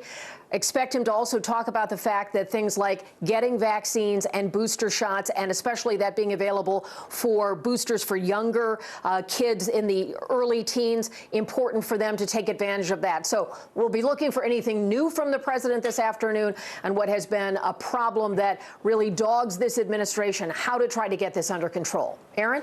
All right, Kelly O'Donnell for us near the White House today. Kelly, thank you. Let's head to the other end of Pennsylvania Avenue, where it's set to be a busy start to the year for Congress. First on the agenda, American democracy. Senate Majority Leader Chuck Schumer now saying he is open to changing the Senate's filibuster rules by MLK Day to move forward on voting rights legislation. Now, this comes ahead of this week's first anniversary of the Capitol riot and the growing spotlight on the committee investigating the insurrection. Let's bring in NBC News senior congressional correspondent Garrett Hake now. Garrett, what is Schumer saying about changing the filibuster? And I guess realistically, can he get all 50 Democrats on board for that? Well, Chuck Schumer and senior Democrats have kind of changed the way that they have talked about this possible rule change as it relates to voting rights. They are directly linking that election reform and voting rights package of legislation that they want to pass to the January 6th insurrection, with the majority leader tweeting about this, essentially saying that the attack on January 6th could be a prelude to what would happen in the future, the symptom of a broader illness as relates to election results, people not trusting them, and so forth, trying to broaden the appeal of this legislation and at least make sure that every member of his party is on board with it. The challenge, Aaron, is that while every Democrat, all 50 in the Senate, say they support the two specific pieces of legislation we're talking about, there are at least two, Joe Manchin and Kyrsten Sinema, who have not supported any filibuster changes, any rule changes. Manchin's actually the only person in the Senate who's voted against changing the rules the last two times they have been changed. So a massively uphill battle for Democratic leadership. So, Garrett, let's talk a little bit about the Capitol riot investigation now. What's next on the committee's agenda ahead of the one-year anniversary this week? It's something of a quiet week for the committee. The House, of course, is not in session this week. Before they went out, there was a bit of a new focus on trying to get testimony from some Republican lawmakers who they believed were either involved in the planning or had some conversations with then-President Trump on the day of the attack. That's Jim Jordan and Scott Perry of Pennsylvania. Perry flatly said he wouldn't talk to the committee. Jordan had left the door open. I think when the committee really resumes its work in earnest, that'll be the focus here. There's also been some discussion, largely from Liz Liz Cheney over the past weekend about the other efforts to get then-President Trump to intervene in the attack, including by Ivanka Trump. We hope to learn more about that soon, too. And Garrett, very quickly before you go, I want to ask you about Marjorie Taylor Greene's recent ban from Twitter, the suspension from Facebook, too. How are Republicans hearing that? How are they responding to that?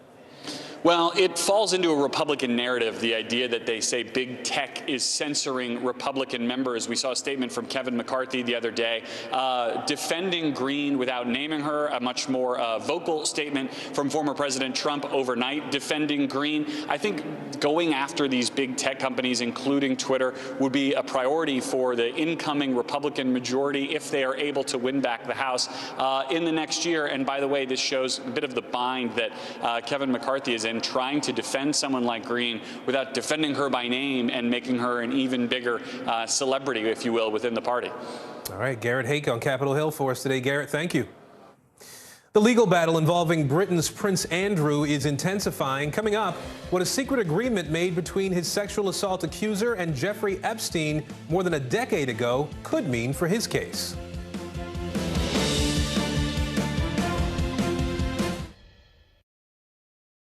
News is more than a headline. It informs, it inspires, and it still matters.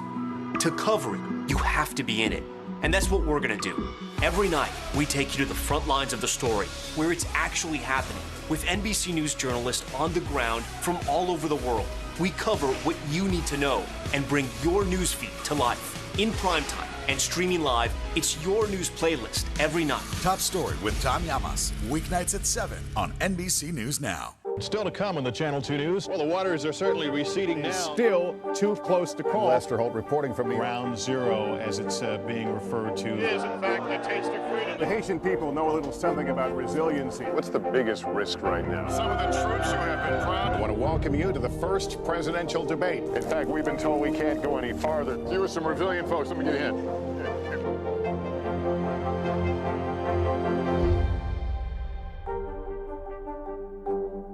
News is happening now. A look at what's making headlines around the world. Tonight, the major announcement of the COVID vaccine. This is a significant moment. Your news, whenever it happens, wherever you are, it's here now.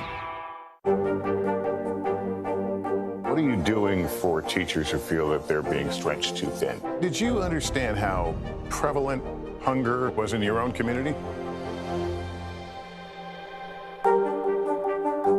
The holiday season is a time to spread cheer. These are all on the house. And appreciate the ones you love. From our family to yours. Your Mr. Christmas. For the 89th time, a tree will shine over Rockefeller Center. Happy holidays from today.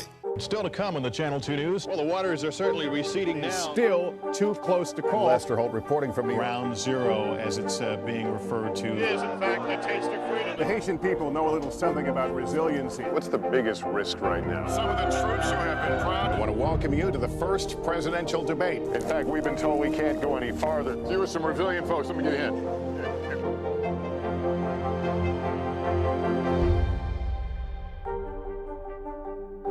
The Meet the Press Chuck Todd Cast, free wherever you get your podcasts. What are you doing for teachers who feel that they're being stretched too thin? Did you understand how prevalent hunger was in your own community? The Meet the Press Chuck Todd Cast, free wherever you get your podcasts. Michaela Schifrin, with just one more gold medal, she'll have more than any American alpine skier in history. She's climbed the mountain of this sport. Almost time to come down for more gold, Michaela. Better do it fast. The Meet the Press Chuck Todd Cast, free wherever you get your podcasts. Potentially promising news for the Tiger King. A federal judge has set a January 28th resentencing date for Joseph Maldonado Passage, also known as Joe Exotic, star of the Netflix series Tiger King. His convictions for a murder-for-hire plot were upheld, but an appeals court found his sentencing range had been set too high. Joe Exotic currently serving a 22-year sentence in prison for hiring a hitman to murder his rival, a big cat rescuer named Carol Baskin. Lawyers for Prince Andrew once again trying to block a civil lawsuit by accuser Virginia Giuffre. Giuffre says that when she was a teenager, Jeffrey Epstein and Ghislaine Maxwell forced her to have sex with the royal. NBC's Kelly Kobiella has more on this latest legal battle. Well, this hearing in New York today just may be Prince Andrew's best chance at walking away from these sexual assault allegations. His lawyers are arguing that a newly unsealed settlement dating back more than a decade and signed by both Giuffre and Epstein also clears the prince. This morning, a secret settlement between the late billionaire Jeffrey Epstein and his accuser, Virginia Giuffre, has been revealed. The newly unsealed court documents from 2009 showed Giuffre agreed to drop a sexual assault lawsuit against Epstein in exchange for $500,000. According to the court papers, Giuffre also agreed not to sue any other person or entity who could have been included as a potential defendant. Prince Andrew's lawyers are now arguing that legal language should protect the Queen's son, too, even though he's not mentioned by name in the settlement. I think this is probably his best chance of getting out, but I suspect it's not before an appeal. Giuffre, who is seen in this photo with the prince and Epstein's recently convicted confidant Ghislaine Maxwell, alleges she was forced to have sex with Prince Andrew 3 times back in 2001. He denies that it ever happened, and he's going to keep denying that it ever happened. But he knows the truth, and I know the truth. Prince Andrew has consistently denied Giuffre's allegations, saying in a now infamous BBC Newsnight interview, "I have no recollection." The Duke of York has already stepped back from royal duties, and his charities have all cut ties with him. He's been spotted out riding in Windsor, but he has no public royal role. Today's hearing may be his best chance yet to avoid a drawn-out trial, but the damage to his reputation has already been done. The hearing to decide whether this case is dismissed was held via video link in front of that New York judge. It lasted about an hour, and at the end he said his ruling would come, quote, pretty soon. Still ahead, Theranos founder Elizabeth Holmes has been convicted of fraud. The former Silicon Valley insider, once worth billions, now facing years behind bars. Still ahead, we break down the verdict and what comes next.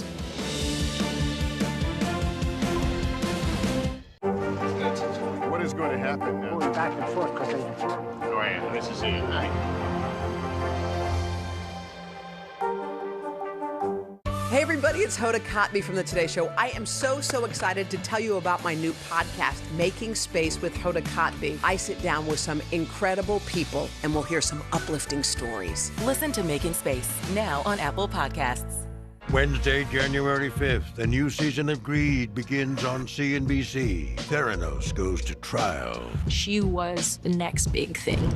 Sex and scandal. I had just graduated high school. He would ask me to go out for a couple of drinks. Boeing's soaring greed. What caused this brand new plane to crash? Anything for money. He ran a criminal syndicate, millions of dollars. American Greed. New season starts Wednesday, January 5th on CNBC. What are you doing for teachers who feel that they're being stretched too thin? Did you understand how prevalent hunger was in your own community?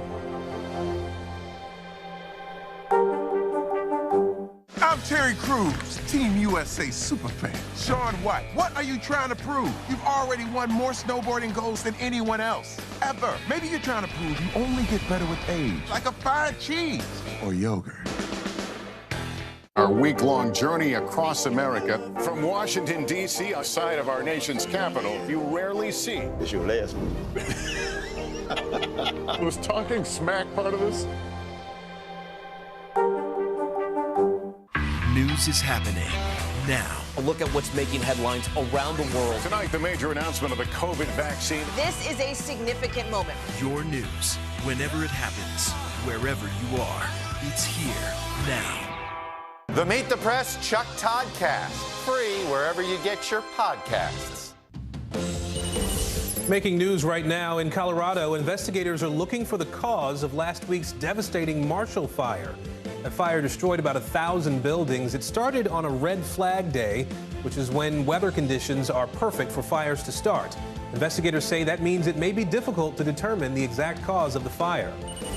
Illinois Congressman Bobby Rush says it is time to retire after 15 terms in the House. Rush says he wants to spend more time around his grandchildren. He holds the distinction of being the only lawmaker to have defeated Barack Obama in an election, which happened back in 2000.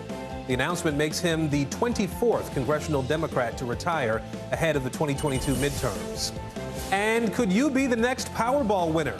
Okay, it's not likely, but the jackpot has soared to $575 million. The next drawing set for tomorrow night. The last Powerball jackpot was awarded in October. The winner walked away with almost $700 million. The former CEO who promised to revolutionize blood testing will soon learn how long she'll be behind bars.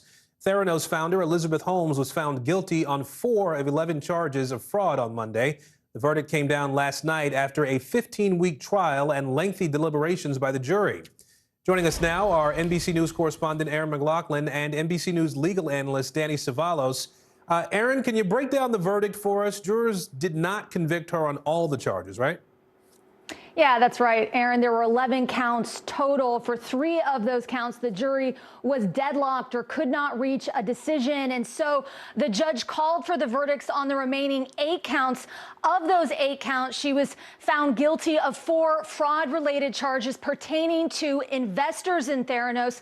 Of the remaining 4, she was found not guilty. 3 of those counts pertaining to fraud relating to patients and to doctors. Now, during the course of the trial, the jury heard from a number of patients who said they received faulty Theranos test results. One woman testifying that she was wrongly told she was suffering a miscarriage by a Theranos test result, and yet the jury finding Elizabeth Holmes not guilty of defrauding patients. It is worth noting that fraud is an exceptionally high bar to reach in federal court. Not only did the prosecution have to prove that Elizabeth Holmes misled, but that she intended to mislead. So it was significant that the jury found her guilty of 4 counts in total. Aaron, do we know when Holmes is going to be sentenced? At the moment, we do not. The judge says the next court hearing, he wants to first figure out what to do with those 3 remaining counts in which the jury was deadlocked, and then from there schedule a sentencing. Worth noting that each guilty count carries with it a maximum of 20 years in prison, $250,000 fine, plus restitution. In the meantime, while she's waiting for that sentencing, she remains out on bond. Aaron. Danny, let's bring you in here. Holmes was found guilty, as we said, on 4 of the 11 accounts, or I guess we could say she was not found guilty on 7 of the counts here. Is this something of a legal victory for her? This is a victory for both sides. And by that, I mean for Elizabeth Holmes, who in their right mind thought she would even have jurors deadlocked or even get acquitted on any charges, especially after she took the stand and committed what most observers agree was probably perjury right there in front of their very eyes. So big victory for the defense that they got any acquittals at all. As for the government, big win for them, too. They may not be feeling that way because, well, candidly, government, U.S. attorneys, they're kind of disappointed if they get A's instead of A pluses, if you know what I mean. But big victory for them because the sentencing guidelines in this case are going to launch Holmes into the stratosphere. She even will have that acquitted conduct considered as part of relevant conduct by the judge when it comes to sentencing. So, Danny, would you imagine that there's a possibility that Holmes could be retried for the remaining counts here, the 3 counts, or do you think the government says, all right, we're done?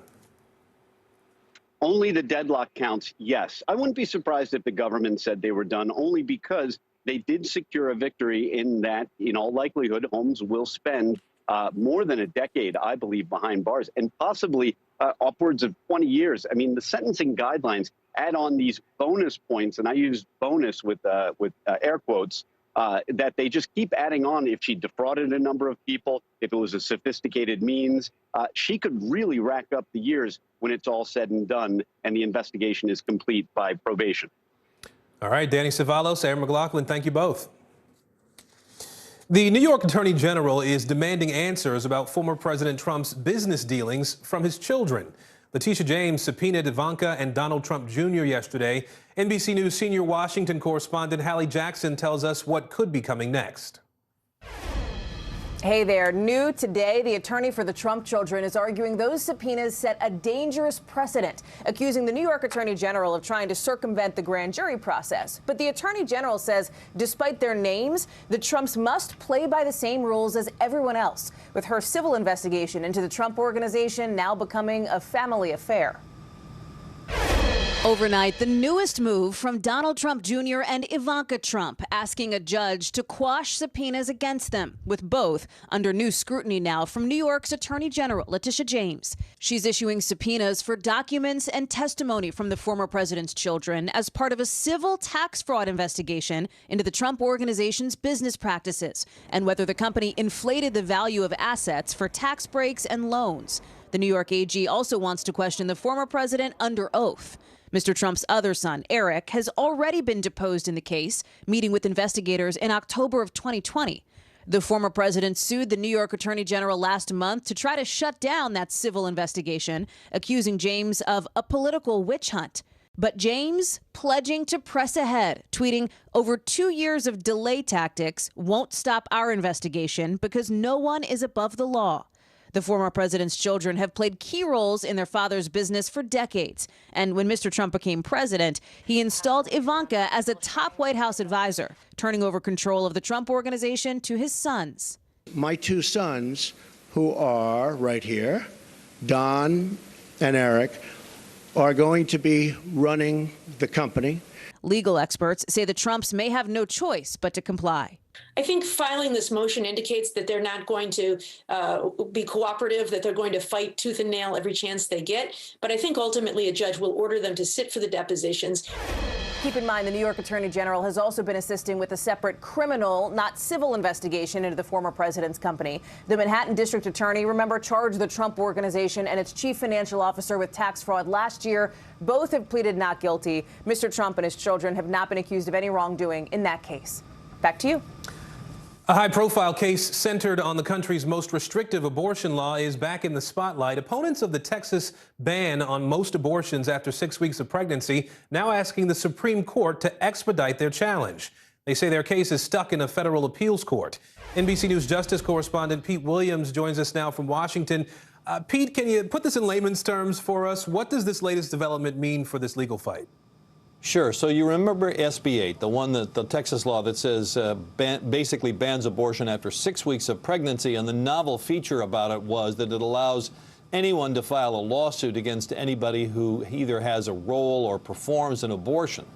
So the Supreme Court decided that the lawsuits could continue in Texas, but it vastly scaled back who the abortion providers could sue to challenge this law, allowing them to sue only the licensing officials in Texas that issue medical licenses.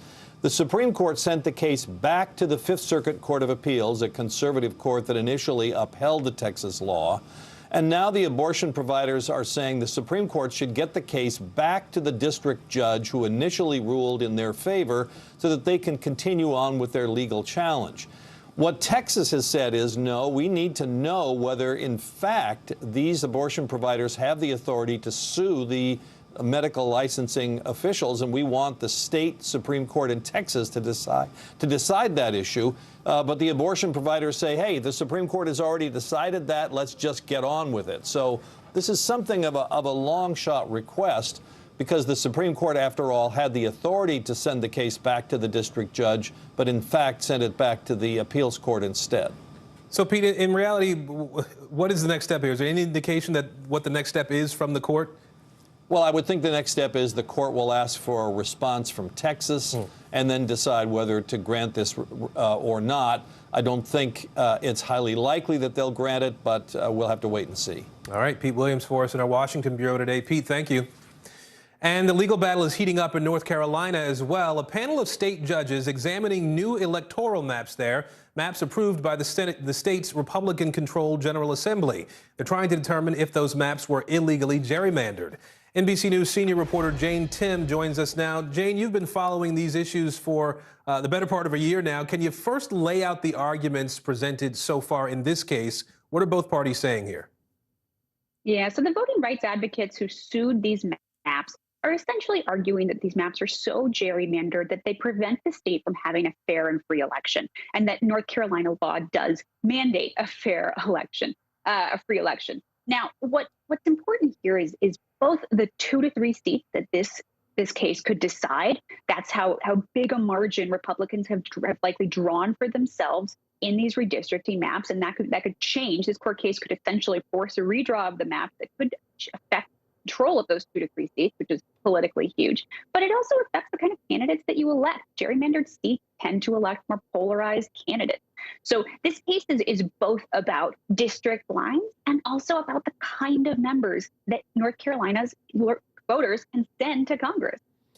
And Jane, like I said, you've done extensive reporting on these issues around voting as we've been looking at them more closely in the last year. When you sort of look at the bigger picture here, why does this particular case matter so much?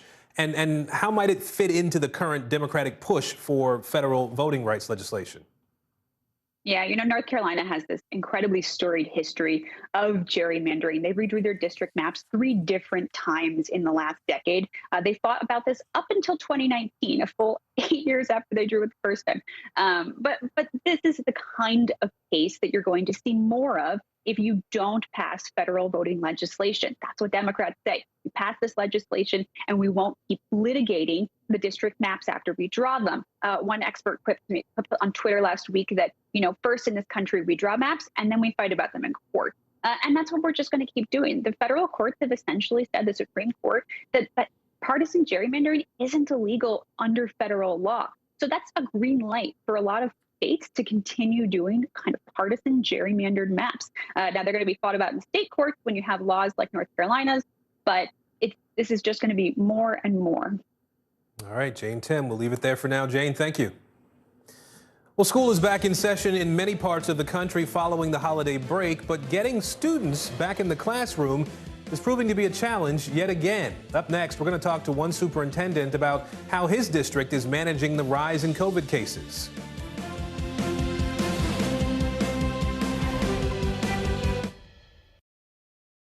Still to come on the Channel 2 News. Well, the waters are certainly receding now. Still too close to call. Lester Holt reporting from Ground Zero, as it's being referred to. It is, in fact, the taste of freedom. The Haitian people know a little something about resiliency. What's the biggest risk right now? Some of the troops who have been proud. I want to welcome you to the first presidential debate. In fact, we've been told we can't go any farther. You with some resilient folks, let me get a hint.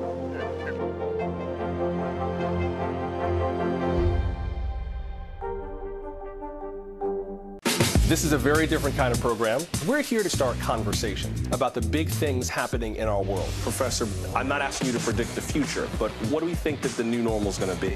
Is part of this that everyone's rethinking their jobs during this pandemic and their relationship to their employers? What is your biggest tip for any parent who's concerned about this? It's not my job to tell you what to think.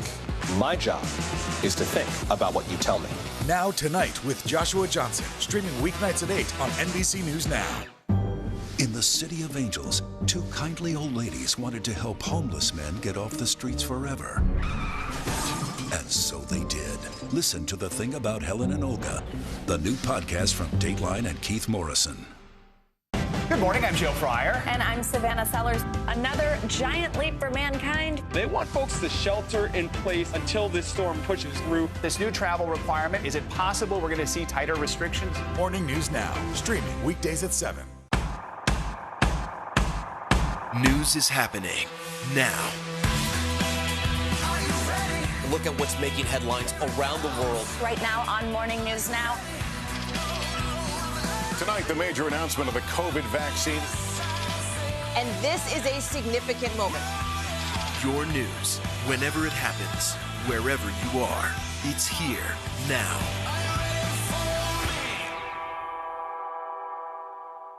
There's no better place for fun with friends. Quality time with your little golf buddy, or an afternoon alone together.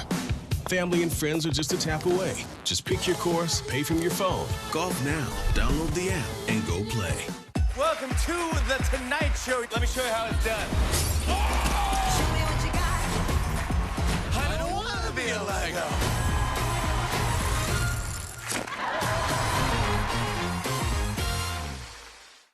This is a very different kind of program. We're here to start conversation about the big things happening in our world. Professor, I'm not asking you to predict the future, but what do we think that the new normal is going to be?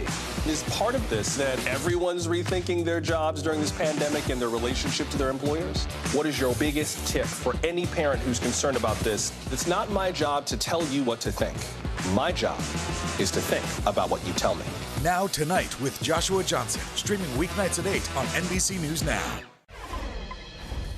Congress's top doctor is urging lawmakers to work from home as COVID cases sweep through the Capitol. Attending physician Brian Monahan wrote a letter to congressional leaders on Monday, citing an alarming number of cases in December. The 7-day average rate of infections jumped from less than 1% to more than 13%. Monahan warns daily case rates will only continue to increase in the coming weeks. And this week, we are taking an in-depth look at COVID and the classroom. Across the country, students and teachers are heading back to school, all while coronavirus cases surge.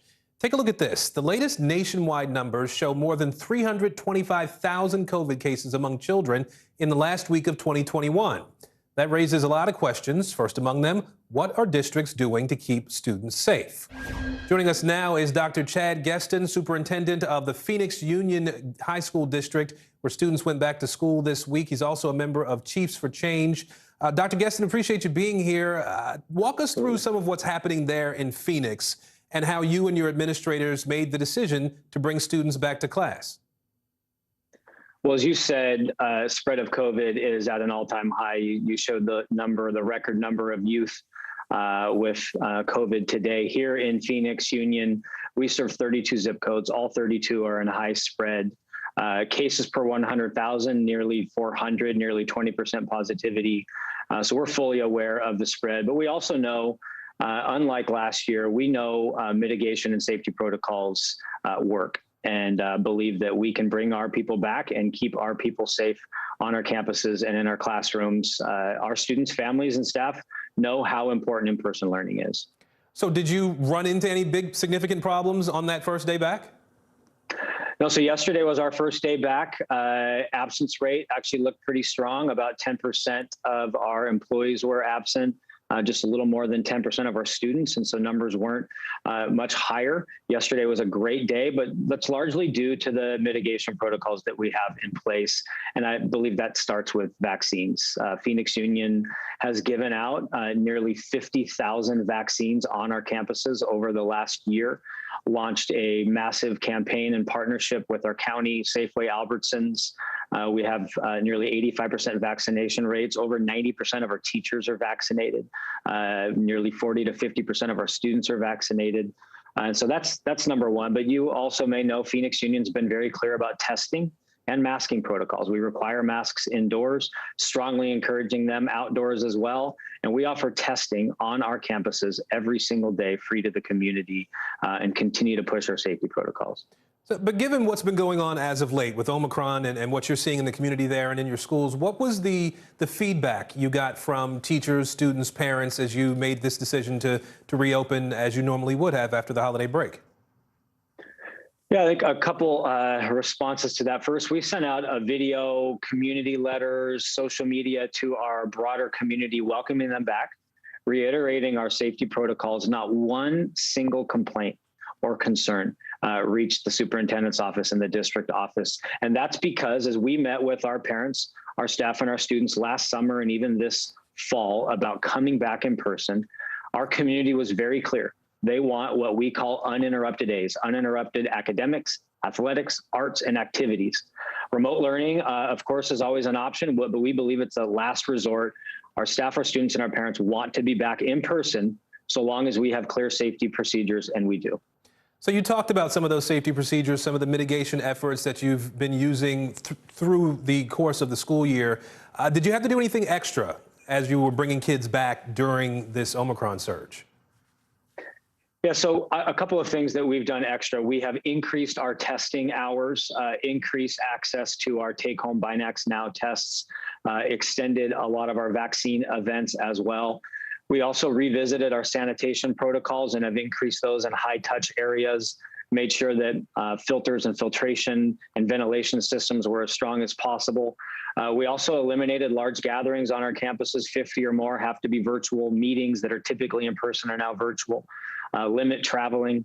Everybody involved in extracurricular activities, including sports, has to be vaccinated or submit to weekly testing. So we are increasing our safety measures, but again, doubling down on those that we know work. Well, very quickly, since you mentioned virtual, if things get to a point where you have to pivot to remote learning again, how prepared are you? How prepared are the schools to make that change at a moment's notice?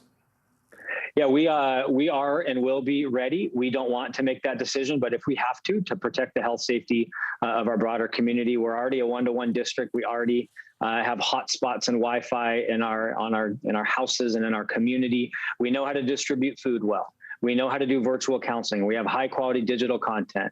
We have systems for home visits and well checks. We will be ready, but our hope is that we don't have to go in that direction. And we have the same hope for you and school districts all around the country that are implementing similar plans to yours that seem to be very robust. Dr. Chad Geston, we appreciate your time today. Thank you. Thanks. And join us all week long. We'll be talking with school leaders from some of America's biggest districts, how they're planning to keep students safe, and what all parents can take away from their experience. You can watch our Coronavirus in the Classroom coverage all this week on NBC News Now. A new study is revealing some alarming findings about children born during the early stages of the pandemic. The results suggest that they're developing at a different rate than those born before the pandemic. NBC News senior medical correspondent Dr. John Torres joins us now to dig into this study a bit. Dr. John, can you break down this study for us here a little more specifically and how it was conducted?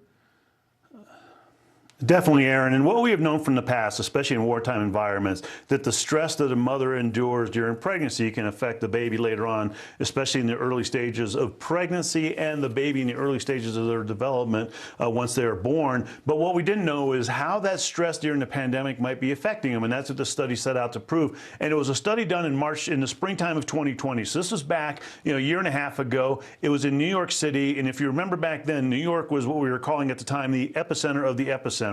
So it was a very stressful environment. I was there. I think you were there as well.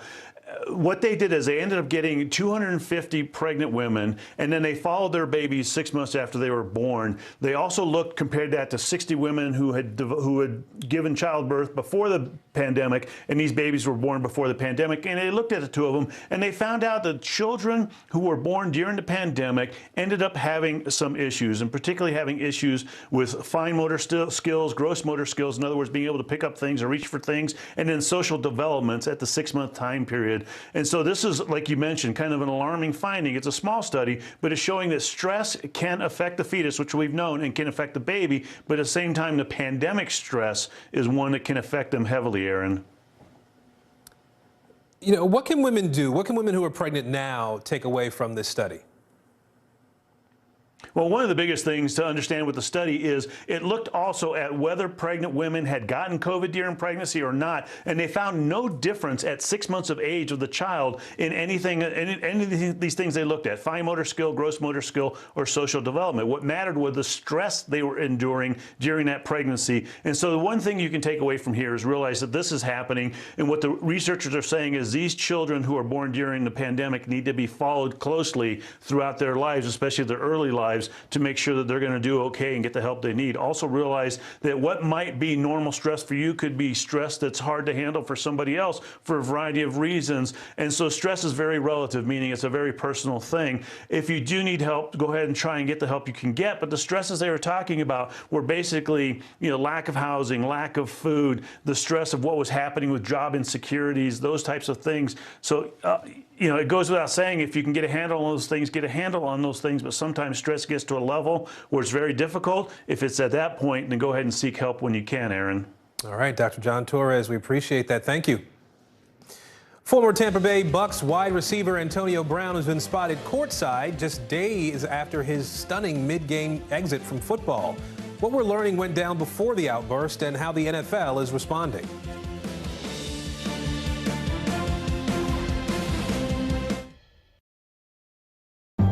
In the City of Angels, two kindly old ladies wanted to help homeless men get off the streets forever. And so they did. Listen to The Thing About Helen and Olga, the new podcast from Dateline and Keith Morrison. Is this an issue about guns or is this an issue about social justice? This supply chain issue has been a problem for months. Do you concur that this is going to get worse before it gets better? The question is, are you now more open to packing the court? If it's Sunday, it's Meet the Press. News is happening now. A look at what's making headlines around the world. Tonight, the major announcement of the COVID vaccine. This is a significant moment. Your news, whenever it happens, wherever you are, it's here now. News is more than a headline. It informs, it inspires, and it still matters. To cover it, you have to be in it. And that's what we're gonna do. Every night, we take you to the front lines of the story, where it's actually happening, with NBC News journalists on the ground from all over the world. We cover what you need to know and bring your newsfeed to life. In prime time and streaming live, it's your news playlist every night. Top Story with Tom Llamas, weeknights at 7 on NBC News Now. Our week-long journey across America. From Washington, D.C., outside of our nation's capital, you rarely see. It's your last one. Was talking smack part of this? Good morning, I'm Joe Fryer. And I'm Savannah Sellers. Another giant leap for mankind. They want folks to shelter in place until this storm pushes through. This new travel requirement, is it possible we're going to see tighter restrictions? Morning News Now, streaming weekdays at 7. Michaela Schifrin. With just one more gold medal, she'll have more than any American alpine skier in history. She's climbed the mountain of this sport. Almost time to come down for more gold, Michaela. Better do it fast.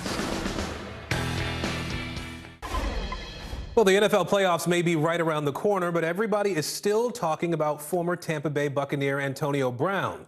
We're learning more about the stunning moment he stripped off his jersey and left the field in the middle of a game. Morgan Chesky is following the story for us. Yeah, Antonio Brown's career has had its fair share of controversy, but that moment he walked off the field sure felt final. And now with his professional football career in jeopardy, there's growing concern about what led to that outburst on Sunday. Antonio Brown, that's Antonio Brown without his uniform. The dramatic mid-game exit by one of the NFL's biggest names, unleashing a blitz of questions. The star wide receiver ripping off his pads and jersey during Sunday's showdown between the Tampa Bay Buccaneers and New York Jets. On Monday, Brown seen out for the night in New York, courtside in Brooklyn at a Nets game, posting "It's a new day," and later sharing a video with rapper Fabulous. Don't disrespect that work ethic right here. Also appearing to post this video on the Cameo app Monday, not mentioning Sunday's incident, but instead supporting former Steelers teammate Ben Roethlisberger. Let's cheer him on. Let's wish for one of his best games tonight. Bucs QB Tom Brady again offering his support for Brown. I'm going to continue to do everything I can to try to, be a great friend and supportive to Antonio and the things he's going through. After the game Sunday, the team appearing to release Brown. He is no longer a Buck. But this morning, technically, Antonio Brown is still on the team. The Bucs telling NBC News they didn't officially cut Brown Monday, and they are not sure what the next steps are at the moment. But there are new questions about what went down on Sunday. NFL Network reporter Ian Rappaport says he spoke with people close to Brown, who say the star wide receiver didn't want to keep playing because of a lingering ankle injury. In his mind, he did not feel he was healthy. But during a press conference Monday, Bucs head coach Bruce Arians said he spoke with Brown on the sidelines shortly before his dramatic departure, and they did not discuss an injury. He was cleared to play last week, played good, cleared to play this week. We had a conversation, and he left the field, yeah. When pressed, the Bucs coach not offering much more. I wish him well. I hope if he needs help, get some. And it's very hard because I do care about him. Now, as for what comes next for Brown, there will likely be some sort of punishment from the NFL for walking off the field mid-game. But after that, if the Buccaneers officially do release him and Brown passes the waiver process, he would technically be a free agent. And there's already ongoing conversations about how Brown could theoretically be pursued by a team looking to make a potential playoff run. We'll send it back to you. On NBC News now, COVID confusion, growing questions over new CDC guidance on how long those who test positive for COVID should quarantine, what top health officials are saying as case counts surge nationwide. Stuck in the snow, millions of people digging out of a powerful winter storm, the latest snow totals and what could be coming next. Road to nowhere. NBC's Josh Letterman, just one of the many drivers left stranded by the storm. He spent hours trapped on a Virginia highway with his puppy in the back seat. How long it took to get moving again. And countdown to Beijing. We are just weeks away from the 2022 Winter Olympics. The extraordinary measures being taken to ensure COVID doesn't delay the games again.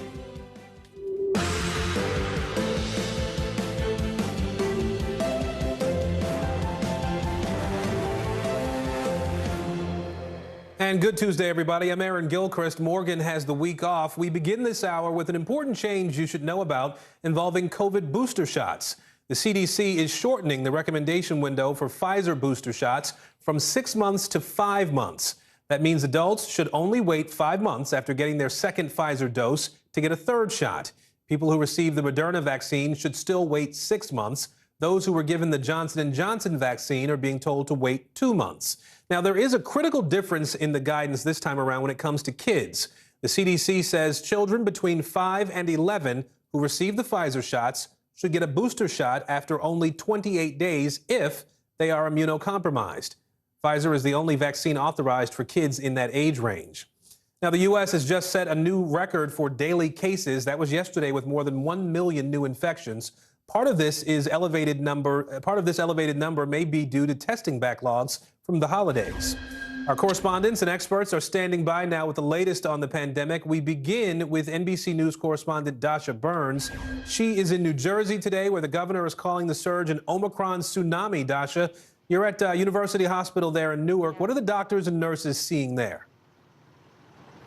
Yeah, Aaron, Omicron tsunami, it's a striking description of what the governor says is happening in the state right now. At the moment, hospitalizations in New Jersey are the highest they've been in the last year of the pandemic. In fact, the most people hospitalized in the state right now since May of 2020. But Aaron, it's so important to look at that hospitalized population right now. Over here at University Hospital, they say that 70% of their COVID hospitalized patients are unvaccinated. And when you look at the ICU, the most critically ill patients, only one of those patients has been fully vaccinated and none of those patients have been boosted. So they're continuing to emphasize here the effectiveness of this vaccine. Because Omicron is so transmissible, the concern is it's driving up hospitalizations because it's simply affecting more and more people. So they're emphasizing the need to use those tools in the toolbox, those vaccinations, those boosters. Take a listen to what we heard.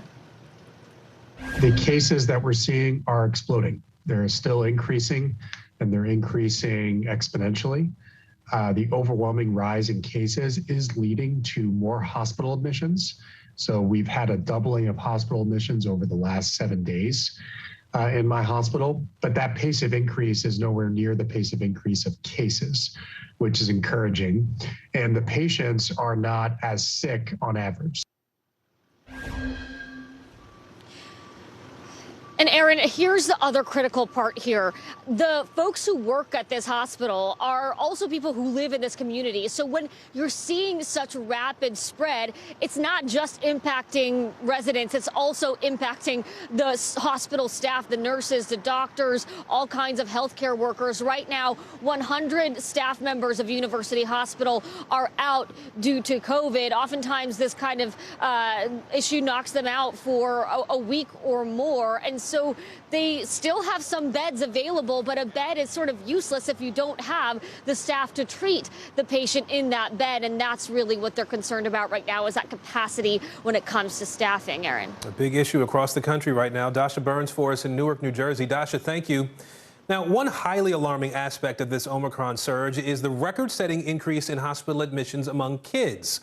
9 states have set records for children hospitalized with COVID. Doctors say most of those are unvaccinated children, either because they are too young to get the shot or their parents are reluctant to get them vaccinated. Here's NBC News correspondent Stephanie Gosk. Across the country, the vast majority of students are back in in-person classes, but new numbers from the American Academy of Pediatrics show just how fast COVID case numbers are rising among children. In the week leading up to Christmas, pediatric COVID cases reached nearly 200,000. But troubling new numbers from the American Academy of Pediatrics show an even more dramatic statistic. The very next week, a 60% jump in cases of children getting COVID, more than 300,000. I simply have never seen anything like what we're experiencing now. According to an NBC tally, the case numbers are leading to record hospitalizations of children with COVID in 9 different states. And while some of those children are being treated for other conditions when they test positive, doctors say a significant number are getting serious cases of COVID. COVID, in a very short period of time, has become one of the leading medical causes of death for children in this country. So I think it's about time that we stopped downplaying the significance of COVID for children. At the Texas Children's Hospital, there were 0 pediatric cases when December began. Now there are 70. Today's hospitalization numbers have surpassed our peak of patients during the recent Delta surge. The problem, say health experts, low vaccination rates for young children. We are beginning to vaccinate our 5 to 11-year-olds, but when you look at who's been in the hospital, it's actually those 5 to 11-year-olds who have not yet received the vaccine. As the Omicron variant has surged in recent weeks, the FDA authorized Pfizer boosters for children ages 12 to 15 and third doses for those 5 to 11 with compromised immune systems. Some parents hopeful the extra dose of protection will help their kids stay in school. I just would like it if everybody felt confident in the booster and all the kids got vaccinated, because then I think, I don't only want my kids to be safe. Another semester of uncertainty for school children, with families facing difficult choices in the weeks ahead. Later today, the president will be meeting with his COVID response team to talk about resources and case numbers, and then he's going to be addressing the nation. Back to you. Joining us now is Dr. Stella Saffo. She's an internal medicine physician and the founder of Just Equity for Health. Dr. Saffo, we appreciate you being here. We just saw the effect that Omicron is having on children now. How concerned are you by this spike that we're seeing among kids?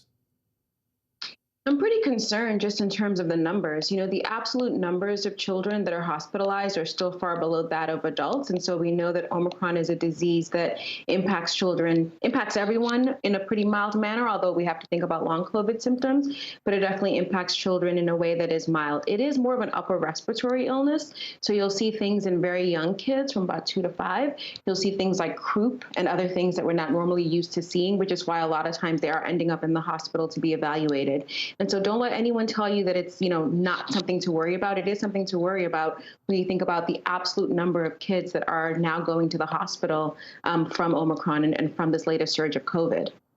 I want to talk to you a little bit about vaccinations, too. Right now, we're looking at, a little more than 200 million Americans have been fully vaccinated. As this new year gets underway, where do you think the focus should be in this vaccination effort? We can never lose focus on getting individuals who are not vaccinated at all vaccinated. I think it's really important for us to remember that part of the reason why COVID continues to mutate and we get all these new variants is because there are reservoirs of individuals who are continuing to get it. And so the biggest thing that we can do is continue our messaging to those populations that may be resistant to go ahead and get vaccinated. And one thing that we've seen that's really interesting is when people are in the hospital with COVID and they're pretty sick and they're unvaccinated, many of them, when they get better, they say, not only am I going to get vaccinated now, I'm going to tell my colleagues and my friends and everyone that I know that's unvaccinated to get vaccinated. So we have to keep pushing among the unvaccinated, and not just here in the US, but also worldwide. There's this phrase, vaccinate the world, as one of the things that we have to do to be able to get past, managing COVID at this point, because otherwise we're going to be looking at Omicron and other variants, ad nauseum for at least another couple of months, if not years. All right, Dr. Stella Saffo with a great warning there for us. Thank you for your time today. President Biden is meeting with his White House COVID team today, discussing the response to the Omicron outbreak. NBC News senior White House correspondent Kelly O'Donnell is joining us now. Kelly, what is the administration looking at doing now to try to curb this latest spike that we're seeing in cases? Well, that's part of what we'll hear from the president today. He is meeting with his COVID task force today, getting an update along with the vice president, and he'll be getting the latest on the Omicron numbers, also trying to get more information about how federal resources like medical personnel from the military can be used to surge into areas where hospitals are really in need. Also, an update on testing. Where does that stand with the promise of providing free tests around the country to Americans who will request them? There's been some lag in that promise of 500 million tests. And where do we go next with what next steps are available? We know that the White House is going to emphasize the basics that already exist: vaccinations, boosters where those are available, and we've seen some expansion in the additional boosters for younger kids, the 12 to 15 year range, and questions about when can Americans who have already had their second shots, when should they get a third shot or a booster shot? And so those sort of steps. What we don't yet know are what new pieces of the puzzle will the president talk about today, if any, or will this be a re-emphasis on what's already known? And so those will be the key factors. What is clear is the Omicron variant has become a substantial risk in the country. And while it is often less serious in terms of the medical consequences, the sheer numbers of cases and the overwhelming rise in hospitalizations because of the volume of cases still presents a real threat to hospitals being able to do the work that they need to do. So even if the overall cases are not as serious for vaccinated and boosted Americans, it still poses a real challenge in how to administer this. So that's part of what we'll be expecting to hear from the president today as this unfolds. All right, Kelly O'Donnell for us in Washington today. Kelly, thank you. Now, Monday's big snowstorm is still wreaking havoc across the mid-Atlantic and the South. From Maryland to Georgia, thousands of car crashes have been reported. Many homes also lost power.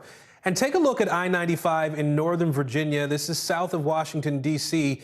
Some cars stuck here today have been in traffic since yesterday, really. That region was blanketed with 6 to 12 inches of snow, followed by ice in some places, leaving local crews scrambling to clear the roads. It's not just the streets that are getting slammed now. Airlines are having more issues, too.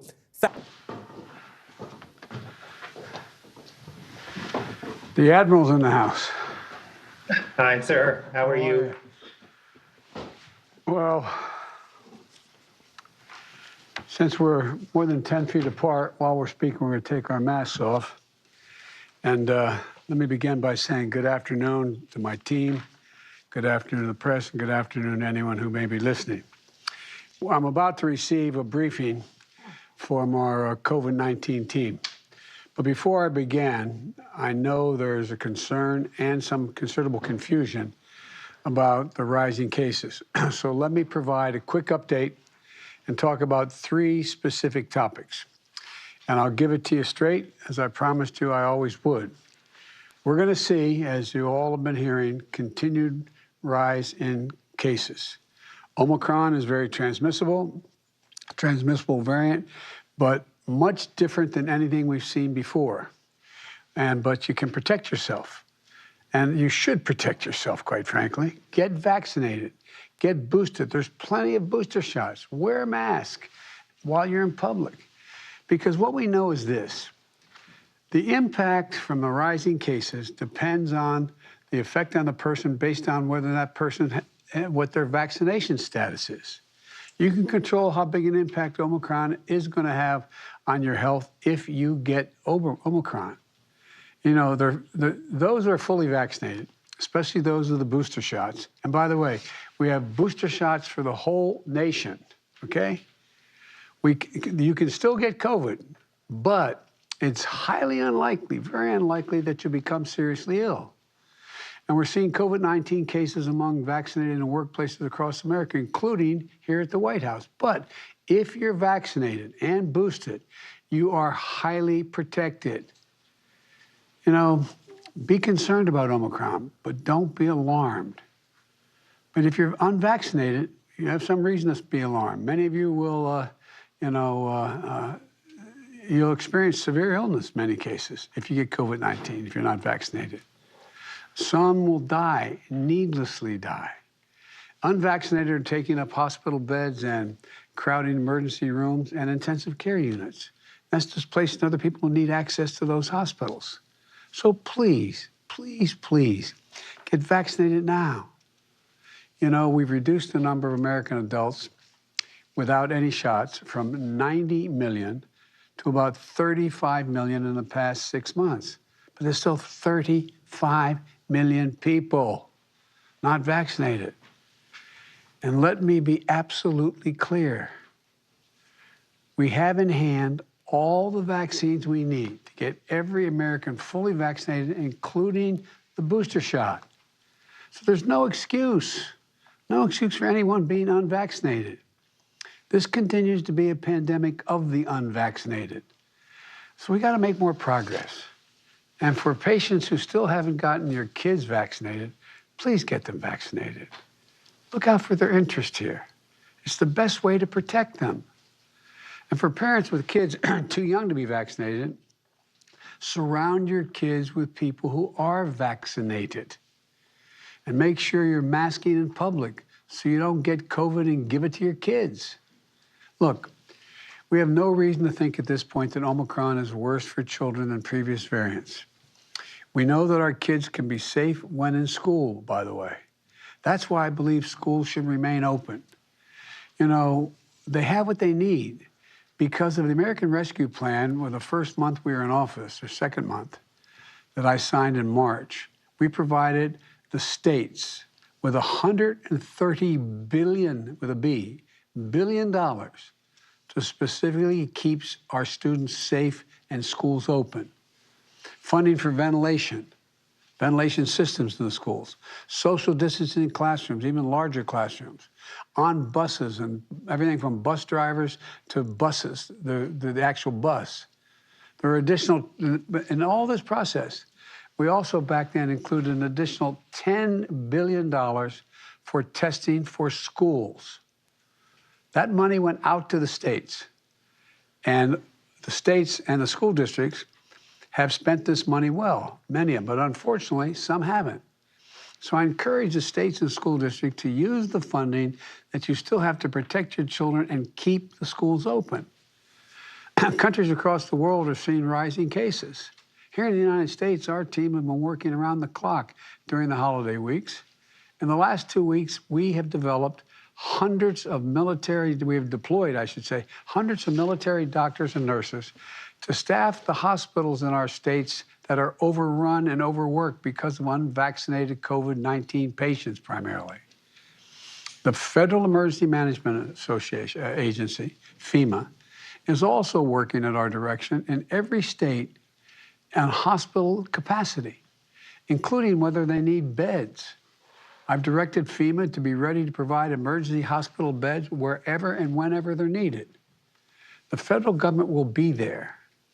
We've shipped nearly 2.4 million pieces of protective equipment to hospitals, from gowns to gloves. And we're doing whatever we can to protect communities from the surge of hospital cases that are likely to see from the unvaccinated population. Look, now let me address 3 specific updates before I get my full brief from my team. First, booster shots. I know, Dr. Fauci, I'm like an echo chamber here, okay? I know it. But repeating myself, but Dr. Fauci said it very clearly. Booster shots work. They significantly increase the protection. They provide the highest level of protection against Omicron. Americans, we've given out over 70 million booster shots. Importantly, 2 out of 3 eligible seniors have received their booster shots. Booster shots are free, they're safe, and available at over 90,000 vaccination sites. Let me say that again. They're free, available, and at over 90,000 sites. We have added sites, added hours, added appointments, added walk-in capacity. We have booster shots for every American in the country. It's easier than ever to get a booster shot, and more importantly than ever it's been. Look, the FDA has also now authorized booster shots for children ages 12 to 15. So, with the final approval from the Center for Disease Control and Prevention, the CDC, young people, when that occurs, young people ages 12 to 15 will be able to get booster shots later this week. Second, on testing. I know this remains frustrating. Believe me, it's frustrating to me. But we're making improvements. In the last 2 weeks, we've stood up federal testing sites all over the country. We're adding more each and every day. Google, quote, COVID test near me. Go there, COVID test near me on Google to find the nearest site where you can get a test most often and free. Look, with more capacity for in-person tests, we should see waiting lines shortened and more appointments freed up. Look, if you want to test yourself at home, we have 3 options now. 1, drugstores and online websites are restocking. 2, so the more tests are available, we're going to continue to become available. Next week, our requirement that your insurance company reimburse you for at-home tests takes effect, so you don't have to get reimbursed. So if you're insured, you can buy the test and get paid for it.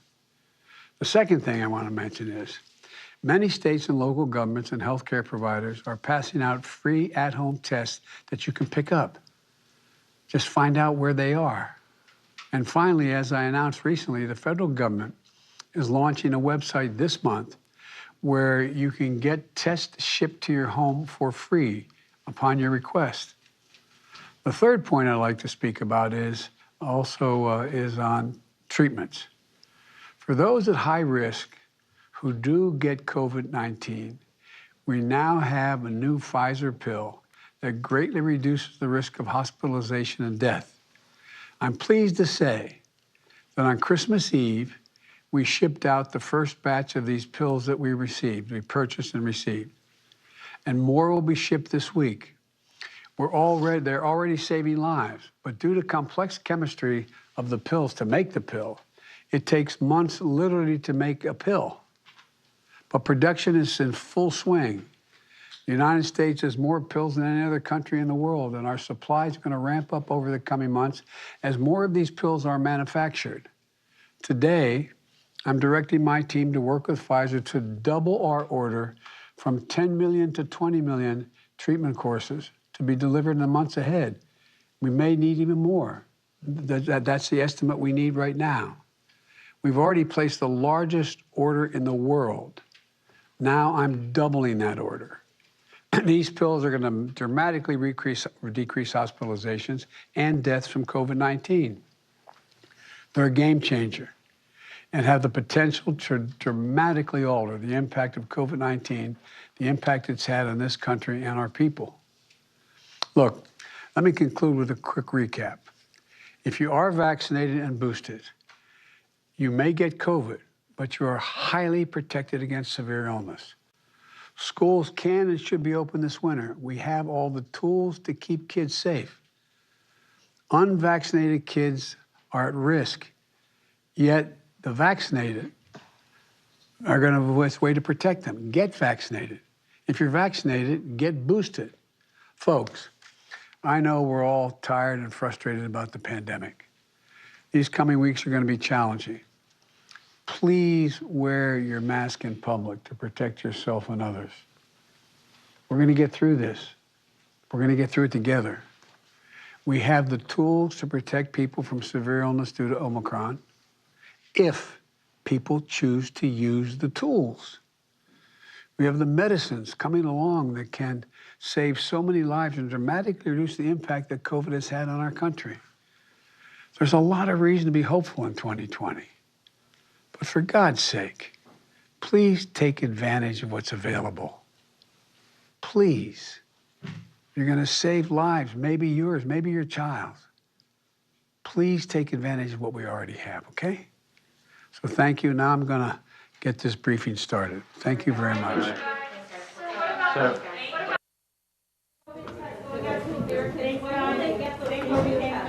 Ernest, so it'll be interesting to see this Friday's jobs report as an indicator of how Omicron has impacted the labor market. So let me ask you about a couple of other business headlines while you're here. Some major news coming from Apple. Yeah, that's right. Apple briefly touching a $3 trillion market cap yesterday. It slipped from there. It wasn't able to close at a $3 trillion company today. It's also slipping, but remarkable just as we kind of reflect back on how its wealth creation has really taken form over the last few years. It took just 16 months and 15 days to go from $2 trillion to $3 trillion. And in 2018, Apple was actually the first company to even reach a $1 trillion market cap. It's seeing other tech companies footsteps behind it. Basically Google, Alphabet, Amazon, all encroaching on that $3 trillion figure as well. But Apple clearly poised to close at a $3 trillion figure, at least in the near future. All right, CNBC's Leslie Picker. Leslie, thank you.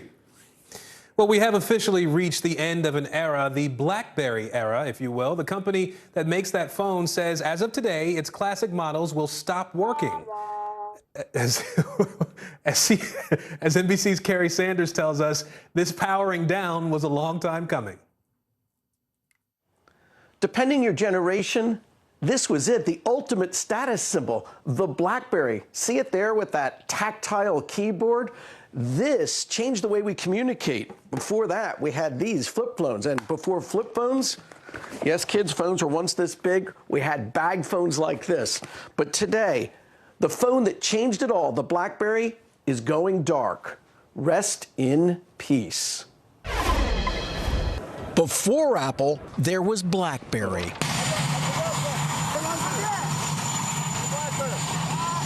From presidents and politicians to celebrities and CEOs, the phones with the signature keyboard quickly became a status symbol at the office and beyond.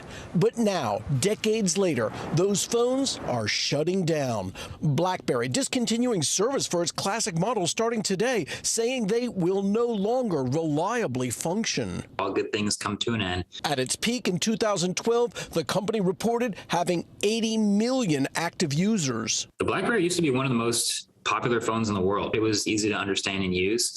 It also had those keyboards that were really clicky and tactile. People everywhere were glued to their keyboards, which made answering emails for work. All essential personnel will be issued BlackBerries for company use. Gimme. Or messaging friends through the phone's popular BBM platform, easy and addicting. BlackBerries became crackberries for many. But eventually, that once revolutionary keyboard became obsolete. They all have these keyboards that are there whether you need them or not to be there. What we're going to do is get rid of all these buttons and just make a giant screen.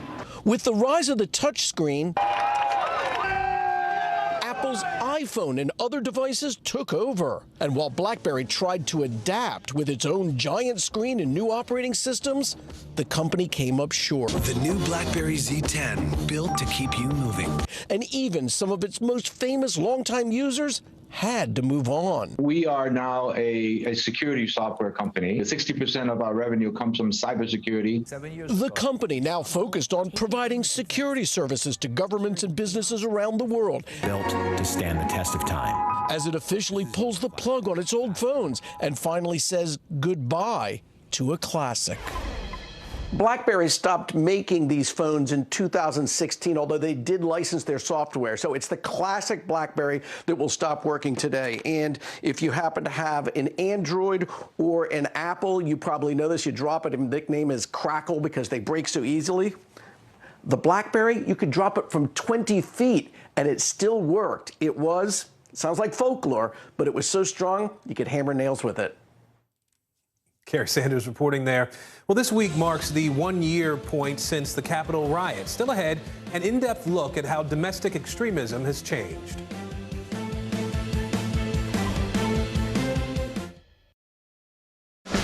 Mikaela Shiffrin. With just one more gold medal, she'll have more than any American alpine skier in history. She's climbed the mountain of this sport. Almost time to come down for more gold, Mikaela. Better do it fast.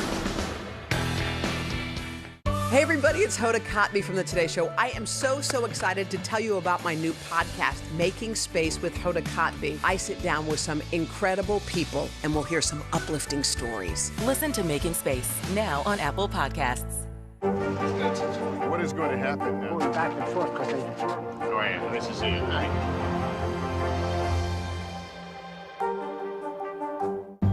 In the City of Angels, two kindly old ladies wanted to help homeless men get off the streets forever.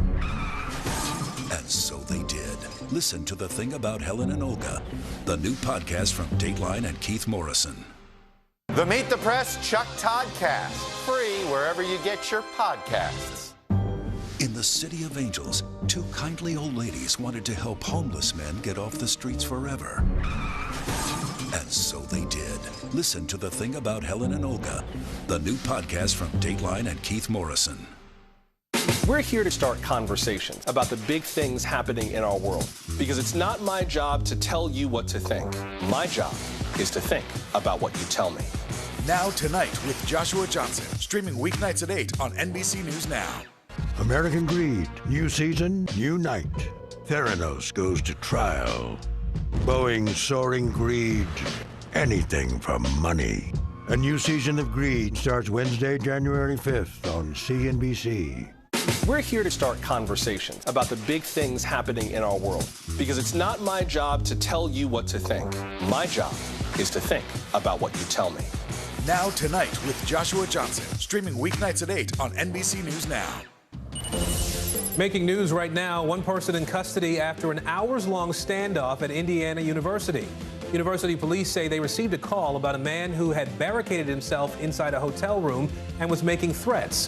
When the man refused to leave the room, authorities began evacuating guests. Police eventually got into that room and arrested the man.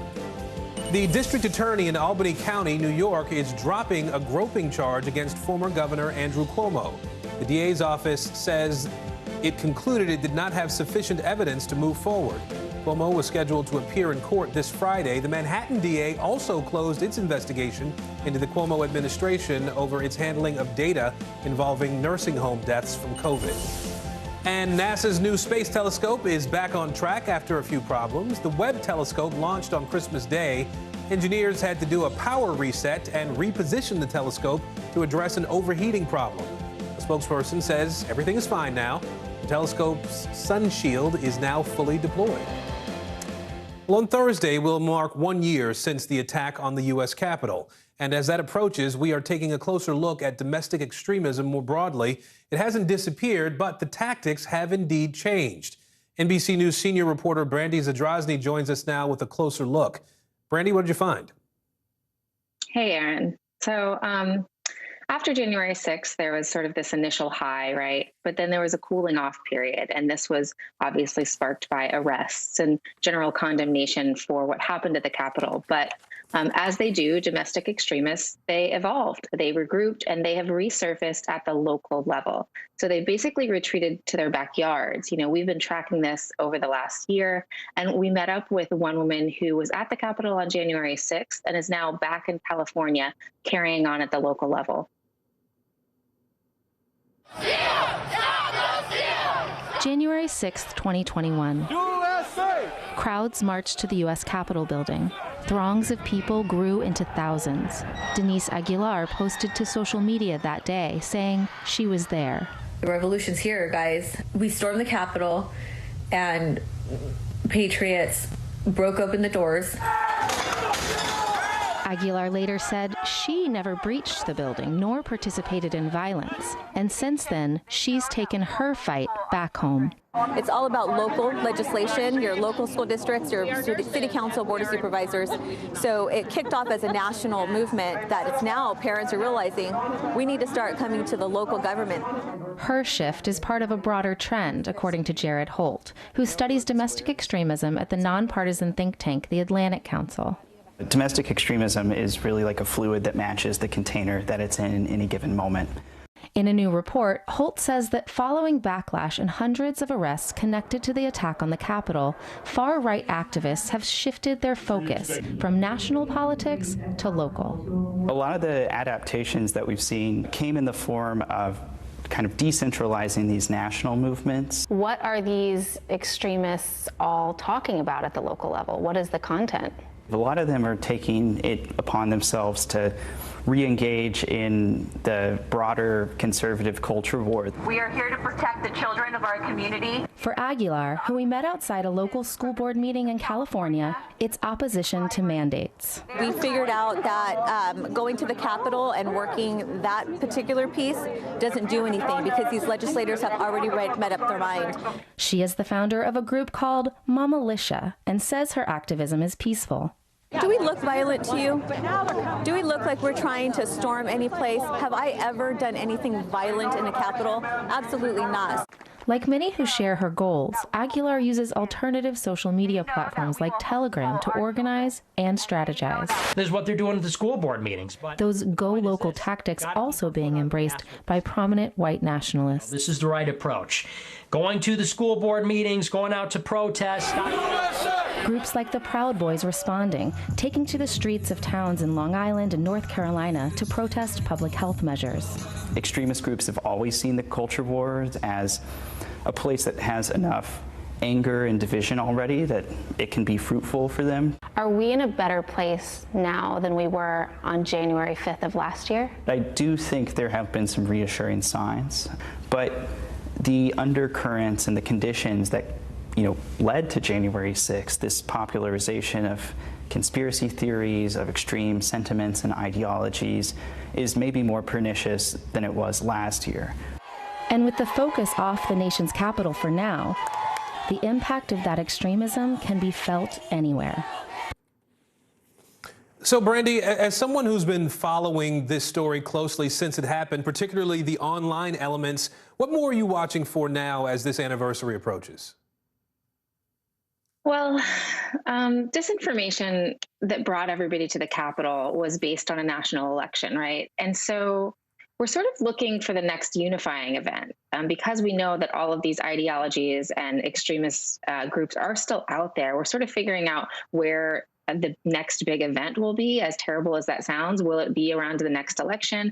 Will it be COVID? Will people just stay in their corners? It's just not clear what, if anything, would be enough to rally these groups again. And for now, they're back home on alternative platforms and, frankly, harder to track. All right, Brandy Zadrozny, more work and reporting to be done on this, obviously, as time goes by and we see more of this. Brandy, thank you. Now, as dramatic and disturbing as the January 6th attack was, some experts, historians, politicians, they're warning American democracy is still at risk. NBC News senior political analyst John Allen has just written an extensive article for NBCnews.com on the state of the republic. John, I'm curious, what stood out to you as you explored this idea of just where January 6th and the year that followed has left our country? The state of the republic remains fragile, according to experts I spoke to.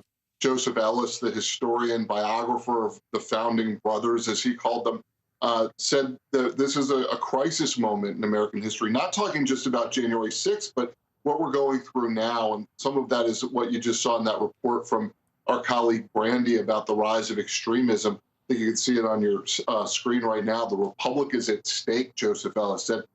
There are few experts on the sort of most propitious moments and most tenuous moments in American history than him. So that's what stood out. And John, we still have this DOJ investigation of January 6th that is going on right now. We know more than 700 people were arrested at some point. What do we know about the progress of their cases now? Well, we've seen a number of guilty pleas, and some of those people have already seen those cases adjudicated. So you've had about 150 plus have pleaded guilty. 70 of those cases or so have been adjudicated already. We've seen almost 36 people sentenced to prison time. The longest of those sentences so far was a little bit over 5 years. But the Justice Department is continuing not only to make prosecutions, but to continue to look for participants in the riot. So, you know, they're asking people with information about anybody who hasn't been identified yet to come forward with that information. We're going to continue to see prosecutions for a long time coming. And, you know, I know there's been a lot of talk about Republicans taking control of the House of Representatives and ending the investigation that's going on there. But once something is at the Justice Department, you know, that's not affected by what the House of Representatives is doing. And John, you mentioned Republicans. The reality for them is that the former president, Donald Trump, still has a firm grip on the party. What are you watching for in terms of his role in the near future? I mean, he is running right now what looks to be, by all sort of metrics, if it looks like a duck, walks like a duck, quacks like a duck, it's a duck, looks like he's running a presidential campaign. He's making endorsements, he's raising money, he's giving speeches. We're going to see a speech on January 6th meant to counter-program what is going on in official Washington. And so, you know, he is more actively engaged than any president in our memory, any former president in our memory in the year after his defeat and the turnover of the presidency. And, you know, I don't think that there's, you know, I don't think there's any evidence that he's slowing down. All right, John Allen for us today. John, we appreciate your reporting on this. And just so our viewers know, John's feature article, The Riot and the Republic, is posted right now on NBCnews.com. You can find it right on our homepage.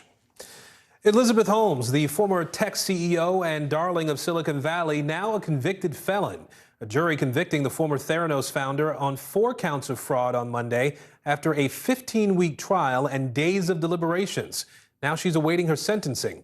CNBC reporter Yasmin Khorram is outside the courthouse in San Jose, California. Yasmin, you've been covering this trial from the beginning for us. We appreciate that. Break down this verdict for us, if you will, and how it all played out in the courtroom. Aaron, we saw absolutely no emotion from Elizabeth Holmes as the verdict was handed down yesterday. She sat there stone-faced at one point, looked down. The jury really didn't look at her either. And when they left, she got up, embraced her family. Her father kissed her on her forehead, and she left the courthouse. It was a mixed verdict. The jury found her guilty of 4 charges relating to defrauding investors, but found her not guilty of 4 charges relating to defrauding patients. They also deadlocked on 3 investor counts, and the judge declared a mistrial on those 3 counts. Now, some people say that this verdict, you know, sheds a light on humanity versus money, but there's a lot more to it here. Legal experts tell me that from the beginning, it was going to be extremely difficult to convict her on these patient counts because there really was no paper trail there like there was connecting her to the investor counts. At the end of the day, the jury could have just concluded that Elizabeth Holmes did not intend to defraud these patients and that they were just collateral damage along the way, Aaron. Well, Yasmin, you know, the 4 guilty counts, there's nothing to sneeze at. What kind of prison time is Holmes looking at? Right, and that's the big question here. She is facing some major prison time, potentially.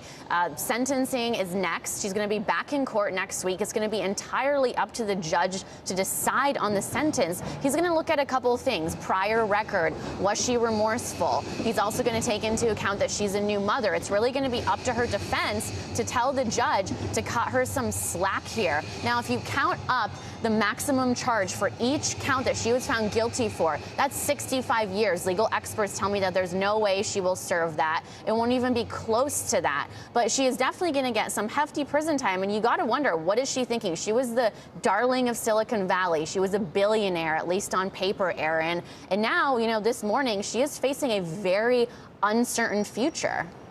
At the same time, Yasmin, I understand that this is not necessarily the end of the Theranos saga. There's going to be another trial this year?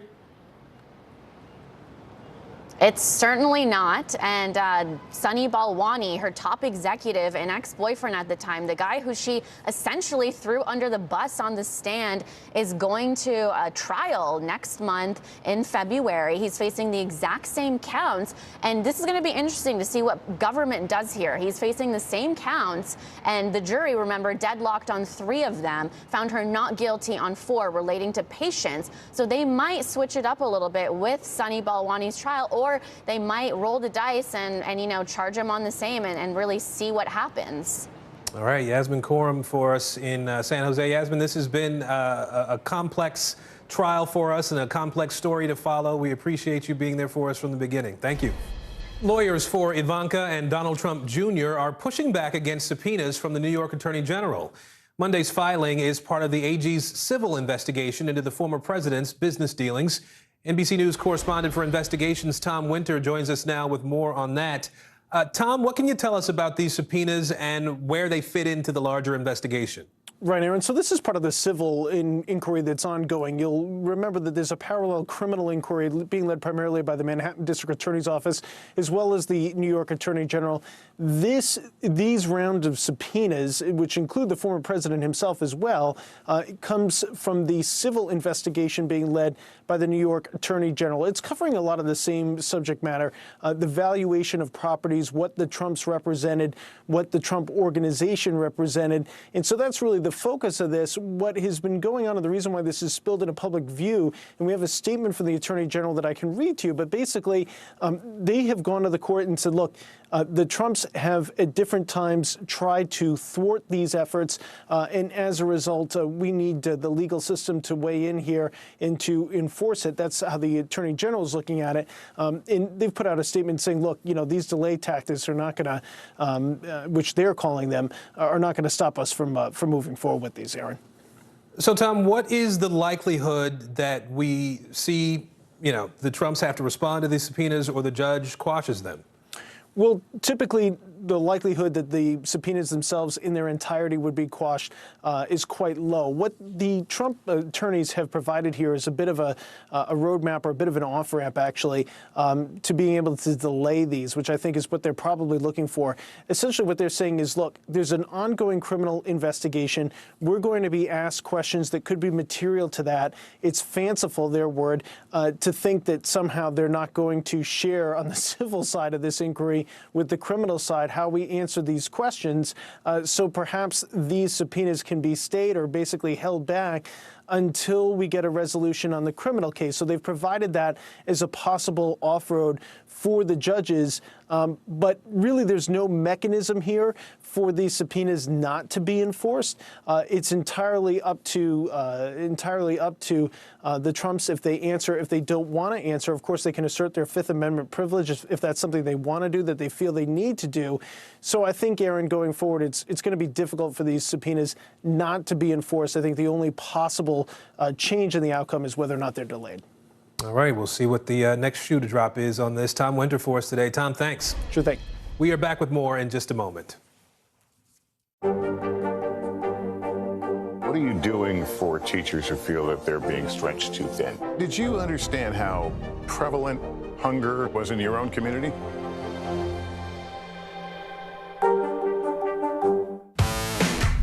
There's no better place for fun with friends. Quality time with your little golf buddy. Or an afternoon alone together. With the GolfNow app, family and friends are just a tap away. Just pick your course, pay from your phone, get out and enjoy. GolfNow. Download the app and go play. We began our Across America journey tonight, St. Louis, Austin, here in Nashville. From Washington, D.C., the site of our nation's capital, you rarely see. It's your last move. Was talking smack part of this? What are you doing for teachers who feel that they're being stretched too thin? Did you understand how prevalent hunger was in your own community?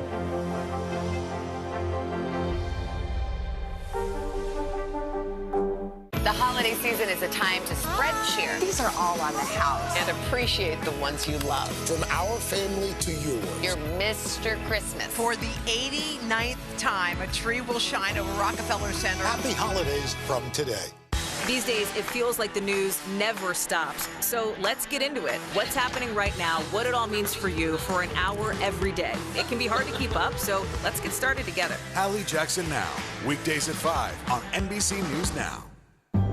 In the City of Angels, two kindly old ladies wanted to help homeless men get off the streets forever. And so they did. Listen to The Thing About Helen and Olga, the new podcast from Dateline and Keith Morrison. There's no better place for fun with friends. Quality time with your little golf buddy. Or an afternoon alone together. With the GolfNow app, family and friends are just a tap away. Just pick your course, pay from your phone, get out and enjoy. GolfNow. Download the app and go play. What is going to happen now? Going back and forth because Go ahead. This is it.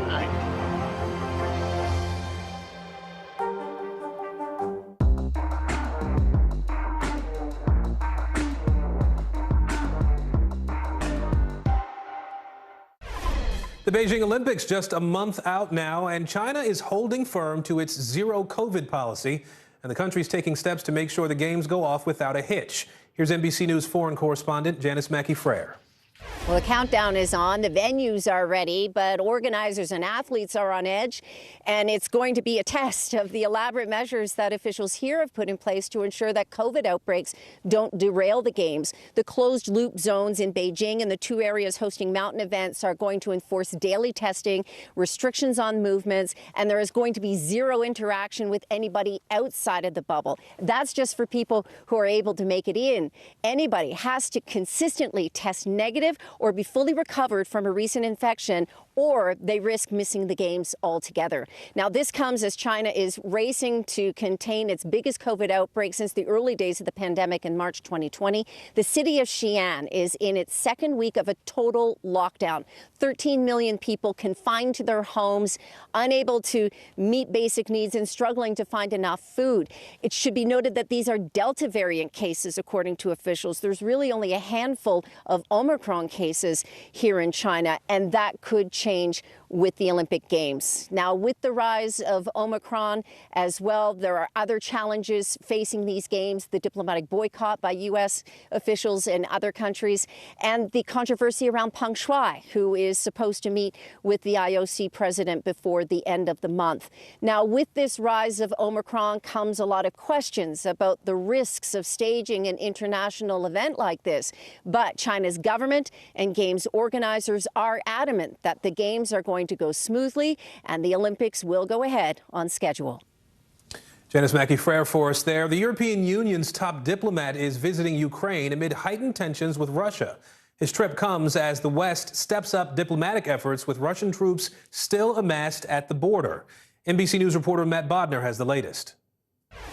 With 100,000 Russian troops still stationed along its border with Ukraine, the European Union's foreign policy chief, Josep Borrell, flew to Ukraine today for consultations with officials there and also a trip to the front lines of eastern Ukraine. Of course, the Ukrainian military has been on that front line for several years now, combating pro-Russian separatists in the Donbas region. So this really is in some ways the strongest gesture, if not one of the strongest, that we have seen from a European Union official in support of Ukraine, at least when we're looking at this current chapter of the crisis. For the most part, this has been handled either directly with the United States, one-on-one with Russia, or with NATO involved. But Borrell, explaining his visit to Ukraine today, insisted that any discussion of European security, of Europe's future relationship with Ukraine, must involve the European Union. So that is why he has traveled down there. But his visit, he will leave on Thursday, actually kicks off a very interesting several-day period of some rather intense diplomatic engagement. So actually just announced today on Friday, we will see what NATO is calling an extraordinary meeting of its Foreign Minister Council. So we will see all 30 NATO foreign ministers meet virtually on Friday to discuss the situation in Ukraine.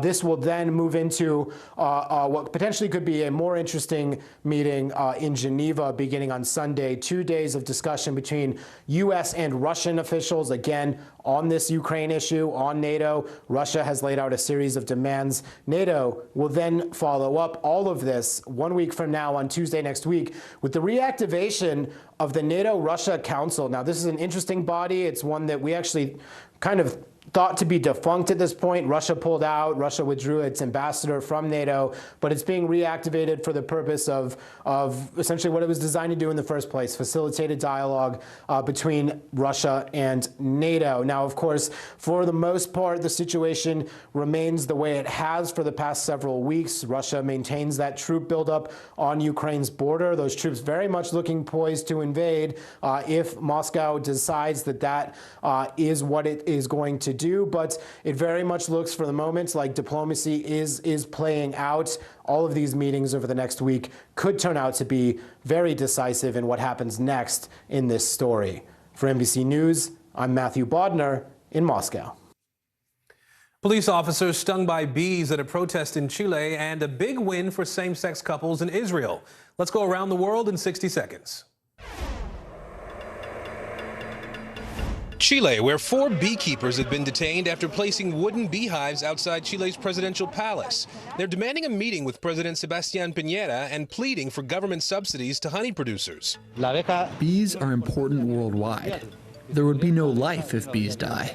Chile has been in a mega drought since 2010, and that's decimated local bee populations. 7 police officers were stung during the demonstrations. Hong Kong, where a court has sentenced a local activist to 15 months in prison. Chow Hang-tung was first detained in June for organizing a vigil in honor of those who died in China's 1989 Tiananmen Square massacre. Local police have banned Tiananmen vigils in Hong Kong for the last 2 years, citing COVID restrictions as Beijing tightens its grip on the city. And Israel, where the nation has lifted restrictions barring same-sex couples from becoming parents through surrogacy. The lifting of the restrictions also applies to single men who were also previously banned from surrogacy. And that's the world now. The recent wildfires that ripped through Colorado have left many without homes. After the break, a story giving one family hope after their missing pet was found alive. Stay with us.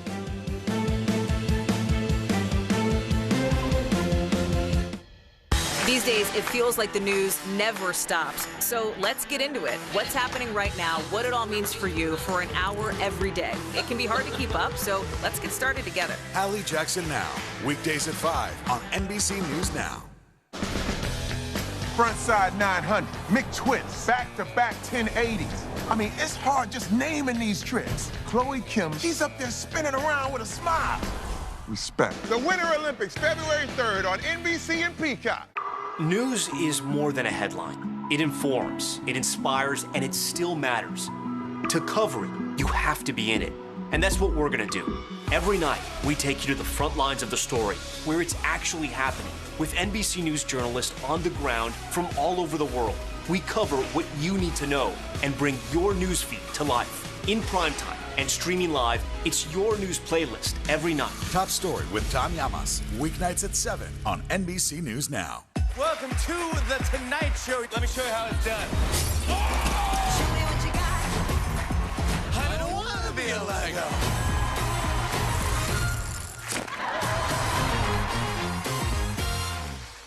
The Meet the Press Chuck Todd Cast, free wherever you get your podcasts. We began our Cross America journey tonight, St. Louis, Austin, here in Nashville. From Washington, D.C., the site of our nation's capital, you rarely see. It's your last one. Was talking smack part of this? What are you doing for teachers who feel that they're being stretched too thin? Did you understand how prevalent hunger was in your own community?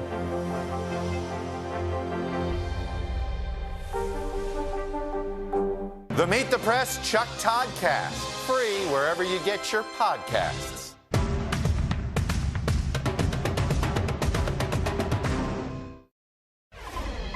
A cat badly burned in Colorado's Marshall Fire reunited with its owner. An animal rescue group found the cat outside the only home left standing in the neighborhood. Kate Eastman from our NBC affiliate in Denver has the story. Hi, my baby. Oh, you got some little sock change there, buddy. Now. Yeah. Oh, look. Hi, sweetie. Oh, how are we doing today? Not everyone believes in magic. You've been eating a lot today? But Camden Hall and his mom, Sally, Yes, Merlin. are grateful You're quite the trooper. to be under Merlin's spell. Well, Merlin has lived up to his namesake, little wizard, little Yeah. magician. They believed even when it didn't make sense. About 6:30, I felt my phone ringing, so I pulled off to the side of the trail so I could take a call, and that's when my landlord told me that it was just all gone. There it is. Cam was at work when the Marshall Fire swept through Superior and destroyed everything he owned. It used to be the place. Merlin was home. I was like 99% sure that I had left the sliding door open. However, I remember like opening it, then closing it, and I was like, wait, did I open it again, or did I, like... An animal rescue group found the 9-year-old cat late Thursday night. Can't imagine what he saw through his little kitty eyes, and had to have been quite terrifying. He was on the porch of the only home still standing in the neighborhood. Yeah, I mean, it's my little grand cat, and Camden would have been lost, and it really would have been devastating. So we're very glad for Merlin, and he's just such a cute little kitty. Yeah, I like to call him Mr. Twinkle Toes with a sparkly purple wrap. Merlin is badly burned, but he's got more lives in him yet. I think since he's a magician or magical Merlin, he's probably got more than 9. Cam doesn't have a place to live or any belongings, but he's at peace. I have Merlin, and everything's going to be okay. Your eyes are a little watery today. It's definitely my better half. Keeps me in check. Best bud, little sidekick. In the midst of loss, magic is found. And thank you for being with us this hour. I'm Aaron Gilchrist. The news continues right now.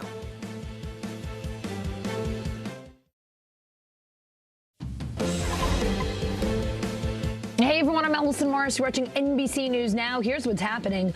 Omicron tsunami. New Jersey's governor naming this latest COVID wave, what it's doing to the state's short-staffed hospitals.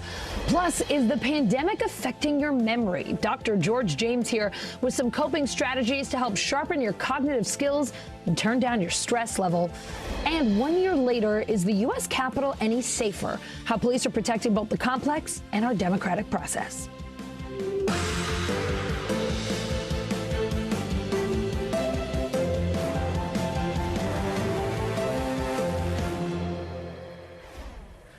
We start this hour with team coverage of the COVID crisis. Senior digital White House reporter Shannon Pettypiece has an update from the White House COVID response team, which just met with the president and vice president last hour.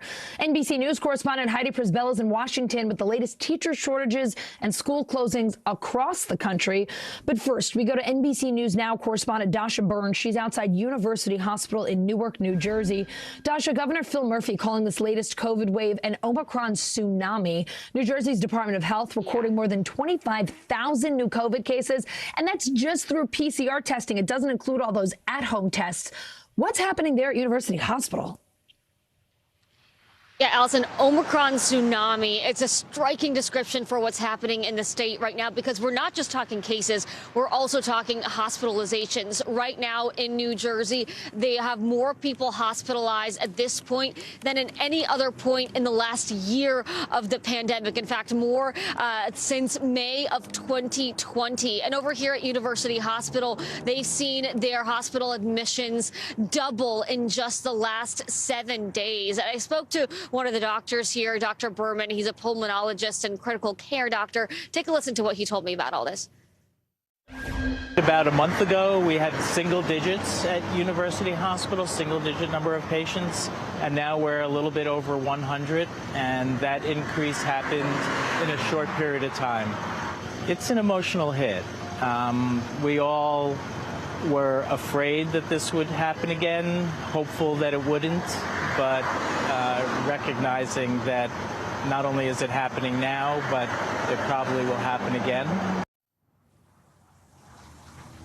And Allison, when he talks about that hit, it's a 1-2 punch for this hospital right now and many hospitals across the state, because at the same time as they're seeing more patients in their hospital beds, they're also seeing fewer staff members around to care for them, because the staff themselves are getting sick or getting exposed and having to be out of commission for a week or more. And that is right now what's really putting the strain on the hospitals. I know we've talked a lot about beds as a metric for capacity throughout this pandemic, but at this point, it really is staff, because you've seen it even on our network. It seems like people are dropping like flies every day as someone has to stay home.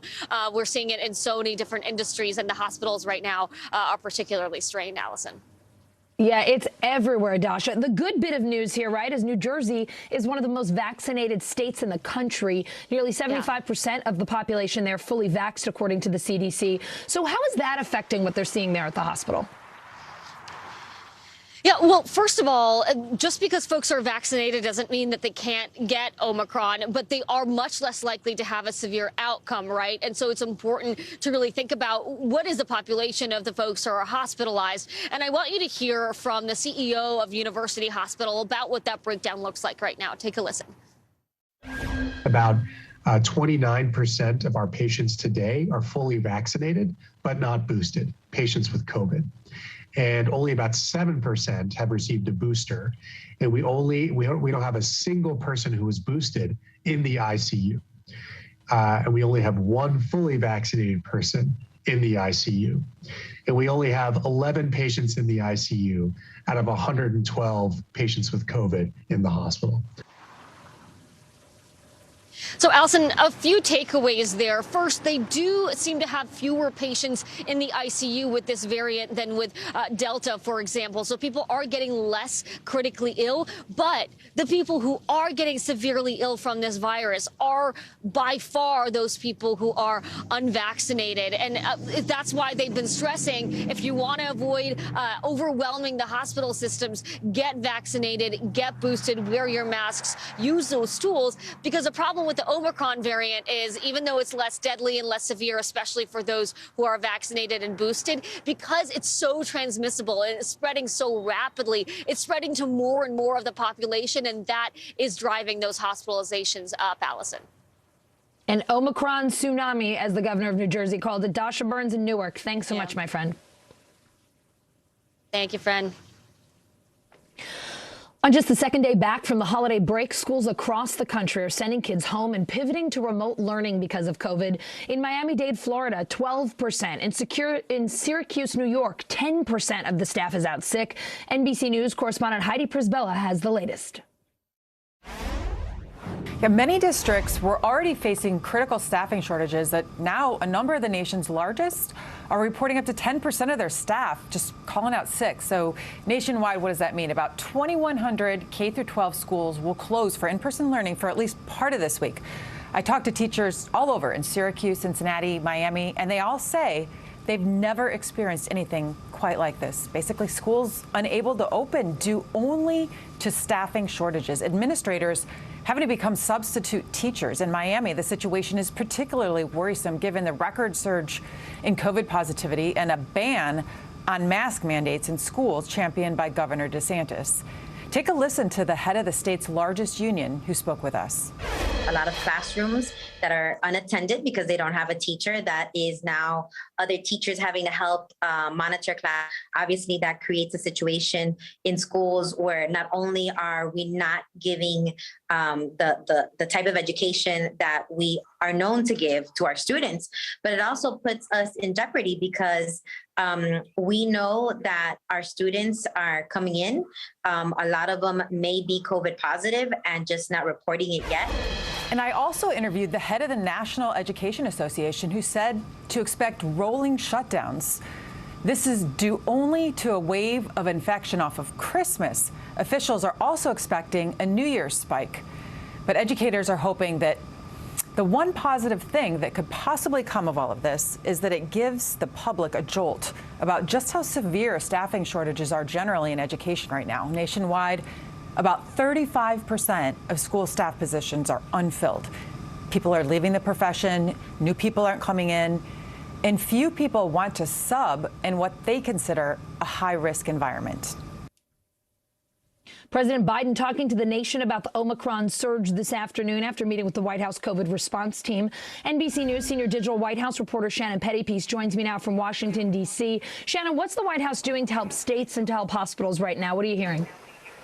Well, they said they're trying to address some of these concerns, like we heard about Josh talking about in New Jersey. There were these hospitals just overwhelmed and having staff out sick. The president said they have been deploying military personnel. There's a team of about 10 going to New Hampshire, about 20 going to New Jersey in the coming days. And that's on top of about 1,000 FEMA, other federal personnel that have already been sent out to the states to try and help relieve these staffing shortages. In addition to that, they're also sending things like ventilators, gloves, masks, more PPE. Here's a little bit more of what the president had to say a few moments ago. We've already placed the largest order in the world. Now I'm doubling that order. These pills are going to dramatically decrease hospitalizations and deaths from COVID-19. They're a game changer and have the potential to dramatically alter the impact of COVID-19, the impact it's had on this country and our people. So the president there saying that there are going to be a bigger supply of this new COVID treatment coming from Pfizer. That's going to take months, though, to ramp up. In the meantime, the message from the president to the public is get vaccinated if you're not vaccinated and get a booster. The boosters, the president says, have shown that they can significantly reduce your risk of developing severe disease. So that's what he's calling on people to do for the interim. Shannon, we know testing's been a big issue nationwide. It still is. The White House promised 500 million free at-home rapid tests starting this month. Any updates there? Well, and the president in his remarks acknowledged that he's frustrated, too, that it has become so difficult for so many people to get a test. As you noted, the White House indicated several weeks ago that they were going to be setting up a website where people could go and order a free test. But it is taking a long time. Actually, I shouldn't say a long time, but weeks, potentially months. It feels like a long time given the situation we're in for those testing manufacturers to really ramp up capacity. So it might not be until February or March until the U.S. has a real significant increase in the number of tests available. In the interim, the president said the federal government is setting up testing websites, testing sites. He said there's a website from Google that people can go to find a testing site. And he also encouraged people to check with their local government, their state government, and see if maybe they have a supply of free tests that people can get access to. All right, Shannon Pettypiece with the latest from the White House. Thank you. Experts say if you want to understand how COVID spreads, check your toilet. And just like what you'll find there, the news isn't all that pretty. Wastewater samples revealing record levels of coronavirus across the U.S. NBC News reporter Alicia Victoria Lozano joins me now. Alicia, you spoke with the head of a wastewater epidemiology company in Massachusetts who says wastewater holds the key to better understanding this public health crisis. He told you every time an infected person uses the toilet, they are flushing this information down the toilet where it's collecting and aggregating and mixing with poop from thousands of other people. How does monitoring sewage measure COVID and other public health concerns? Enlighten us on what's going on in the poop there. I know. So I'm going to try to keep the potty jokes to a bare minimum here. But basically, wastewater does actually hold quite a bit of information for researchers. And for many years, it has been used in other parts of the world to measure everything from obesity to polio to even the opioid epidemic. But now we're seeing it used here at home to measure COVID levels. And the way researchers do that is they separate the larger particles from the wastewater and extract that genetic material. And then they're able to amplify that material to study it in greater detail. And so what we're seeing right now, as we've been hearing about for weeks and weeks now, is that coronavirus is just about everywhere. And the interesting thing about wastewater is that everybody does use the sewage system. So whereas people might not be able to get a clinical test, they might not go to a hospital, they might not go to a clinic, or they might just take something at home. Perhaps they don't even have symptoms. And so they don't even know that they're spreading COVID. But when you look at the wastewater, they're able to measure how much coronavirus is actually circulating within any given community. And that is able to include people who don't have access to healthcare, who don't have access to health insurance, and who maybe don't even know that they have COVID to begin with. So what it's revealing is that it is much more rampant than we understood. And it also is able to inform public policy decisions because you see how much of this is spreading at any given time. It is probably a dirty and not so pleasant job, but man, is it fascinating what we can learn from looking at this sewage. I know you've said that our wastewater is telling us that Omicron is basically rampant, or at least COVID is, whatever variant we're seeing right now. I know it's a mix. How else might experts use this, though, to learn more about this pandemic, to help us try to get past this pandemic? I mean, it seems like such a wealth of information is in our waste.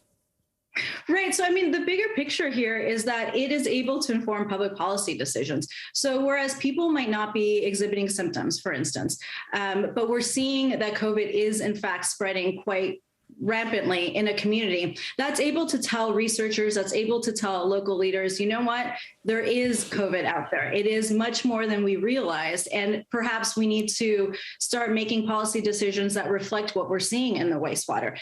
This has also been used to measure opioids, as I mentioned, and that's actually where some researchers in Massachusetts started doing this in the first place. And that, like COVID, is able to give this picture of what's happening in a community where people might not be open to talking about it, and they might not know themselves. So it's sort of this kind of underlying message that is lurking in our toilets, in our wastewater system, but it really does tell us a lot more than we realize about ourselves. I hope we don't get to the point that we need this. Could you imagine, though, if someday our own toilets could tell us if we've tested positive and shouldn't leave the house? I mean, I wouldn't be surprised if we got to that place. Alicia, this was so interesting, albeit just a little bit gross. Thank you so much for being with us. Thank you for your time. Is COVID making us lose our minds? That's not a facetious question. Experts actually say that pandemic-related stress could be affecting our memory. Let's bring in Dr. George James. He's Chief Innovation Officer and a marriage and family therapist at Council for Relationships. Dr. James, great to see you. A recent write-up on NBCnews.com talks about what the pandemic has done to our memories, saying when every day seems the same and stress is unrelenting, it can affect people's cognitive skills. I got to talk to you about this because I am personally feeling this one. I remember everything. If you just ask my husband or my staff, it makes them nuts. But last night watching the Steelers game, it took a prompt from my husband for me to remember the great Jerome Bettis's name. And this has been happening to me a lot lately, where I could picture a face, I could picture someone, but I can't put a name with a face. And they're people I would normally be very easily able to identify. How can COVID-related stress affect our memories? What are some things people are experiencing besides me not being able to remember everybody's name? You know, Allison, always great to be on with you. And yes, you know, I've experienced this as well, just trying to remember things that we say are like on the tip of our tongue. It's called blocking. Yes. Our memory can be affected by all this stress. And one of the things is that stress just takes up a lot of space in our mind and a lot of energy. And just think about like that colorful rainbow ball that we see on our computer when our computer is overloaded and it just can't do as much. That's kind of what's happening for us with a lot of stress, and we're overwhelmed, and we can't always remember the things that we want to, and our brains are not functioning at full capacity. So how do we identify it? How do we manage it? Because some of us might be feeling like, well, I'm okay today. I think I'm okay today. I don't feel like I'm particularly overloaded, but maybe we are and we don't even know it. How can we identify this? And what are some coping strategies? What are some things we can do to maybe help our memories, help our stress level? I think what we're seeing from the research is that it's probably happening to all of us one way or another. And we can, if not, you can always just do some things for prevention. Well, some of the things that you can do is to engage with others, even especially now from a distance, but still stay connected, call people, stay in touch. Think about ways to have fun, especially maybe on your weekends, to kind of shift things up. Be able to also write some things down, have some structure and some organization. That will help you to get your memory going in the way that it could, and also allow you to reduce your stress so that you can be at your best. I love that advice, because nothing eases my mind like a good to-do list that you can check off. Organization makes me a happy woman. I'd like to talk about kids for a minute, because there are some unique things going on with them. The head of the National Association of Secondary School Principals told NBC News that his colleagues are seeing higher than usual rates of fights, of drug use, and other disciplinary issues. And advocates for students' rights are saying that the punishments are getting harsher. They're worried that suspensions, even expulsions, could create another pandemic consequence for especially our nation's most vulnerable kids. How much is the pandemic at play here? And how do you think districts should be addressing these discipline issues, trying to help these kids right now? You know, as we were just talking, you know, COVID has lots of effects, and how people manage their stress and being overwhelmed and isolation could come out in lots of ways, like including fights and so forth. But I think this is something that we've needed to rethink before COVID, of how we really deal with negative behavior within schools. We've seen in lots of places where people have been able to do alternative things to suspensions, such as mindfulness or yoga within the schools to help our young people deal with what's going on, or even increase awareness around mental health and mental awareness. So suspensions, I think, are good and in place, but I think there's some alternatives. I've seen even studies in Baltimore and other cities where we've done some of this to help our young people have ways to handle the stress that they're experiencing. Dr. James, January brings some added pressure. Right now, a lot of people are trying to stick to their New Year's resolutions if they haven't broken them already just a few days in. How could we set ourselves up for better success here? Well, my first advice is that we need to have some fun, right? So it's okay to have fun, to enjoy 2022, right? With all that's going on, we need to have fun and to lighten some things up, right? First. Also, sometimes things might take a little bit longer than just a year. I have some goals that I've been working on for the past few years, and it's okay. There's nothing wrong with that. Give yourself the ability to take some time to get to your goals. And the thing that I've really been encouraging people, especially in these COVID times, is to help somebody else virtually, from afar. Being able to support somebody, help somebody to be accountable, actually can help you feel good and help you on your goals. It's one of those things. If we give to other people, sometimes I think it can come back to us and we can feel good. So have fun, right? Trust your own process and really help someone else along the way. Trust the process. Before I let you go, I want to ask you about Antonio Brown. The Tampa Bay Buccaneer took off his shirt and he walked off the field in the middle of the Bucs game on Sunday. Tom Brady showing his support for Brown on Monday, saying this. Take a listen. I think everybody should find, hopefully do what they can to help him in ways that he really needs it. I think everyone should be very compassionate and empathetic toward, some very difficult things that are happening. Look, we don't know what's happening in Brown's life, but I know you work with athletes on their mental health. What advice would you have for teammates, for the league, to support a player who might be going through a rough time here? Yeah, in my work with athletes and entertainers, one of the things is that sometimes they don't have a person that they can talk to about whatever is going on with them. And hopefully, if they do get to the place to seek a therapist or get that support, they might be able to talk through it. The thing about Antonio Brown, I don't know what's going on, but I would say if he can get the support or if people around him can support him, that would be great. And also that there could be lots of different factors from what's going on with the team, what's going on with the players, and what's going on with his own life that made him maybe choose some actions that might not be the best when we look at it, but could have some underlying feelings around mental health or even just feeling things are not fair. What we do know is that we can just get support, get the help that you need. And if you're an athlete or entertainer, sometimes those rules make it hard, that you're being soft or you're not working hard enough. But it is okay to get the help that you need from a professional like myself. It has been such a wonderful year hearing so many athletes raise their hands and say, hey, I need a timeout. Hey, I need some help. We hadn't seen that for a long time. So hopefully there'll be more of that in 2022, more support for the people who bring us so much joy in our lives. Dr. James, thank you. Thank you for breaking out the 2022 glasses. You sent me a photo with your whole family celebrating New Year's, and I'm glad our viewers got to see how the James family throws down in 2022. Well, thank you so much. We got to have some fun, even in the difficult times, because that's what we can look forward to carry us through. Thank you again for having the opportunity to be on. We sure can. Thank you. We'll see you more in 2022 for sure. Thanks, Dr. James. Coming up, the riot and the Republic. John Allen looks at the risks to our democracy 1 year after the attack on the Capitol.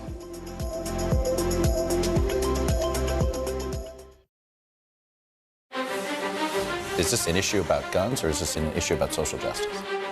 This supply chain issue has been a problem for months. Do you concur that this is going to get worse before it gets better? The question is, are you now more open to packing the court? If it's Sunday, it's Meet the Press. There's no better place for fun with friends. Quality time with your little golf buddy. Or an afternoon alone together. With the GolfNow app, family and friends are just a tap away. Just pick your course, pay from your phone, get out and enjoy. GolfNow. Download the app and go play. We're here to start conversations about the big things happening in our world, because it's not my job to tell you what to think. My job is to think about what you tell me. Now Tonight with Joshua Johnson, streaming weeknights at 8 on NBC News Now. News is happening now. Look at what's making headlines around the world. Right now on Morning News Now. Tonight, the major announcement of the COVID vaccine. And this is a significant moment. Your news, whenever it happens, wherever you are, it's here now.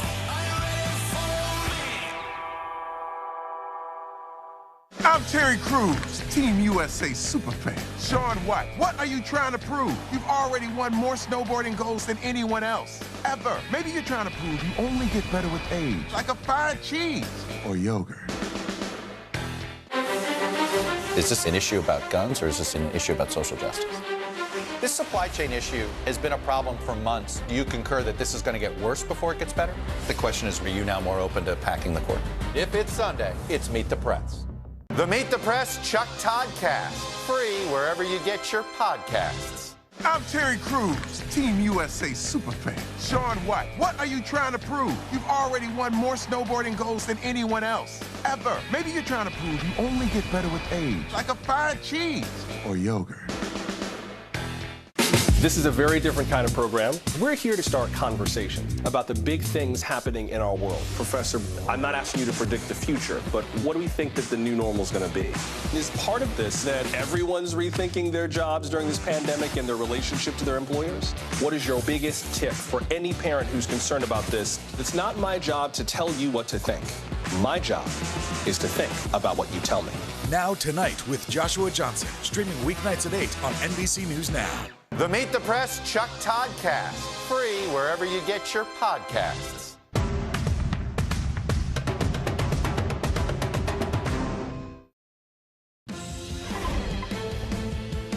Let's go to NBC News digital reporter Maya Eglin. She's got the latest headlines from NBCnews.com. Hi, Maya. Hi, Allison. We start in Virginia, where drivers on part of Interstate 95 have been stranded in freezing weather conditions for hours, some even overnight. Officials say they'll work 24/7 until roads are safe again. Authorities in Hawaii say a 75-year-old man died after falling from a closed area in Hawaii Volcanoes National Park. Officials there say family members reported him missing early today. The Albany County District Attorney's Office is dropping a groping charge against former New York Governor Andrew Cuomo. In a statement, the DA said his office didn't have enough evidence to move forward. A pro-democracy activist in Hong Kong sentenced to 15 months in prison for organizing a Tiananmen Square vigil. Police have banned these vigils, citing COVID restrictions, but some see the bans as an attempt to stop displays of defiance. And in California, twins born 15 minutes apart arrived in different years. One was born at 11:45 p.m. on December 31st, 2021, and the other came at midnight on January 1st, 2022. Allison, back to you.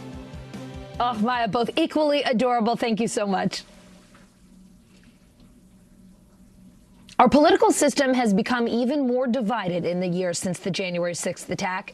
In a new story called The Riot, the Republic, and the Fight for America's Soul, NBC News senior national politics reporter Jonathan Allen writes, 1 year after a pro-Trump mob attacked the Capitol, experts, historians, and politicians warn of a democracy still at risk. John joins me now. John, you spoke with Joseph Ellis, a Pulitzer Prize-winning author and historian of the Founding Fathers. He told you, quote, focusing on this is a genuine inflection point in American history, comparable to the Civil War and the Revolution, is not fanciful. It's absolutely historically correct. We are facing a historic crisis. The fate of the Republic really is at stake. Those are no small statements. What else did Ellis and other historians tell you about how important this moment is about the future of our country? Many of them see what we're going through right now, Allison, and saw January 6th not as an end point, not as a culmination of Trumpism or anger against institutions, but rather part of an unfolding story that we continue to be living through right now. To hear Ellis use those words was really shocking. This is somebody who knows what the revolution was about, knows American history as well as anybody else. And he said, look, this is not a moment in time, but really just a data point, in a larger movement and a larger narrative about whether American democracy survives. John, you also talked with the chair of the University of Chicago Center for Democracy. She compared Trump's actions last year to a self-coup, but warned we're still in the middle of it. What does she mean by that?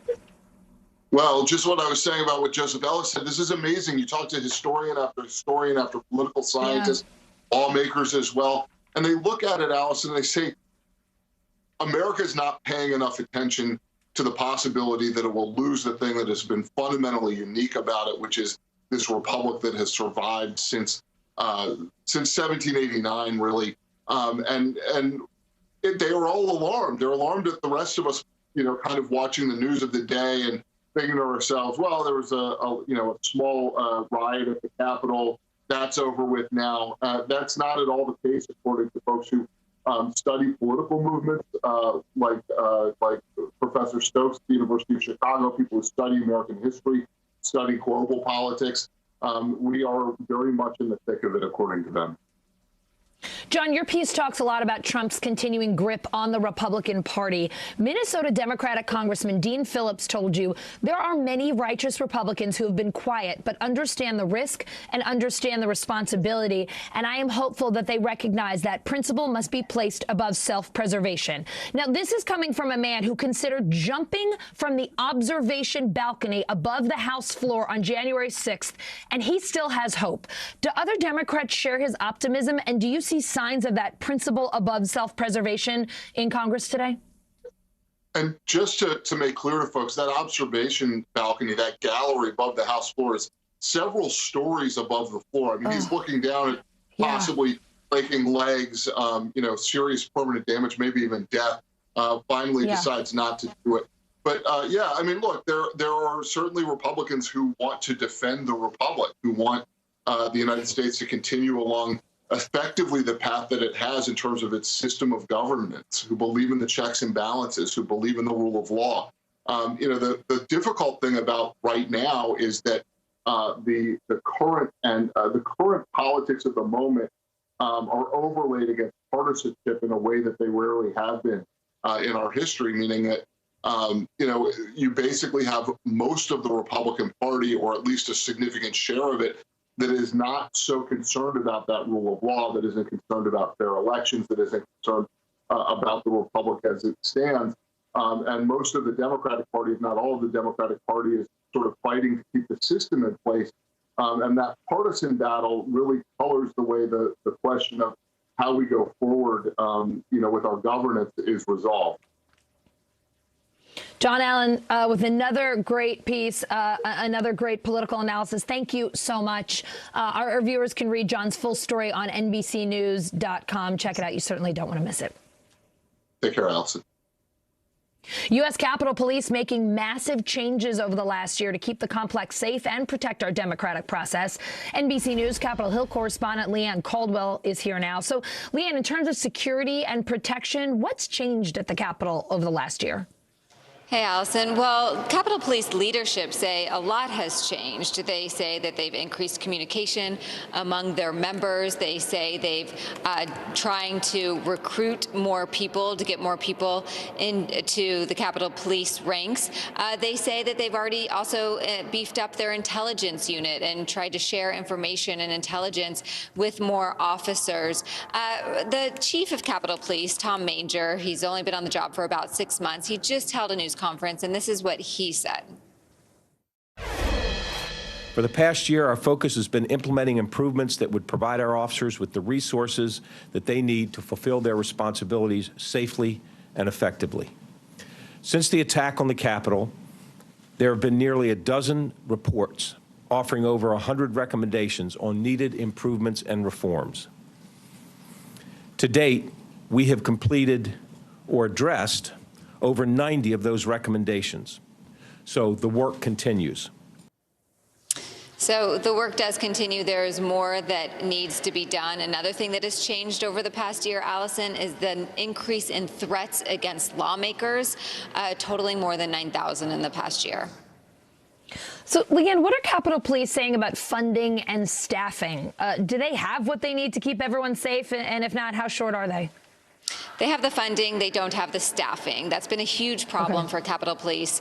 There's Capitol Police officers who are leaving in droves, either for retirement or just quitting. I'm told of people who are quitting without even having other jobs to go to because of the trauma from January 6th and the aftermath and having to come back to this building. This is a very difficult week for Capitol Police. I was just speaking with one officer who showed me the burns on his hand from January 6th from the chemicals that were sprayed on him, talking about how much overtime, up to 60 to 80 hours of overtime every 2-week pay period, Capitol Police officers have been having to work. So this is an exhausted police force while they are trying to retain people and also recruit, which has also been another challenge, Allison.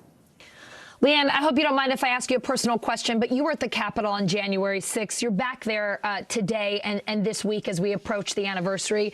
How do you feel being there? Do you feel safe and secure at the Capitol a year later, or is it something that's always in the back of your mind? Now it is always something that's in the back of my mind. What happened a year ago is something that I never thought would actually ever happen. You think that with all the Capitol Police around here, all the security, that you're in one of the safest buildings in the world, but it proved that that was not the case. But these police officers have really stepped up, really trying to do their jobs extremely well. I don't feel any immediate threat, but it is a very tough week for a lot of us here who were up here a year ago. So, you know, it's going to be a very emotional day for a lot of people up here, Allison. Absolutely. Well, Leanne, thank you. The job you do is no easy one just on its own, and to do it with those concerns as well. Our hats off to you, my friend. Great job, great work, and thank you for sharing your personal experience. Yes, thanks, Allison. Happy New Year. You too.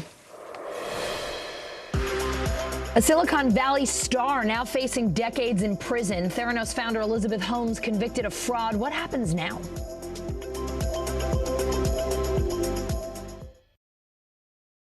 To cover the news, you have to be in it. We'll take you to the front lines of the story, bringing your news feed to life. Streaming live every night. It's your news playlist. Top Story with Tom Llamas, weeknights at 7 on NBC News Now. In the City of Angels, 2 kindly old ladies wanted to help homeless men get off the streets forever. And so they did. Listen to The Thing About Helen and Olga, the new podcast from Dateline and Keith Morrison. News is happening now. A look at what's making headlines around the world. Tonight, the major announcement of the COVID vaccine. This is a significant moment. Your news, whenever it happens, wherever you are, it's here now. American Greed, new season, new night. Theranos goes to trial. Boeing soaring greed, anything for money.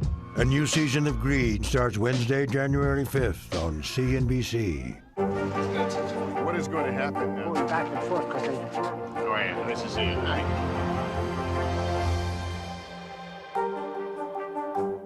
News is happening now. A look at what's making headlines around the world. Tonight, the major announcement of the COVID vaccine. This is a significant moment. Your news, whenever it happens, wherever you are, it's here now. Michaela Schifrin. With just one more gold medal, she'll have more than any American alpine skier in history. She's climbed the mountain of this sport. Almost time to come down for more gold, Michaela. Better do it fast. News is more than a headline. It informs, it inspires, and it still matters. To cover it, you have to be in it. And that's what we're gonna do. Every night, we take you to the front lines of the story, where it's actually happening, with NBC News journalists on the ground from all over the world. We cover what you need to know and bring your news feed to life. In primetime and streaming live, it's your news playlist every night. Top Story with Tom Llamas, weeknights at 7 on NBC News Now.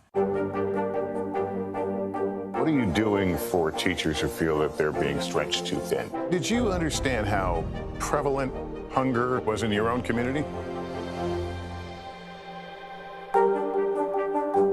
To cover the news, you have to be in it. We'll take you to the front lines of the story, bringing your news feed to life. Streaming live every night. It's your news playlist. Top Story with Tom Llamas, weeknights at 7 on NBC News Now. Nathan Chen equals power because every time he does one of these, he's hit with forces 7 times his body weight. 945 pounds? That's 4 Terry Cruzes. See? Power. The Meet the Press Chuck Todd Cast, free wherever you get your podcasts. She was once the world's youngest female billionaire. Today, she is a convicted felon. Theranos founder and CEO Elizabeth Holmes found guilty on 4 of 11 federal fraud charges on Monday. So what happens now to the woman once hailed as the next Steve Jobs? CNBC special correspondent Scott Combs in San Francisco. Scott, Holmes convicted on 3 counts of wire fraud, 1 count of conspiracy to commit wire fraud, but acquitted on 4 other charges, and the jury couldn't reach a verdict on 3 other charges. Can you walk us through what the jury determined here and what happens with those other charges?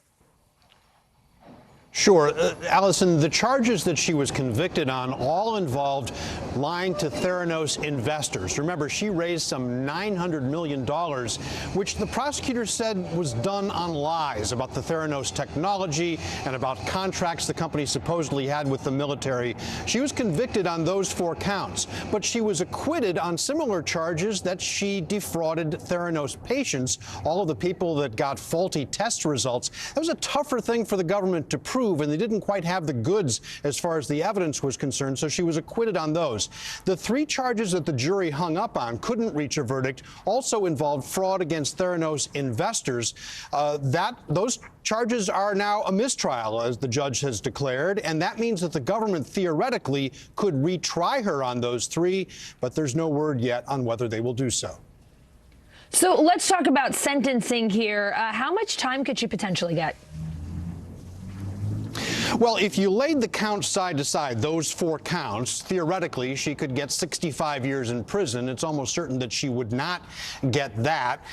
We can say that the most serious of the counts, which are wire fraud, they carry a 20-year maximum sentence, so probably somewhat less than that. She has no prior record, but at the same time, they factor in the amount of money that was lost. As we said, she raised $900 million, so she could be looking at some serious prison time. This is a huge deal. I mean, just to put it in perspective, Holmes could be the best-known female executive to serve time since Martha Stewart back in 2004. How's Silicon Valley reacting today? What's sort of the sense, the read on this one? Yeah, it's been followed very closely out here. You know, we always talk about this fake it till you make it culture. This is how companies raise money. They make big claims and they go to venture capitalists and try and bring in the money. And there was a lot of talk about whether this would rein in that culture to some extent. Some people say for the good. But Tim Draper, who's a big venture capitalist out here and was one of Elizabeth Holmes' earliest backers, came out with a statement saying that he worries about the spirit of entrepreneurship, the spirit of innovation in America as a result of this verdict. So it's not clear that if there was a lesson to be learned, that Silicon Valley learned it. Yeah, that's for sure. Scott Cohen, thanks so much for reporting for us today and throughout the trial. Really appreciate it. You bet. You bet. In New York, Attorney General Letitia James filing subpoenas against Ivanka Trump and Donald Trump Jr. NBC News correspondent for investigations Tom Winter has the details.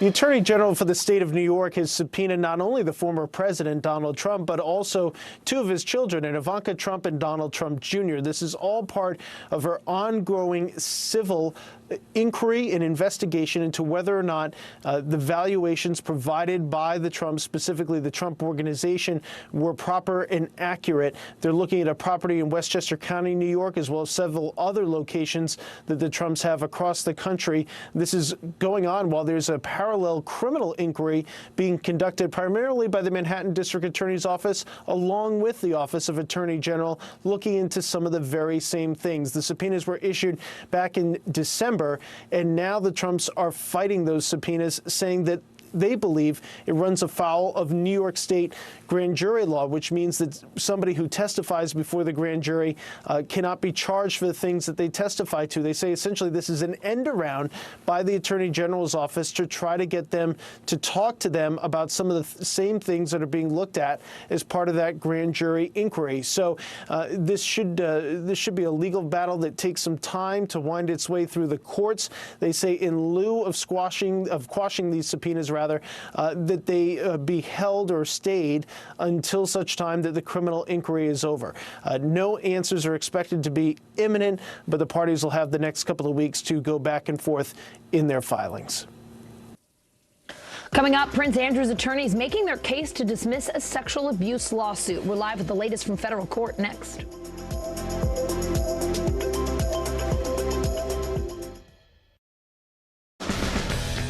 Frontside 900, McTwist, back-to-back 1080s. I mean, it's hard just naming these tricks. Chloe Kim, she's up there spinning around with a smile. Respect. The Winter Olympics, February 3rd on NBC and Peacock. We're here to start conversations about the big things happening in our world. Because it's not my job to tell you what to think. My job is to think about what you tell me. Now Tonight with Joshua Johnson, streaming weeknights at 8 on NBC News Now. Is this an issue about guns or is this an issue about social justice? This supply chain issue has been a problem for months. Do you concur that this is going to get worse before it gets better? The question is, are you now more open to packing the court? If it's Sunday, it's Meet the Press. Frontside 900, McTwist, back-to-back 1080s. I mean, it's hard just naming these tricks. Chloe Kim, she's up there spinning around with a smile. Respect. The Winter Olympics, February 3rd on NBC and Peacock. This is a very different kind of program. We're here to start conversations about the big things happening in our world. Professor, I'm not asking you to predict the future, but what do we think that the new normal is going to be? Is part of this that everyone's rethinking their jobs during this pandemic and their relationship to their employers? What is your biggest tip for any parent who's concerned about this? It's not my job to tell you what to think. My job is to think about what you tell me. Now Tonight with Joshua Johnson, streaming weeknights at 8 on NBC News Now. The holiday season is a time to spread cheer. These are all on the house. And appreciate the ones you love. From our family to yours. Your Mr. Christmas. For the 89th time, a tree will shine over Rockefeller Center. Happy holidays from today. We're here to start conversations about the big things happening in our world. Because it's not my job to tell you what to think. My job is to think about what you tell me. Now Tonight with Joshua Johnson, streaming weeknights at 8 on NBC News Now. Prince Andrew's attorneys in federal court arguing to dismiss a lawsuit from Virginia Giuffre. She claims the prince sexually assaulted her when she was 17 years old. Now, Prince Andrew denies the allegations and has said he doesn't remember meeting Giuffre.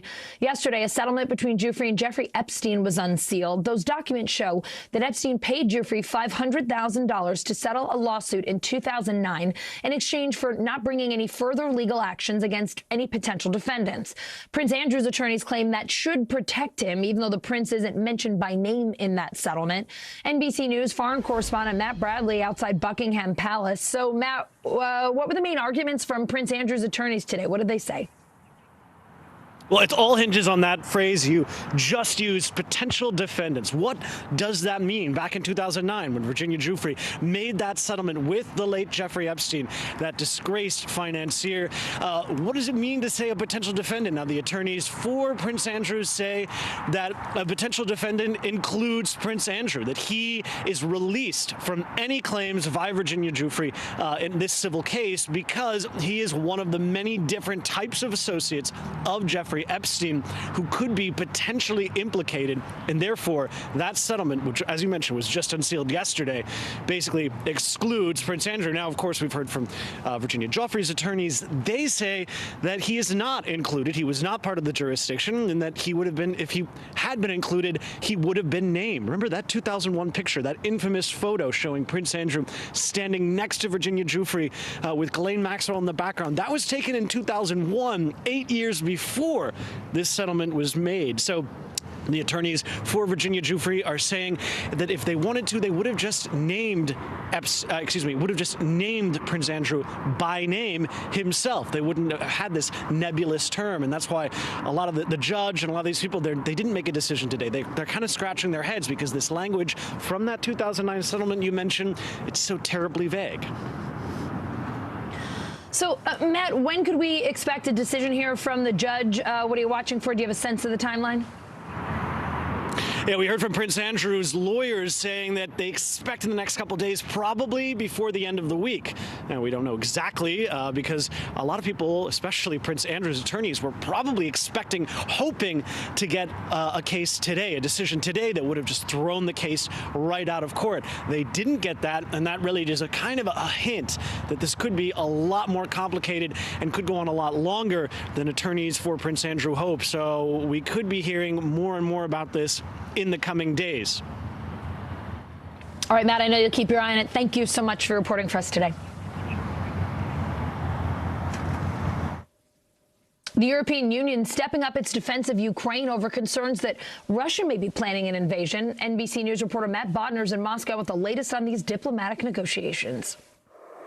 With 100,000 Russian troops still stationed along its border with Ukraine, the European Union's foreign policy chief, Josep Borrell, flew to Ukraine today for consultations with officials there and also a trip to the front lines of eastern Ukraine. Of course, the Ukrainian military has been on that front line for several years now, combating pro-Russian separatists in the Donbas region. So this really is in some ways the strongest gesture, if not one of the strongest, that we have seen from a European Union official in support of Ukraine, at least when we're looking at this current chapter of the crisis. For the most part, this has been handled either directly with the United States, one-on-one with Russia, or with NATO involved. But Borrell, explaining his visit to Ukraine today, insisted that any discussion of European security, of Europe's future relationship with Ukraine, must involve the European Union. So that is why he has traveled down there. But his visit, he will leave on Thursday, actually kicks off a very interesting several-day period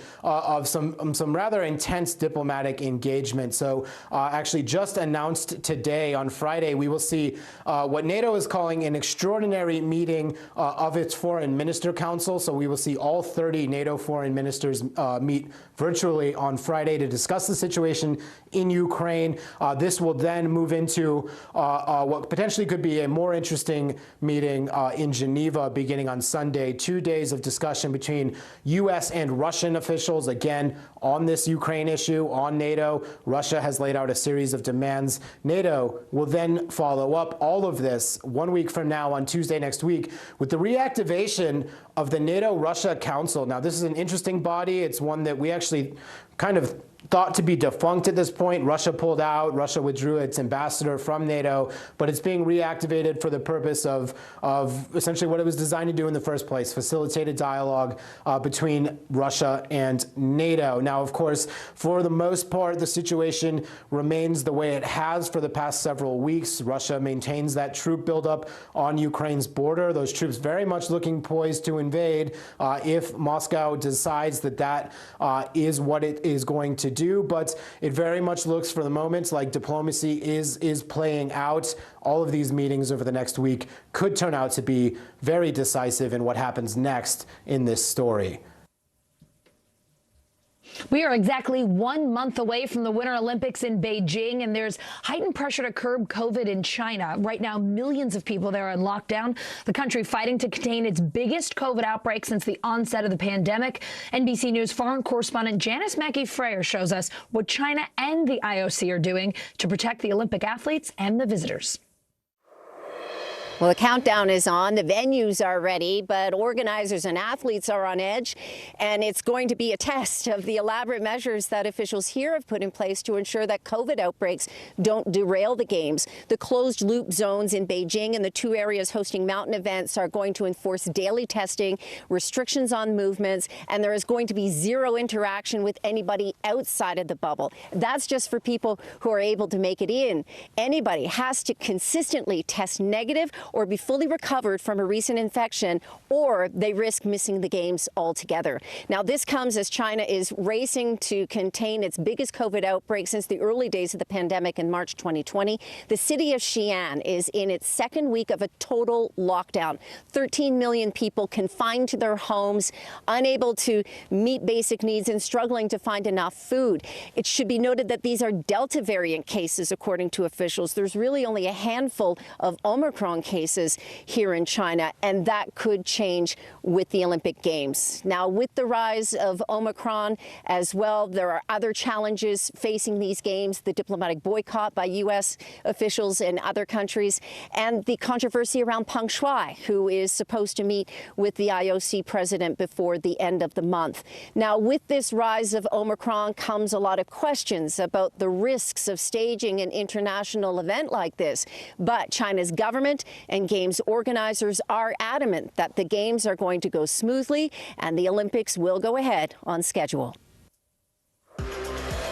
Coming up, you've seen the video, thieves breaking into high-end retail stores, stealing everything in sight. But what's driving it? Where do all those stolen goods end up? We went to San Francisco to find out.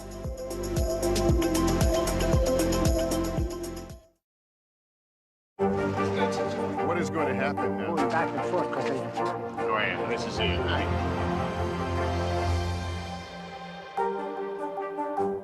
We're here to start conversations about the big things happening in our world, because it's not my job to tell you what to think. My job is to think about what you tell me.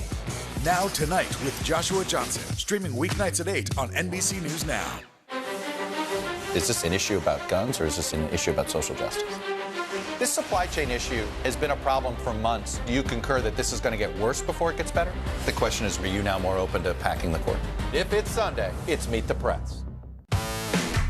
There's no better place for fun with friends. Quality time with your little golf buddy. Or an afternoon alone together. With the Golf Now app, family and friends are just a tap away. Just pick your course, pay from your phone, get out and enjoy. Golf Now. Download the app and go play. These days, it feels like the news never stops. So let's get into it. What's happening right now, what it all means for you for an hour every day. It can be hard to keep up, so let's get started together. Hallie Jackson Now, weekdays at 5 on NBC News Now. News is happening now. Look at what's making headlines around the world. Right now on Morning News Now. Tonight, the major announcement of the COVID vaccine. And this is a significant moment. Your news, whenever it happens, wherever you are, it's here now. The Meet the Press Chuck Todd Cast, free wherever you get your podcasts. News is happening now. Look at what's making headlines around the world. Right now on Morning News Now. Tonight, the major announcement of the COVID vaccine. And this is a significant moment. Your news, whenever it happens, wherever you are, it's here now.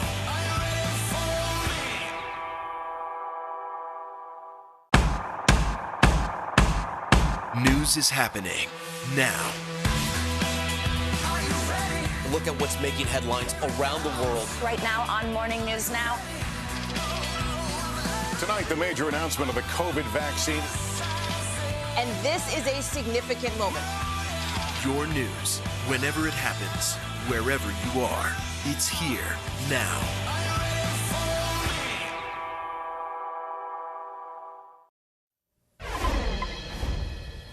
San Francisco, one of several American cities seeing a wave of organized smash and grabs. Mobs of thieves stealing luxury items in nighttime raids. But why is it happening so often, and how do police stop it? As NBC News correspondent Jake Ward found out, they need to take out the middleman. We've all seen footage of organized groups emptying store shelves. But understanding why this is happening requires understanding what happens to the goods once they've been stolen. In 2020, thieves robbing San Francisco stores found buyers for bags of over-the-counter pharmaceuticals in the Tenderloin neighborhood, according to police. The thieves brought their stolen merchandise to this street corner right here and then gave it to a middleman. And then it wound up at this warehouse. Lieutenant Jake Trickett with the San Mateo Sheriff's Department showed us around. His department had been tracking a group of people renting this space. When deputies opened it up, he says it looked like any retailer's warehouse. Floor-to-ceiling racks of what looked like inventory. Everything was itemized. It was all organized by product type.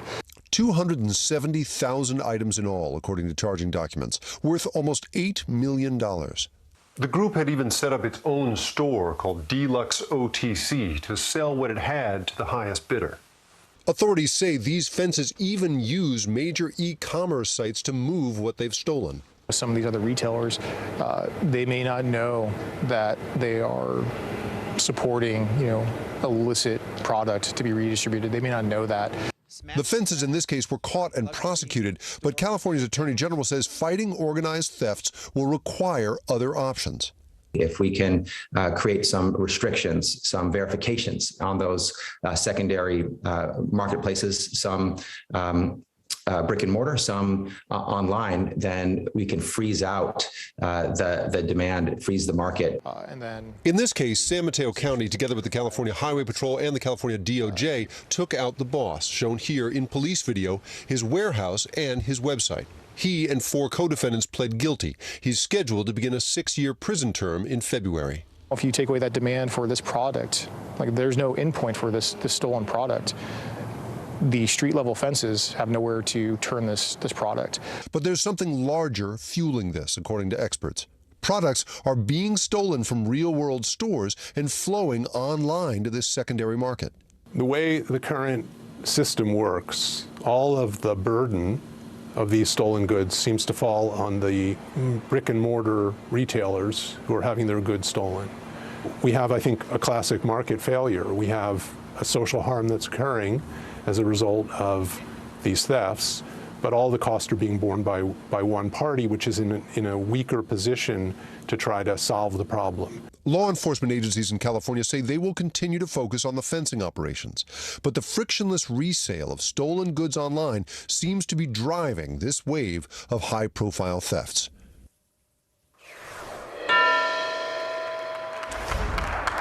All right, you're taking a look at the closing bell on the New York Stock Exchange. Another solid day for January. The Dow up 223 points to finish it off. The American Red Cross ringing the bell today. We'll talk about today's big business stories and how they affect you coming up in our next hour.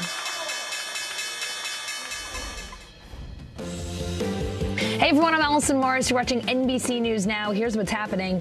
Think your kid can't get sick from COVID? Doctors telling parents, think again. What a new study says about the record number of kids hospitalized with the virus. Israel confirming the first verified Flurona infection. What the hell is Flurona, you ask? And should you be worried? We're going to try and answer that. And the creator of Legos may have been onto something. How 3D printing could solve the nation's affordable housing crisis.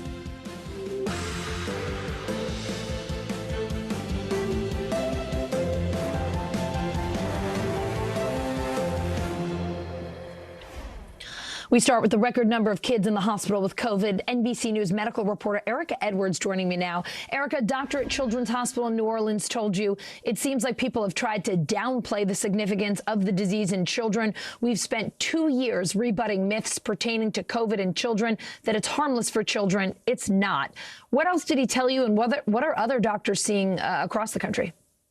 Yeah. Hey, Allison, good afternoon. So despite the fact that, many Omicron cases do tend to be mild in kids, that doctor, Dr. Mark Klein in New Orleans, plus many others around the country are really telling me that they are in fact seeing kids come into the hospital sick with COVID-19. They're having trouble breathing. They're having trouble staying hydrated. Now, just yesterday, the American Academy of Pediatrics released some pretty alarming new numbers. The week of December 23rd, they reported more than 325,000 new cases of COVID-19 among kids and teenagers. That's up from nearly 199,000 the week before on December 16th. Now, some states are actually breaking records when it comes to the number of pediatric hospitalizations in their state. You can see they're mostly in the Midwest and eastern part of the country. Allison, one of the main things that these kids all tend to have in common, they're unvaccinated, either because their parents have chosen not to get them the shots or because they're just simply too young and they're not eligible yet. Allison?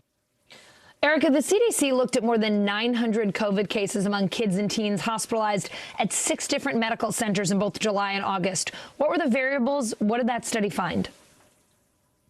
That's right. So this study was done, as you said, over the summer when the Delta variant was really predominant. But what they found was that there were some, about 19%, who came into the hospital for other reasons, appendicitis, a broken leg. And through routine testing, they found that they were also had COVID-19. But the vast majority, more than 3/4, were actually there because they were sick with COVID-19. It was the virus making them sick. About half of those kids needed some kind of oxygen support. Allison, I'll also tell you that about 1/3 of those kids in the hospital sick with COVID-19 had no other underlying condition, no obesity or other chronic condition that would have put them at increased risk. Erica, for parents with kids who are recovering at home and don't seem to be getting better, or at least not better enough, what are some of the warning signs that they might need to see a doctor?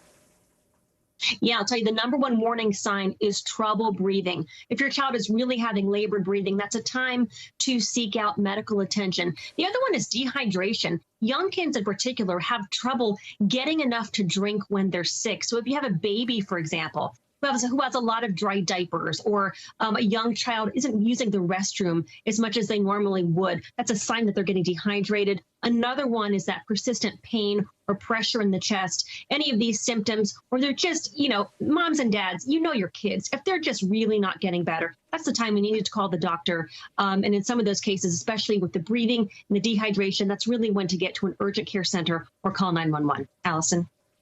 Yeah, Erica, you said it. Parents and other kids, if something doesn't seem right, call the doctor. Don't hesitate. Thank you so much. All right, listen to this story out of Long Island. This one's wild. Police in New York arrested a teacher for injecting a 17-year-old boy with what's believed to be a COVID vaccine. NBC News digital reporter Chantal De Silva is here. Chantal, Nassau County Police Department saying in a statement the mother had not given permission or authority to have her son injected with the COVID vaccine. This one sounds absolutely wild. Walk us through what happened here. What do you know? And do police have any idea where the teacher got her hands on this shot?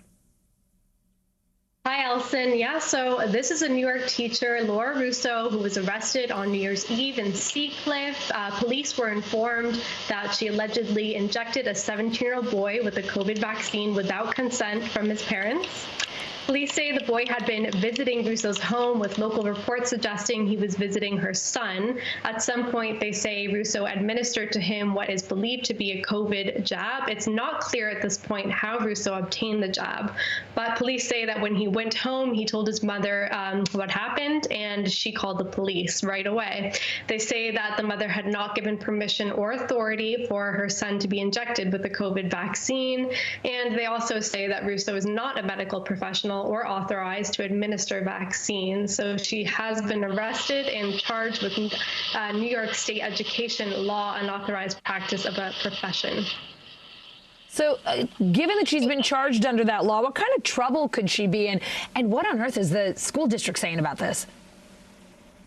Well, so the penalty for a first-time offender can range from anything to a fine to the possibility of prison time for possibly up to 4 years. As far as I know, this was a first-time offense. That's our understanding at this point. But the school district has said that Russo has been reassigned from the classroom pending the outcome of a police investigation into the allegations against her. They've said the allegations were not related to the school that she worked at, and noted that the incident did not take place on school property. So unclear what impact this will have on her role and her future, depending on what the penalty could potentially be for these charges. Chantal, this might be the wildest story we've had this day, if not this week. Thank you for joining us with it. Thank you. In New Jersey, Governor Phil Murphy calling the latest COVID surge an Omicron tsunami. The state health department reporting more than 25,000 new COVID cases today through PCR testing alone. Hospitals there are short-staffed while the virus is spreading at a record pace. NBC News correspondent Dasha Burns is outside University Hospital in Newark.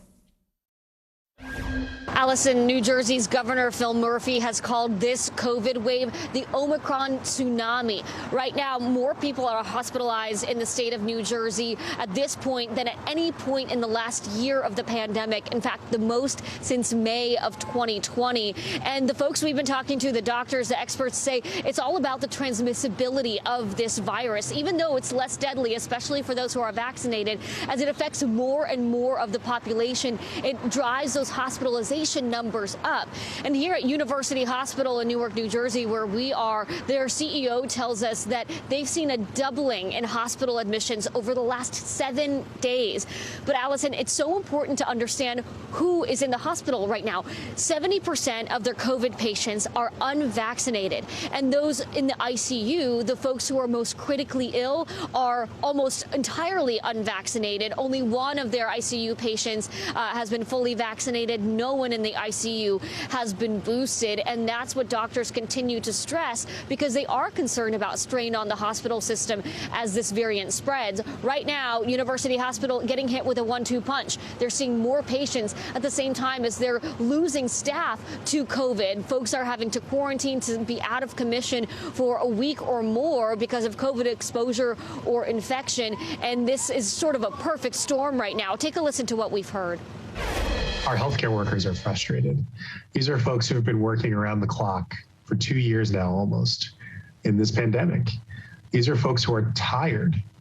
They see folks coming in unvaccinated, needing a hospital bed, needing intense care, in some cases dying, and they know it's preventable. Right now, University Hospital is also being hit by a 1-2 punch. They have more people in hospital beds at the same time as they have fewer staff members to care for them because staff is getting sick due to COVID-19. People are out of commission for a week or more. Right now, 100 staff members at this hospital are out due to COVID, and that puts a strain on the system. Take a listen to what we've heard here today. What that does is it causes a sort of a reorganization where you have, say, some people who were previously assigned to one part of the hospital are now being assigned to other parts of the hospital. But yes, the staffing has been one of the major stories on this wave. And Allison, staff members being out, that's not just a concern for COVID patients, but anyone who comes to the hospital seeking help. And that's why the doctors here are emphasizing those tools we have to fight this pandemic, vaccination, boosters, masks, to make sure that the hospital system does not get overwhelmed. All right, let's bring in NBC News senior medical correspondent Dr. John Torres. Dr. John, let's talk about schools and the tough decisions they're making this week because of COVID. Some are going back to remote learning because too many staff and students are sick. Some are testing students. Others don't even require masks. In your medical opinion, what should school districts be doing when we're seeing a spike like this? Check it out in pediatric COVID cases. And Allison, you know, it all comes down to the risk benefit here. And we know there's a huge benefit to getting children back in school, especially that social development, that being able to get that in-class learning is extremely important. At the same time, we have the risk of this Omicron variant that is out there. And that risk is going to vary depending on what part of the country you're in. And I think that's what school districts are looking at for the most part. Hopefully, at least that's what they're doing. But we're seeing a variety of different responses around the country. In some areas, like New York City, for example, they're saying, okay, all the kids are going to go back to school. At the same time, we're going to make sure there are measures in place. We have adequate testing. We have masks. We have those things required to keep them safe. Other ones, like in New Jersey, they're saying, we're going to do virtual for a while here. Let this Omicron variant calm down a little bit. Here in Colorado, there's a district, District 11, where they're essentially saying tomorrow the kids go back to school, and we are not going to mandate masks. We are not going to mandate vaccinations. We're going to let the parents decide that, which makes it a little riskier. Luckily, we're in a situation here where it's not quite as bad as it is in some parts of the country, but it could get to that point. And so you're seeing different areas wrestle with different standards and trying to figure this out. And there's no set answer across the board. At the same time, the important thing is to make sure that the children, the staff, the teachers all stay as safe as possible. And that means making sure that if you do send them back to the classroom, they have masking, they have the most testing they can get, which right now is a little tough to get, and they have systems in place in case somebody does get sick, Allison. Dr. John, let's talk about boosters. Today, the CDC announced it's shortening the wait time for Pfizer's booster to 5 months. That's for people who also got their first 2 shots with Pfizer. The CDC also backing an FDA recommendation saying kids 5 to 11 who have compromised immune systems should get the booster. Tomorrow, the CDC Vaccine Advisory Committee meets to decide whether to sign off on the Pfizer booster for kids 12 to 15. What will you be listening for, watching for there? And the main thing we'll be listening for and watching for is how they say as far as the risk elements that are going there, because that's the one thing they're going to focus on. And from all the indications and all the studies, the risk is very low. And the benefit of getting that vaccine, the booster shot, is very high because we do know that that protection wears off over time. The other thing of interest will be how much does it wear off in these children, these 12 to 15-year-olds, because we know in adults it can wear off fairly quickly after a couple months. We don't think it wears off quite as quickly in this age group, but at the same time, it does wear off to the point where they will need this. And like you mentioned, what we're looking at here is purely the Pfizer vaccine, and all these different standards right now are for the Pfizer vaccine they're looking at this week. The other vaccines will come with time once they start submitting data, but tomorrow the 12 to 15-year-olds will be just purely for the Pfizer vaccine, and by all indications they will go ahead and recommend these booster shots, and then 12 to 15-year-olds can start getting them in arms as early as Thursday probably. Well, that'd be terrific. I know a lot of parents would love to see that. Dr. John, I feel like our viewers are going to hate me for even bringing this up, but I have to ask, as if COVID wasn't enough, there's a new one out there, Flurona. It's the flu and COVID combined. Israel reportedly recording its first case, a young pregnant woman with a double infection. She's reportedly out of the hospital and doing okay, but what should we know about Flurona, and could we see it here in the U.S.? And my goodness, Dr. John, enough already.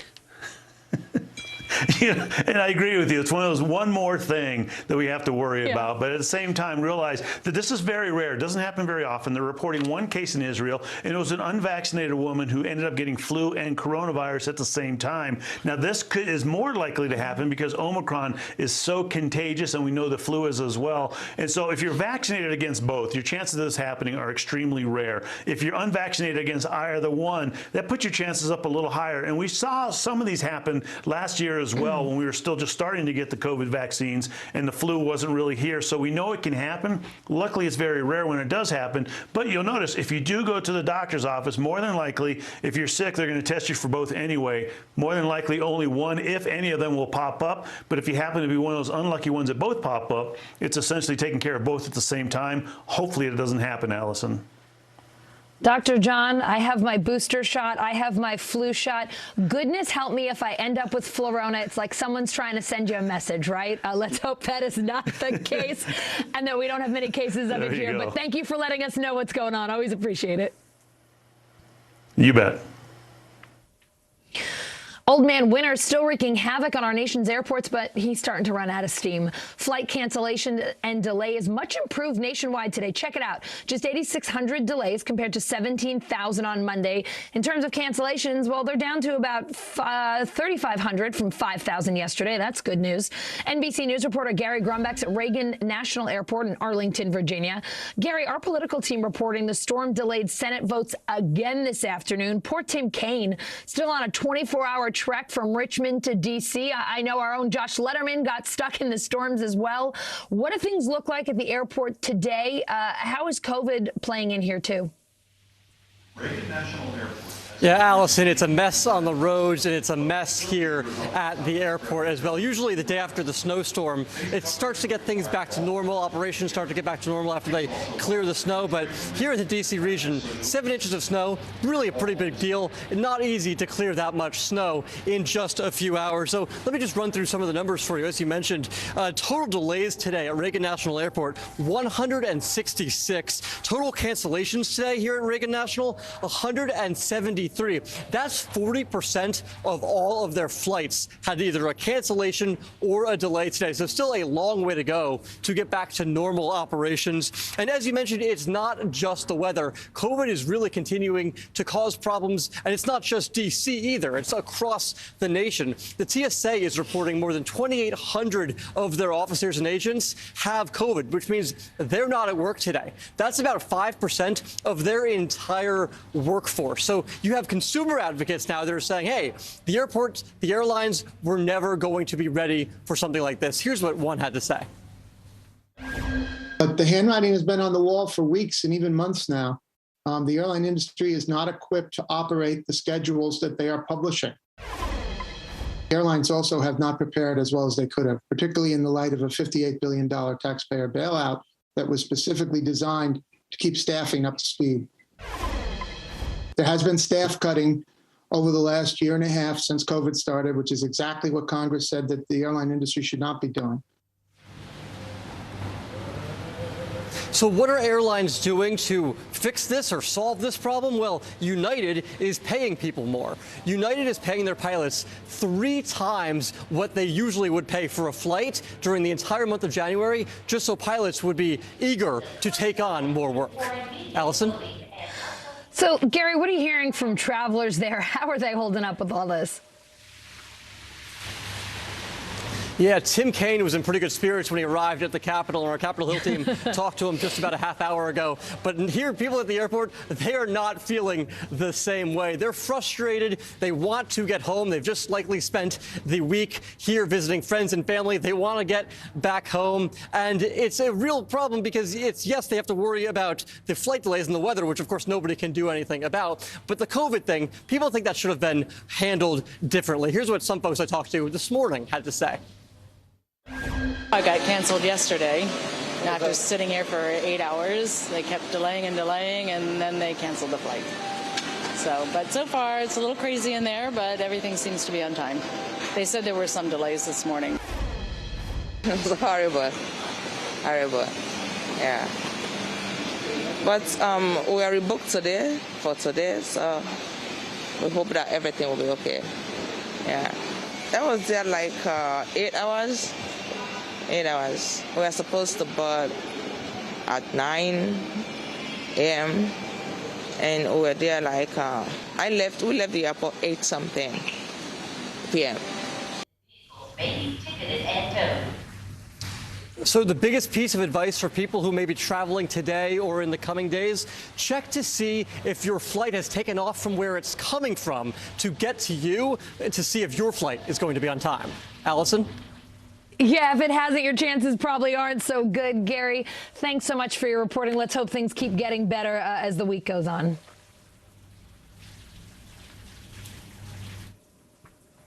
Coming up, SB 8, Texas's high-profile abortion law back at the Supreme Court. Why abortion providers say officials are stalling their case. That's next. The Meet the Press Chuck Todd Cast, free wherever you get your podcasts. American Greed, new season, new night. Theranos goes to trial. Boeing's soaring greed, anything for money. A new season of Greed starts Wednesday, January 5th on CNBC. The holiday season is a time to spread cheer. These are all on the house. And appreciate the ones you love. From our family to yours. Your Mr. Christmas. For the 89th time, a tree will shine over Rockefeller Center. Happy holidays from today. What is going to happen now? Going back and forth because they... Oh, yeah, this is it, right? Good morning, I'm Joe Fryer. And I'm Savannah Sellers. Another giant leap for mankind. They want folks to shelter in place until this storm pushes through. This new travel requirement, is it possible we're going to see tighter restrictions? Morning News Now, streaming weekdays at 7. These days, it feels like the news never stops. So let's get into it. What's happening right now, what it all means for you for an hour every day. It can be hard to keep up, so let's get started together. Hallie Jackson Now, weekdays at 5 on NBC News Now. To cover the news, you have to be in it. We'll take you to the front lines of the story, bringing your news feed to life. Streaming live every night. It's your news playlist. Top Story with Tom Llamas, weeknights at 7 on NBC News Now. News is happening now. Look at what's making headlines around the world. Right now on Morning News Now. Tonight, the major announcement of the COVID vaccine. And this is a significant moment. Your news, whenever it happens, wherever you are, it's here now.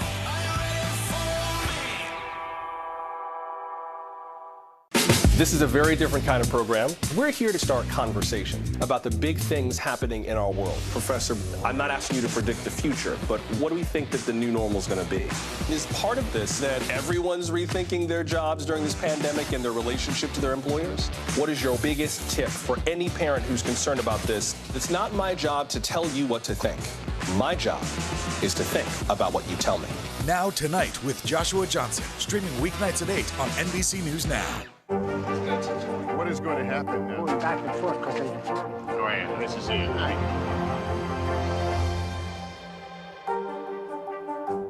These days, it feels like the news never stops. So let's get into it. What's happening right now, what it all means for you for an hour every day. It can be hard to keep up, so let's get started together. Hallie Jackson Now, weekdays at 5 on NBC News Now.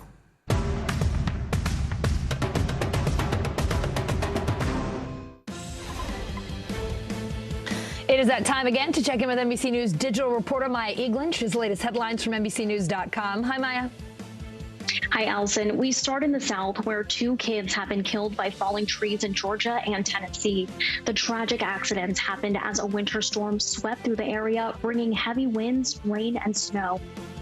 Toyota replaced General Motors as America's top-selling car maker. It's the first time since 1931 that GM was not the best-selling auto company in the U.S. and the first time a foreign car maker won the top spot. Walmart and Kroger are raising prices of at-home COVID-19 test kits, according to the Wall Street Journal. The price increases come after a deal with the White House to sell kits for $14 expired. Haitian Prime Minister Ariel Henry survived an assassination attempt over the weekend, according to his office. They say a gunman tried to shoot Henry at a church during an Independence Day event. And 2 new dog breeds have been added to the American Kennel Club. The Russian Toy and the Moody will now be able to compete at dog shows nationwide and bring the total number of dog breeds in the U.S. to 199. Allison, back to you. You got to be brave to adopt a dog named Moody. Oh, my goodness. I think I have one in my house. Thank you so much, Maya.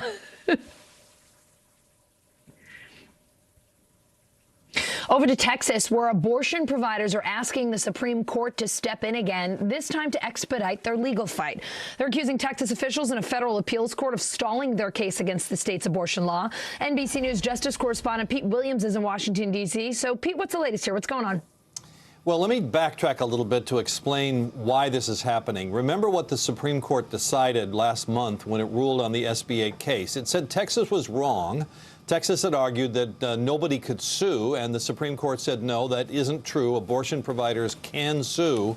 So then the question was, who can they sue? And the Supreme Court said, well, not as many people as they thought, but they can sue the authorities in Texas who are responsible for medical licensing. And back the case went. Now, the abortion providers who are challenging SB 8 wanted to go back to the trial judge, the federal judge in Texas, who initially ruled in their favor. But the Supreme Court sent it back to the Fifth Circuit Court of Appeals, the conservative Court of Appeals that ruled against them.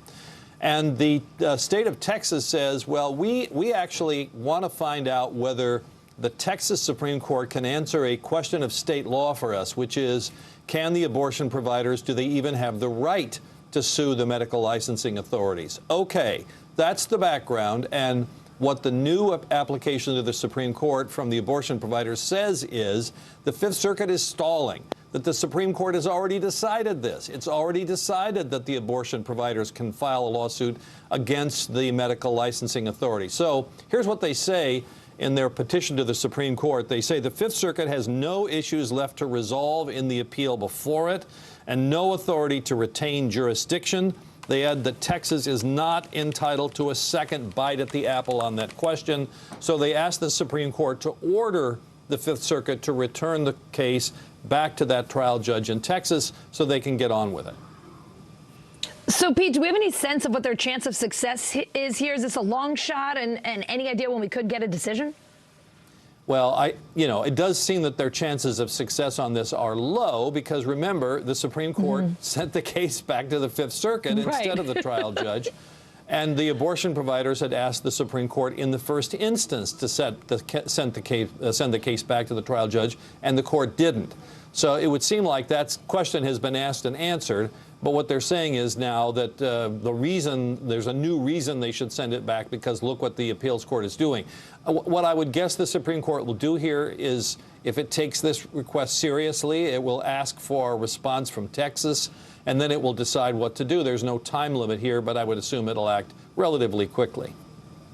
All right, Pete Williams, thank you. You bet.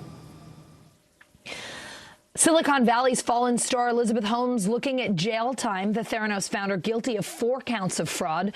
NBC News correspondent Aaron McLaughlin looks back on her extraordinary rise and fall. Some are saying this verdict should send a shockwave through Silicon Valley and the so-called fake it until you make it culture. It certainly changed the way some journalists cover tech, casting a more critical eye. Given that Elizabeth Holmes allegedly used glowing media coverage to help convince investors to hand over hundreds of millions of dollars, fooling them into investing in Theranos, claiming her tech was able to run hundreds of diagnostic tests with just the prick of a finger. Now, a jury found Holmes guilty of 4 out of 11 fraud-related counts, convicting her of conning some investors. But prosecutors also alleged Holmes conned patients. For example, one woman testified she wrongly was told she was miscarrying her baby based on a faulty Theranos test. But the jury found Holmes not guilty on those counts. It's important to remember a fraud conviction requires the prosecution to prove intent beyond a reasonable doubt, which is a high bar. Also, the jury was deadlocked on 3 other counts, including defrauding certain investors. The judge said he wants to deal with those remaining counts before a sentencing date is set, which could be months away. In the meantime, Holmes remains out on bond. Coming up, Home Sweet Printed Home, how 3D printers could help with the nation's affordable housing crisis. Next.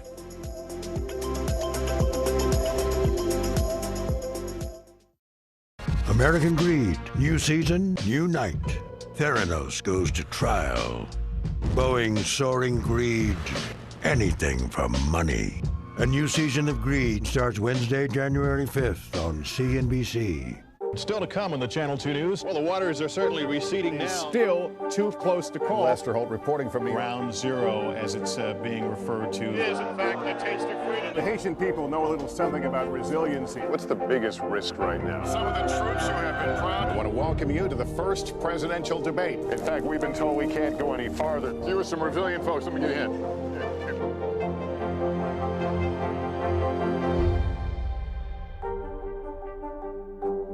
Hey everybody, it's Hoda Kotb from the Today Show. I am so excited to tell you about my new podcast, Making Space with Hoda Kotb. I sit down with some incredible people and we'll hear some uplifting stories. Listen to Making Space now on Apple Podcasts.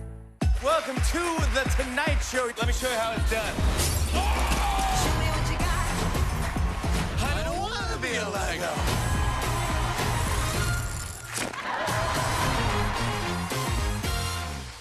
We began our Across America journey tonight, St. Louis, Austin, here in Nashville. From Washington, D.C., the site of our nation's capital, you rarely see. It's your last one.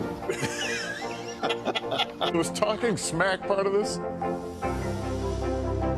What are you doing for teachers who feel that they're being stretched too thin? Did you understand how prevalent hunger was in your own community?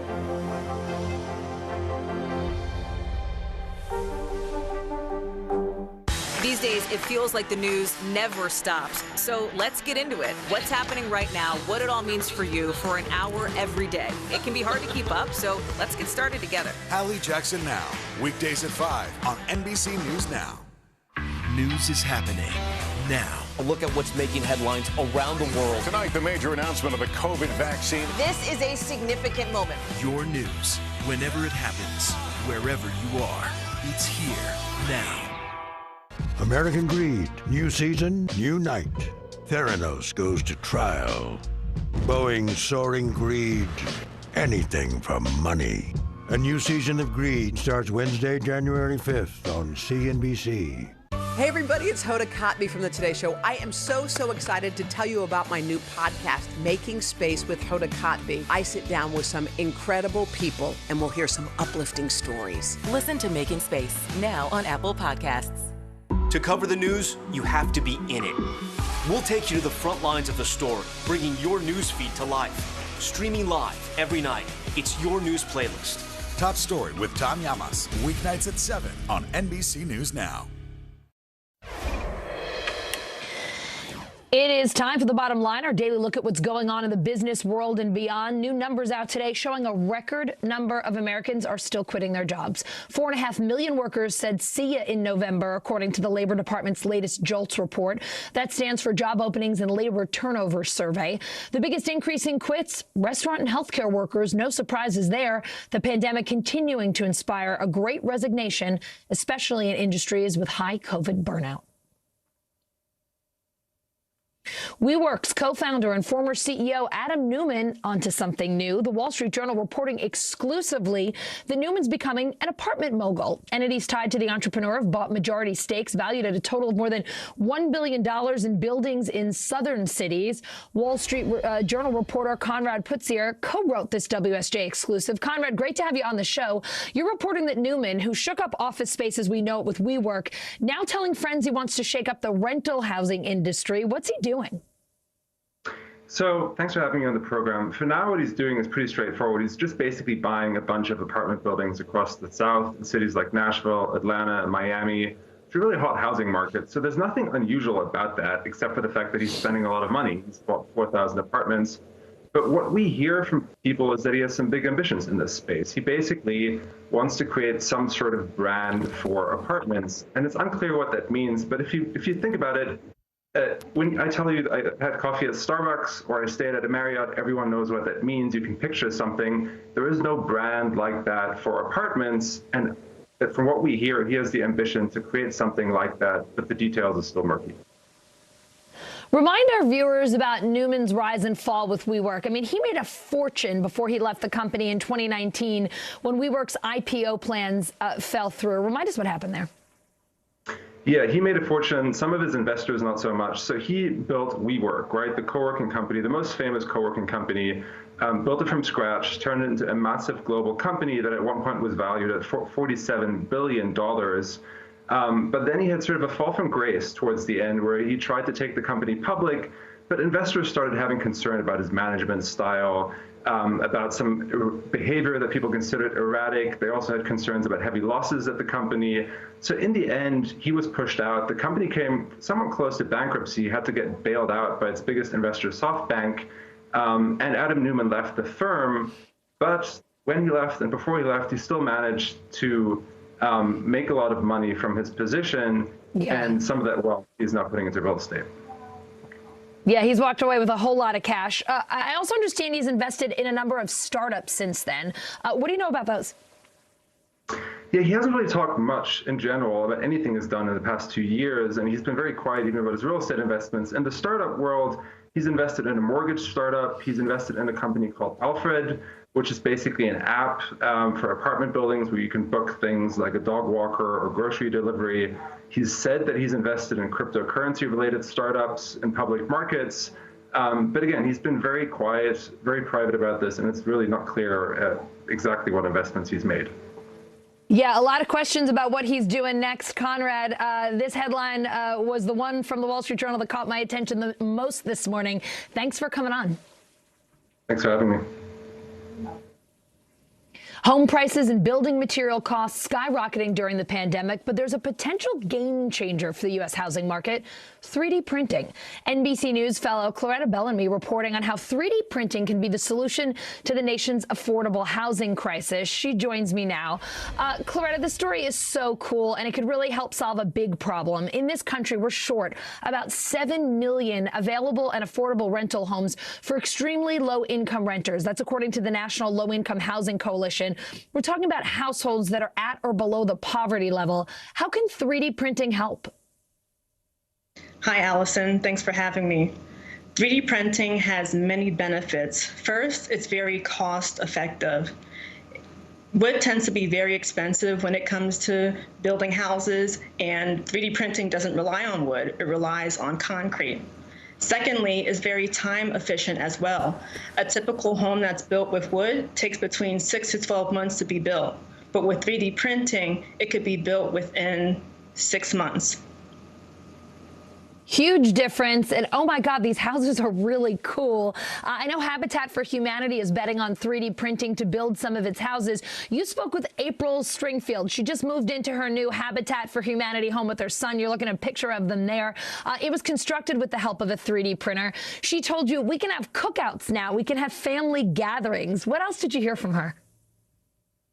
April told me that it's always been a dream of hers to have her own home. Her great-grandmother was a homeowner, and now she's able to follow in her footsteps. She also always wanted to have a big backyard for her son to play in, so now her dream is a reality.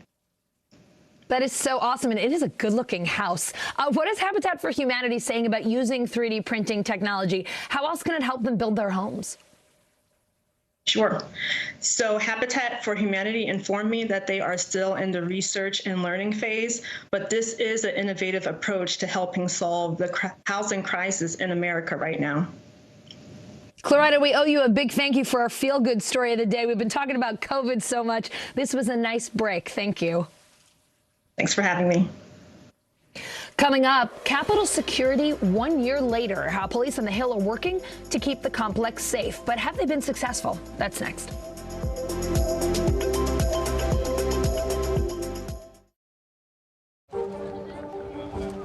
Let's go. This is a critical choke point for this fire.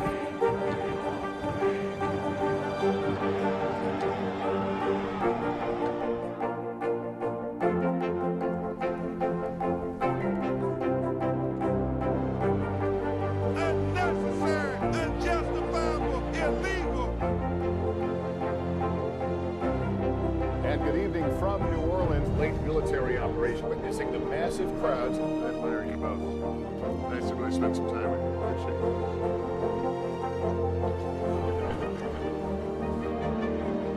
At any moment now.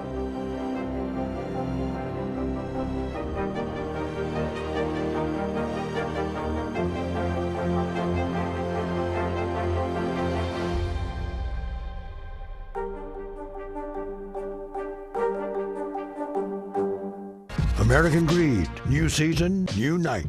Theranos goes to trial. Boeing's soaring greed. Anything for money. A new season of Greed starts Wednesday, January 5th on CNBC. Frontside 900, McTwist, back-to-back 1080s. I mean, it's hard just naming these tricks. Chloe Kim, she's up there spinning around with a smile. Respect. The Winter Olympics, February 3rd on NBC and Peacock. The holiday season is a time to spread cheer. These are all on the house. And appreciate the ones you love. From our family to yours. Your Mr. Christmas. For the 89th time, a tree will shine over Rockefeller Center. Happy holidays from today. Is this an issue about guns or is this an issue about social justice? This supply chain issue has been a problem for months. Do you concur that this is going to get worse before it gets better? The question is, are you now more open to packing the court? If it's Sunday, it's Meet the Press. Frontside 900, McTwist, back-to-back 1080s. I mean, it's hard just naming these tricks. Chloe Kim, she's up there spinning around with a smile. Respect. The Winter Olympics, February 3rd on NBC and Peacock. The holiday season is a time to spread cheer. These are all on the house. And appreciate the ones you love. From our family to yours. Your Mr. Christmas. For the 89th time, a tree will shine over Rockefeller Center. Happy holidays from today. Frontside 900, McTwist, back-to-back 1080s. I mean, it's hard just naming these tricks. Chloe Kim, she's up there spinning around with a smile. Respect. The Winter Olympics, February 3rd on NBC and Peacock. The holiday season is a time to spread cheer. These are all on the house. And appreciate the ones you love. From our family to yours. Your Mr. Christmas. For the 89th time, a tree will shine over Rockefeller Center. Happy holidays from today. A year after the attack on the U.S. Capitol in Washington, D.C., extremist views are infiltrating governments across the country. NBC News reporting domestic extremist groups ranging from the QAnon conspiracy movement and the Proud Boys to militia organizations and avowed white nationalists have reemerged in recent months, frequently trying to effect change at the local level. NBC News senior reporter Ben Collins joining me now. Ben, your reporting focuses on one person straight out of the gate, Denise Aguilar, who was in Washington on January 6th. What's her story? and how is she spreading extremist views a year later? Yeah, so she runs this group called Ma Militia and another one called Freedom Angels. Ma Militia is probably what you think it is. It's a bunch of women who are in a militia together in Northern California. But on January 6th of last year, she was at the Capitol in Washington, D.C. She posted on Instagram shortly thereafter that she said, quote, "We stormed the Capitol." She was saying this, through mace, which was in her eyes at that point. So, in the months after that, she kind of laid low, as a lot of people did, because people were looking for people who were outside the Capitol, the FBI specifically. But she's sort of reemerged in the last few months at anti-vax and anti-mask protests. And that's what you see here, right here, at one in Stockton, California, which is where she lives. She does not have kids in this school district, but she and her group were able to successfully change the votes at the San Joaquin County Board of Education and make it so that vaccine mandate was no longer there by the end of the day. You report that it's not just the audience, but the message that's changed with extremists. What are the Proud Boys or QAnon believers doing differently right now? What are some of the things you're seeing across the country? Well, a lot of them are lying low. They're not identifying as extremists. When you talk to Denise, she doesn't want to talk about January 6th. That's not a thing that she wants to talk about.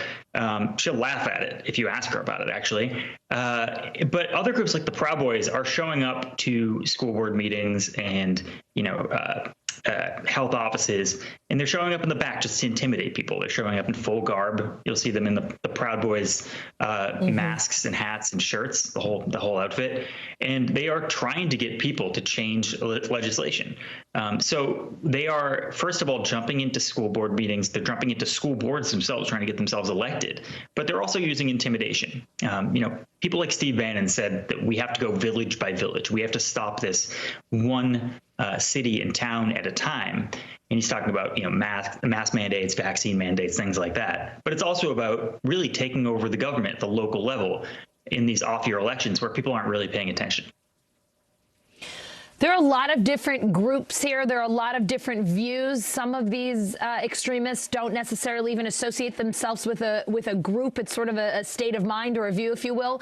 How does the FBI then track them, keep tabs on them at the local level if they can? And what are they doing to combat extremism?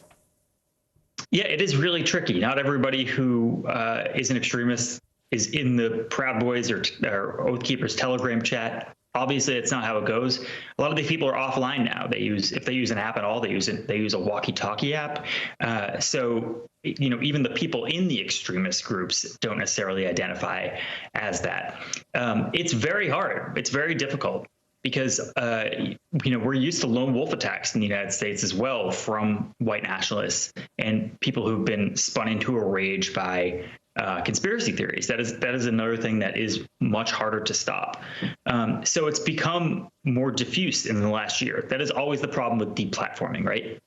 If these people are off Facebook and off Twitter, it's harder to really track them one-to-one. It's, they're using websites where they're using pseudonyms and they're in private spaces, private groups on websites like MeWe or Telegram. So it is more difficult for them to track, but there are, in fact, I would say, fewer of them in the last year. Ben, thanks so much for more great reporting and, quite honestly, the best wallpaper I think we have ever had on News Now. We'll see you again soon. Thank you. It's an Airbnb, as you can tell, but I am not in a retirement home in Florida. I'm in California. It is dope. I wasn't sure, and I thought maybe you redecorated. It looks great. Thank you so much. I appreciate it. Talk to you soon. The United States Capitol Police as an organization is stronger and better prepared to carry out its mission today than it was before January 6th of last year. Protecting the Hill 1 year later, Capitol Police with an update today on how they're keeping the complex safe. NBC News senior national political reporter Sahil Kapoor joining me now from Capitol Hill. So, Sahil, how has the U.S. Capitol Force itself changed over the last year? Well, for one, they're being more cautious on the front end in response to potential threats. There was no fence, recall, on the day of January 6th, despite plenty of evidence that violent individuals were planning that sort of attack on the Capitol, which transpired. But since then, there was that fence up around this perimeter for months after that attack, and there was also a rally planned by far-right activists in support of those who broke into the Capitol on that day, months later, which they erected a fence for as well. So there have been a number of instances where they've taken precautions ahead of time. That's one thing, but most of the changes, Allison, are happening quietly behind closed doors, not exactly visible to people like me walking around this complex. The word that Tom Manger, the Capitol Police Chief, used again and again today at his press conference was intelligence. The police chief is overhauling its processes of gathering and analyzing and sharing intelligence about these attacks. They're also trying to do a better job, they say, of coordinating with other law enforcement agencies, including DC Metro Police and the FBI, in terms of how to respond. Remember last time when January 6th of last year happened, there was a lot of finger pointing between these agencies because nobody really had a clear sense of who was supposed to be responding where, and people were blaming others about who had intelligence and who was supposed to be doing what. So they're trying to snuff out that sort of thing going forward. Sahil, how about police morale in the last year? How's their staffing? Do they have adequate resources? What are you hearing on that front? That has really suffered, and that's the single biggest area where Capitol Police is at a loss right now, trying to kind of make up and reach their staffing targets. They're vastly understaffed. Several of their officers died as a result of the January 6th attack. Some of them were murdered. Some of them committed suicide after the fact. Many more, were injured on that day and have scars to show for it. So the 1 year ago today, very few, if any of them, thought they would be signing up to combat violent insurrections, and now it's pretty clear that that's the call of duty, that that's something that could happen again, that they need to be prepared for. So the Capitol Police is trying to recruit more. They're trying to train their officers faster. Of course, there's enhanced training that everyone has to do, which adds a new layer of complexity to all of this. But that's the single biggest challenge that this force faces 1 year after the January 6th attack. Sahil, are there any concerns about security or threats this Thursday, the anniversary of the January 6th attacks? The Capitol Police is trying to be vigilant about this. Of course, they are eager to prevent anything like that from happening again. And there's been some chatter about it, but nothing that rises to the level, of a threat that something like what happened last year could happen again. I believe Tom Manger, the Capitol Police Chief, addressed this. Let's play what he had to say. We've gotten, we're aware of several events that are planned for Thursday. Most of them aren't of much concern to us. There's no intelligence that indicates that that there would be any problems. There's one event that is occurring, I think, down at the D.C. jail that we're paying attention to. But again, really nothing that is of great concern to us at this point. And if there were something of great concern that would arise between now and January 6th, I suspect we would see that fence up around this Capitol here very quickly. We'll keep you posted if that does happen. All right, Sahil, I know you stay on top of it. Thank you so much. A trial over redistricting is happening right now in North Carolina. Voting rights groups claim state Republicans gerrymandered new legislative maps to give the GOP an unfair advantage. NBC News senior reporter Jane Tim covering the case. She joins me now. Jane, it feels like it's been a while. It's great to see you. I want to show our viewers off the top what these changes look like. So take a look. On the left is the old map. The new map's on the right. Now, the biggest difference is the smaller blue section in the northeast part of the state. If this new map stays, how will it affect the political balance of power there in North Carolina? Well, if these maps can withstand this court challenge and a potential appeal up to the state Supreme Court, Republicans would likely take home 10 out of 14 congressional seats in the 2022 election. And this is a very purple state. This is a state with a Democratic governor who won statewide. This is a distinct advantage that Republicans have managed to draw into these maps. And we know that they have that advantage because voting rights advocates have had expert after expert on the stand in North Carolina, in Wake County, sort of showing the math about how just statistically unlikely it is you would get these exact maps unless you were trying to get these exact maps. They had experts who showed, say, if you move the lines around just slightly, the Republican advantage really diminishes. They said these maps are really fragile. They are optimized to try and make the most sense for Republicans, to elect the most Republicans with the voters that they have there. You look at that top left quadrant where you start to see that little spot of blue, that's Guilford County. That county is split into 3 different districts, essentially cracking Democrats into 3 red seats. North Carolina has a long, storied history of gerrymandering. They had to redraw their maps 3 different times, Allison, in the last decade. And this is sure to have all the same court challenges that the last decades did. So let's talk about those court challenges. How far could this legal battle go? Could this end up in the U.S. Supreme Court? So this is in state Supreme Court or state county court, and it will likely end up in state Supreme Court if history is any indicator of how far these cases go. There's a lot of voting rights advocates behind this one.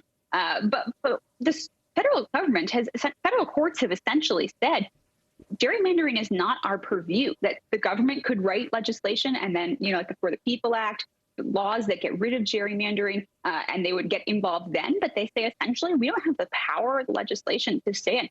The Supreme Court essentially greenlit partisan gerrymandering, which is why these cases are just so intense right now, because there is no federal barrier here that advocates can say this violates, this federal law. They have really said, if you're going to partisan gerrymander, that's up to the state. And that's why you see these battles playing out in state court instead of federal court, where a lot of, they were tried for a long time.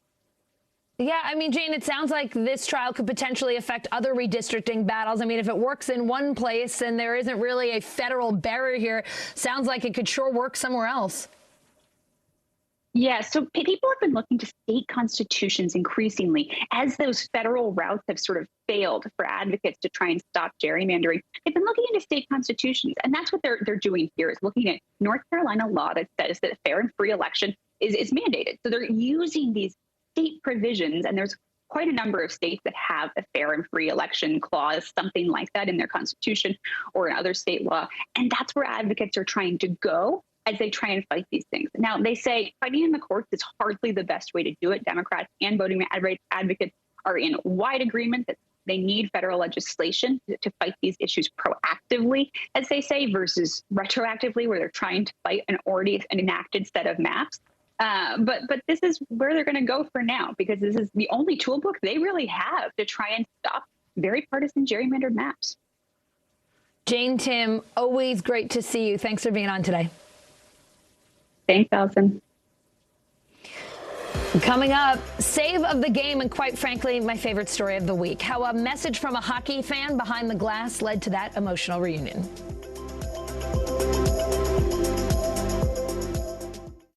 I'm Terry Crews, Team USA superfan. Shaun White, what are you trying to prove? You've already won more snowboarding golds than anyone else, ever. Maybe you're trying to prove you only get better with age, like a fine cheese or yogurt. This is a very different kind of program. We're here to start conversation about the big things happening in our world. Professor, I'm not asking you to predict the future, but what do we think that the new normal is going to be? Is part of this that everyone's rethinking their jobs during this pandemic and their relationship to their employers? What is your biggest tip for any parent who's concerned about this? It's not my job to tell you what to think. My job is to think about what you tell me. Now Tonight with Joshua Johnson, streaming weeknights at 8 on NBC News Now. To cover the news, you have to be in it. We'll take you to the front lines of the story, bringing your news feed to life. Streaming live every night. It's your news playlist. Top Story with Tom Llamas, weeknights at 7 on NBC News Now. Is this an issue about guns, or is this an issue about social justice? This supply chain issue has been a problem for months. Do you concur that this is going to get worse before it gets better? The question is, are you now more open to packing the court? If it's Sunday, it's Meet the Press. These days, it feels like the news never stops. So let's get into it. What's happening right now, what it all means for you for an hour every day. It can be hard to keep up, so let's get started together. Hallie Jackson Now, weekdays at 5 on NBC News Now. What are you doing for teachers who feel that they're being stretched too thin? Did you understand how prevalent hunger was in your own community?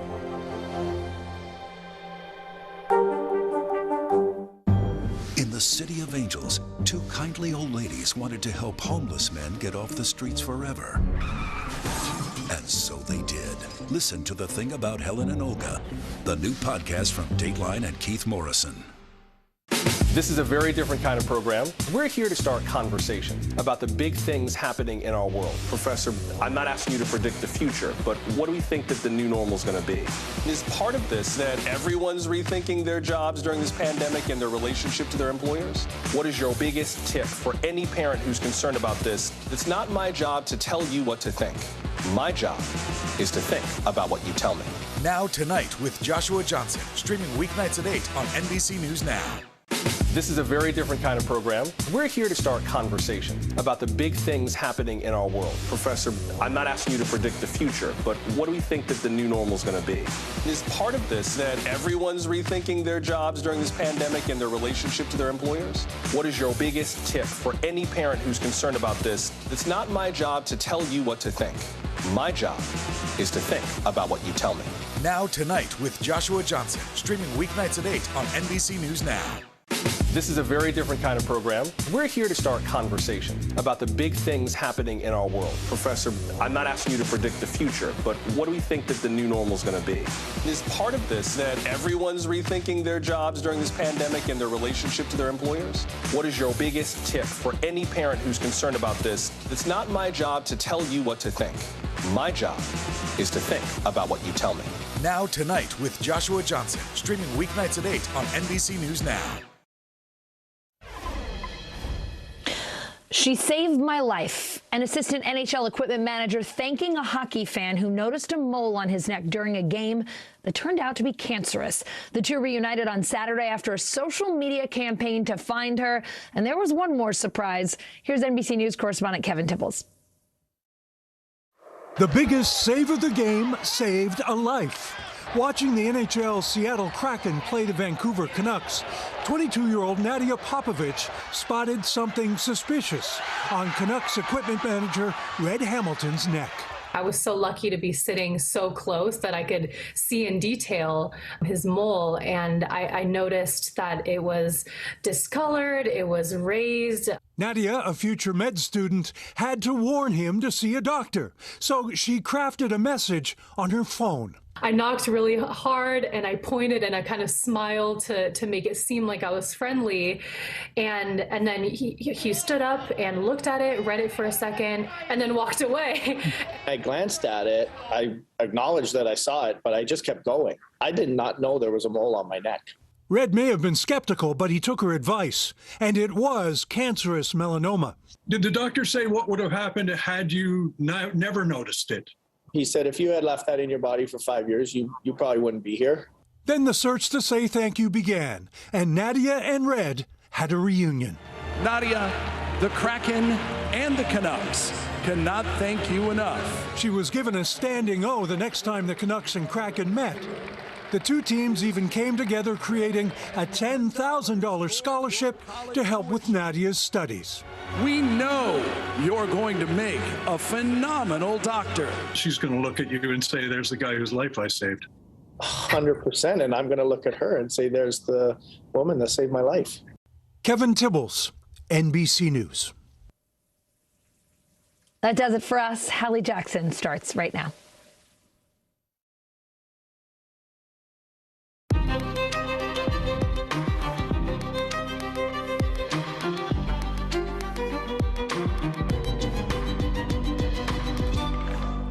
We're coming on the air with the president's message to schools during this COVID surge. Stay open. But it's a very different message coming in very clearly from some of the country's biggest cities, basically saying, nah, we're good going virtual right now. We'll talk about what else the White House is doing as we hit another 1 million COVID cases in this country after just one day, coming up in the show. Plus, listen, it's winter. It snows. That happens. Here's what shouldn't. Getting stuck on one of the country's biggest highways for 24 plus hours. That is bananas. With the big question now, accountability. How could this happen? We'll ask coming up. And Americans quitting their jobs in record numbers. Maybe you're one of them. Maybe you want to be one of them. Why it looks like the Great Resignation is here to stay. Plus, almost a year to the day after the January 6th riot, Democrats are putting the focus back on voting rights, and it can get a little complicated. Our Jane Tim is going to give us the backstory on how she breaks it all down and why North Carolina is at the center of this fight. And the battle over one of the most famous album covers ever, trashed for now, why a judge is saying, never mind, to a lawsuit against Nirvana. Hey, I'm Hallie. And in the middle of this huge Omicron surge, President Biden has a very clear message. Keep schools open. And oh, by the way, get vaxxed and be sure to get boosted, too. Here he is. But for God's sake, please take advantage of what's available. Please. You're going to save lives, maybe yours, maybe your child's. It comes as the country is now passing 1 million COVID cases a day. That's a lot of COVID, and a lot of these cases are a backlog from the holidays. Some new data just out also shows Omicron is responsible for almost all these cases. 95% are this Omicron variant. Washington, D.C., right here where I am, and Florida are becoming the new hotspots with the biggest jump in new cases in the last couple weeks.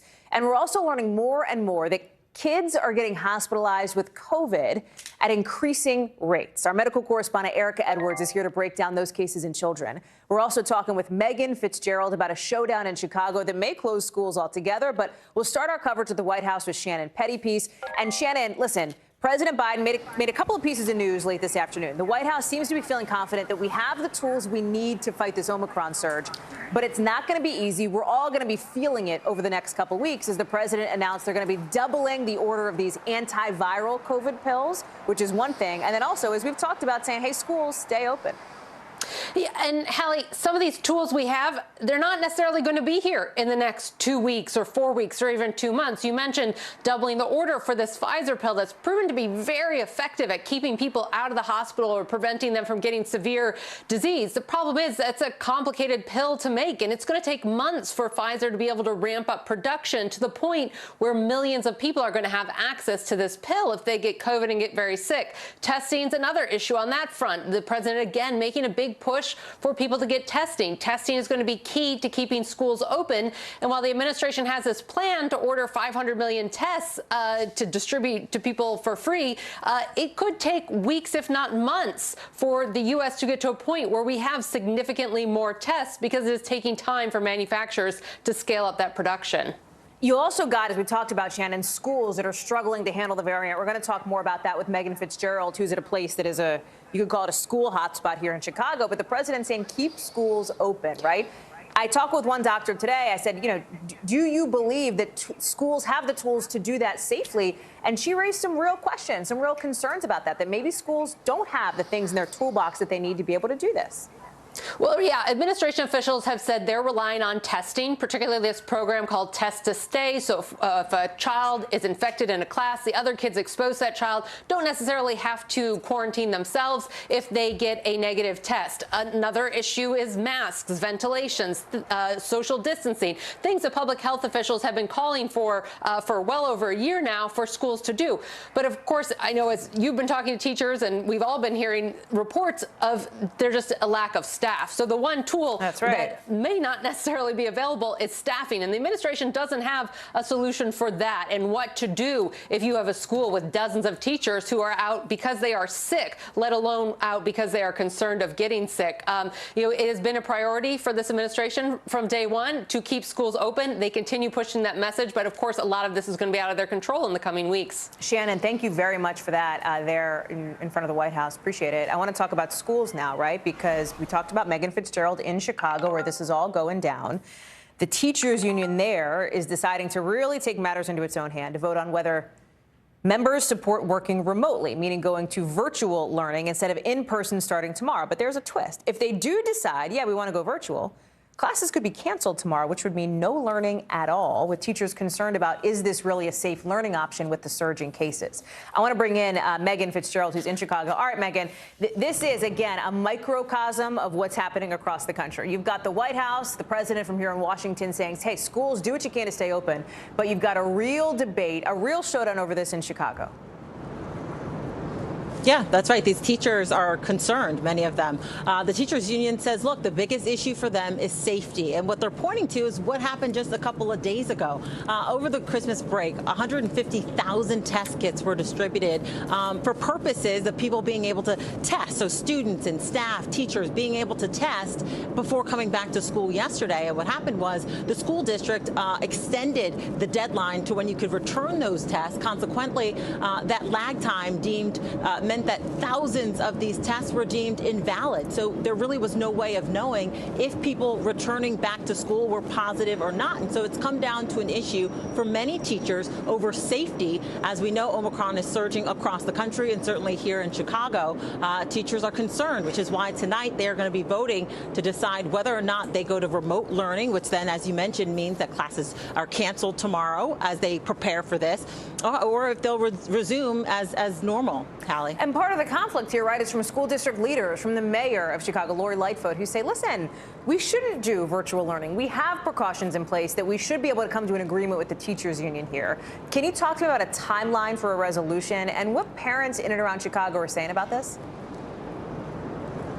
So, I had an opportunity to speak with some teachers, and they say, look, we want to be in the classroom. Their parents, too, they understand the challenges around it. They know that the governor here in Illinois, the mayor here in Illinois is pushing, or of Chicago, rather, is pushing for in-person learning. But they say a big concern for them is that it is surging. COVID is surging here in Chicago, and many of these teachers have young children themselves at home, and they're concerned about contracting this virus and then bringing it home to their family, to their young kids, to their elderly family members that they care for. And they're also saying this is just temporary. They're saying they don't want to do virtual learning for the long haul. They know that it's detrimental to students. So this is why they're saying that as soon as the surge comes down, they're estimating about January 18th, they say, we'll be happy to go back into the classroom. So, of course, all eyes are on this vote that's going to be taking place later on tonight as to what they'll be doing next, Hallie. Megan Fitzgerald, live for us in Chicago. Megan, thank you. Medical reporter Erica Edwards is joining us now. So, Erica, we talked about, too, the number of kids getting hospitalized, the record number of children being hospitalized with COVID. Take a look at this map. You're writing about it. At least 9 states have reported those records of COVID-related pediatric hospitalizations, which is just the medical jargon term of saying a lot of kids in hospitals. Talk to us about the context and the nuance here, right? Because what we don't want to do is freak people out and say, kids are getting COVID, it's really scary. Like, what is the context we need to know about here? Put this in perspective. It's really all about just how crazy fast the Omicron variant is spreading. The more cases you have, unfortunately, the more hospitalizations you will also have. Now, let's be really frank. Kids are not great at infection control. The virus sits in your nasal passages. When a kid sneezes on you, we've all been there. It's disgusting, but it just spreads that much easier. Now, unfortunately, as you said, a worrisome number of kids are ending up in the hospital. The good news is it's still relatively rare, but it can happen. And Hallie, the one thing that the majority of these kids who do get sick enough with COVID-19 to be hospitalized, they're all unvaccinated. Either their parents chose not to get them the shots or they're simply too young. Hallie? We look at what happened during the last week that we have some of this data here, the last week of December 23rd, thousands of kids getting COVID here. A lot of them have mild cases. Some of them don't, right? What are the signs that parents need to know about? Because depending on the age of your kid, and Erica, you know this, right? Kid gets the flu. That's a scary thing to go through, even though that is, something that doesn't always present as super severe. What should parents know? Sure. And for the most part, we can take care of our kids at home through good old-fashioned TLC. I'm not here to give medical advice, but, as a parent, when your kid is doing pretty good or when they're really taking a turn for the worse and they really need to seek medical care. Now, there are 2 warning signs that parents should be on the lookout for. Number 1 is trouble breathing. If that kid is having trouble getting a deep breath, that's a sign that you need to call the doctor. The other one is dehydration. Especially little kids have trouble drinking enough when they're sick. So if you're a baby, for example, that's having dry diapers or the child isn't going to the restroom as much as they normally do, that's a sign you need to call the doctor or head to an urgent care. Hallie? Erica Edwards, thank you so much for that. Appreciate it. We're going to talk more about the COVID surge later on in the show. We have some other news to get to tonight, including what I know you have probably seen. Everybody's talking about it today. This crazy video of I-95 here on the East Coast, a major thoroughfare, right? Not just for travelers, but for truckers, for commerce. This is a huge, important highway. It's a big deal that it was backed up for more than 24 hours. Bananas. You had so many people sitting in their car, many without food, without water, without a bathroom. Not even senators were immune to this. Virginia Senator Tim Kaine was trying to get back from his home in Richmond up here to the nation's capital. It took him something like 27 hours. And the question is now, listen, the roads opening back up after this absolute nightmare of a situation, but how did this happen? How could this have happened? We just heard within the last maybe hour, not even, from Virginia officials, with the Virginia governor saying he thinks nobody was hurt from this traffic jam, which is a blessing, and that he hopes things are going to be cleared up more by this evening, but you still have drivers in a real pickle. Watch. It was kind of like losing hope. Everybody just turned off their vehicles almost at once. You're seeing older folks in cars, there's abandoned cars, there's young people, there's animals, things like that. It's 26 hours, and the only thing I ate was one orange, and the only liquid I had was one 16-ounce Dr. Pepper. If you couldn't hear it, that was Senator Tim Kaine. All he had for 26 hours was an orange and a Dr. Pepper. Gary Grumbach, I hope you are better fortified than Senator Kaine as far as food and beverage, where you've been following this. This backup was wild, nearly 50 miles long at one point, right? Talk about what we have heard. I know there was a news conference just a couple of minutes ago from VDOT officials, the Department of Transportation in the state. Let me start with, is it done? Like, is this mess over? Yes or no? The answer is no to that question. When is it going to be fixed, Gary? Yeah, so it's bananas, it's bonkers, there's a lot of different words. I want to show you what the aerials just that we got in the last hour of what this looks like right now. It is still very much underway. There are still cars that are stranded. They've been there for more than 24 hours. It's really wild. They do say all vehicles are going to be off of the highway by tonight. That is the Virginia Department of Transportation's goal. And they say they're doing all hands on deck. The governor says all hands are on deck to make that happen. So what does that mean? What does that look like? We're told there's more than 50 Virginia state troopers that are out there helping people, making sure they can get to a safe place. There are members of the Virginia Department of Transportation. There are tow trucks, both state-run and small companies, local companies, that are getting out there and helping pull cars out of the snow. And there's also local emergency crews from pretty much every town, from Richmond up here to where I am in Arlington, helping out with the scenario. Many cars, the problem here, many cars have been left stranded. They either ran out of gas, they ran into a snow pile, or they broke down. So that's something that officials are trying to contend with as well. As you mentioned, though, Hallie, good news, no deaths, no injuries reported from any of this. That's extremely good news, and in a situation that doesn't have a lot of good news. Get to the accountability piece of this, Gary, right? Because I think this is what so many people want to know. This isn't even the first time that something like this has happened on 95. It's a really bad instance of it, right? But a lot of people can remember some snowstorms past when there were issues. Who is responsible?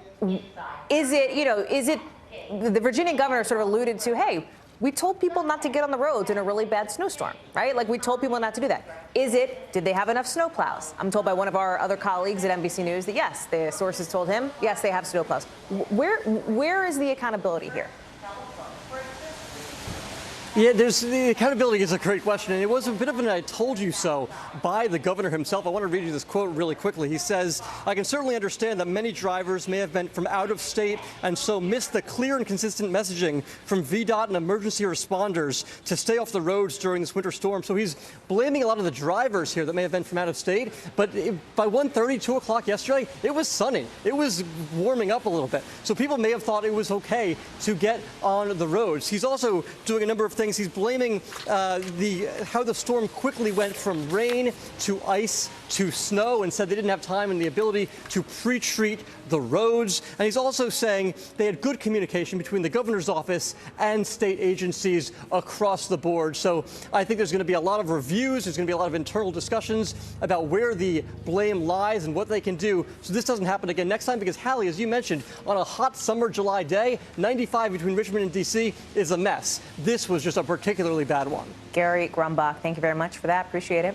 Just in the last couple of minutes, literally just looked at my email, and we got word officially that the House Select Committee investigating the January 6th insurrection is asking for information, asking for cooperation from somebody I know you know, Sean Hannity from Fox News. Whether you love him or whether you don't, I bet you know his name. Congressman Adam Schiff, who is on that committee, confirmed it to me, actually, not too long ago before this letter officially dropped. Watch. Are you looking for information or for cooperation from Mr. Hannity? Yes, and I think you'll see an announcement about that very soon. We believe that he was texting with the chief of staff and that he has information that would be relevant to our committee. He was more than a Fox host. He was also a confident advisor, campaigner for the former president. And I would hope that if he's asked by the committee, as I expect he will be very soon, that he would cooperate with us. Congressman Schiff also told me he's not thrilled that Attorney General Merrick Garland is not doing more to investigate specifically former President Trump's actions that led to January 6th. It all comes as that anniversary comes up in just a couple of days here. And we're learning more from the Capitol Police, who today are talking about what they're trying to do to make sure that something like what happened on that day doesn't happen again. I want to bring in from Capitol Hill now Sahil Kapoor. Sahil, let me start with this news that I know we've been talking about our teams here because Congressman Schiff confirmed it to me on the air over on MSNBC. Now we have this official word coming in from the Select Committee. And I think it's interesting because Congressman Schiff was very clear to say Sean Hannity is more than a Fox News host. You heard him there say he was a confidant. He was a friend of former President Trump's. The committee is saying they believe that there were additional texts we hadn't heard about before between Hannity and then Chief of Staff Mark Meadows. And they also made really clear they're staying away from like First Amendment asks, right? They're specifically taking pains to note they're seeking factual information related to Hannity's communications with Mr. Trump and not things that he said on the air. Explain why that distinction is important. It's a very important distinction, Hallie. They call Hannity a fact witness in this investigation. They say he had advanced knowledge regarding the Trump team's legal planning ahead of the January 6th riot. They say he was in communications with the White House during that day. Now, it's important to know that they're asking for his voluntary cooperation. This is not a subpoena. Right. And part of what they do here is, they point out that they respect the First Amendment. This has nothing to do with broadcast. This has nothing to do with the fact that he's a host on Fox News. They even say that they believe he loves this country and has reverence for the Constitution. All of that aside, they say it's their job, their duty as a committee to find out the facts of January 6th, what happened on that day, what led to it, and that they believe has relevant information to that end. That is what they're requesting. Again, voluntary cooperation is the request, no subpoenas here, and it's a complicated set of asks. They say they want him to come in for a narrow and specific set of questions here. The committee really trying to separate the idea that this man as a broadcaster has a protected free speech to say what he wants on his broadcast, but he's relevant to their investigation and they're asking him for information. I should note that his attorney Jay Sekulow told Axios, according to reporting that NBC News has not confirmed, raising very much these exact questions about free speech, about protected speech, although at the time that this statement came out they hadn't actually received the request yet. What's interesting, Sahil, and I don't want to belabor this, but I do want to read a couple of text messages that the committee says that Mr. Hannity wrote to, for example, Mark Meadows on December 31st. They say he texted Meadows, who is then the chief of staff. We can't lose the entire White House counsel's office. I do not see January 6th happening the way he is being told.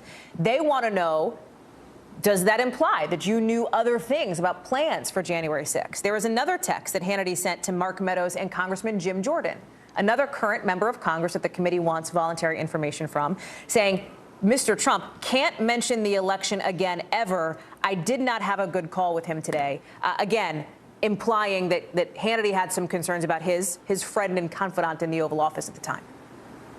Certainly, Hallie, and these are unknowns. These are the kinds of questions that the committee seems to be wanting to ask Sean Hannity. What they do know, based on evidence that they've already obtained through text messages to Hannity to then White House Chief of Staff Mark Meadows, is the extent to which Hannity recognized how important Trump was in the events of January 6th, in the rioting, the breaking into this Capitol that his supporters did. Hannity asked Mark Meadows to, for the then president to give a speech to try to call this off. He knew that those individuals would listen to Trump and that they were doing it on his behalf. And that is in contradiction to a lot of things that Sean Hannity has said on his broadcasts on Fox News over the last several months, which is to kind of play up claims of, mass widespread fraud that could have tainted the election. There's no evidence that Joe Biden's victory was aided by fraud, but there have been a lot of claims to the contrary from Trump allies, including also, by the way, Laura Ingraham, Ingram, a host on Fox News, according to evidence that this committee has obtained. Before I let you go, Sahel, we also talked about the Capitol Police Board listing off a whole bunch of things that they've done to Capitol security. Can you talk us through the headlines there?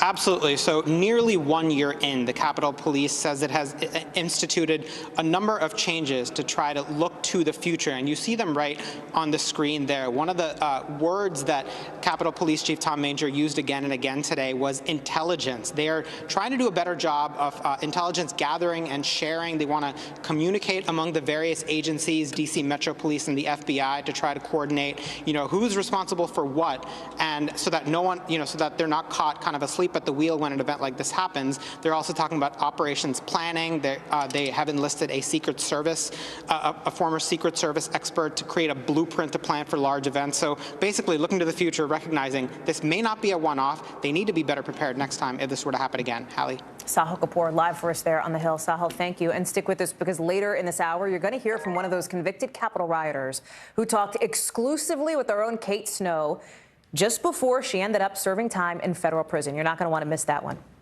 Plus, a new record for the job market, and it may not be quite what you think. More Americans quit their jobs in November than ever before. Stephanie Ruhle is here to talk the Great Resignation next. We began our Across America journey tonight, St. Louis, Austin, here in Nashville. From Washington, D.C., the site of our nation's capital, you rarely see. It's your last move. Was talking smack part of this? What are you doing for teachers who feel that they're being stretched too thin? Did you understand how prevalent hunger was in your own community?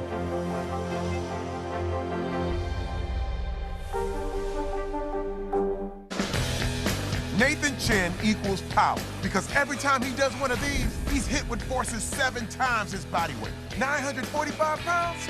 That's 4 Terry Cruises. See? Power.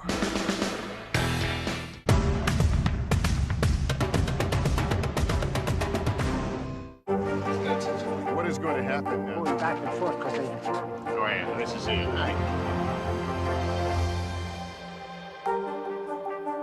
The holiday season is a time to spread cheer. These are all on the house. And appreciate the ones you love. From our family to yours. Your Mr. Christmas. For the 89th time, a tree will shine over Rockefeller Center. Happy holidays from today. We're here to start conversations about the big things happening in our world, because it's not my job to tell you what to think. My job is to think about what you tell me. Now Tonight with Joshua Johnson, streaming weeknights at 8 on NBC News Now. What is going to happen now? Going back and forth, because Go ahead. This is it, right?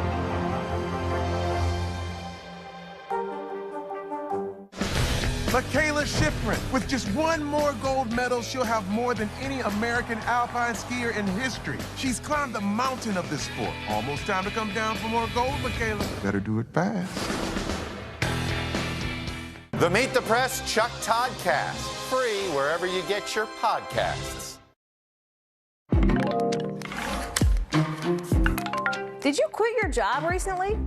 You have company. In fact, you might be one of the record 4.5 million people who did just that back in November, according to the Bureau of Labor Statistics. But this so-called Great Resignation started well before, just a couple months ago. Jennifer Sutton is a former ad executive out in Park City, Utah. She talked with our friends over at CNBC and said she was really having a tough time balancing work and remote school for her 2 young kids. After feeling pretty burned out, she quit her job in March of 2021, about a year into the pandemic, which gave her time to brush up on her hospitality skills she developed in high school and in college. And in September, she opened her own juice bar. Her story is not a one-off, right? Last year, there was a 55% increase in new business applications compared to before the pandemic. And now employers who are missing employees are really starting to feel that pressure. Stephanie Ruhle is here to break these numbers down. Steph, I'm obsessed with this idea of the Great Resignation, right? It's not going anywhere. You had a ton of people leaving their jobs in September. Now we have these new numbers from November. A ton of people leaving their jobs in November. What can we read into this, right? Is it pandemic related? Is it that there is more of an acceptance of going off and striking your own entrepreneurial deals like Jennifer Sutton did? What's behind this? Here's what it's not. It's not this false narrative we keep hearing that people don't feel like working and they've gotten so much government support, they're sitting on their couches.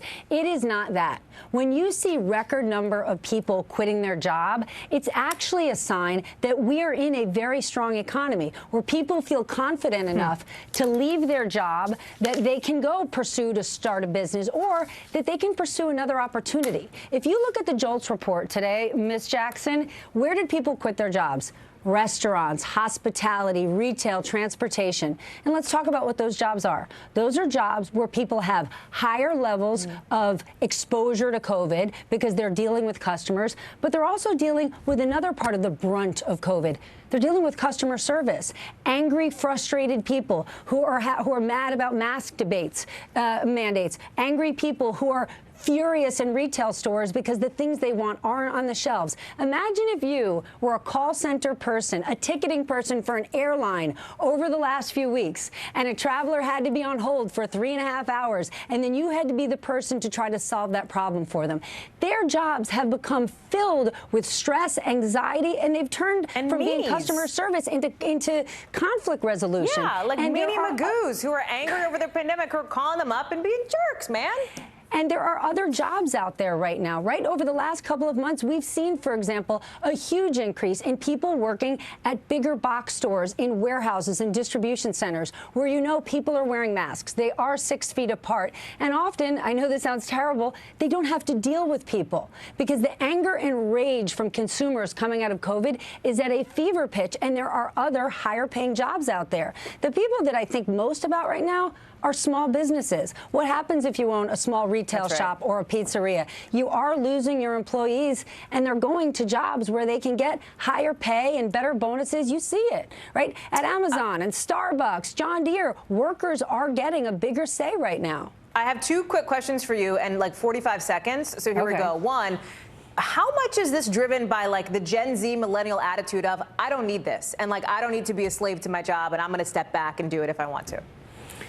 Some of that is there, but that's a little more anecdotal, right? We live in cities and we keep thinking, look at these young people saying, peace out, I don't want to do this. This is more, there are better jobs out there. Where we really see these job openings are in these lower wage, labor intensive, consumer intensive jobs, and you can get other jobs right now. So what are the companies you mentioned, like Starbucks and Amazon, et cetera? How are they trying to retain workers? Like, are there more perks? Are they saying we'll give you raises? Like, we will keep you happy and give you snacks? What are they doing? Absolutely. Workers right now have more of a say with corporate America than we have seen in years. That's good news. Here's the bad news. Even with these bonuses, even with these pay increases, those increases are moving up at a rate slower than inflation is, right? And so you can be like, oh my gosh, we went from getting paid $12 an hour, now we're getting $16. Well, guess what?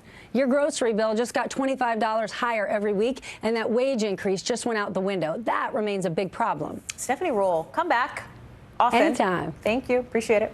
Coming up here on the show, a bit of a mixed bag to the end of the Theranos trial. Elizabeth Holmes found guilty on some counts of fraud, but she was acquitted on others. We've got more details coming up in the 5 things. Plus, prosecutors drop a groping charge against former New York Governor Andrew Cuomo, with the district attorney basically saying the case wouldn't hold up in court. Tom Winter has the latest after the break.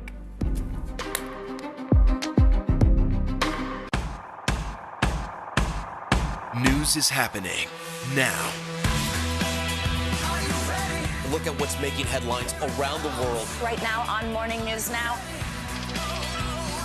Tonight, the major announcement of the COVID vaccine. And this is a significant moment.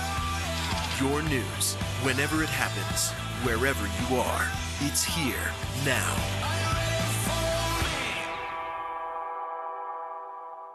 Welcome to The Tonight Show. Let me show you how it's done.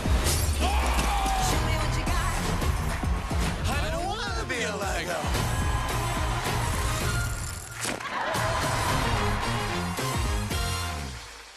There's no better place for fun with friends. Quality time with your little golf buddy, or an afternoon alone together. Family and friends are just a tap away. Just pick your course, pay from your phone. Golf now. Download the app and go play.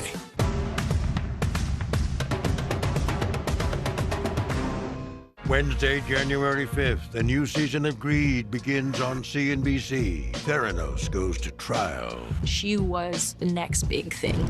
Sex and scandal. I had just graduated high school. He would ask me to go out for a couple of drinks. Boeing's soaring greed. What caused this brand new plane to crash? Anything for money. He ran a criminal syndicate, millions of dollars. American Greed, new season starts Wednesday, January 5th on CNBC. Michaela Schifrin. With just one more gold medal, she'll have more than any American alpine skier in history. She's climbed the mountain of this sport. Almost time to come down for more gold, Michaela. Better do it fast. What is going to happen now? Going back and forth because Go ahead. This is it, right?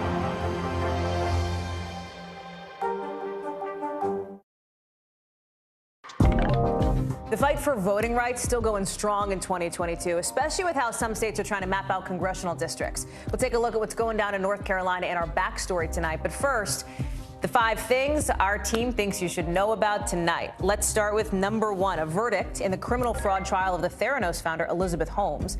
She's been convicted on 4 federal charges of defrauding investors. She now faces a maximum of 20 years in prison per charge. She's got a hearing next week where they think they'll set her sentencing date. Number 2, the Prime Minister of Haiti escaped an assassination attempt over the weekend during an event celebrating the country's independence. His office says the Prime Minister was targeted by, quote, bandits and terrorists who opened fire at him outside a church. Henry wasn't hurt, but Haitian media said 1 person was killed and 2 others were.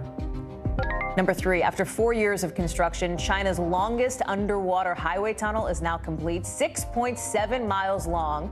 The Taihu Tunnel, one of the world's longest underwater highways. That's a crazy shot. Look at that. It was built to try to relieve some traffic from nearby cities in eastern China.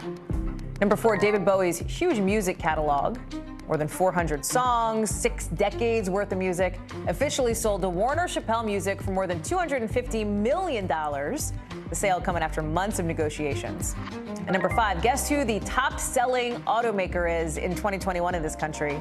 It's not General Motors, it is Toyota now. The first time since 1931 that GM, based in Detroit, of course, was not the best-selling car company in the U.S. It's also the very first time that an automaker not based in this country has taken the top spot. It's taken out of New York, where one of the most serious sexual misconduct charges against former Governor Andrew Cuomo is being dropped. Cuomo was supposed to be in court Friday on allegations he forcibly touched a female aide in 2020, but that is not going to happen now.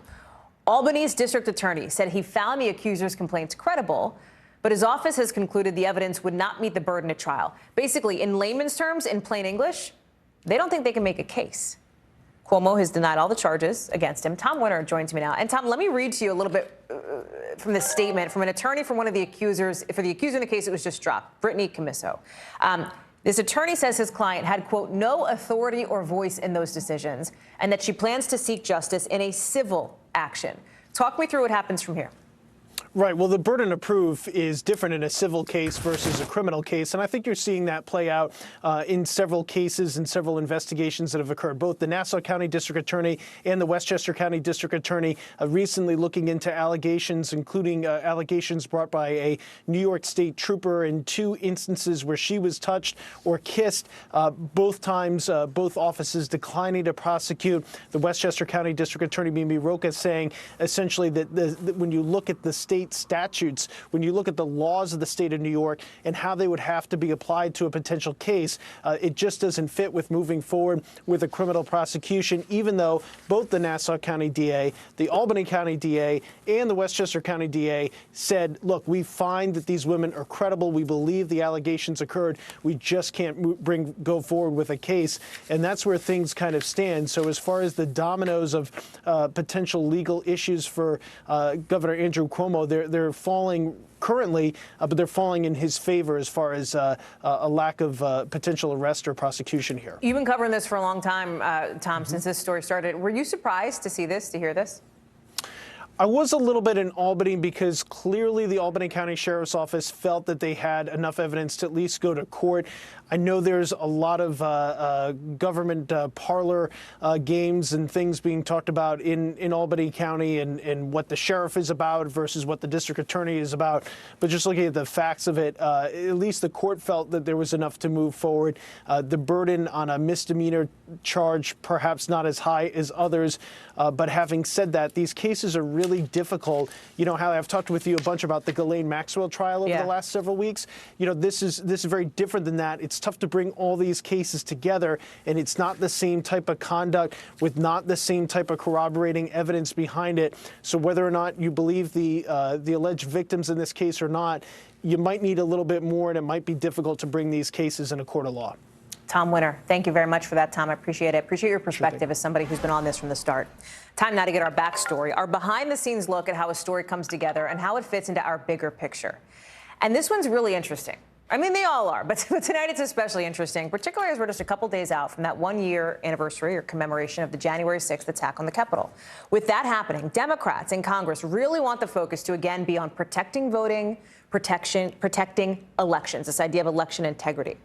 To the point that the majority leader, Chuck Schumer, the top Democrat in the Senate, he's willing to change Senate rules to pass some key legislation. It's a big deal that he says he's down for this. He says Democrats are having discussions about how to do this, right? But not every Democrat agrees. His party's divided on this, with a couple of senators still holding out on whether to change those rules at all. Watch. Justice delayed is justice denied. Anytime there's a carve-out, you eat the whole turkey. There's nothing left. So that's Senator Raphael Warnock on one side, who's been very vocal in the push to change these rules and get these voting rights bills done. On the other side, you have West Virginia Democrat Senator Joe Manchin, who said for a while now, hey, pump the brakes, slow down on trying to change these rules. Well, all that's going down here in D.C. Democracy is already getting reshaped in states all across the country, like in North Carolina, for instance, where today a panel of 3 judges is deciding whether or not the state's congressional districts, as they're shaped, are unfair. Here's what I mean. Look at the first map here, right? These are the current lines. This is how it's divided up right now. Here's the new proposal. This is the second map, the new one. So look at what happened there. Democrats and voting rights advocates say those line changes are an unfair partisan gerrymander, that it takes power away from Democrats in the states. The state's attorneys disagree. It's not clear what the court's going to do. The state has had to have some legal intervention before on its maps, but this stuff really matters. Why? Because it can change who represents you. This is your voice here in D.C., right? And a seat here or there can change the entire balance of power in Congress. For more on this, I want to bring in Jane Tim, who's been following all of these developments on voting rights. And Jane, let me just say what I think people, some of them might be thinking, which is, man, Hallie, you love the inside baseball. You love getting in the weeds on voting rights. And I do, because I'm a political reporter in my other job. But for people who aren't in this every day, Jane, how do you make it easy to understand, right? For people who aren't paying attention to politics 24/7, rightfully so. It's a lot for anyone.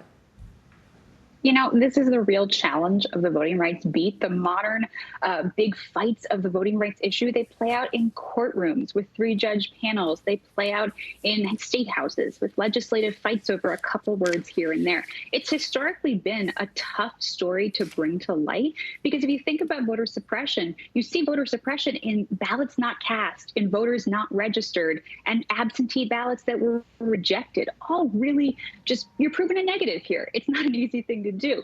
But I think in the last year, people have become a lot more aware of what's going on and how influential these rules and these restrictions and these the rights really are. So I think Donald Trump, dragged this issue into the forefront with his stolen election claims. But I think it has also changed those stories. Now we have Democrats chartering a plane in Texas and fleeing the state, these incredibly dramatic stories, bringing these issues to life. But these stories were happening for decades as well, just a little bit quieter, a little bit wonkier. They certainly take a lot of time. We've been doing this on digital for 5 years, but these were stories that sometimes took a month to bring to life, but now are so much more engaged with the public. I was going to ask you, it sometimes takes you not just a month, but like months plural, Jane, right? Which, listen, is incredible reporting. That's also a huge investment, right? That's an investment of time. That's an investment of you as a resource focusing on, a single story or a couple of stories. I'll turn a story every day, right? Like it's just a different pace when it comes to different types of reporting here. Can you talk about how you manage your time and why you keep going back to the state we mentioned in the intro here, which is North Carolina? You've been going there for years on this topic. Yeah, North Carolina is just one of those states that has really just brought gerrymandering specifically to life for me. So it's a state that's sort of politically interesting. It's a purple state. They have a Democratic governor, but a lot of Republican members. But for me, I see the effects of gerrymandering when I look at the congressional representatives that North Carolina can elect. Now, this is a state that can really go both ways. They have some big cities. They have a lot of smaller cities. It's diverse. There's politically a lot of attention that could go to Democrats, and there could be more moderates. But in recent years, gerrymandering has made it so you're essentially electing some really conservative people out of North Carolina. I always think back to the 11th district in North Carolina, Western North Carolina, up till the most recent maps when it sort of got rejiggered a little bit. But 10 years ago, you had Heath Shuler, former NFL quarterback, representing Asheville and Western North Carolina. Blue Dog Democrat, one of those majority makers that we like to talk about.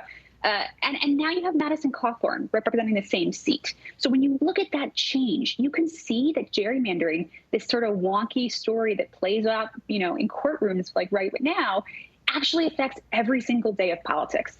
Every single day on Capitol Hill. And so when I look at politics, I can see these little district lines. And when we have a really gridlocked House or, gridlocked Senate, I keep wondering about those members that have been drawn out of their seat, like Heath Shuler was back in 2011, and just retired. That for me is where I see this wonky stuff come to life. It takes a while to piece those stories together. So we have to spread it out in the rest of our news. But yeah, that makes sense. Jane Tim, thank you so much for being with us for the backstory tonight. I appreciate it. Great reporting, as always. Coming up here on the show, a New York teacher arrested for allegedly giving a teenager the COVID vaccine without his parents' permission. We're going to talk about how this even happened coming up in The Local. We're also hearing from one of the January 6th rioters who's now serving time in federal prison. But before she went in, she told our own Kate Snow she's not really sorry for going into the Capitol that day. Kate Snow has a preview.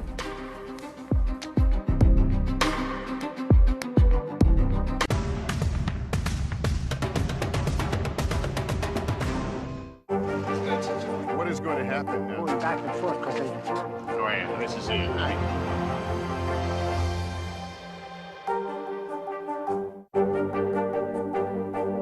What are you doing for teachers who feel that they're being stretched too thin? Did you understand how prevalent hunger was in your own community? Our week-long journey across America, from Washington, D.C., outside of our nation's capital, you rarely see. It's your last one. Was talking smack part of this? This is a very different kind of program. We're here to start conversation about the big things happening in our world. Professor, I'm not asking you to predict the future, but what do we think that the new normal is going to be? Is part of this that everyone's rethinking their jobs during this pandemic and their relationship to their employers? What is your biggest tip for any parent who's concerned about this? It's not my job to tell you what to think. My job is to think about what you tell me. Now Tonight with Joshua Johnson, streaming weeknights at 8 on NBC News Now. Hey everybody, it's Hoda Kotb from The Today Show. I am so excited to tell you about my new podcast, Making Space with Hoda Kotb. I sit down with some incredible people and we'll hear some uplifting stories. Listen to Making Space now on Apple Podcasts. There's no better place for fun with friends, quality time with your little golf buddy, or an afternoon alone together. Family and friends are just a tap away. Just pick your course, pay from your phone. Golf now. Download the app and go play. The Meet the Press Chuck Todd Cast, free wherever you get your podcasts.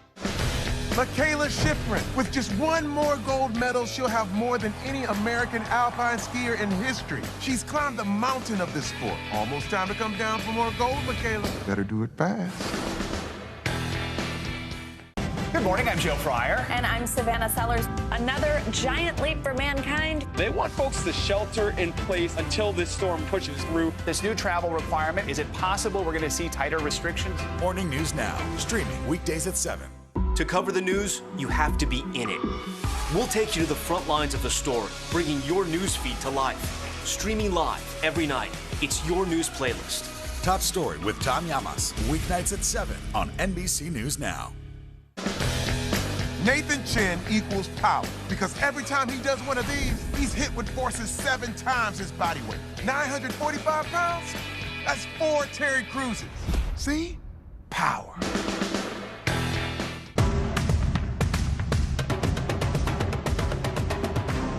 The Meet the Press Chuck Toddcast, free wherever you get your podcasts. So Ghislaine Maxwell's been convicted. Now all eyes are on Prince Andrew. He's trying to get rid of a sexual assault lawsuit against him that goes back to his ties with Jeffrey Epstein. Matt Bradley standing by at Buckingham Palace for us on that. But first, NBC News covers hundreds of stories every day. And because you couldn't possibly read or watch or listen to them all, our bureau teams have done it for you. This is what they tell us is going down in their regions in a segment we call The Local. From our Northeast Bureau, look at this. You're watching video obtained by NBC New York of a teacher on Long Island allegedly injecting a 17-year-old with the COVID vaccine without his parents' consent. She was arrested on New Year's Eve. According to police, the teen visited the 54-year-old's home, Laura Russo, where she gave him the shot. Police say Russo is not a medical professional, not authorized to administer vaccines. Our West Coast Bureau reporting a man from Huntington Park, California, is getting 21 years behind bars for carrying out a bunch of armed robberies at Trader Joe's. Gregory Johnson apparently started robbing the stores back in August of 2020. His son admitted to driving the getaway car during 2 of those heists. They were arrested a few months later after robbing a Trader Joe's in December 2020 in a different part of LA.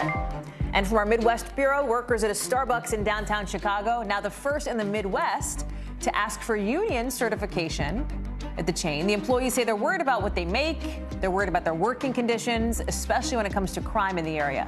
Organizers are hoping they'll get a hearing for their requests later on this month. Now to an NBC News exclusive. Hundreds of people arrested for storming the Capitol on January 6th last year. Some are already reporting to federal prison, including Jenna Ryan. She's a Texas realtor who's seemed to try to make herself into a kind of right-wing media personality. But she's right now behind bars for a 60-day sentence. This is one of the harshest sentences given to the rioters for a misdemeanor. And before she went into prison, she shared her story, sat down exclusively with Kate Snow, who's joining me now to talk about their conversation. Kate, I'm so grateful to you for being with us tonight, because this is so interesting, because it's a really important look, I think, at what Jenna Ryan was thinking then and what she's thinking now. It seems like she still sees herself as kind of a victim here.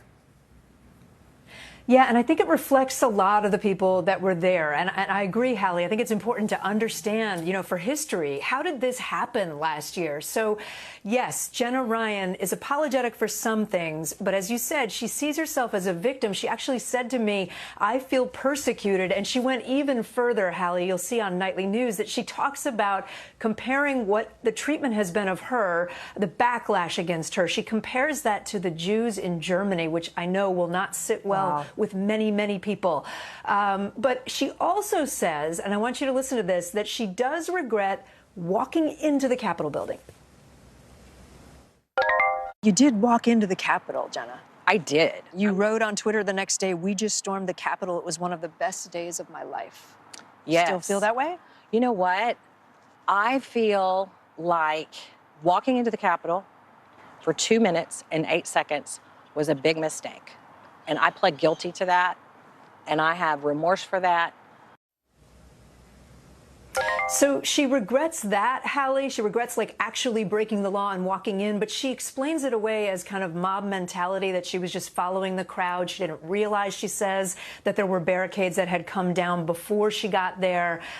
It's interesting. She doesn't regret being there, Hallie. She said it was like a party atmosphere. She still supports former President Trump. She still wants him to run in 2024. She still has questions about the last election. So she doesn't regret participating. She just is saying, I maybe shouldn't have gone inside. She also seems to a degree, Kate, and please correct me if I'm wrong here, seems to in a way relish her role as kind of a social media face of some of the movement here. Yeah. Yeah, I asked her directly about that. I was like, look, a lot of people think that you're in this to make your name bigger. You're doing a lot of publicity. She continued to tweet and to, post all over social media, tons of TikToks in the months after her arrest. she agreed with me at one point in the interview. She said, yeah, I essentially she likes the attention. She has a lot of followers now, and she's relishing that. She's relishing doing interviews. But at the same time, she thinks there's a lot of haters out there, too. And she said to me, I don't like being hated. Super interesting. Kate Snow, I'm so glad you're able to preview that story for us. Thank you very much. As Kate mentioned, tonight, NBC Nightly News, Lester Holt, 6:30 Eastern. You're going to see the entire discussion between Kate and Jenna Ryan. Don't miss it. A judge will soon decide whether to dismiss a sexual assault case against Prince Andrew, brought against him by a Jeffrey Epstein accuser. Virginia Giuffre is suing the prince, claiming he raped her when she was 17. And today, just today, at a virtual hearing in New York, lawyers for Prince Andrew said he could not be sued because he was covered under an agreement Giuffre made with Epstein more than a decade ago. Prince Andrew, by the way, has denied the allegations against him. That settlement agreement was released yesterday. It revealed that Epstein paid Giuffre $500,000 and that she agreed not to bring any future cases against, quote, any other person or entity who could have been included as a potential defendant. And according to Prince Andrew's lawyers, that should be enough to dismiss the case. Matt Bradley has more from London. So, Matt, help us break this down. These arguments today that Prince Andrew's attorneys are making that say Giuffre basically signed away her right to sue him because of this 2009 agreement with Epstein. Giuffre's lawyers say, no, that's not the case. Explain why. Yeah, I mean, it all hinges on this idea of a potential defendant. That's that language that's really so vexing for the judge and for the attorneys.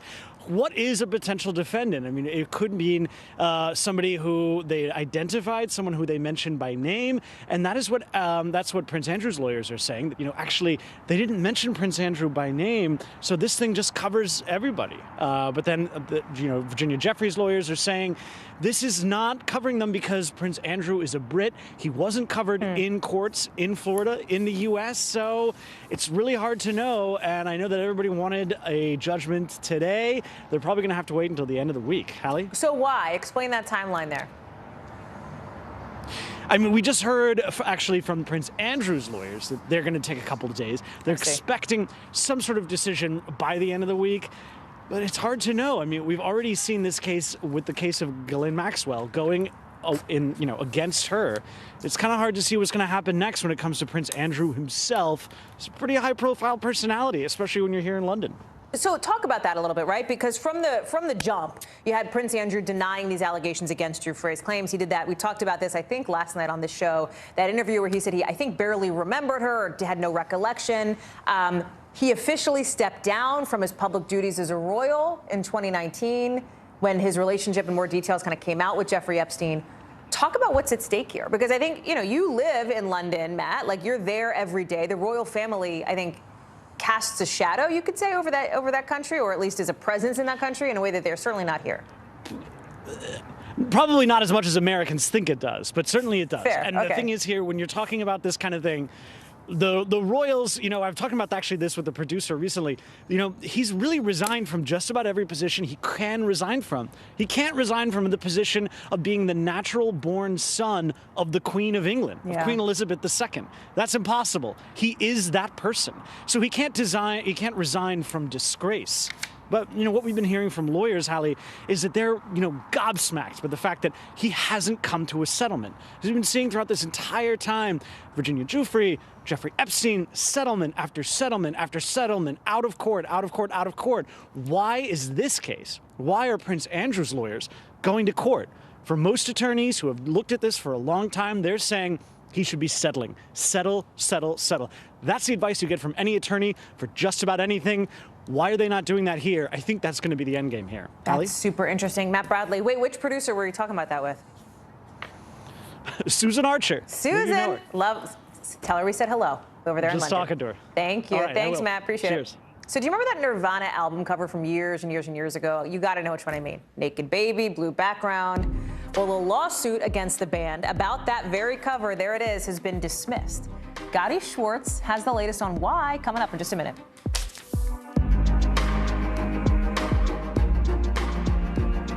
Welcome to The Tonight Show. Let me show you how it's done. I don't want to be a Lego.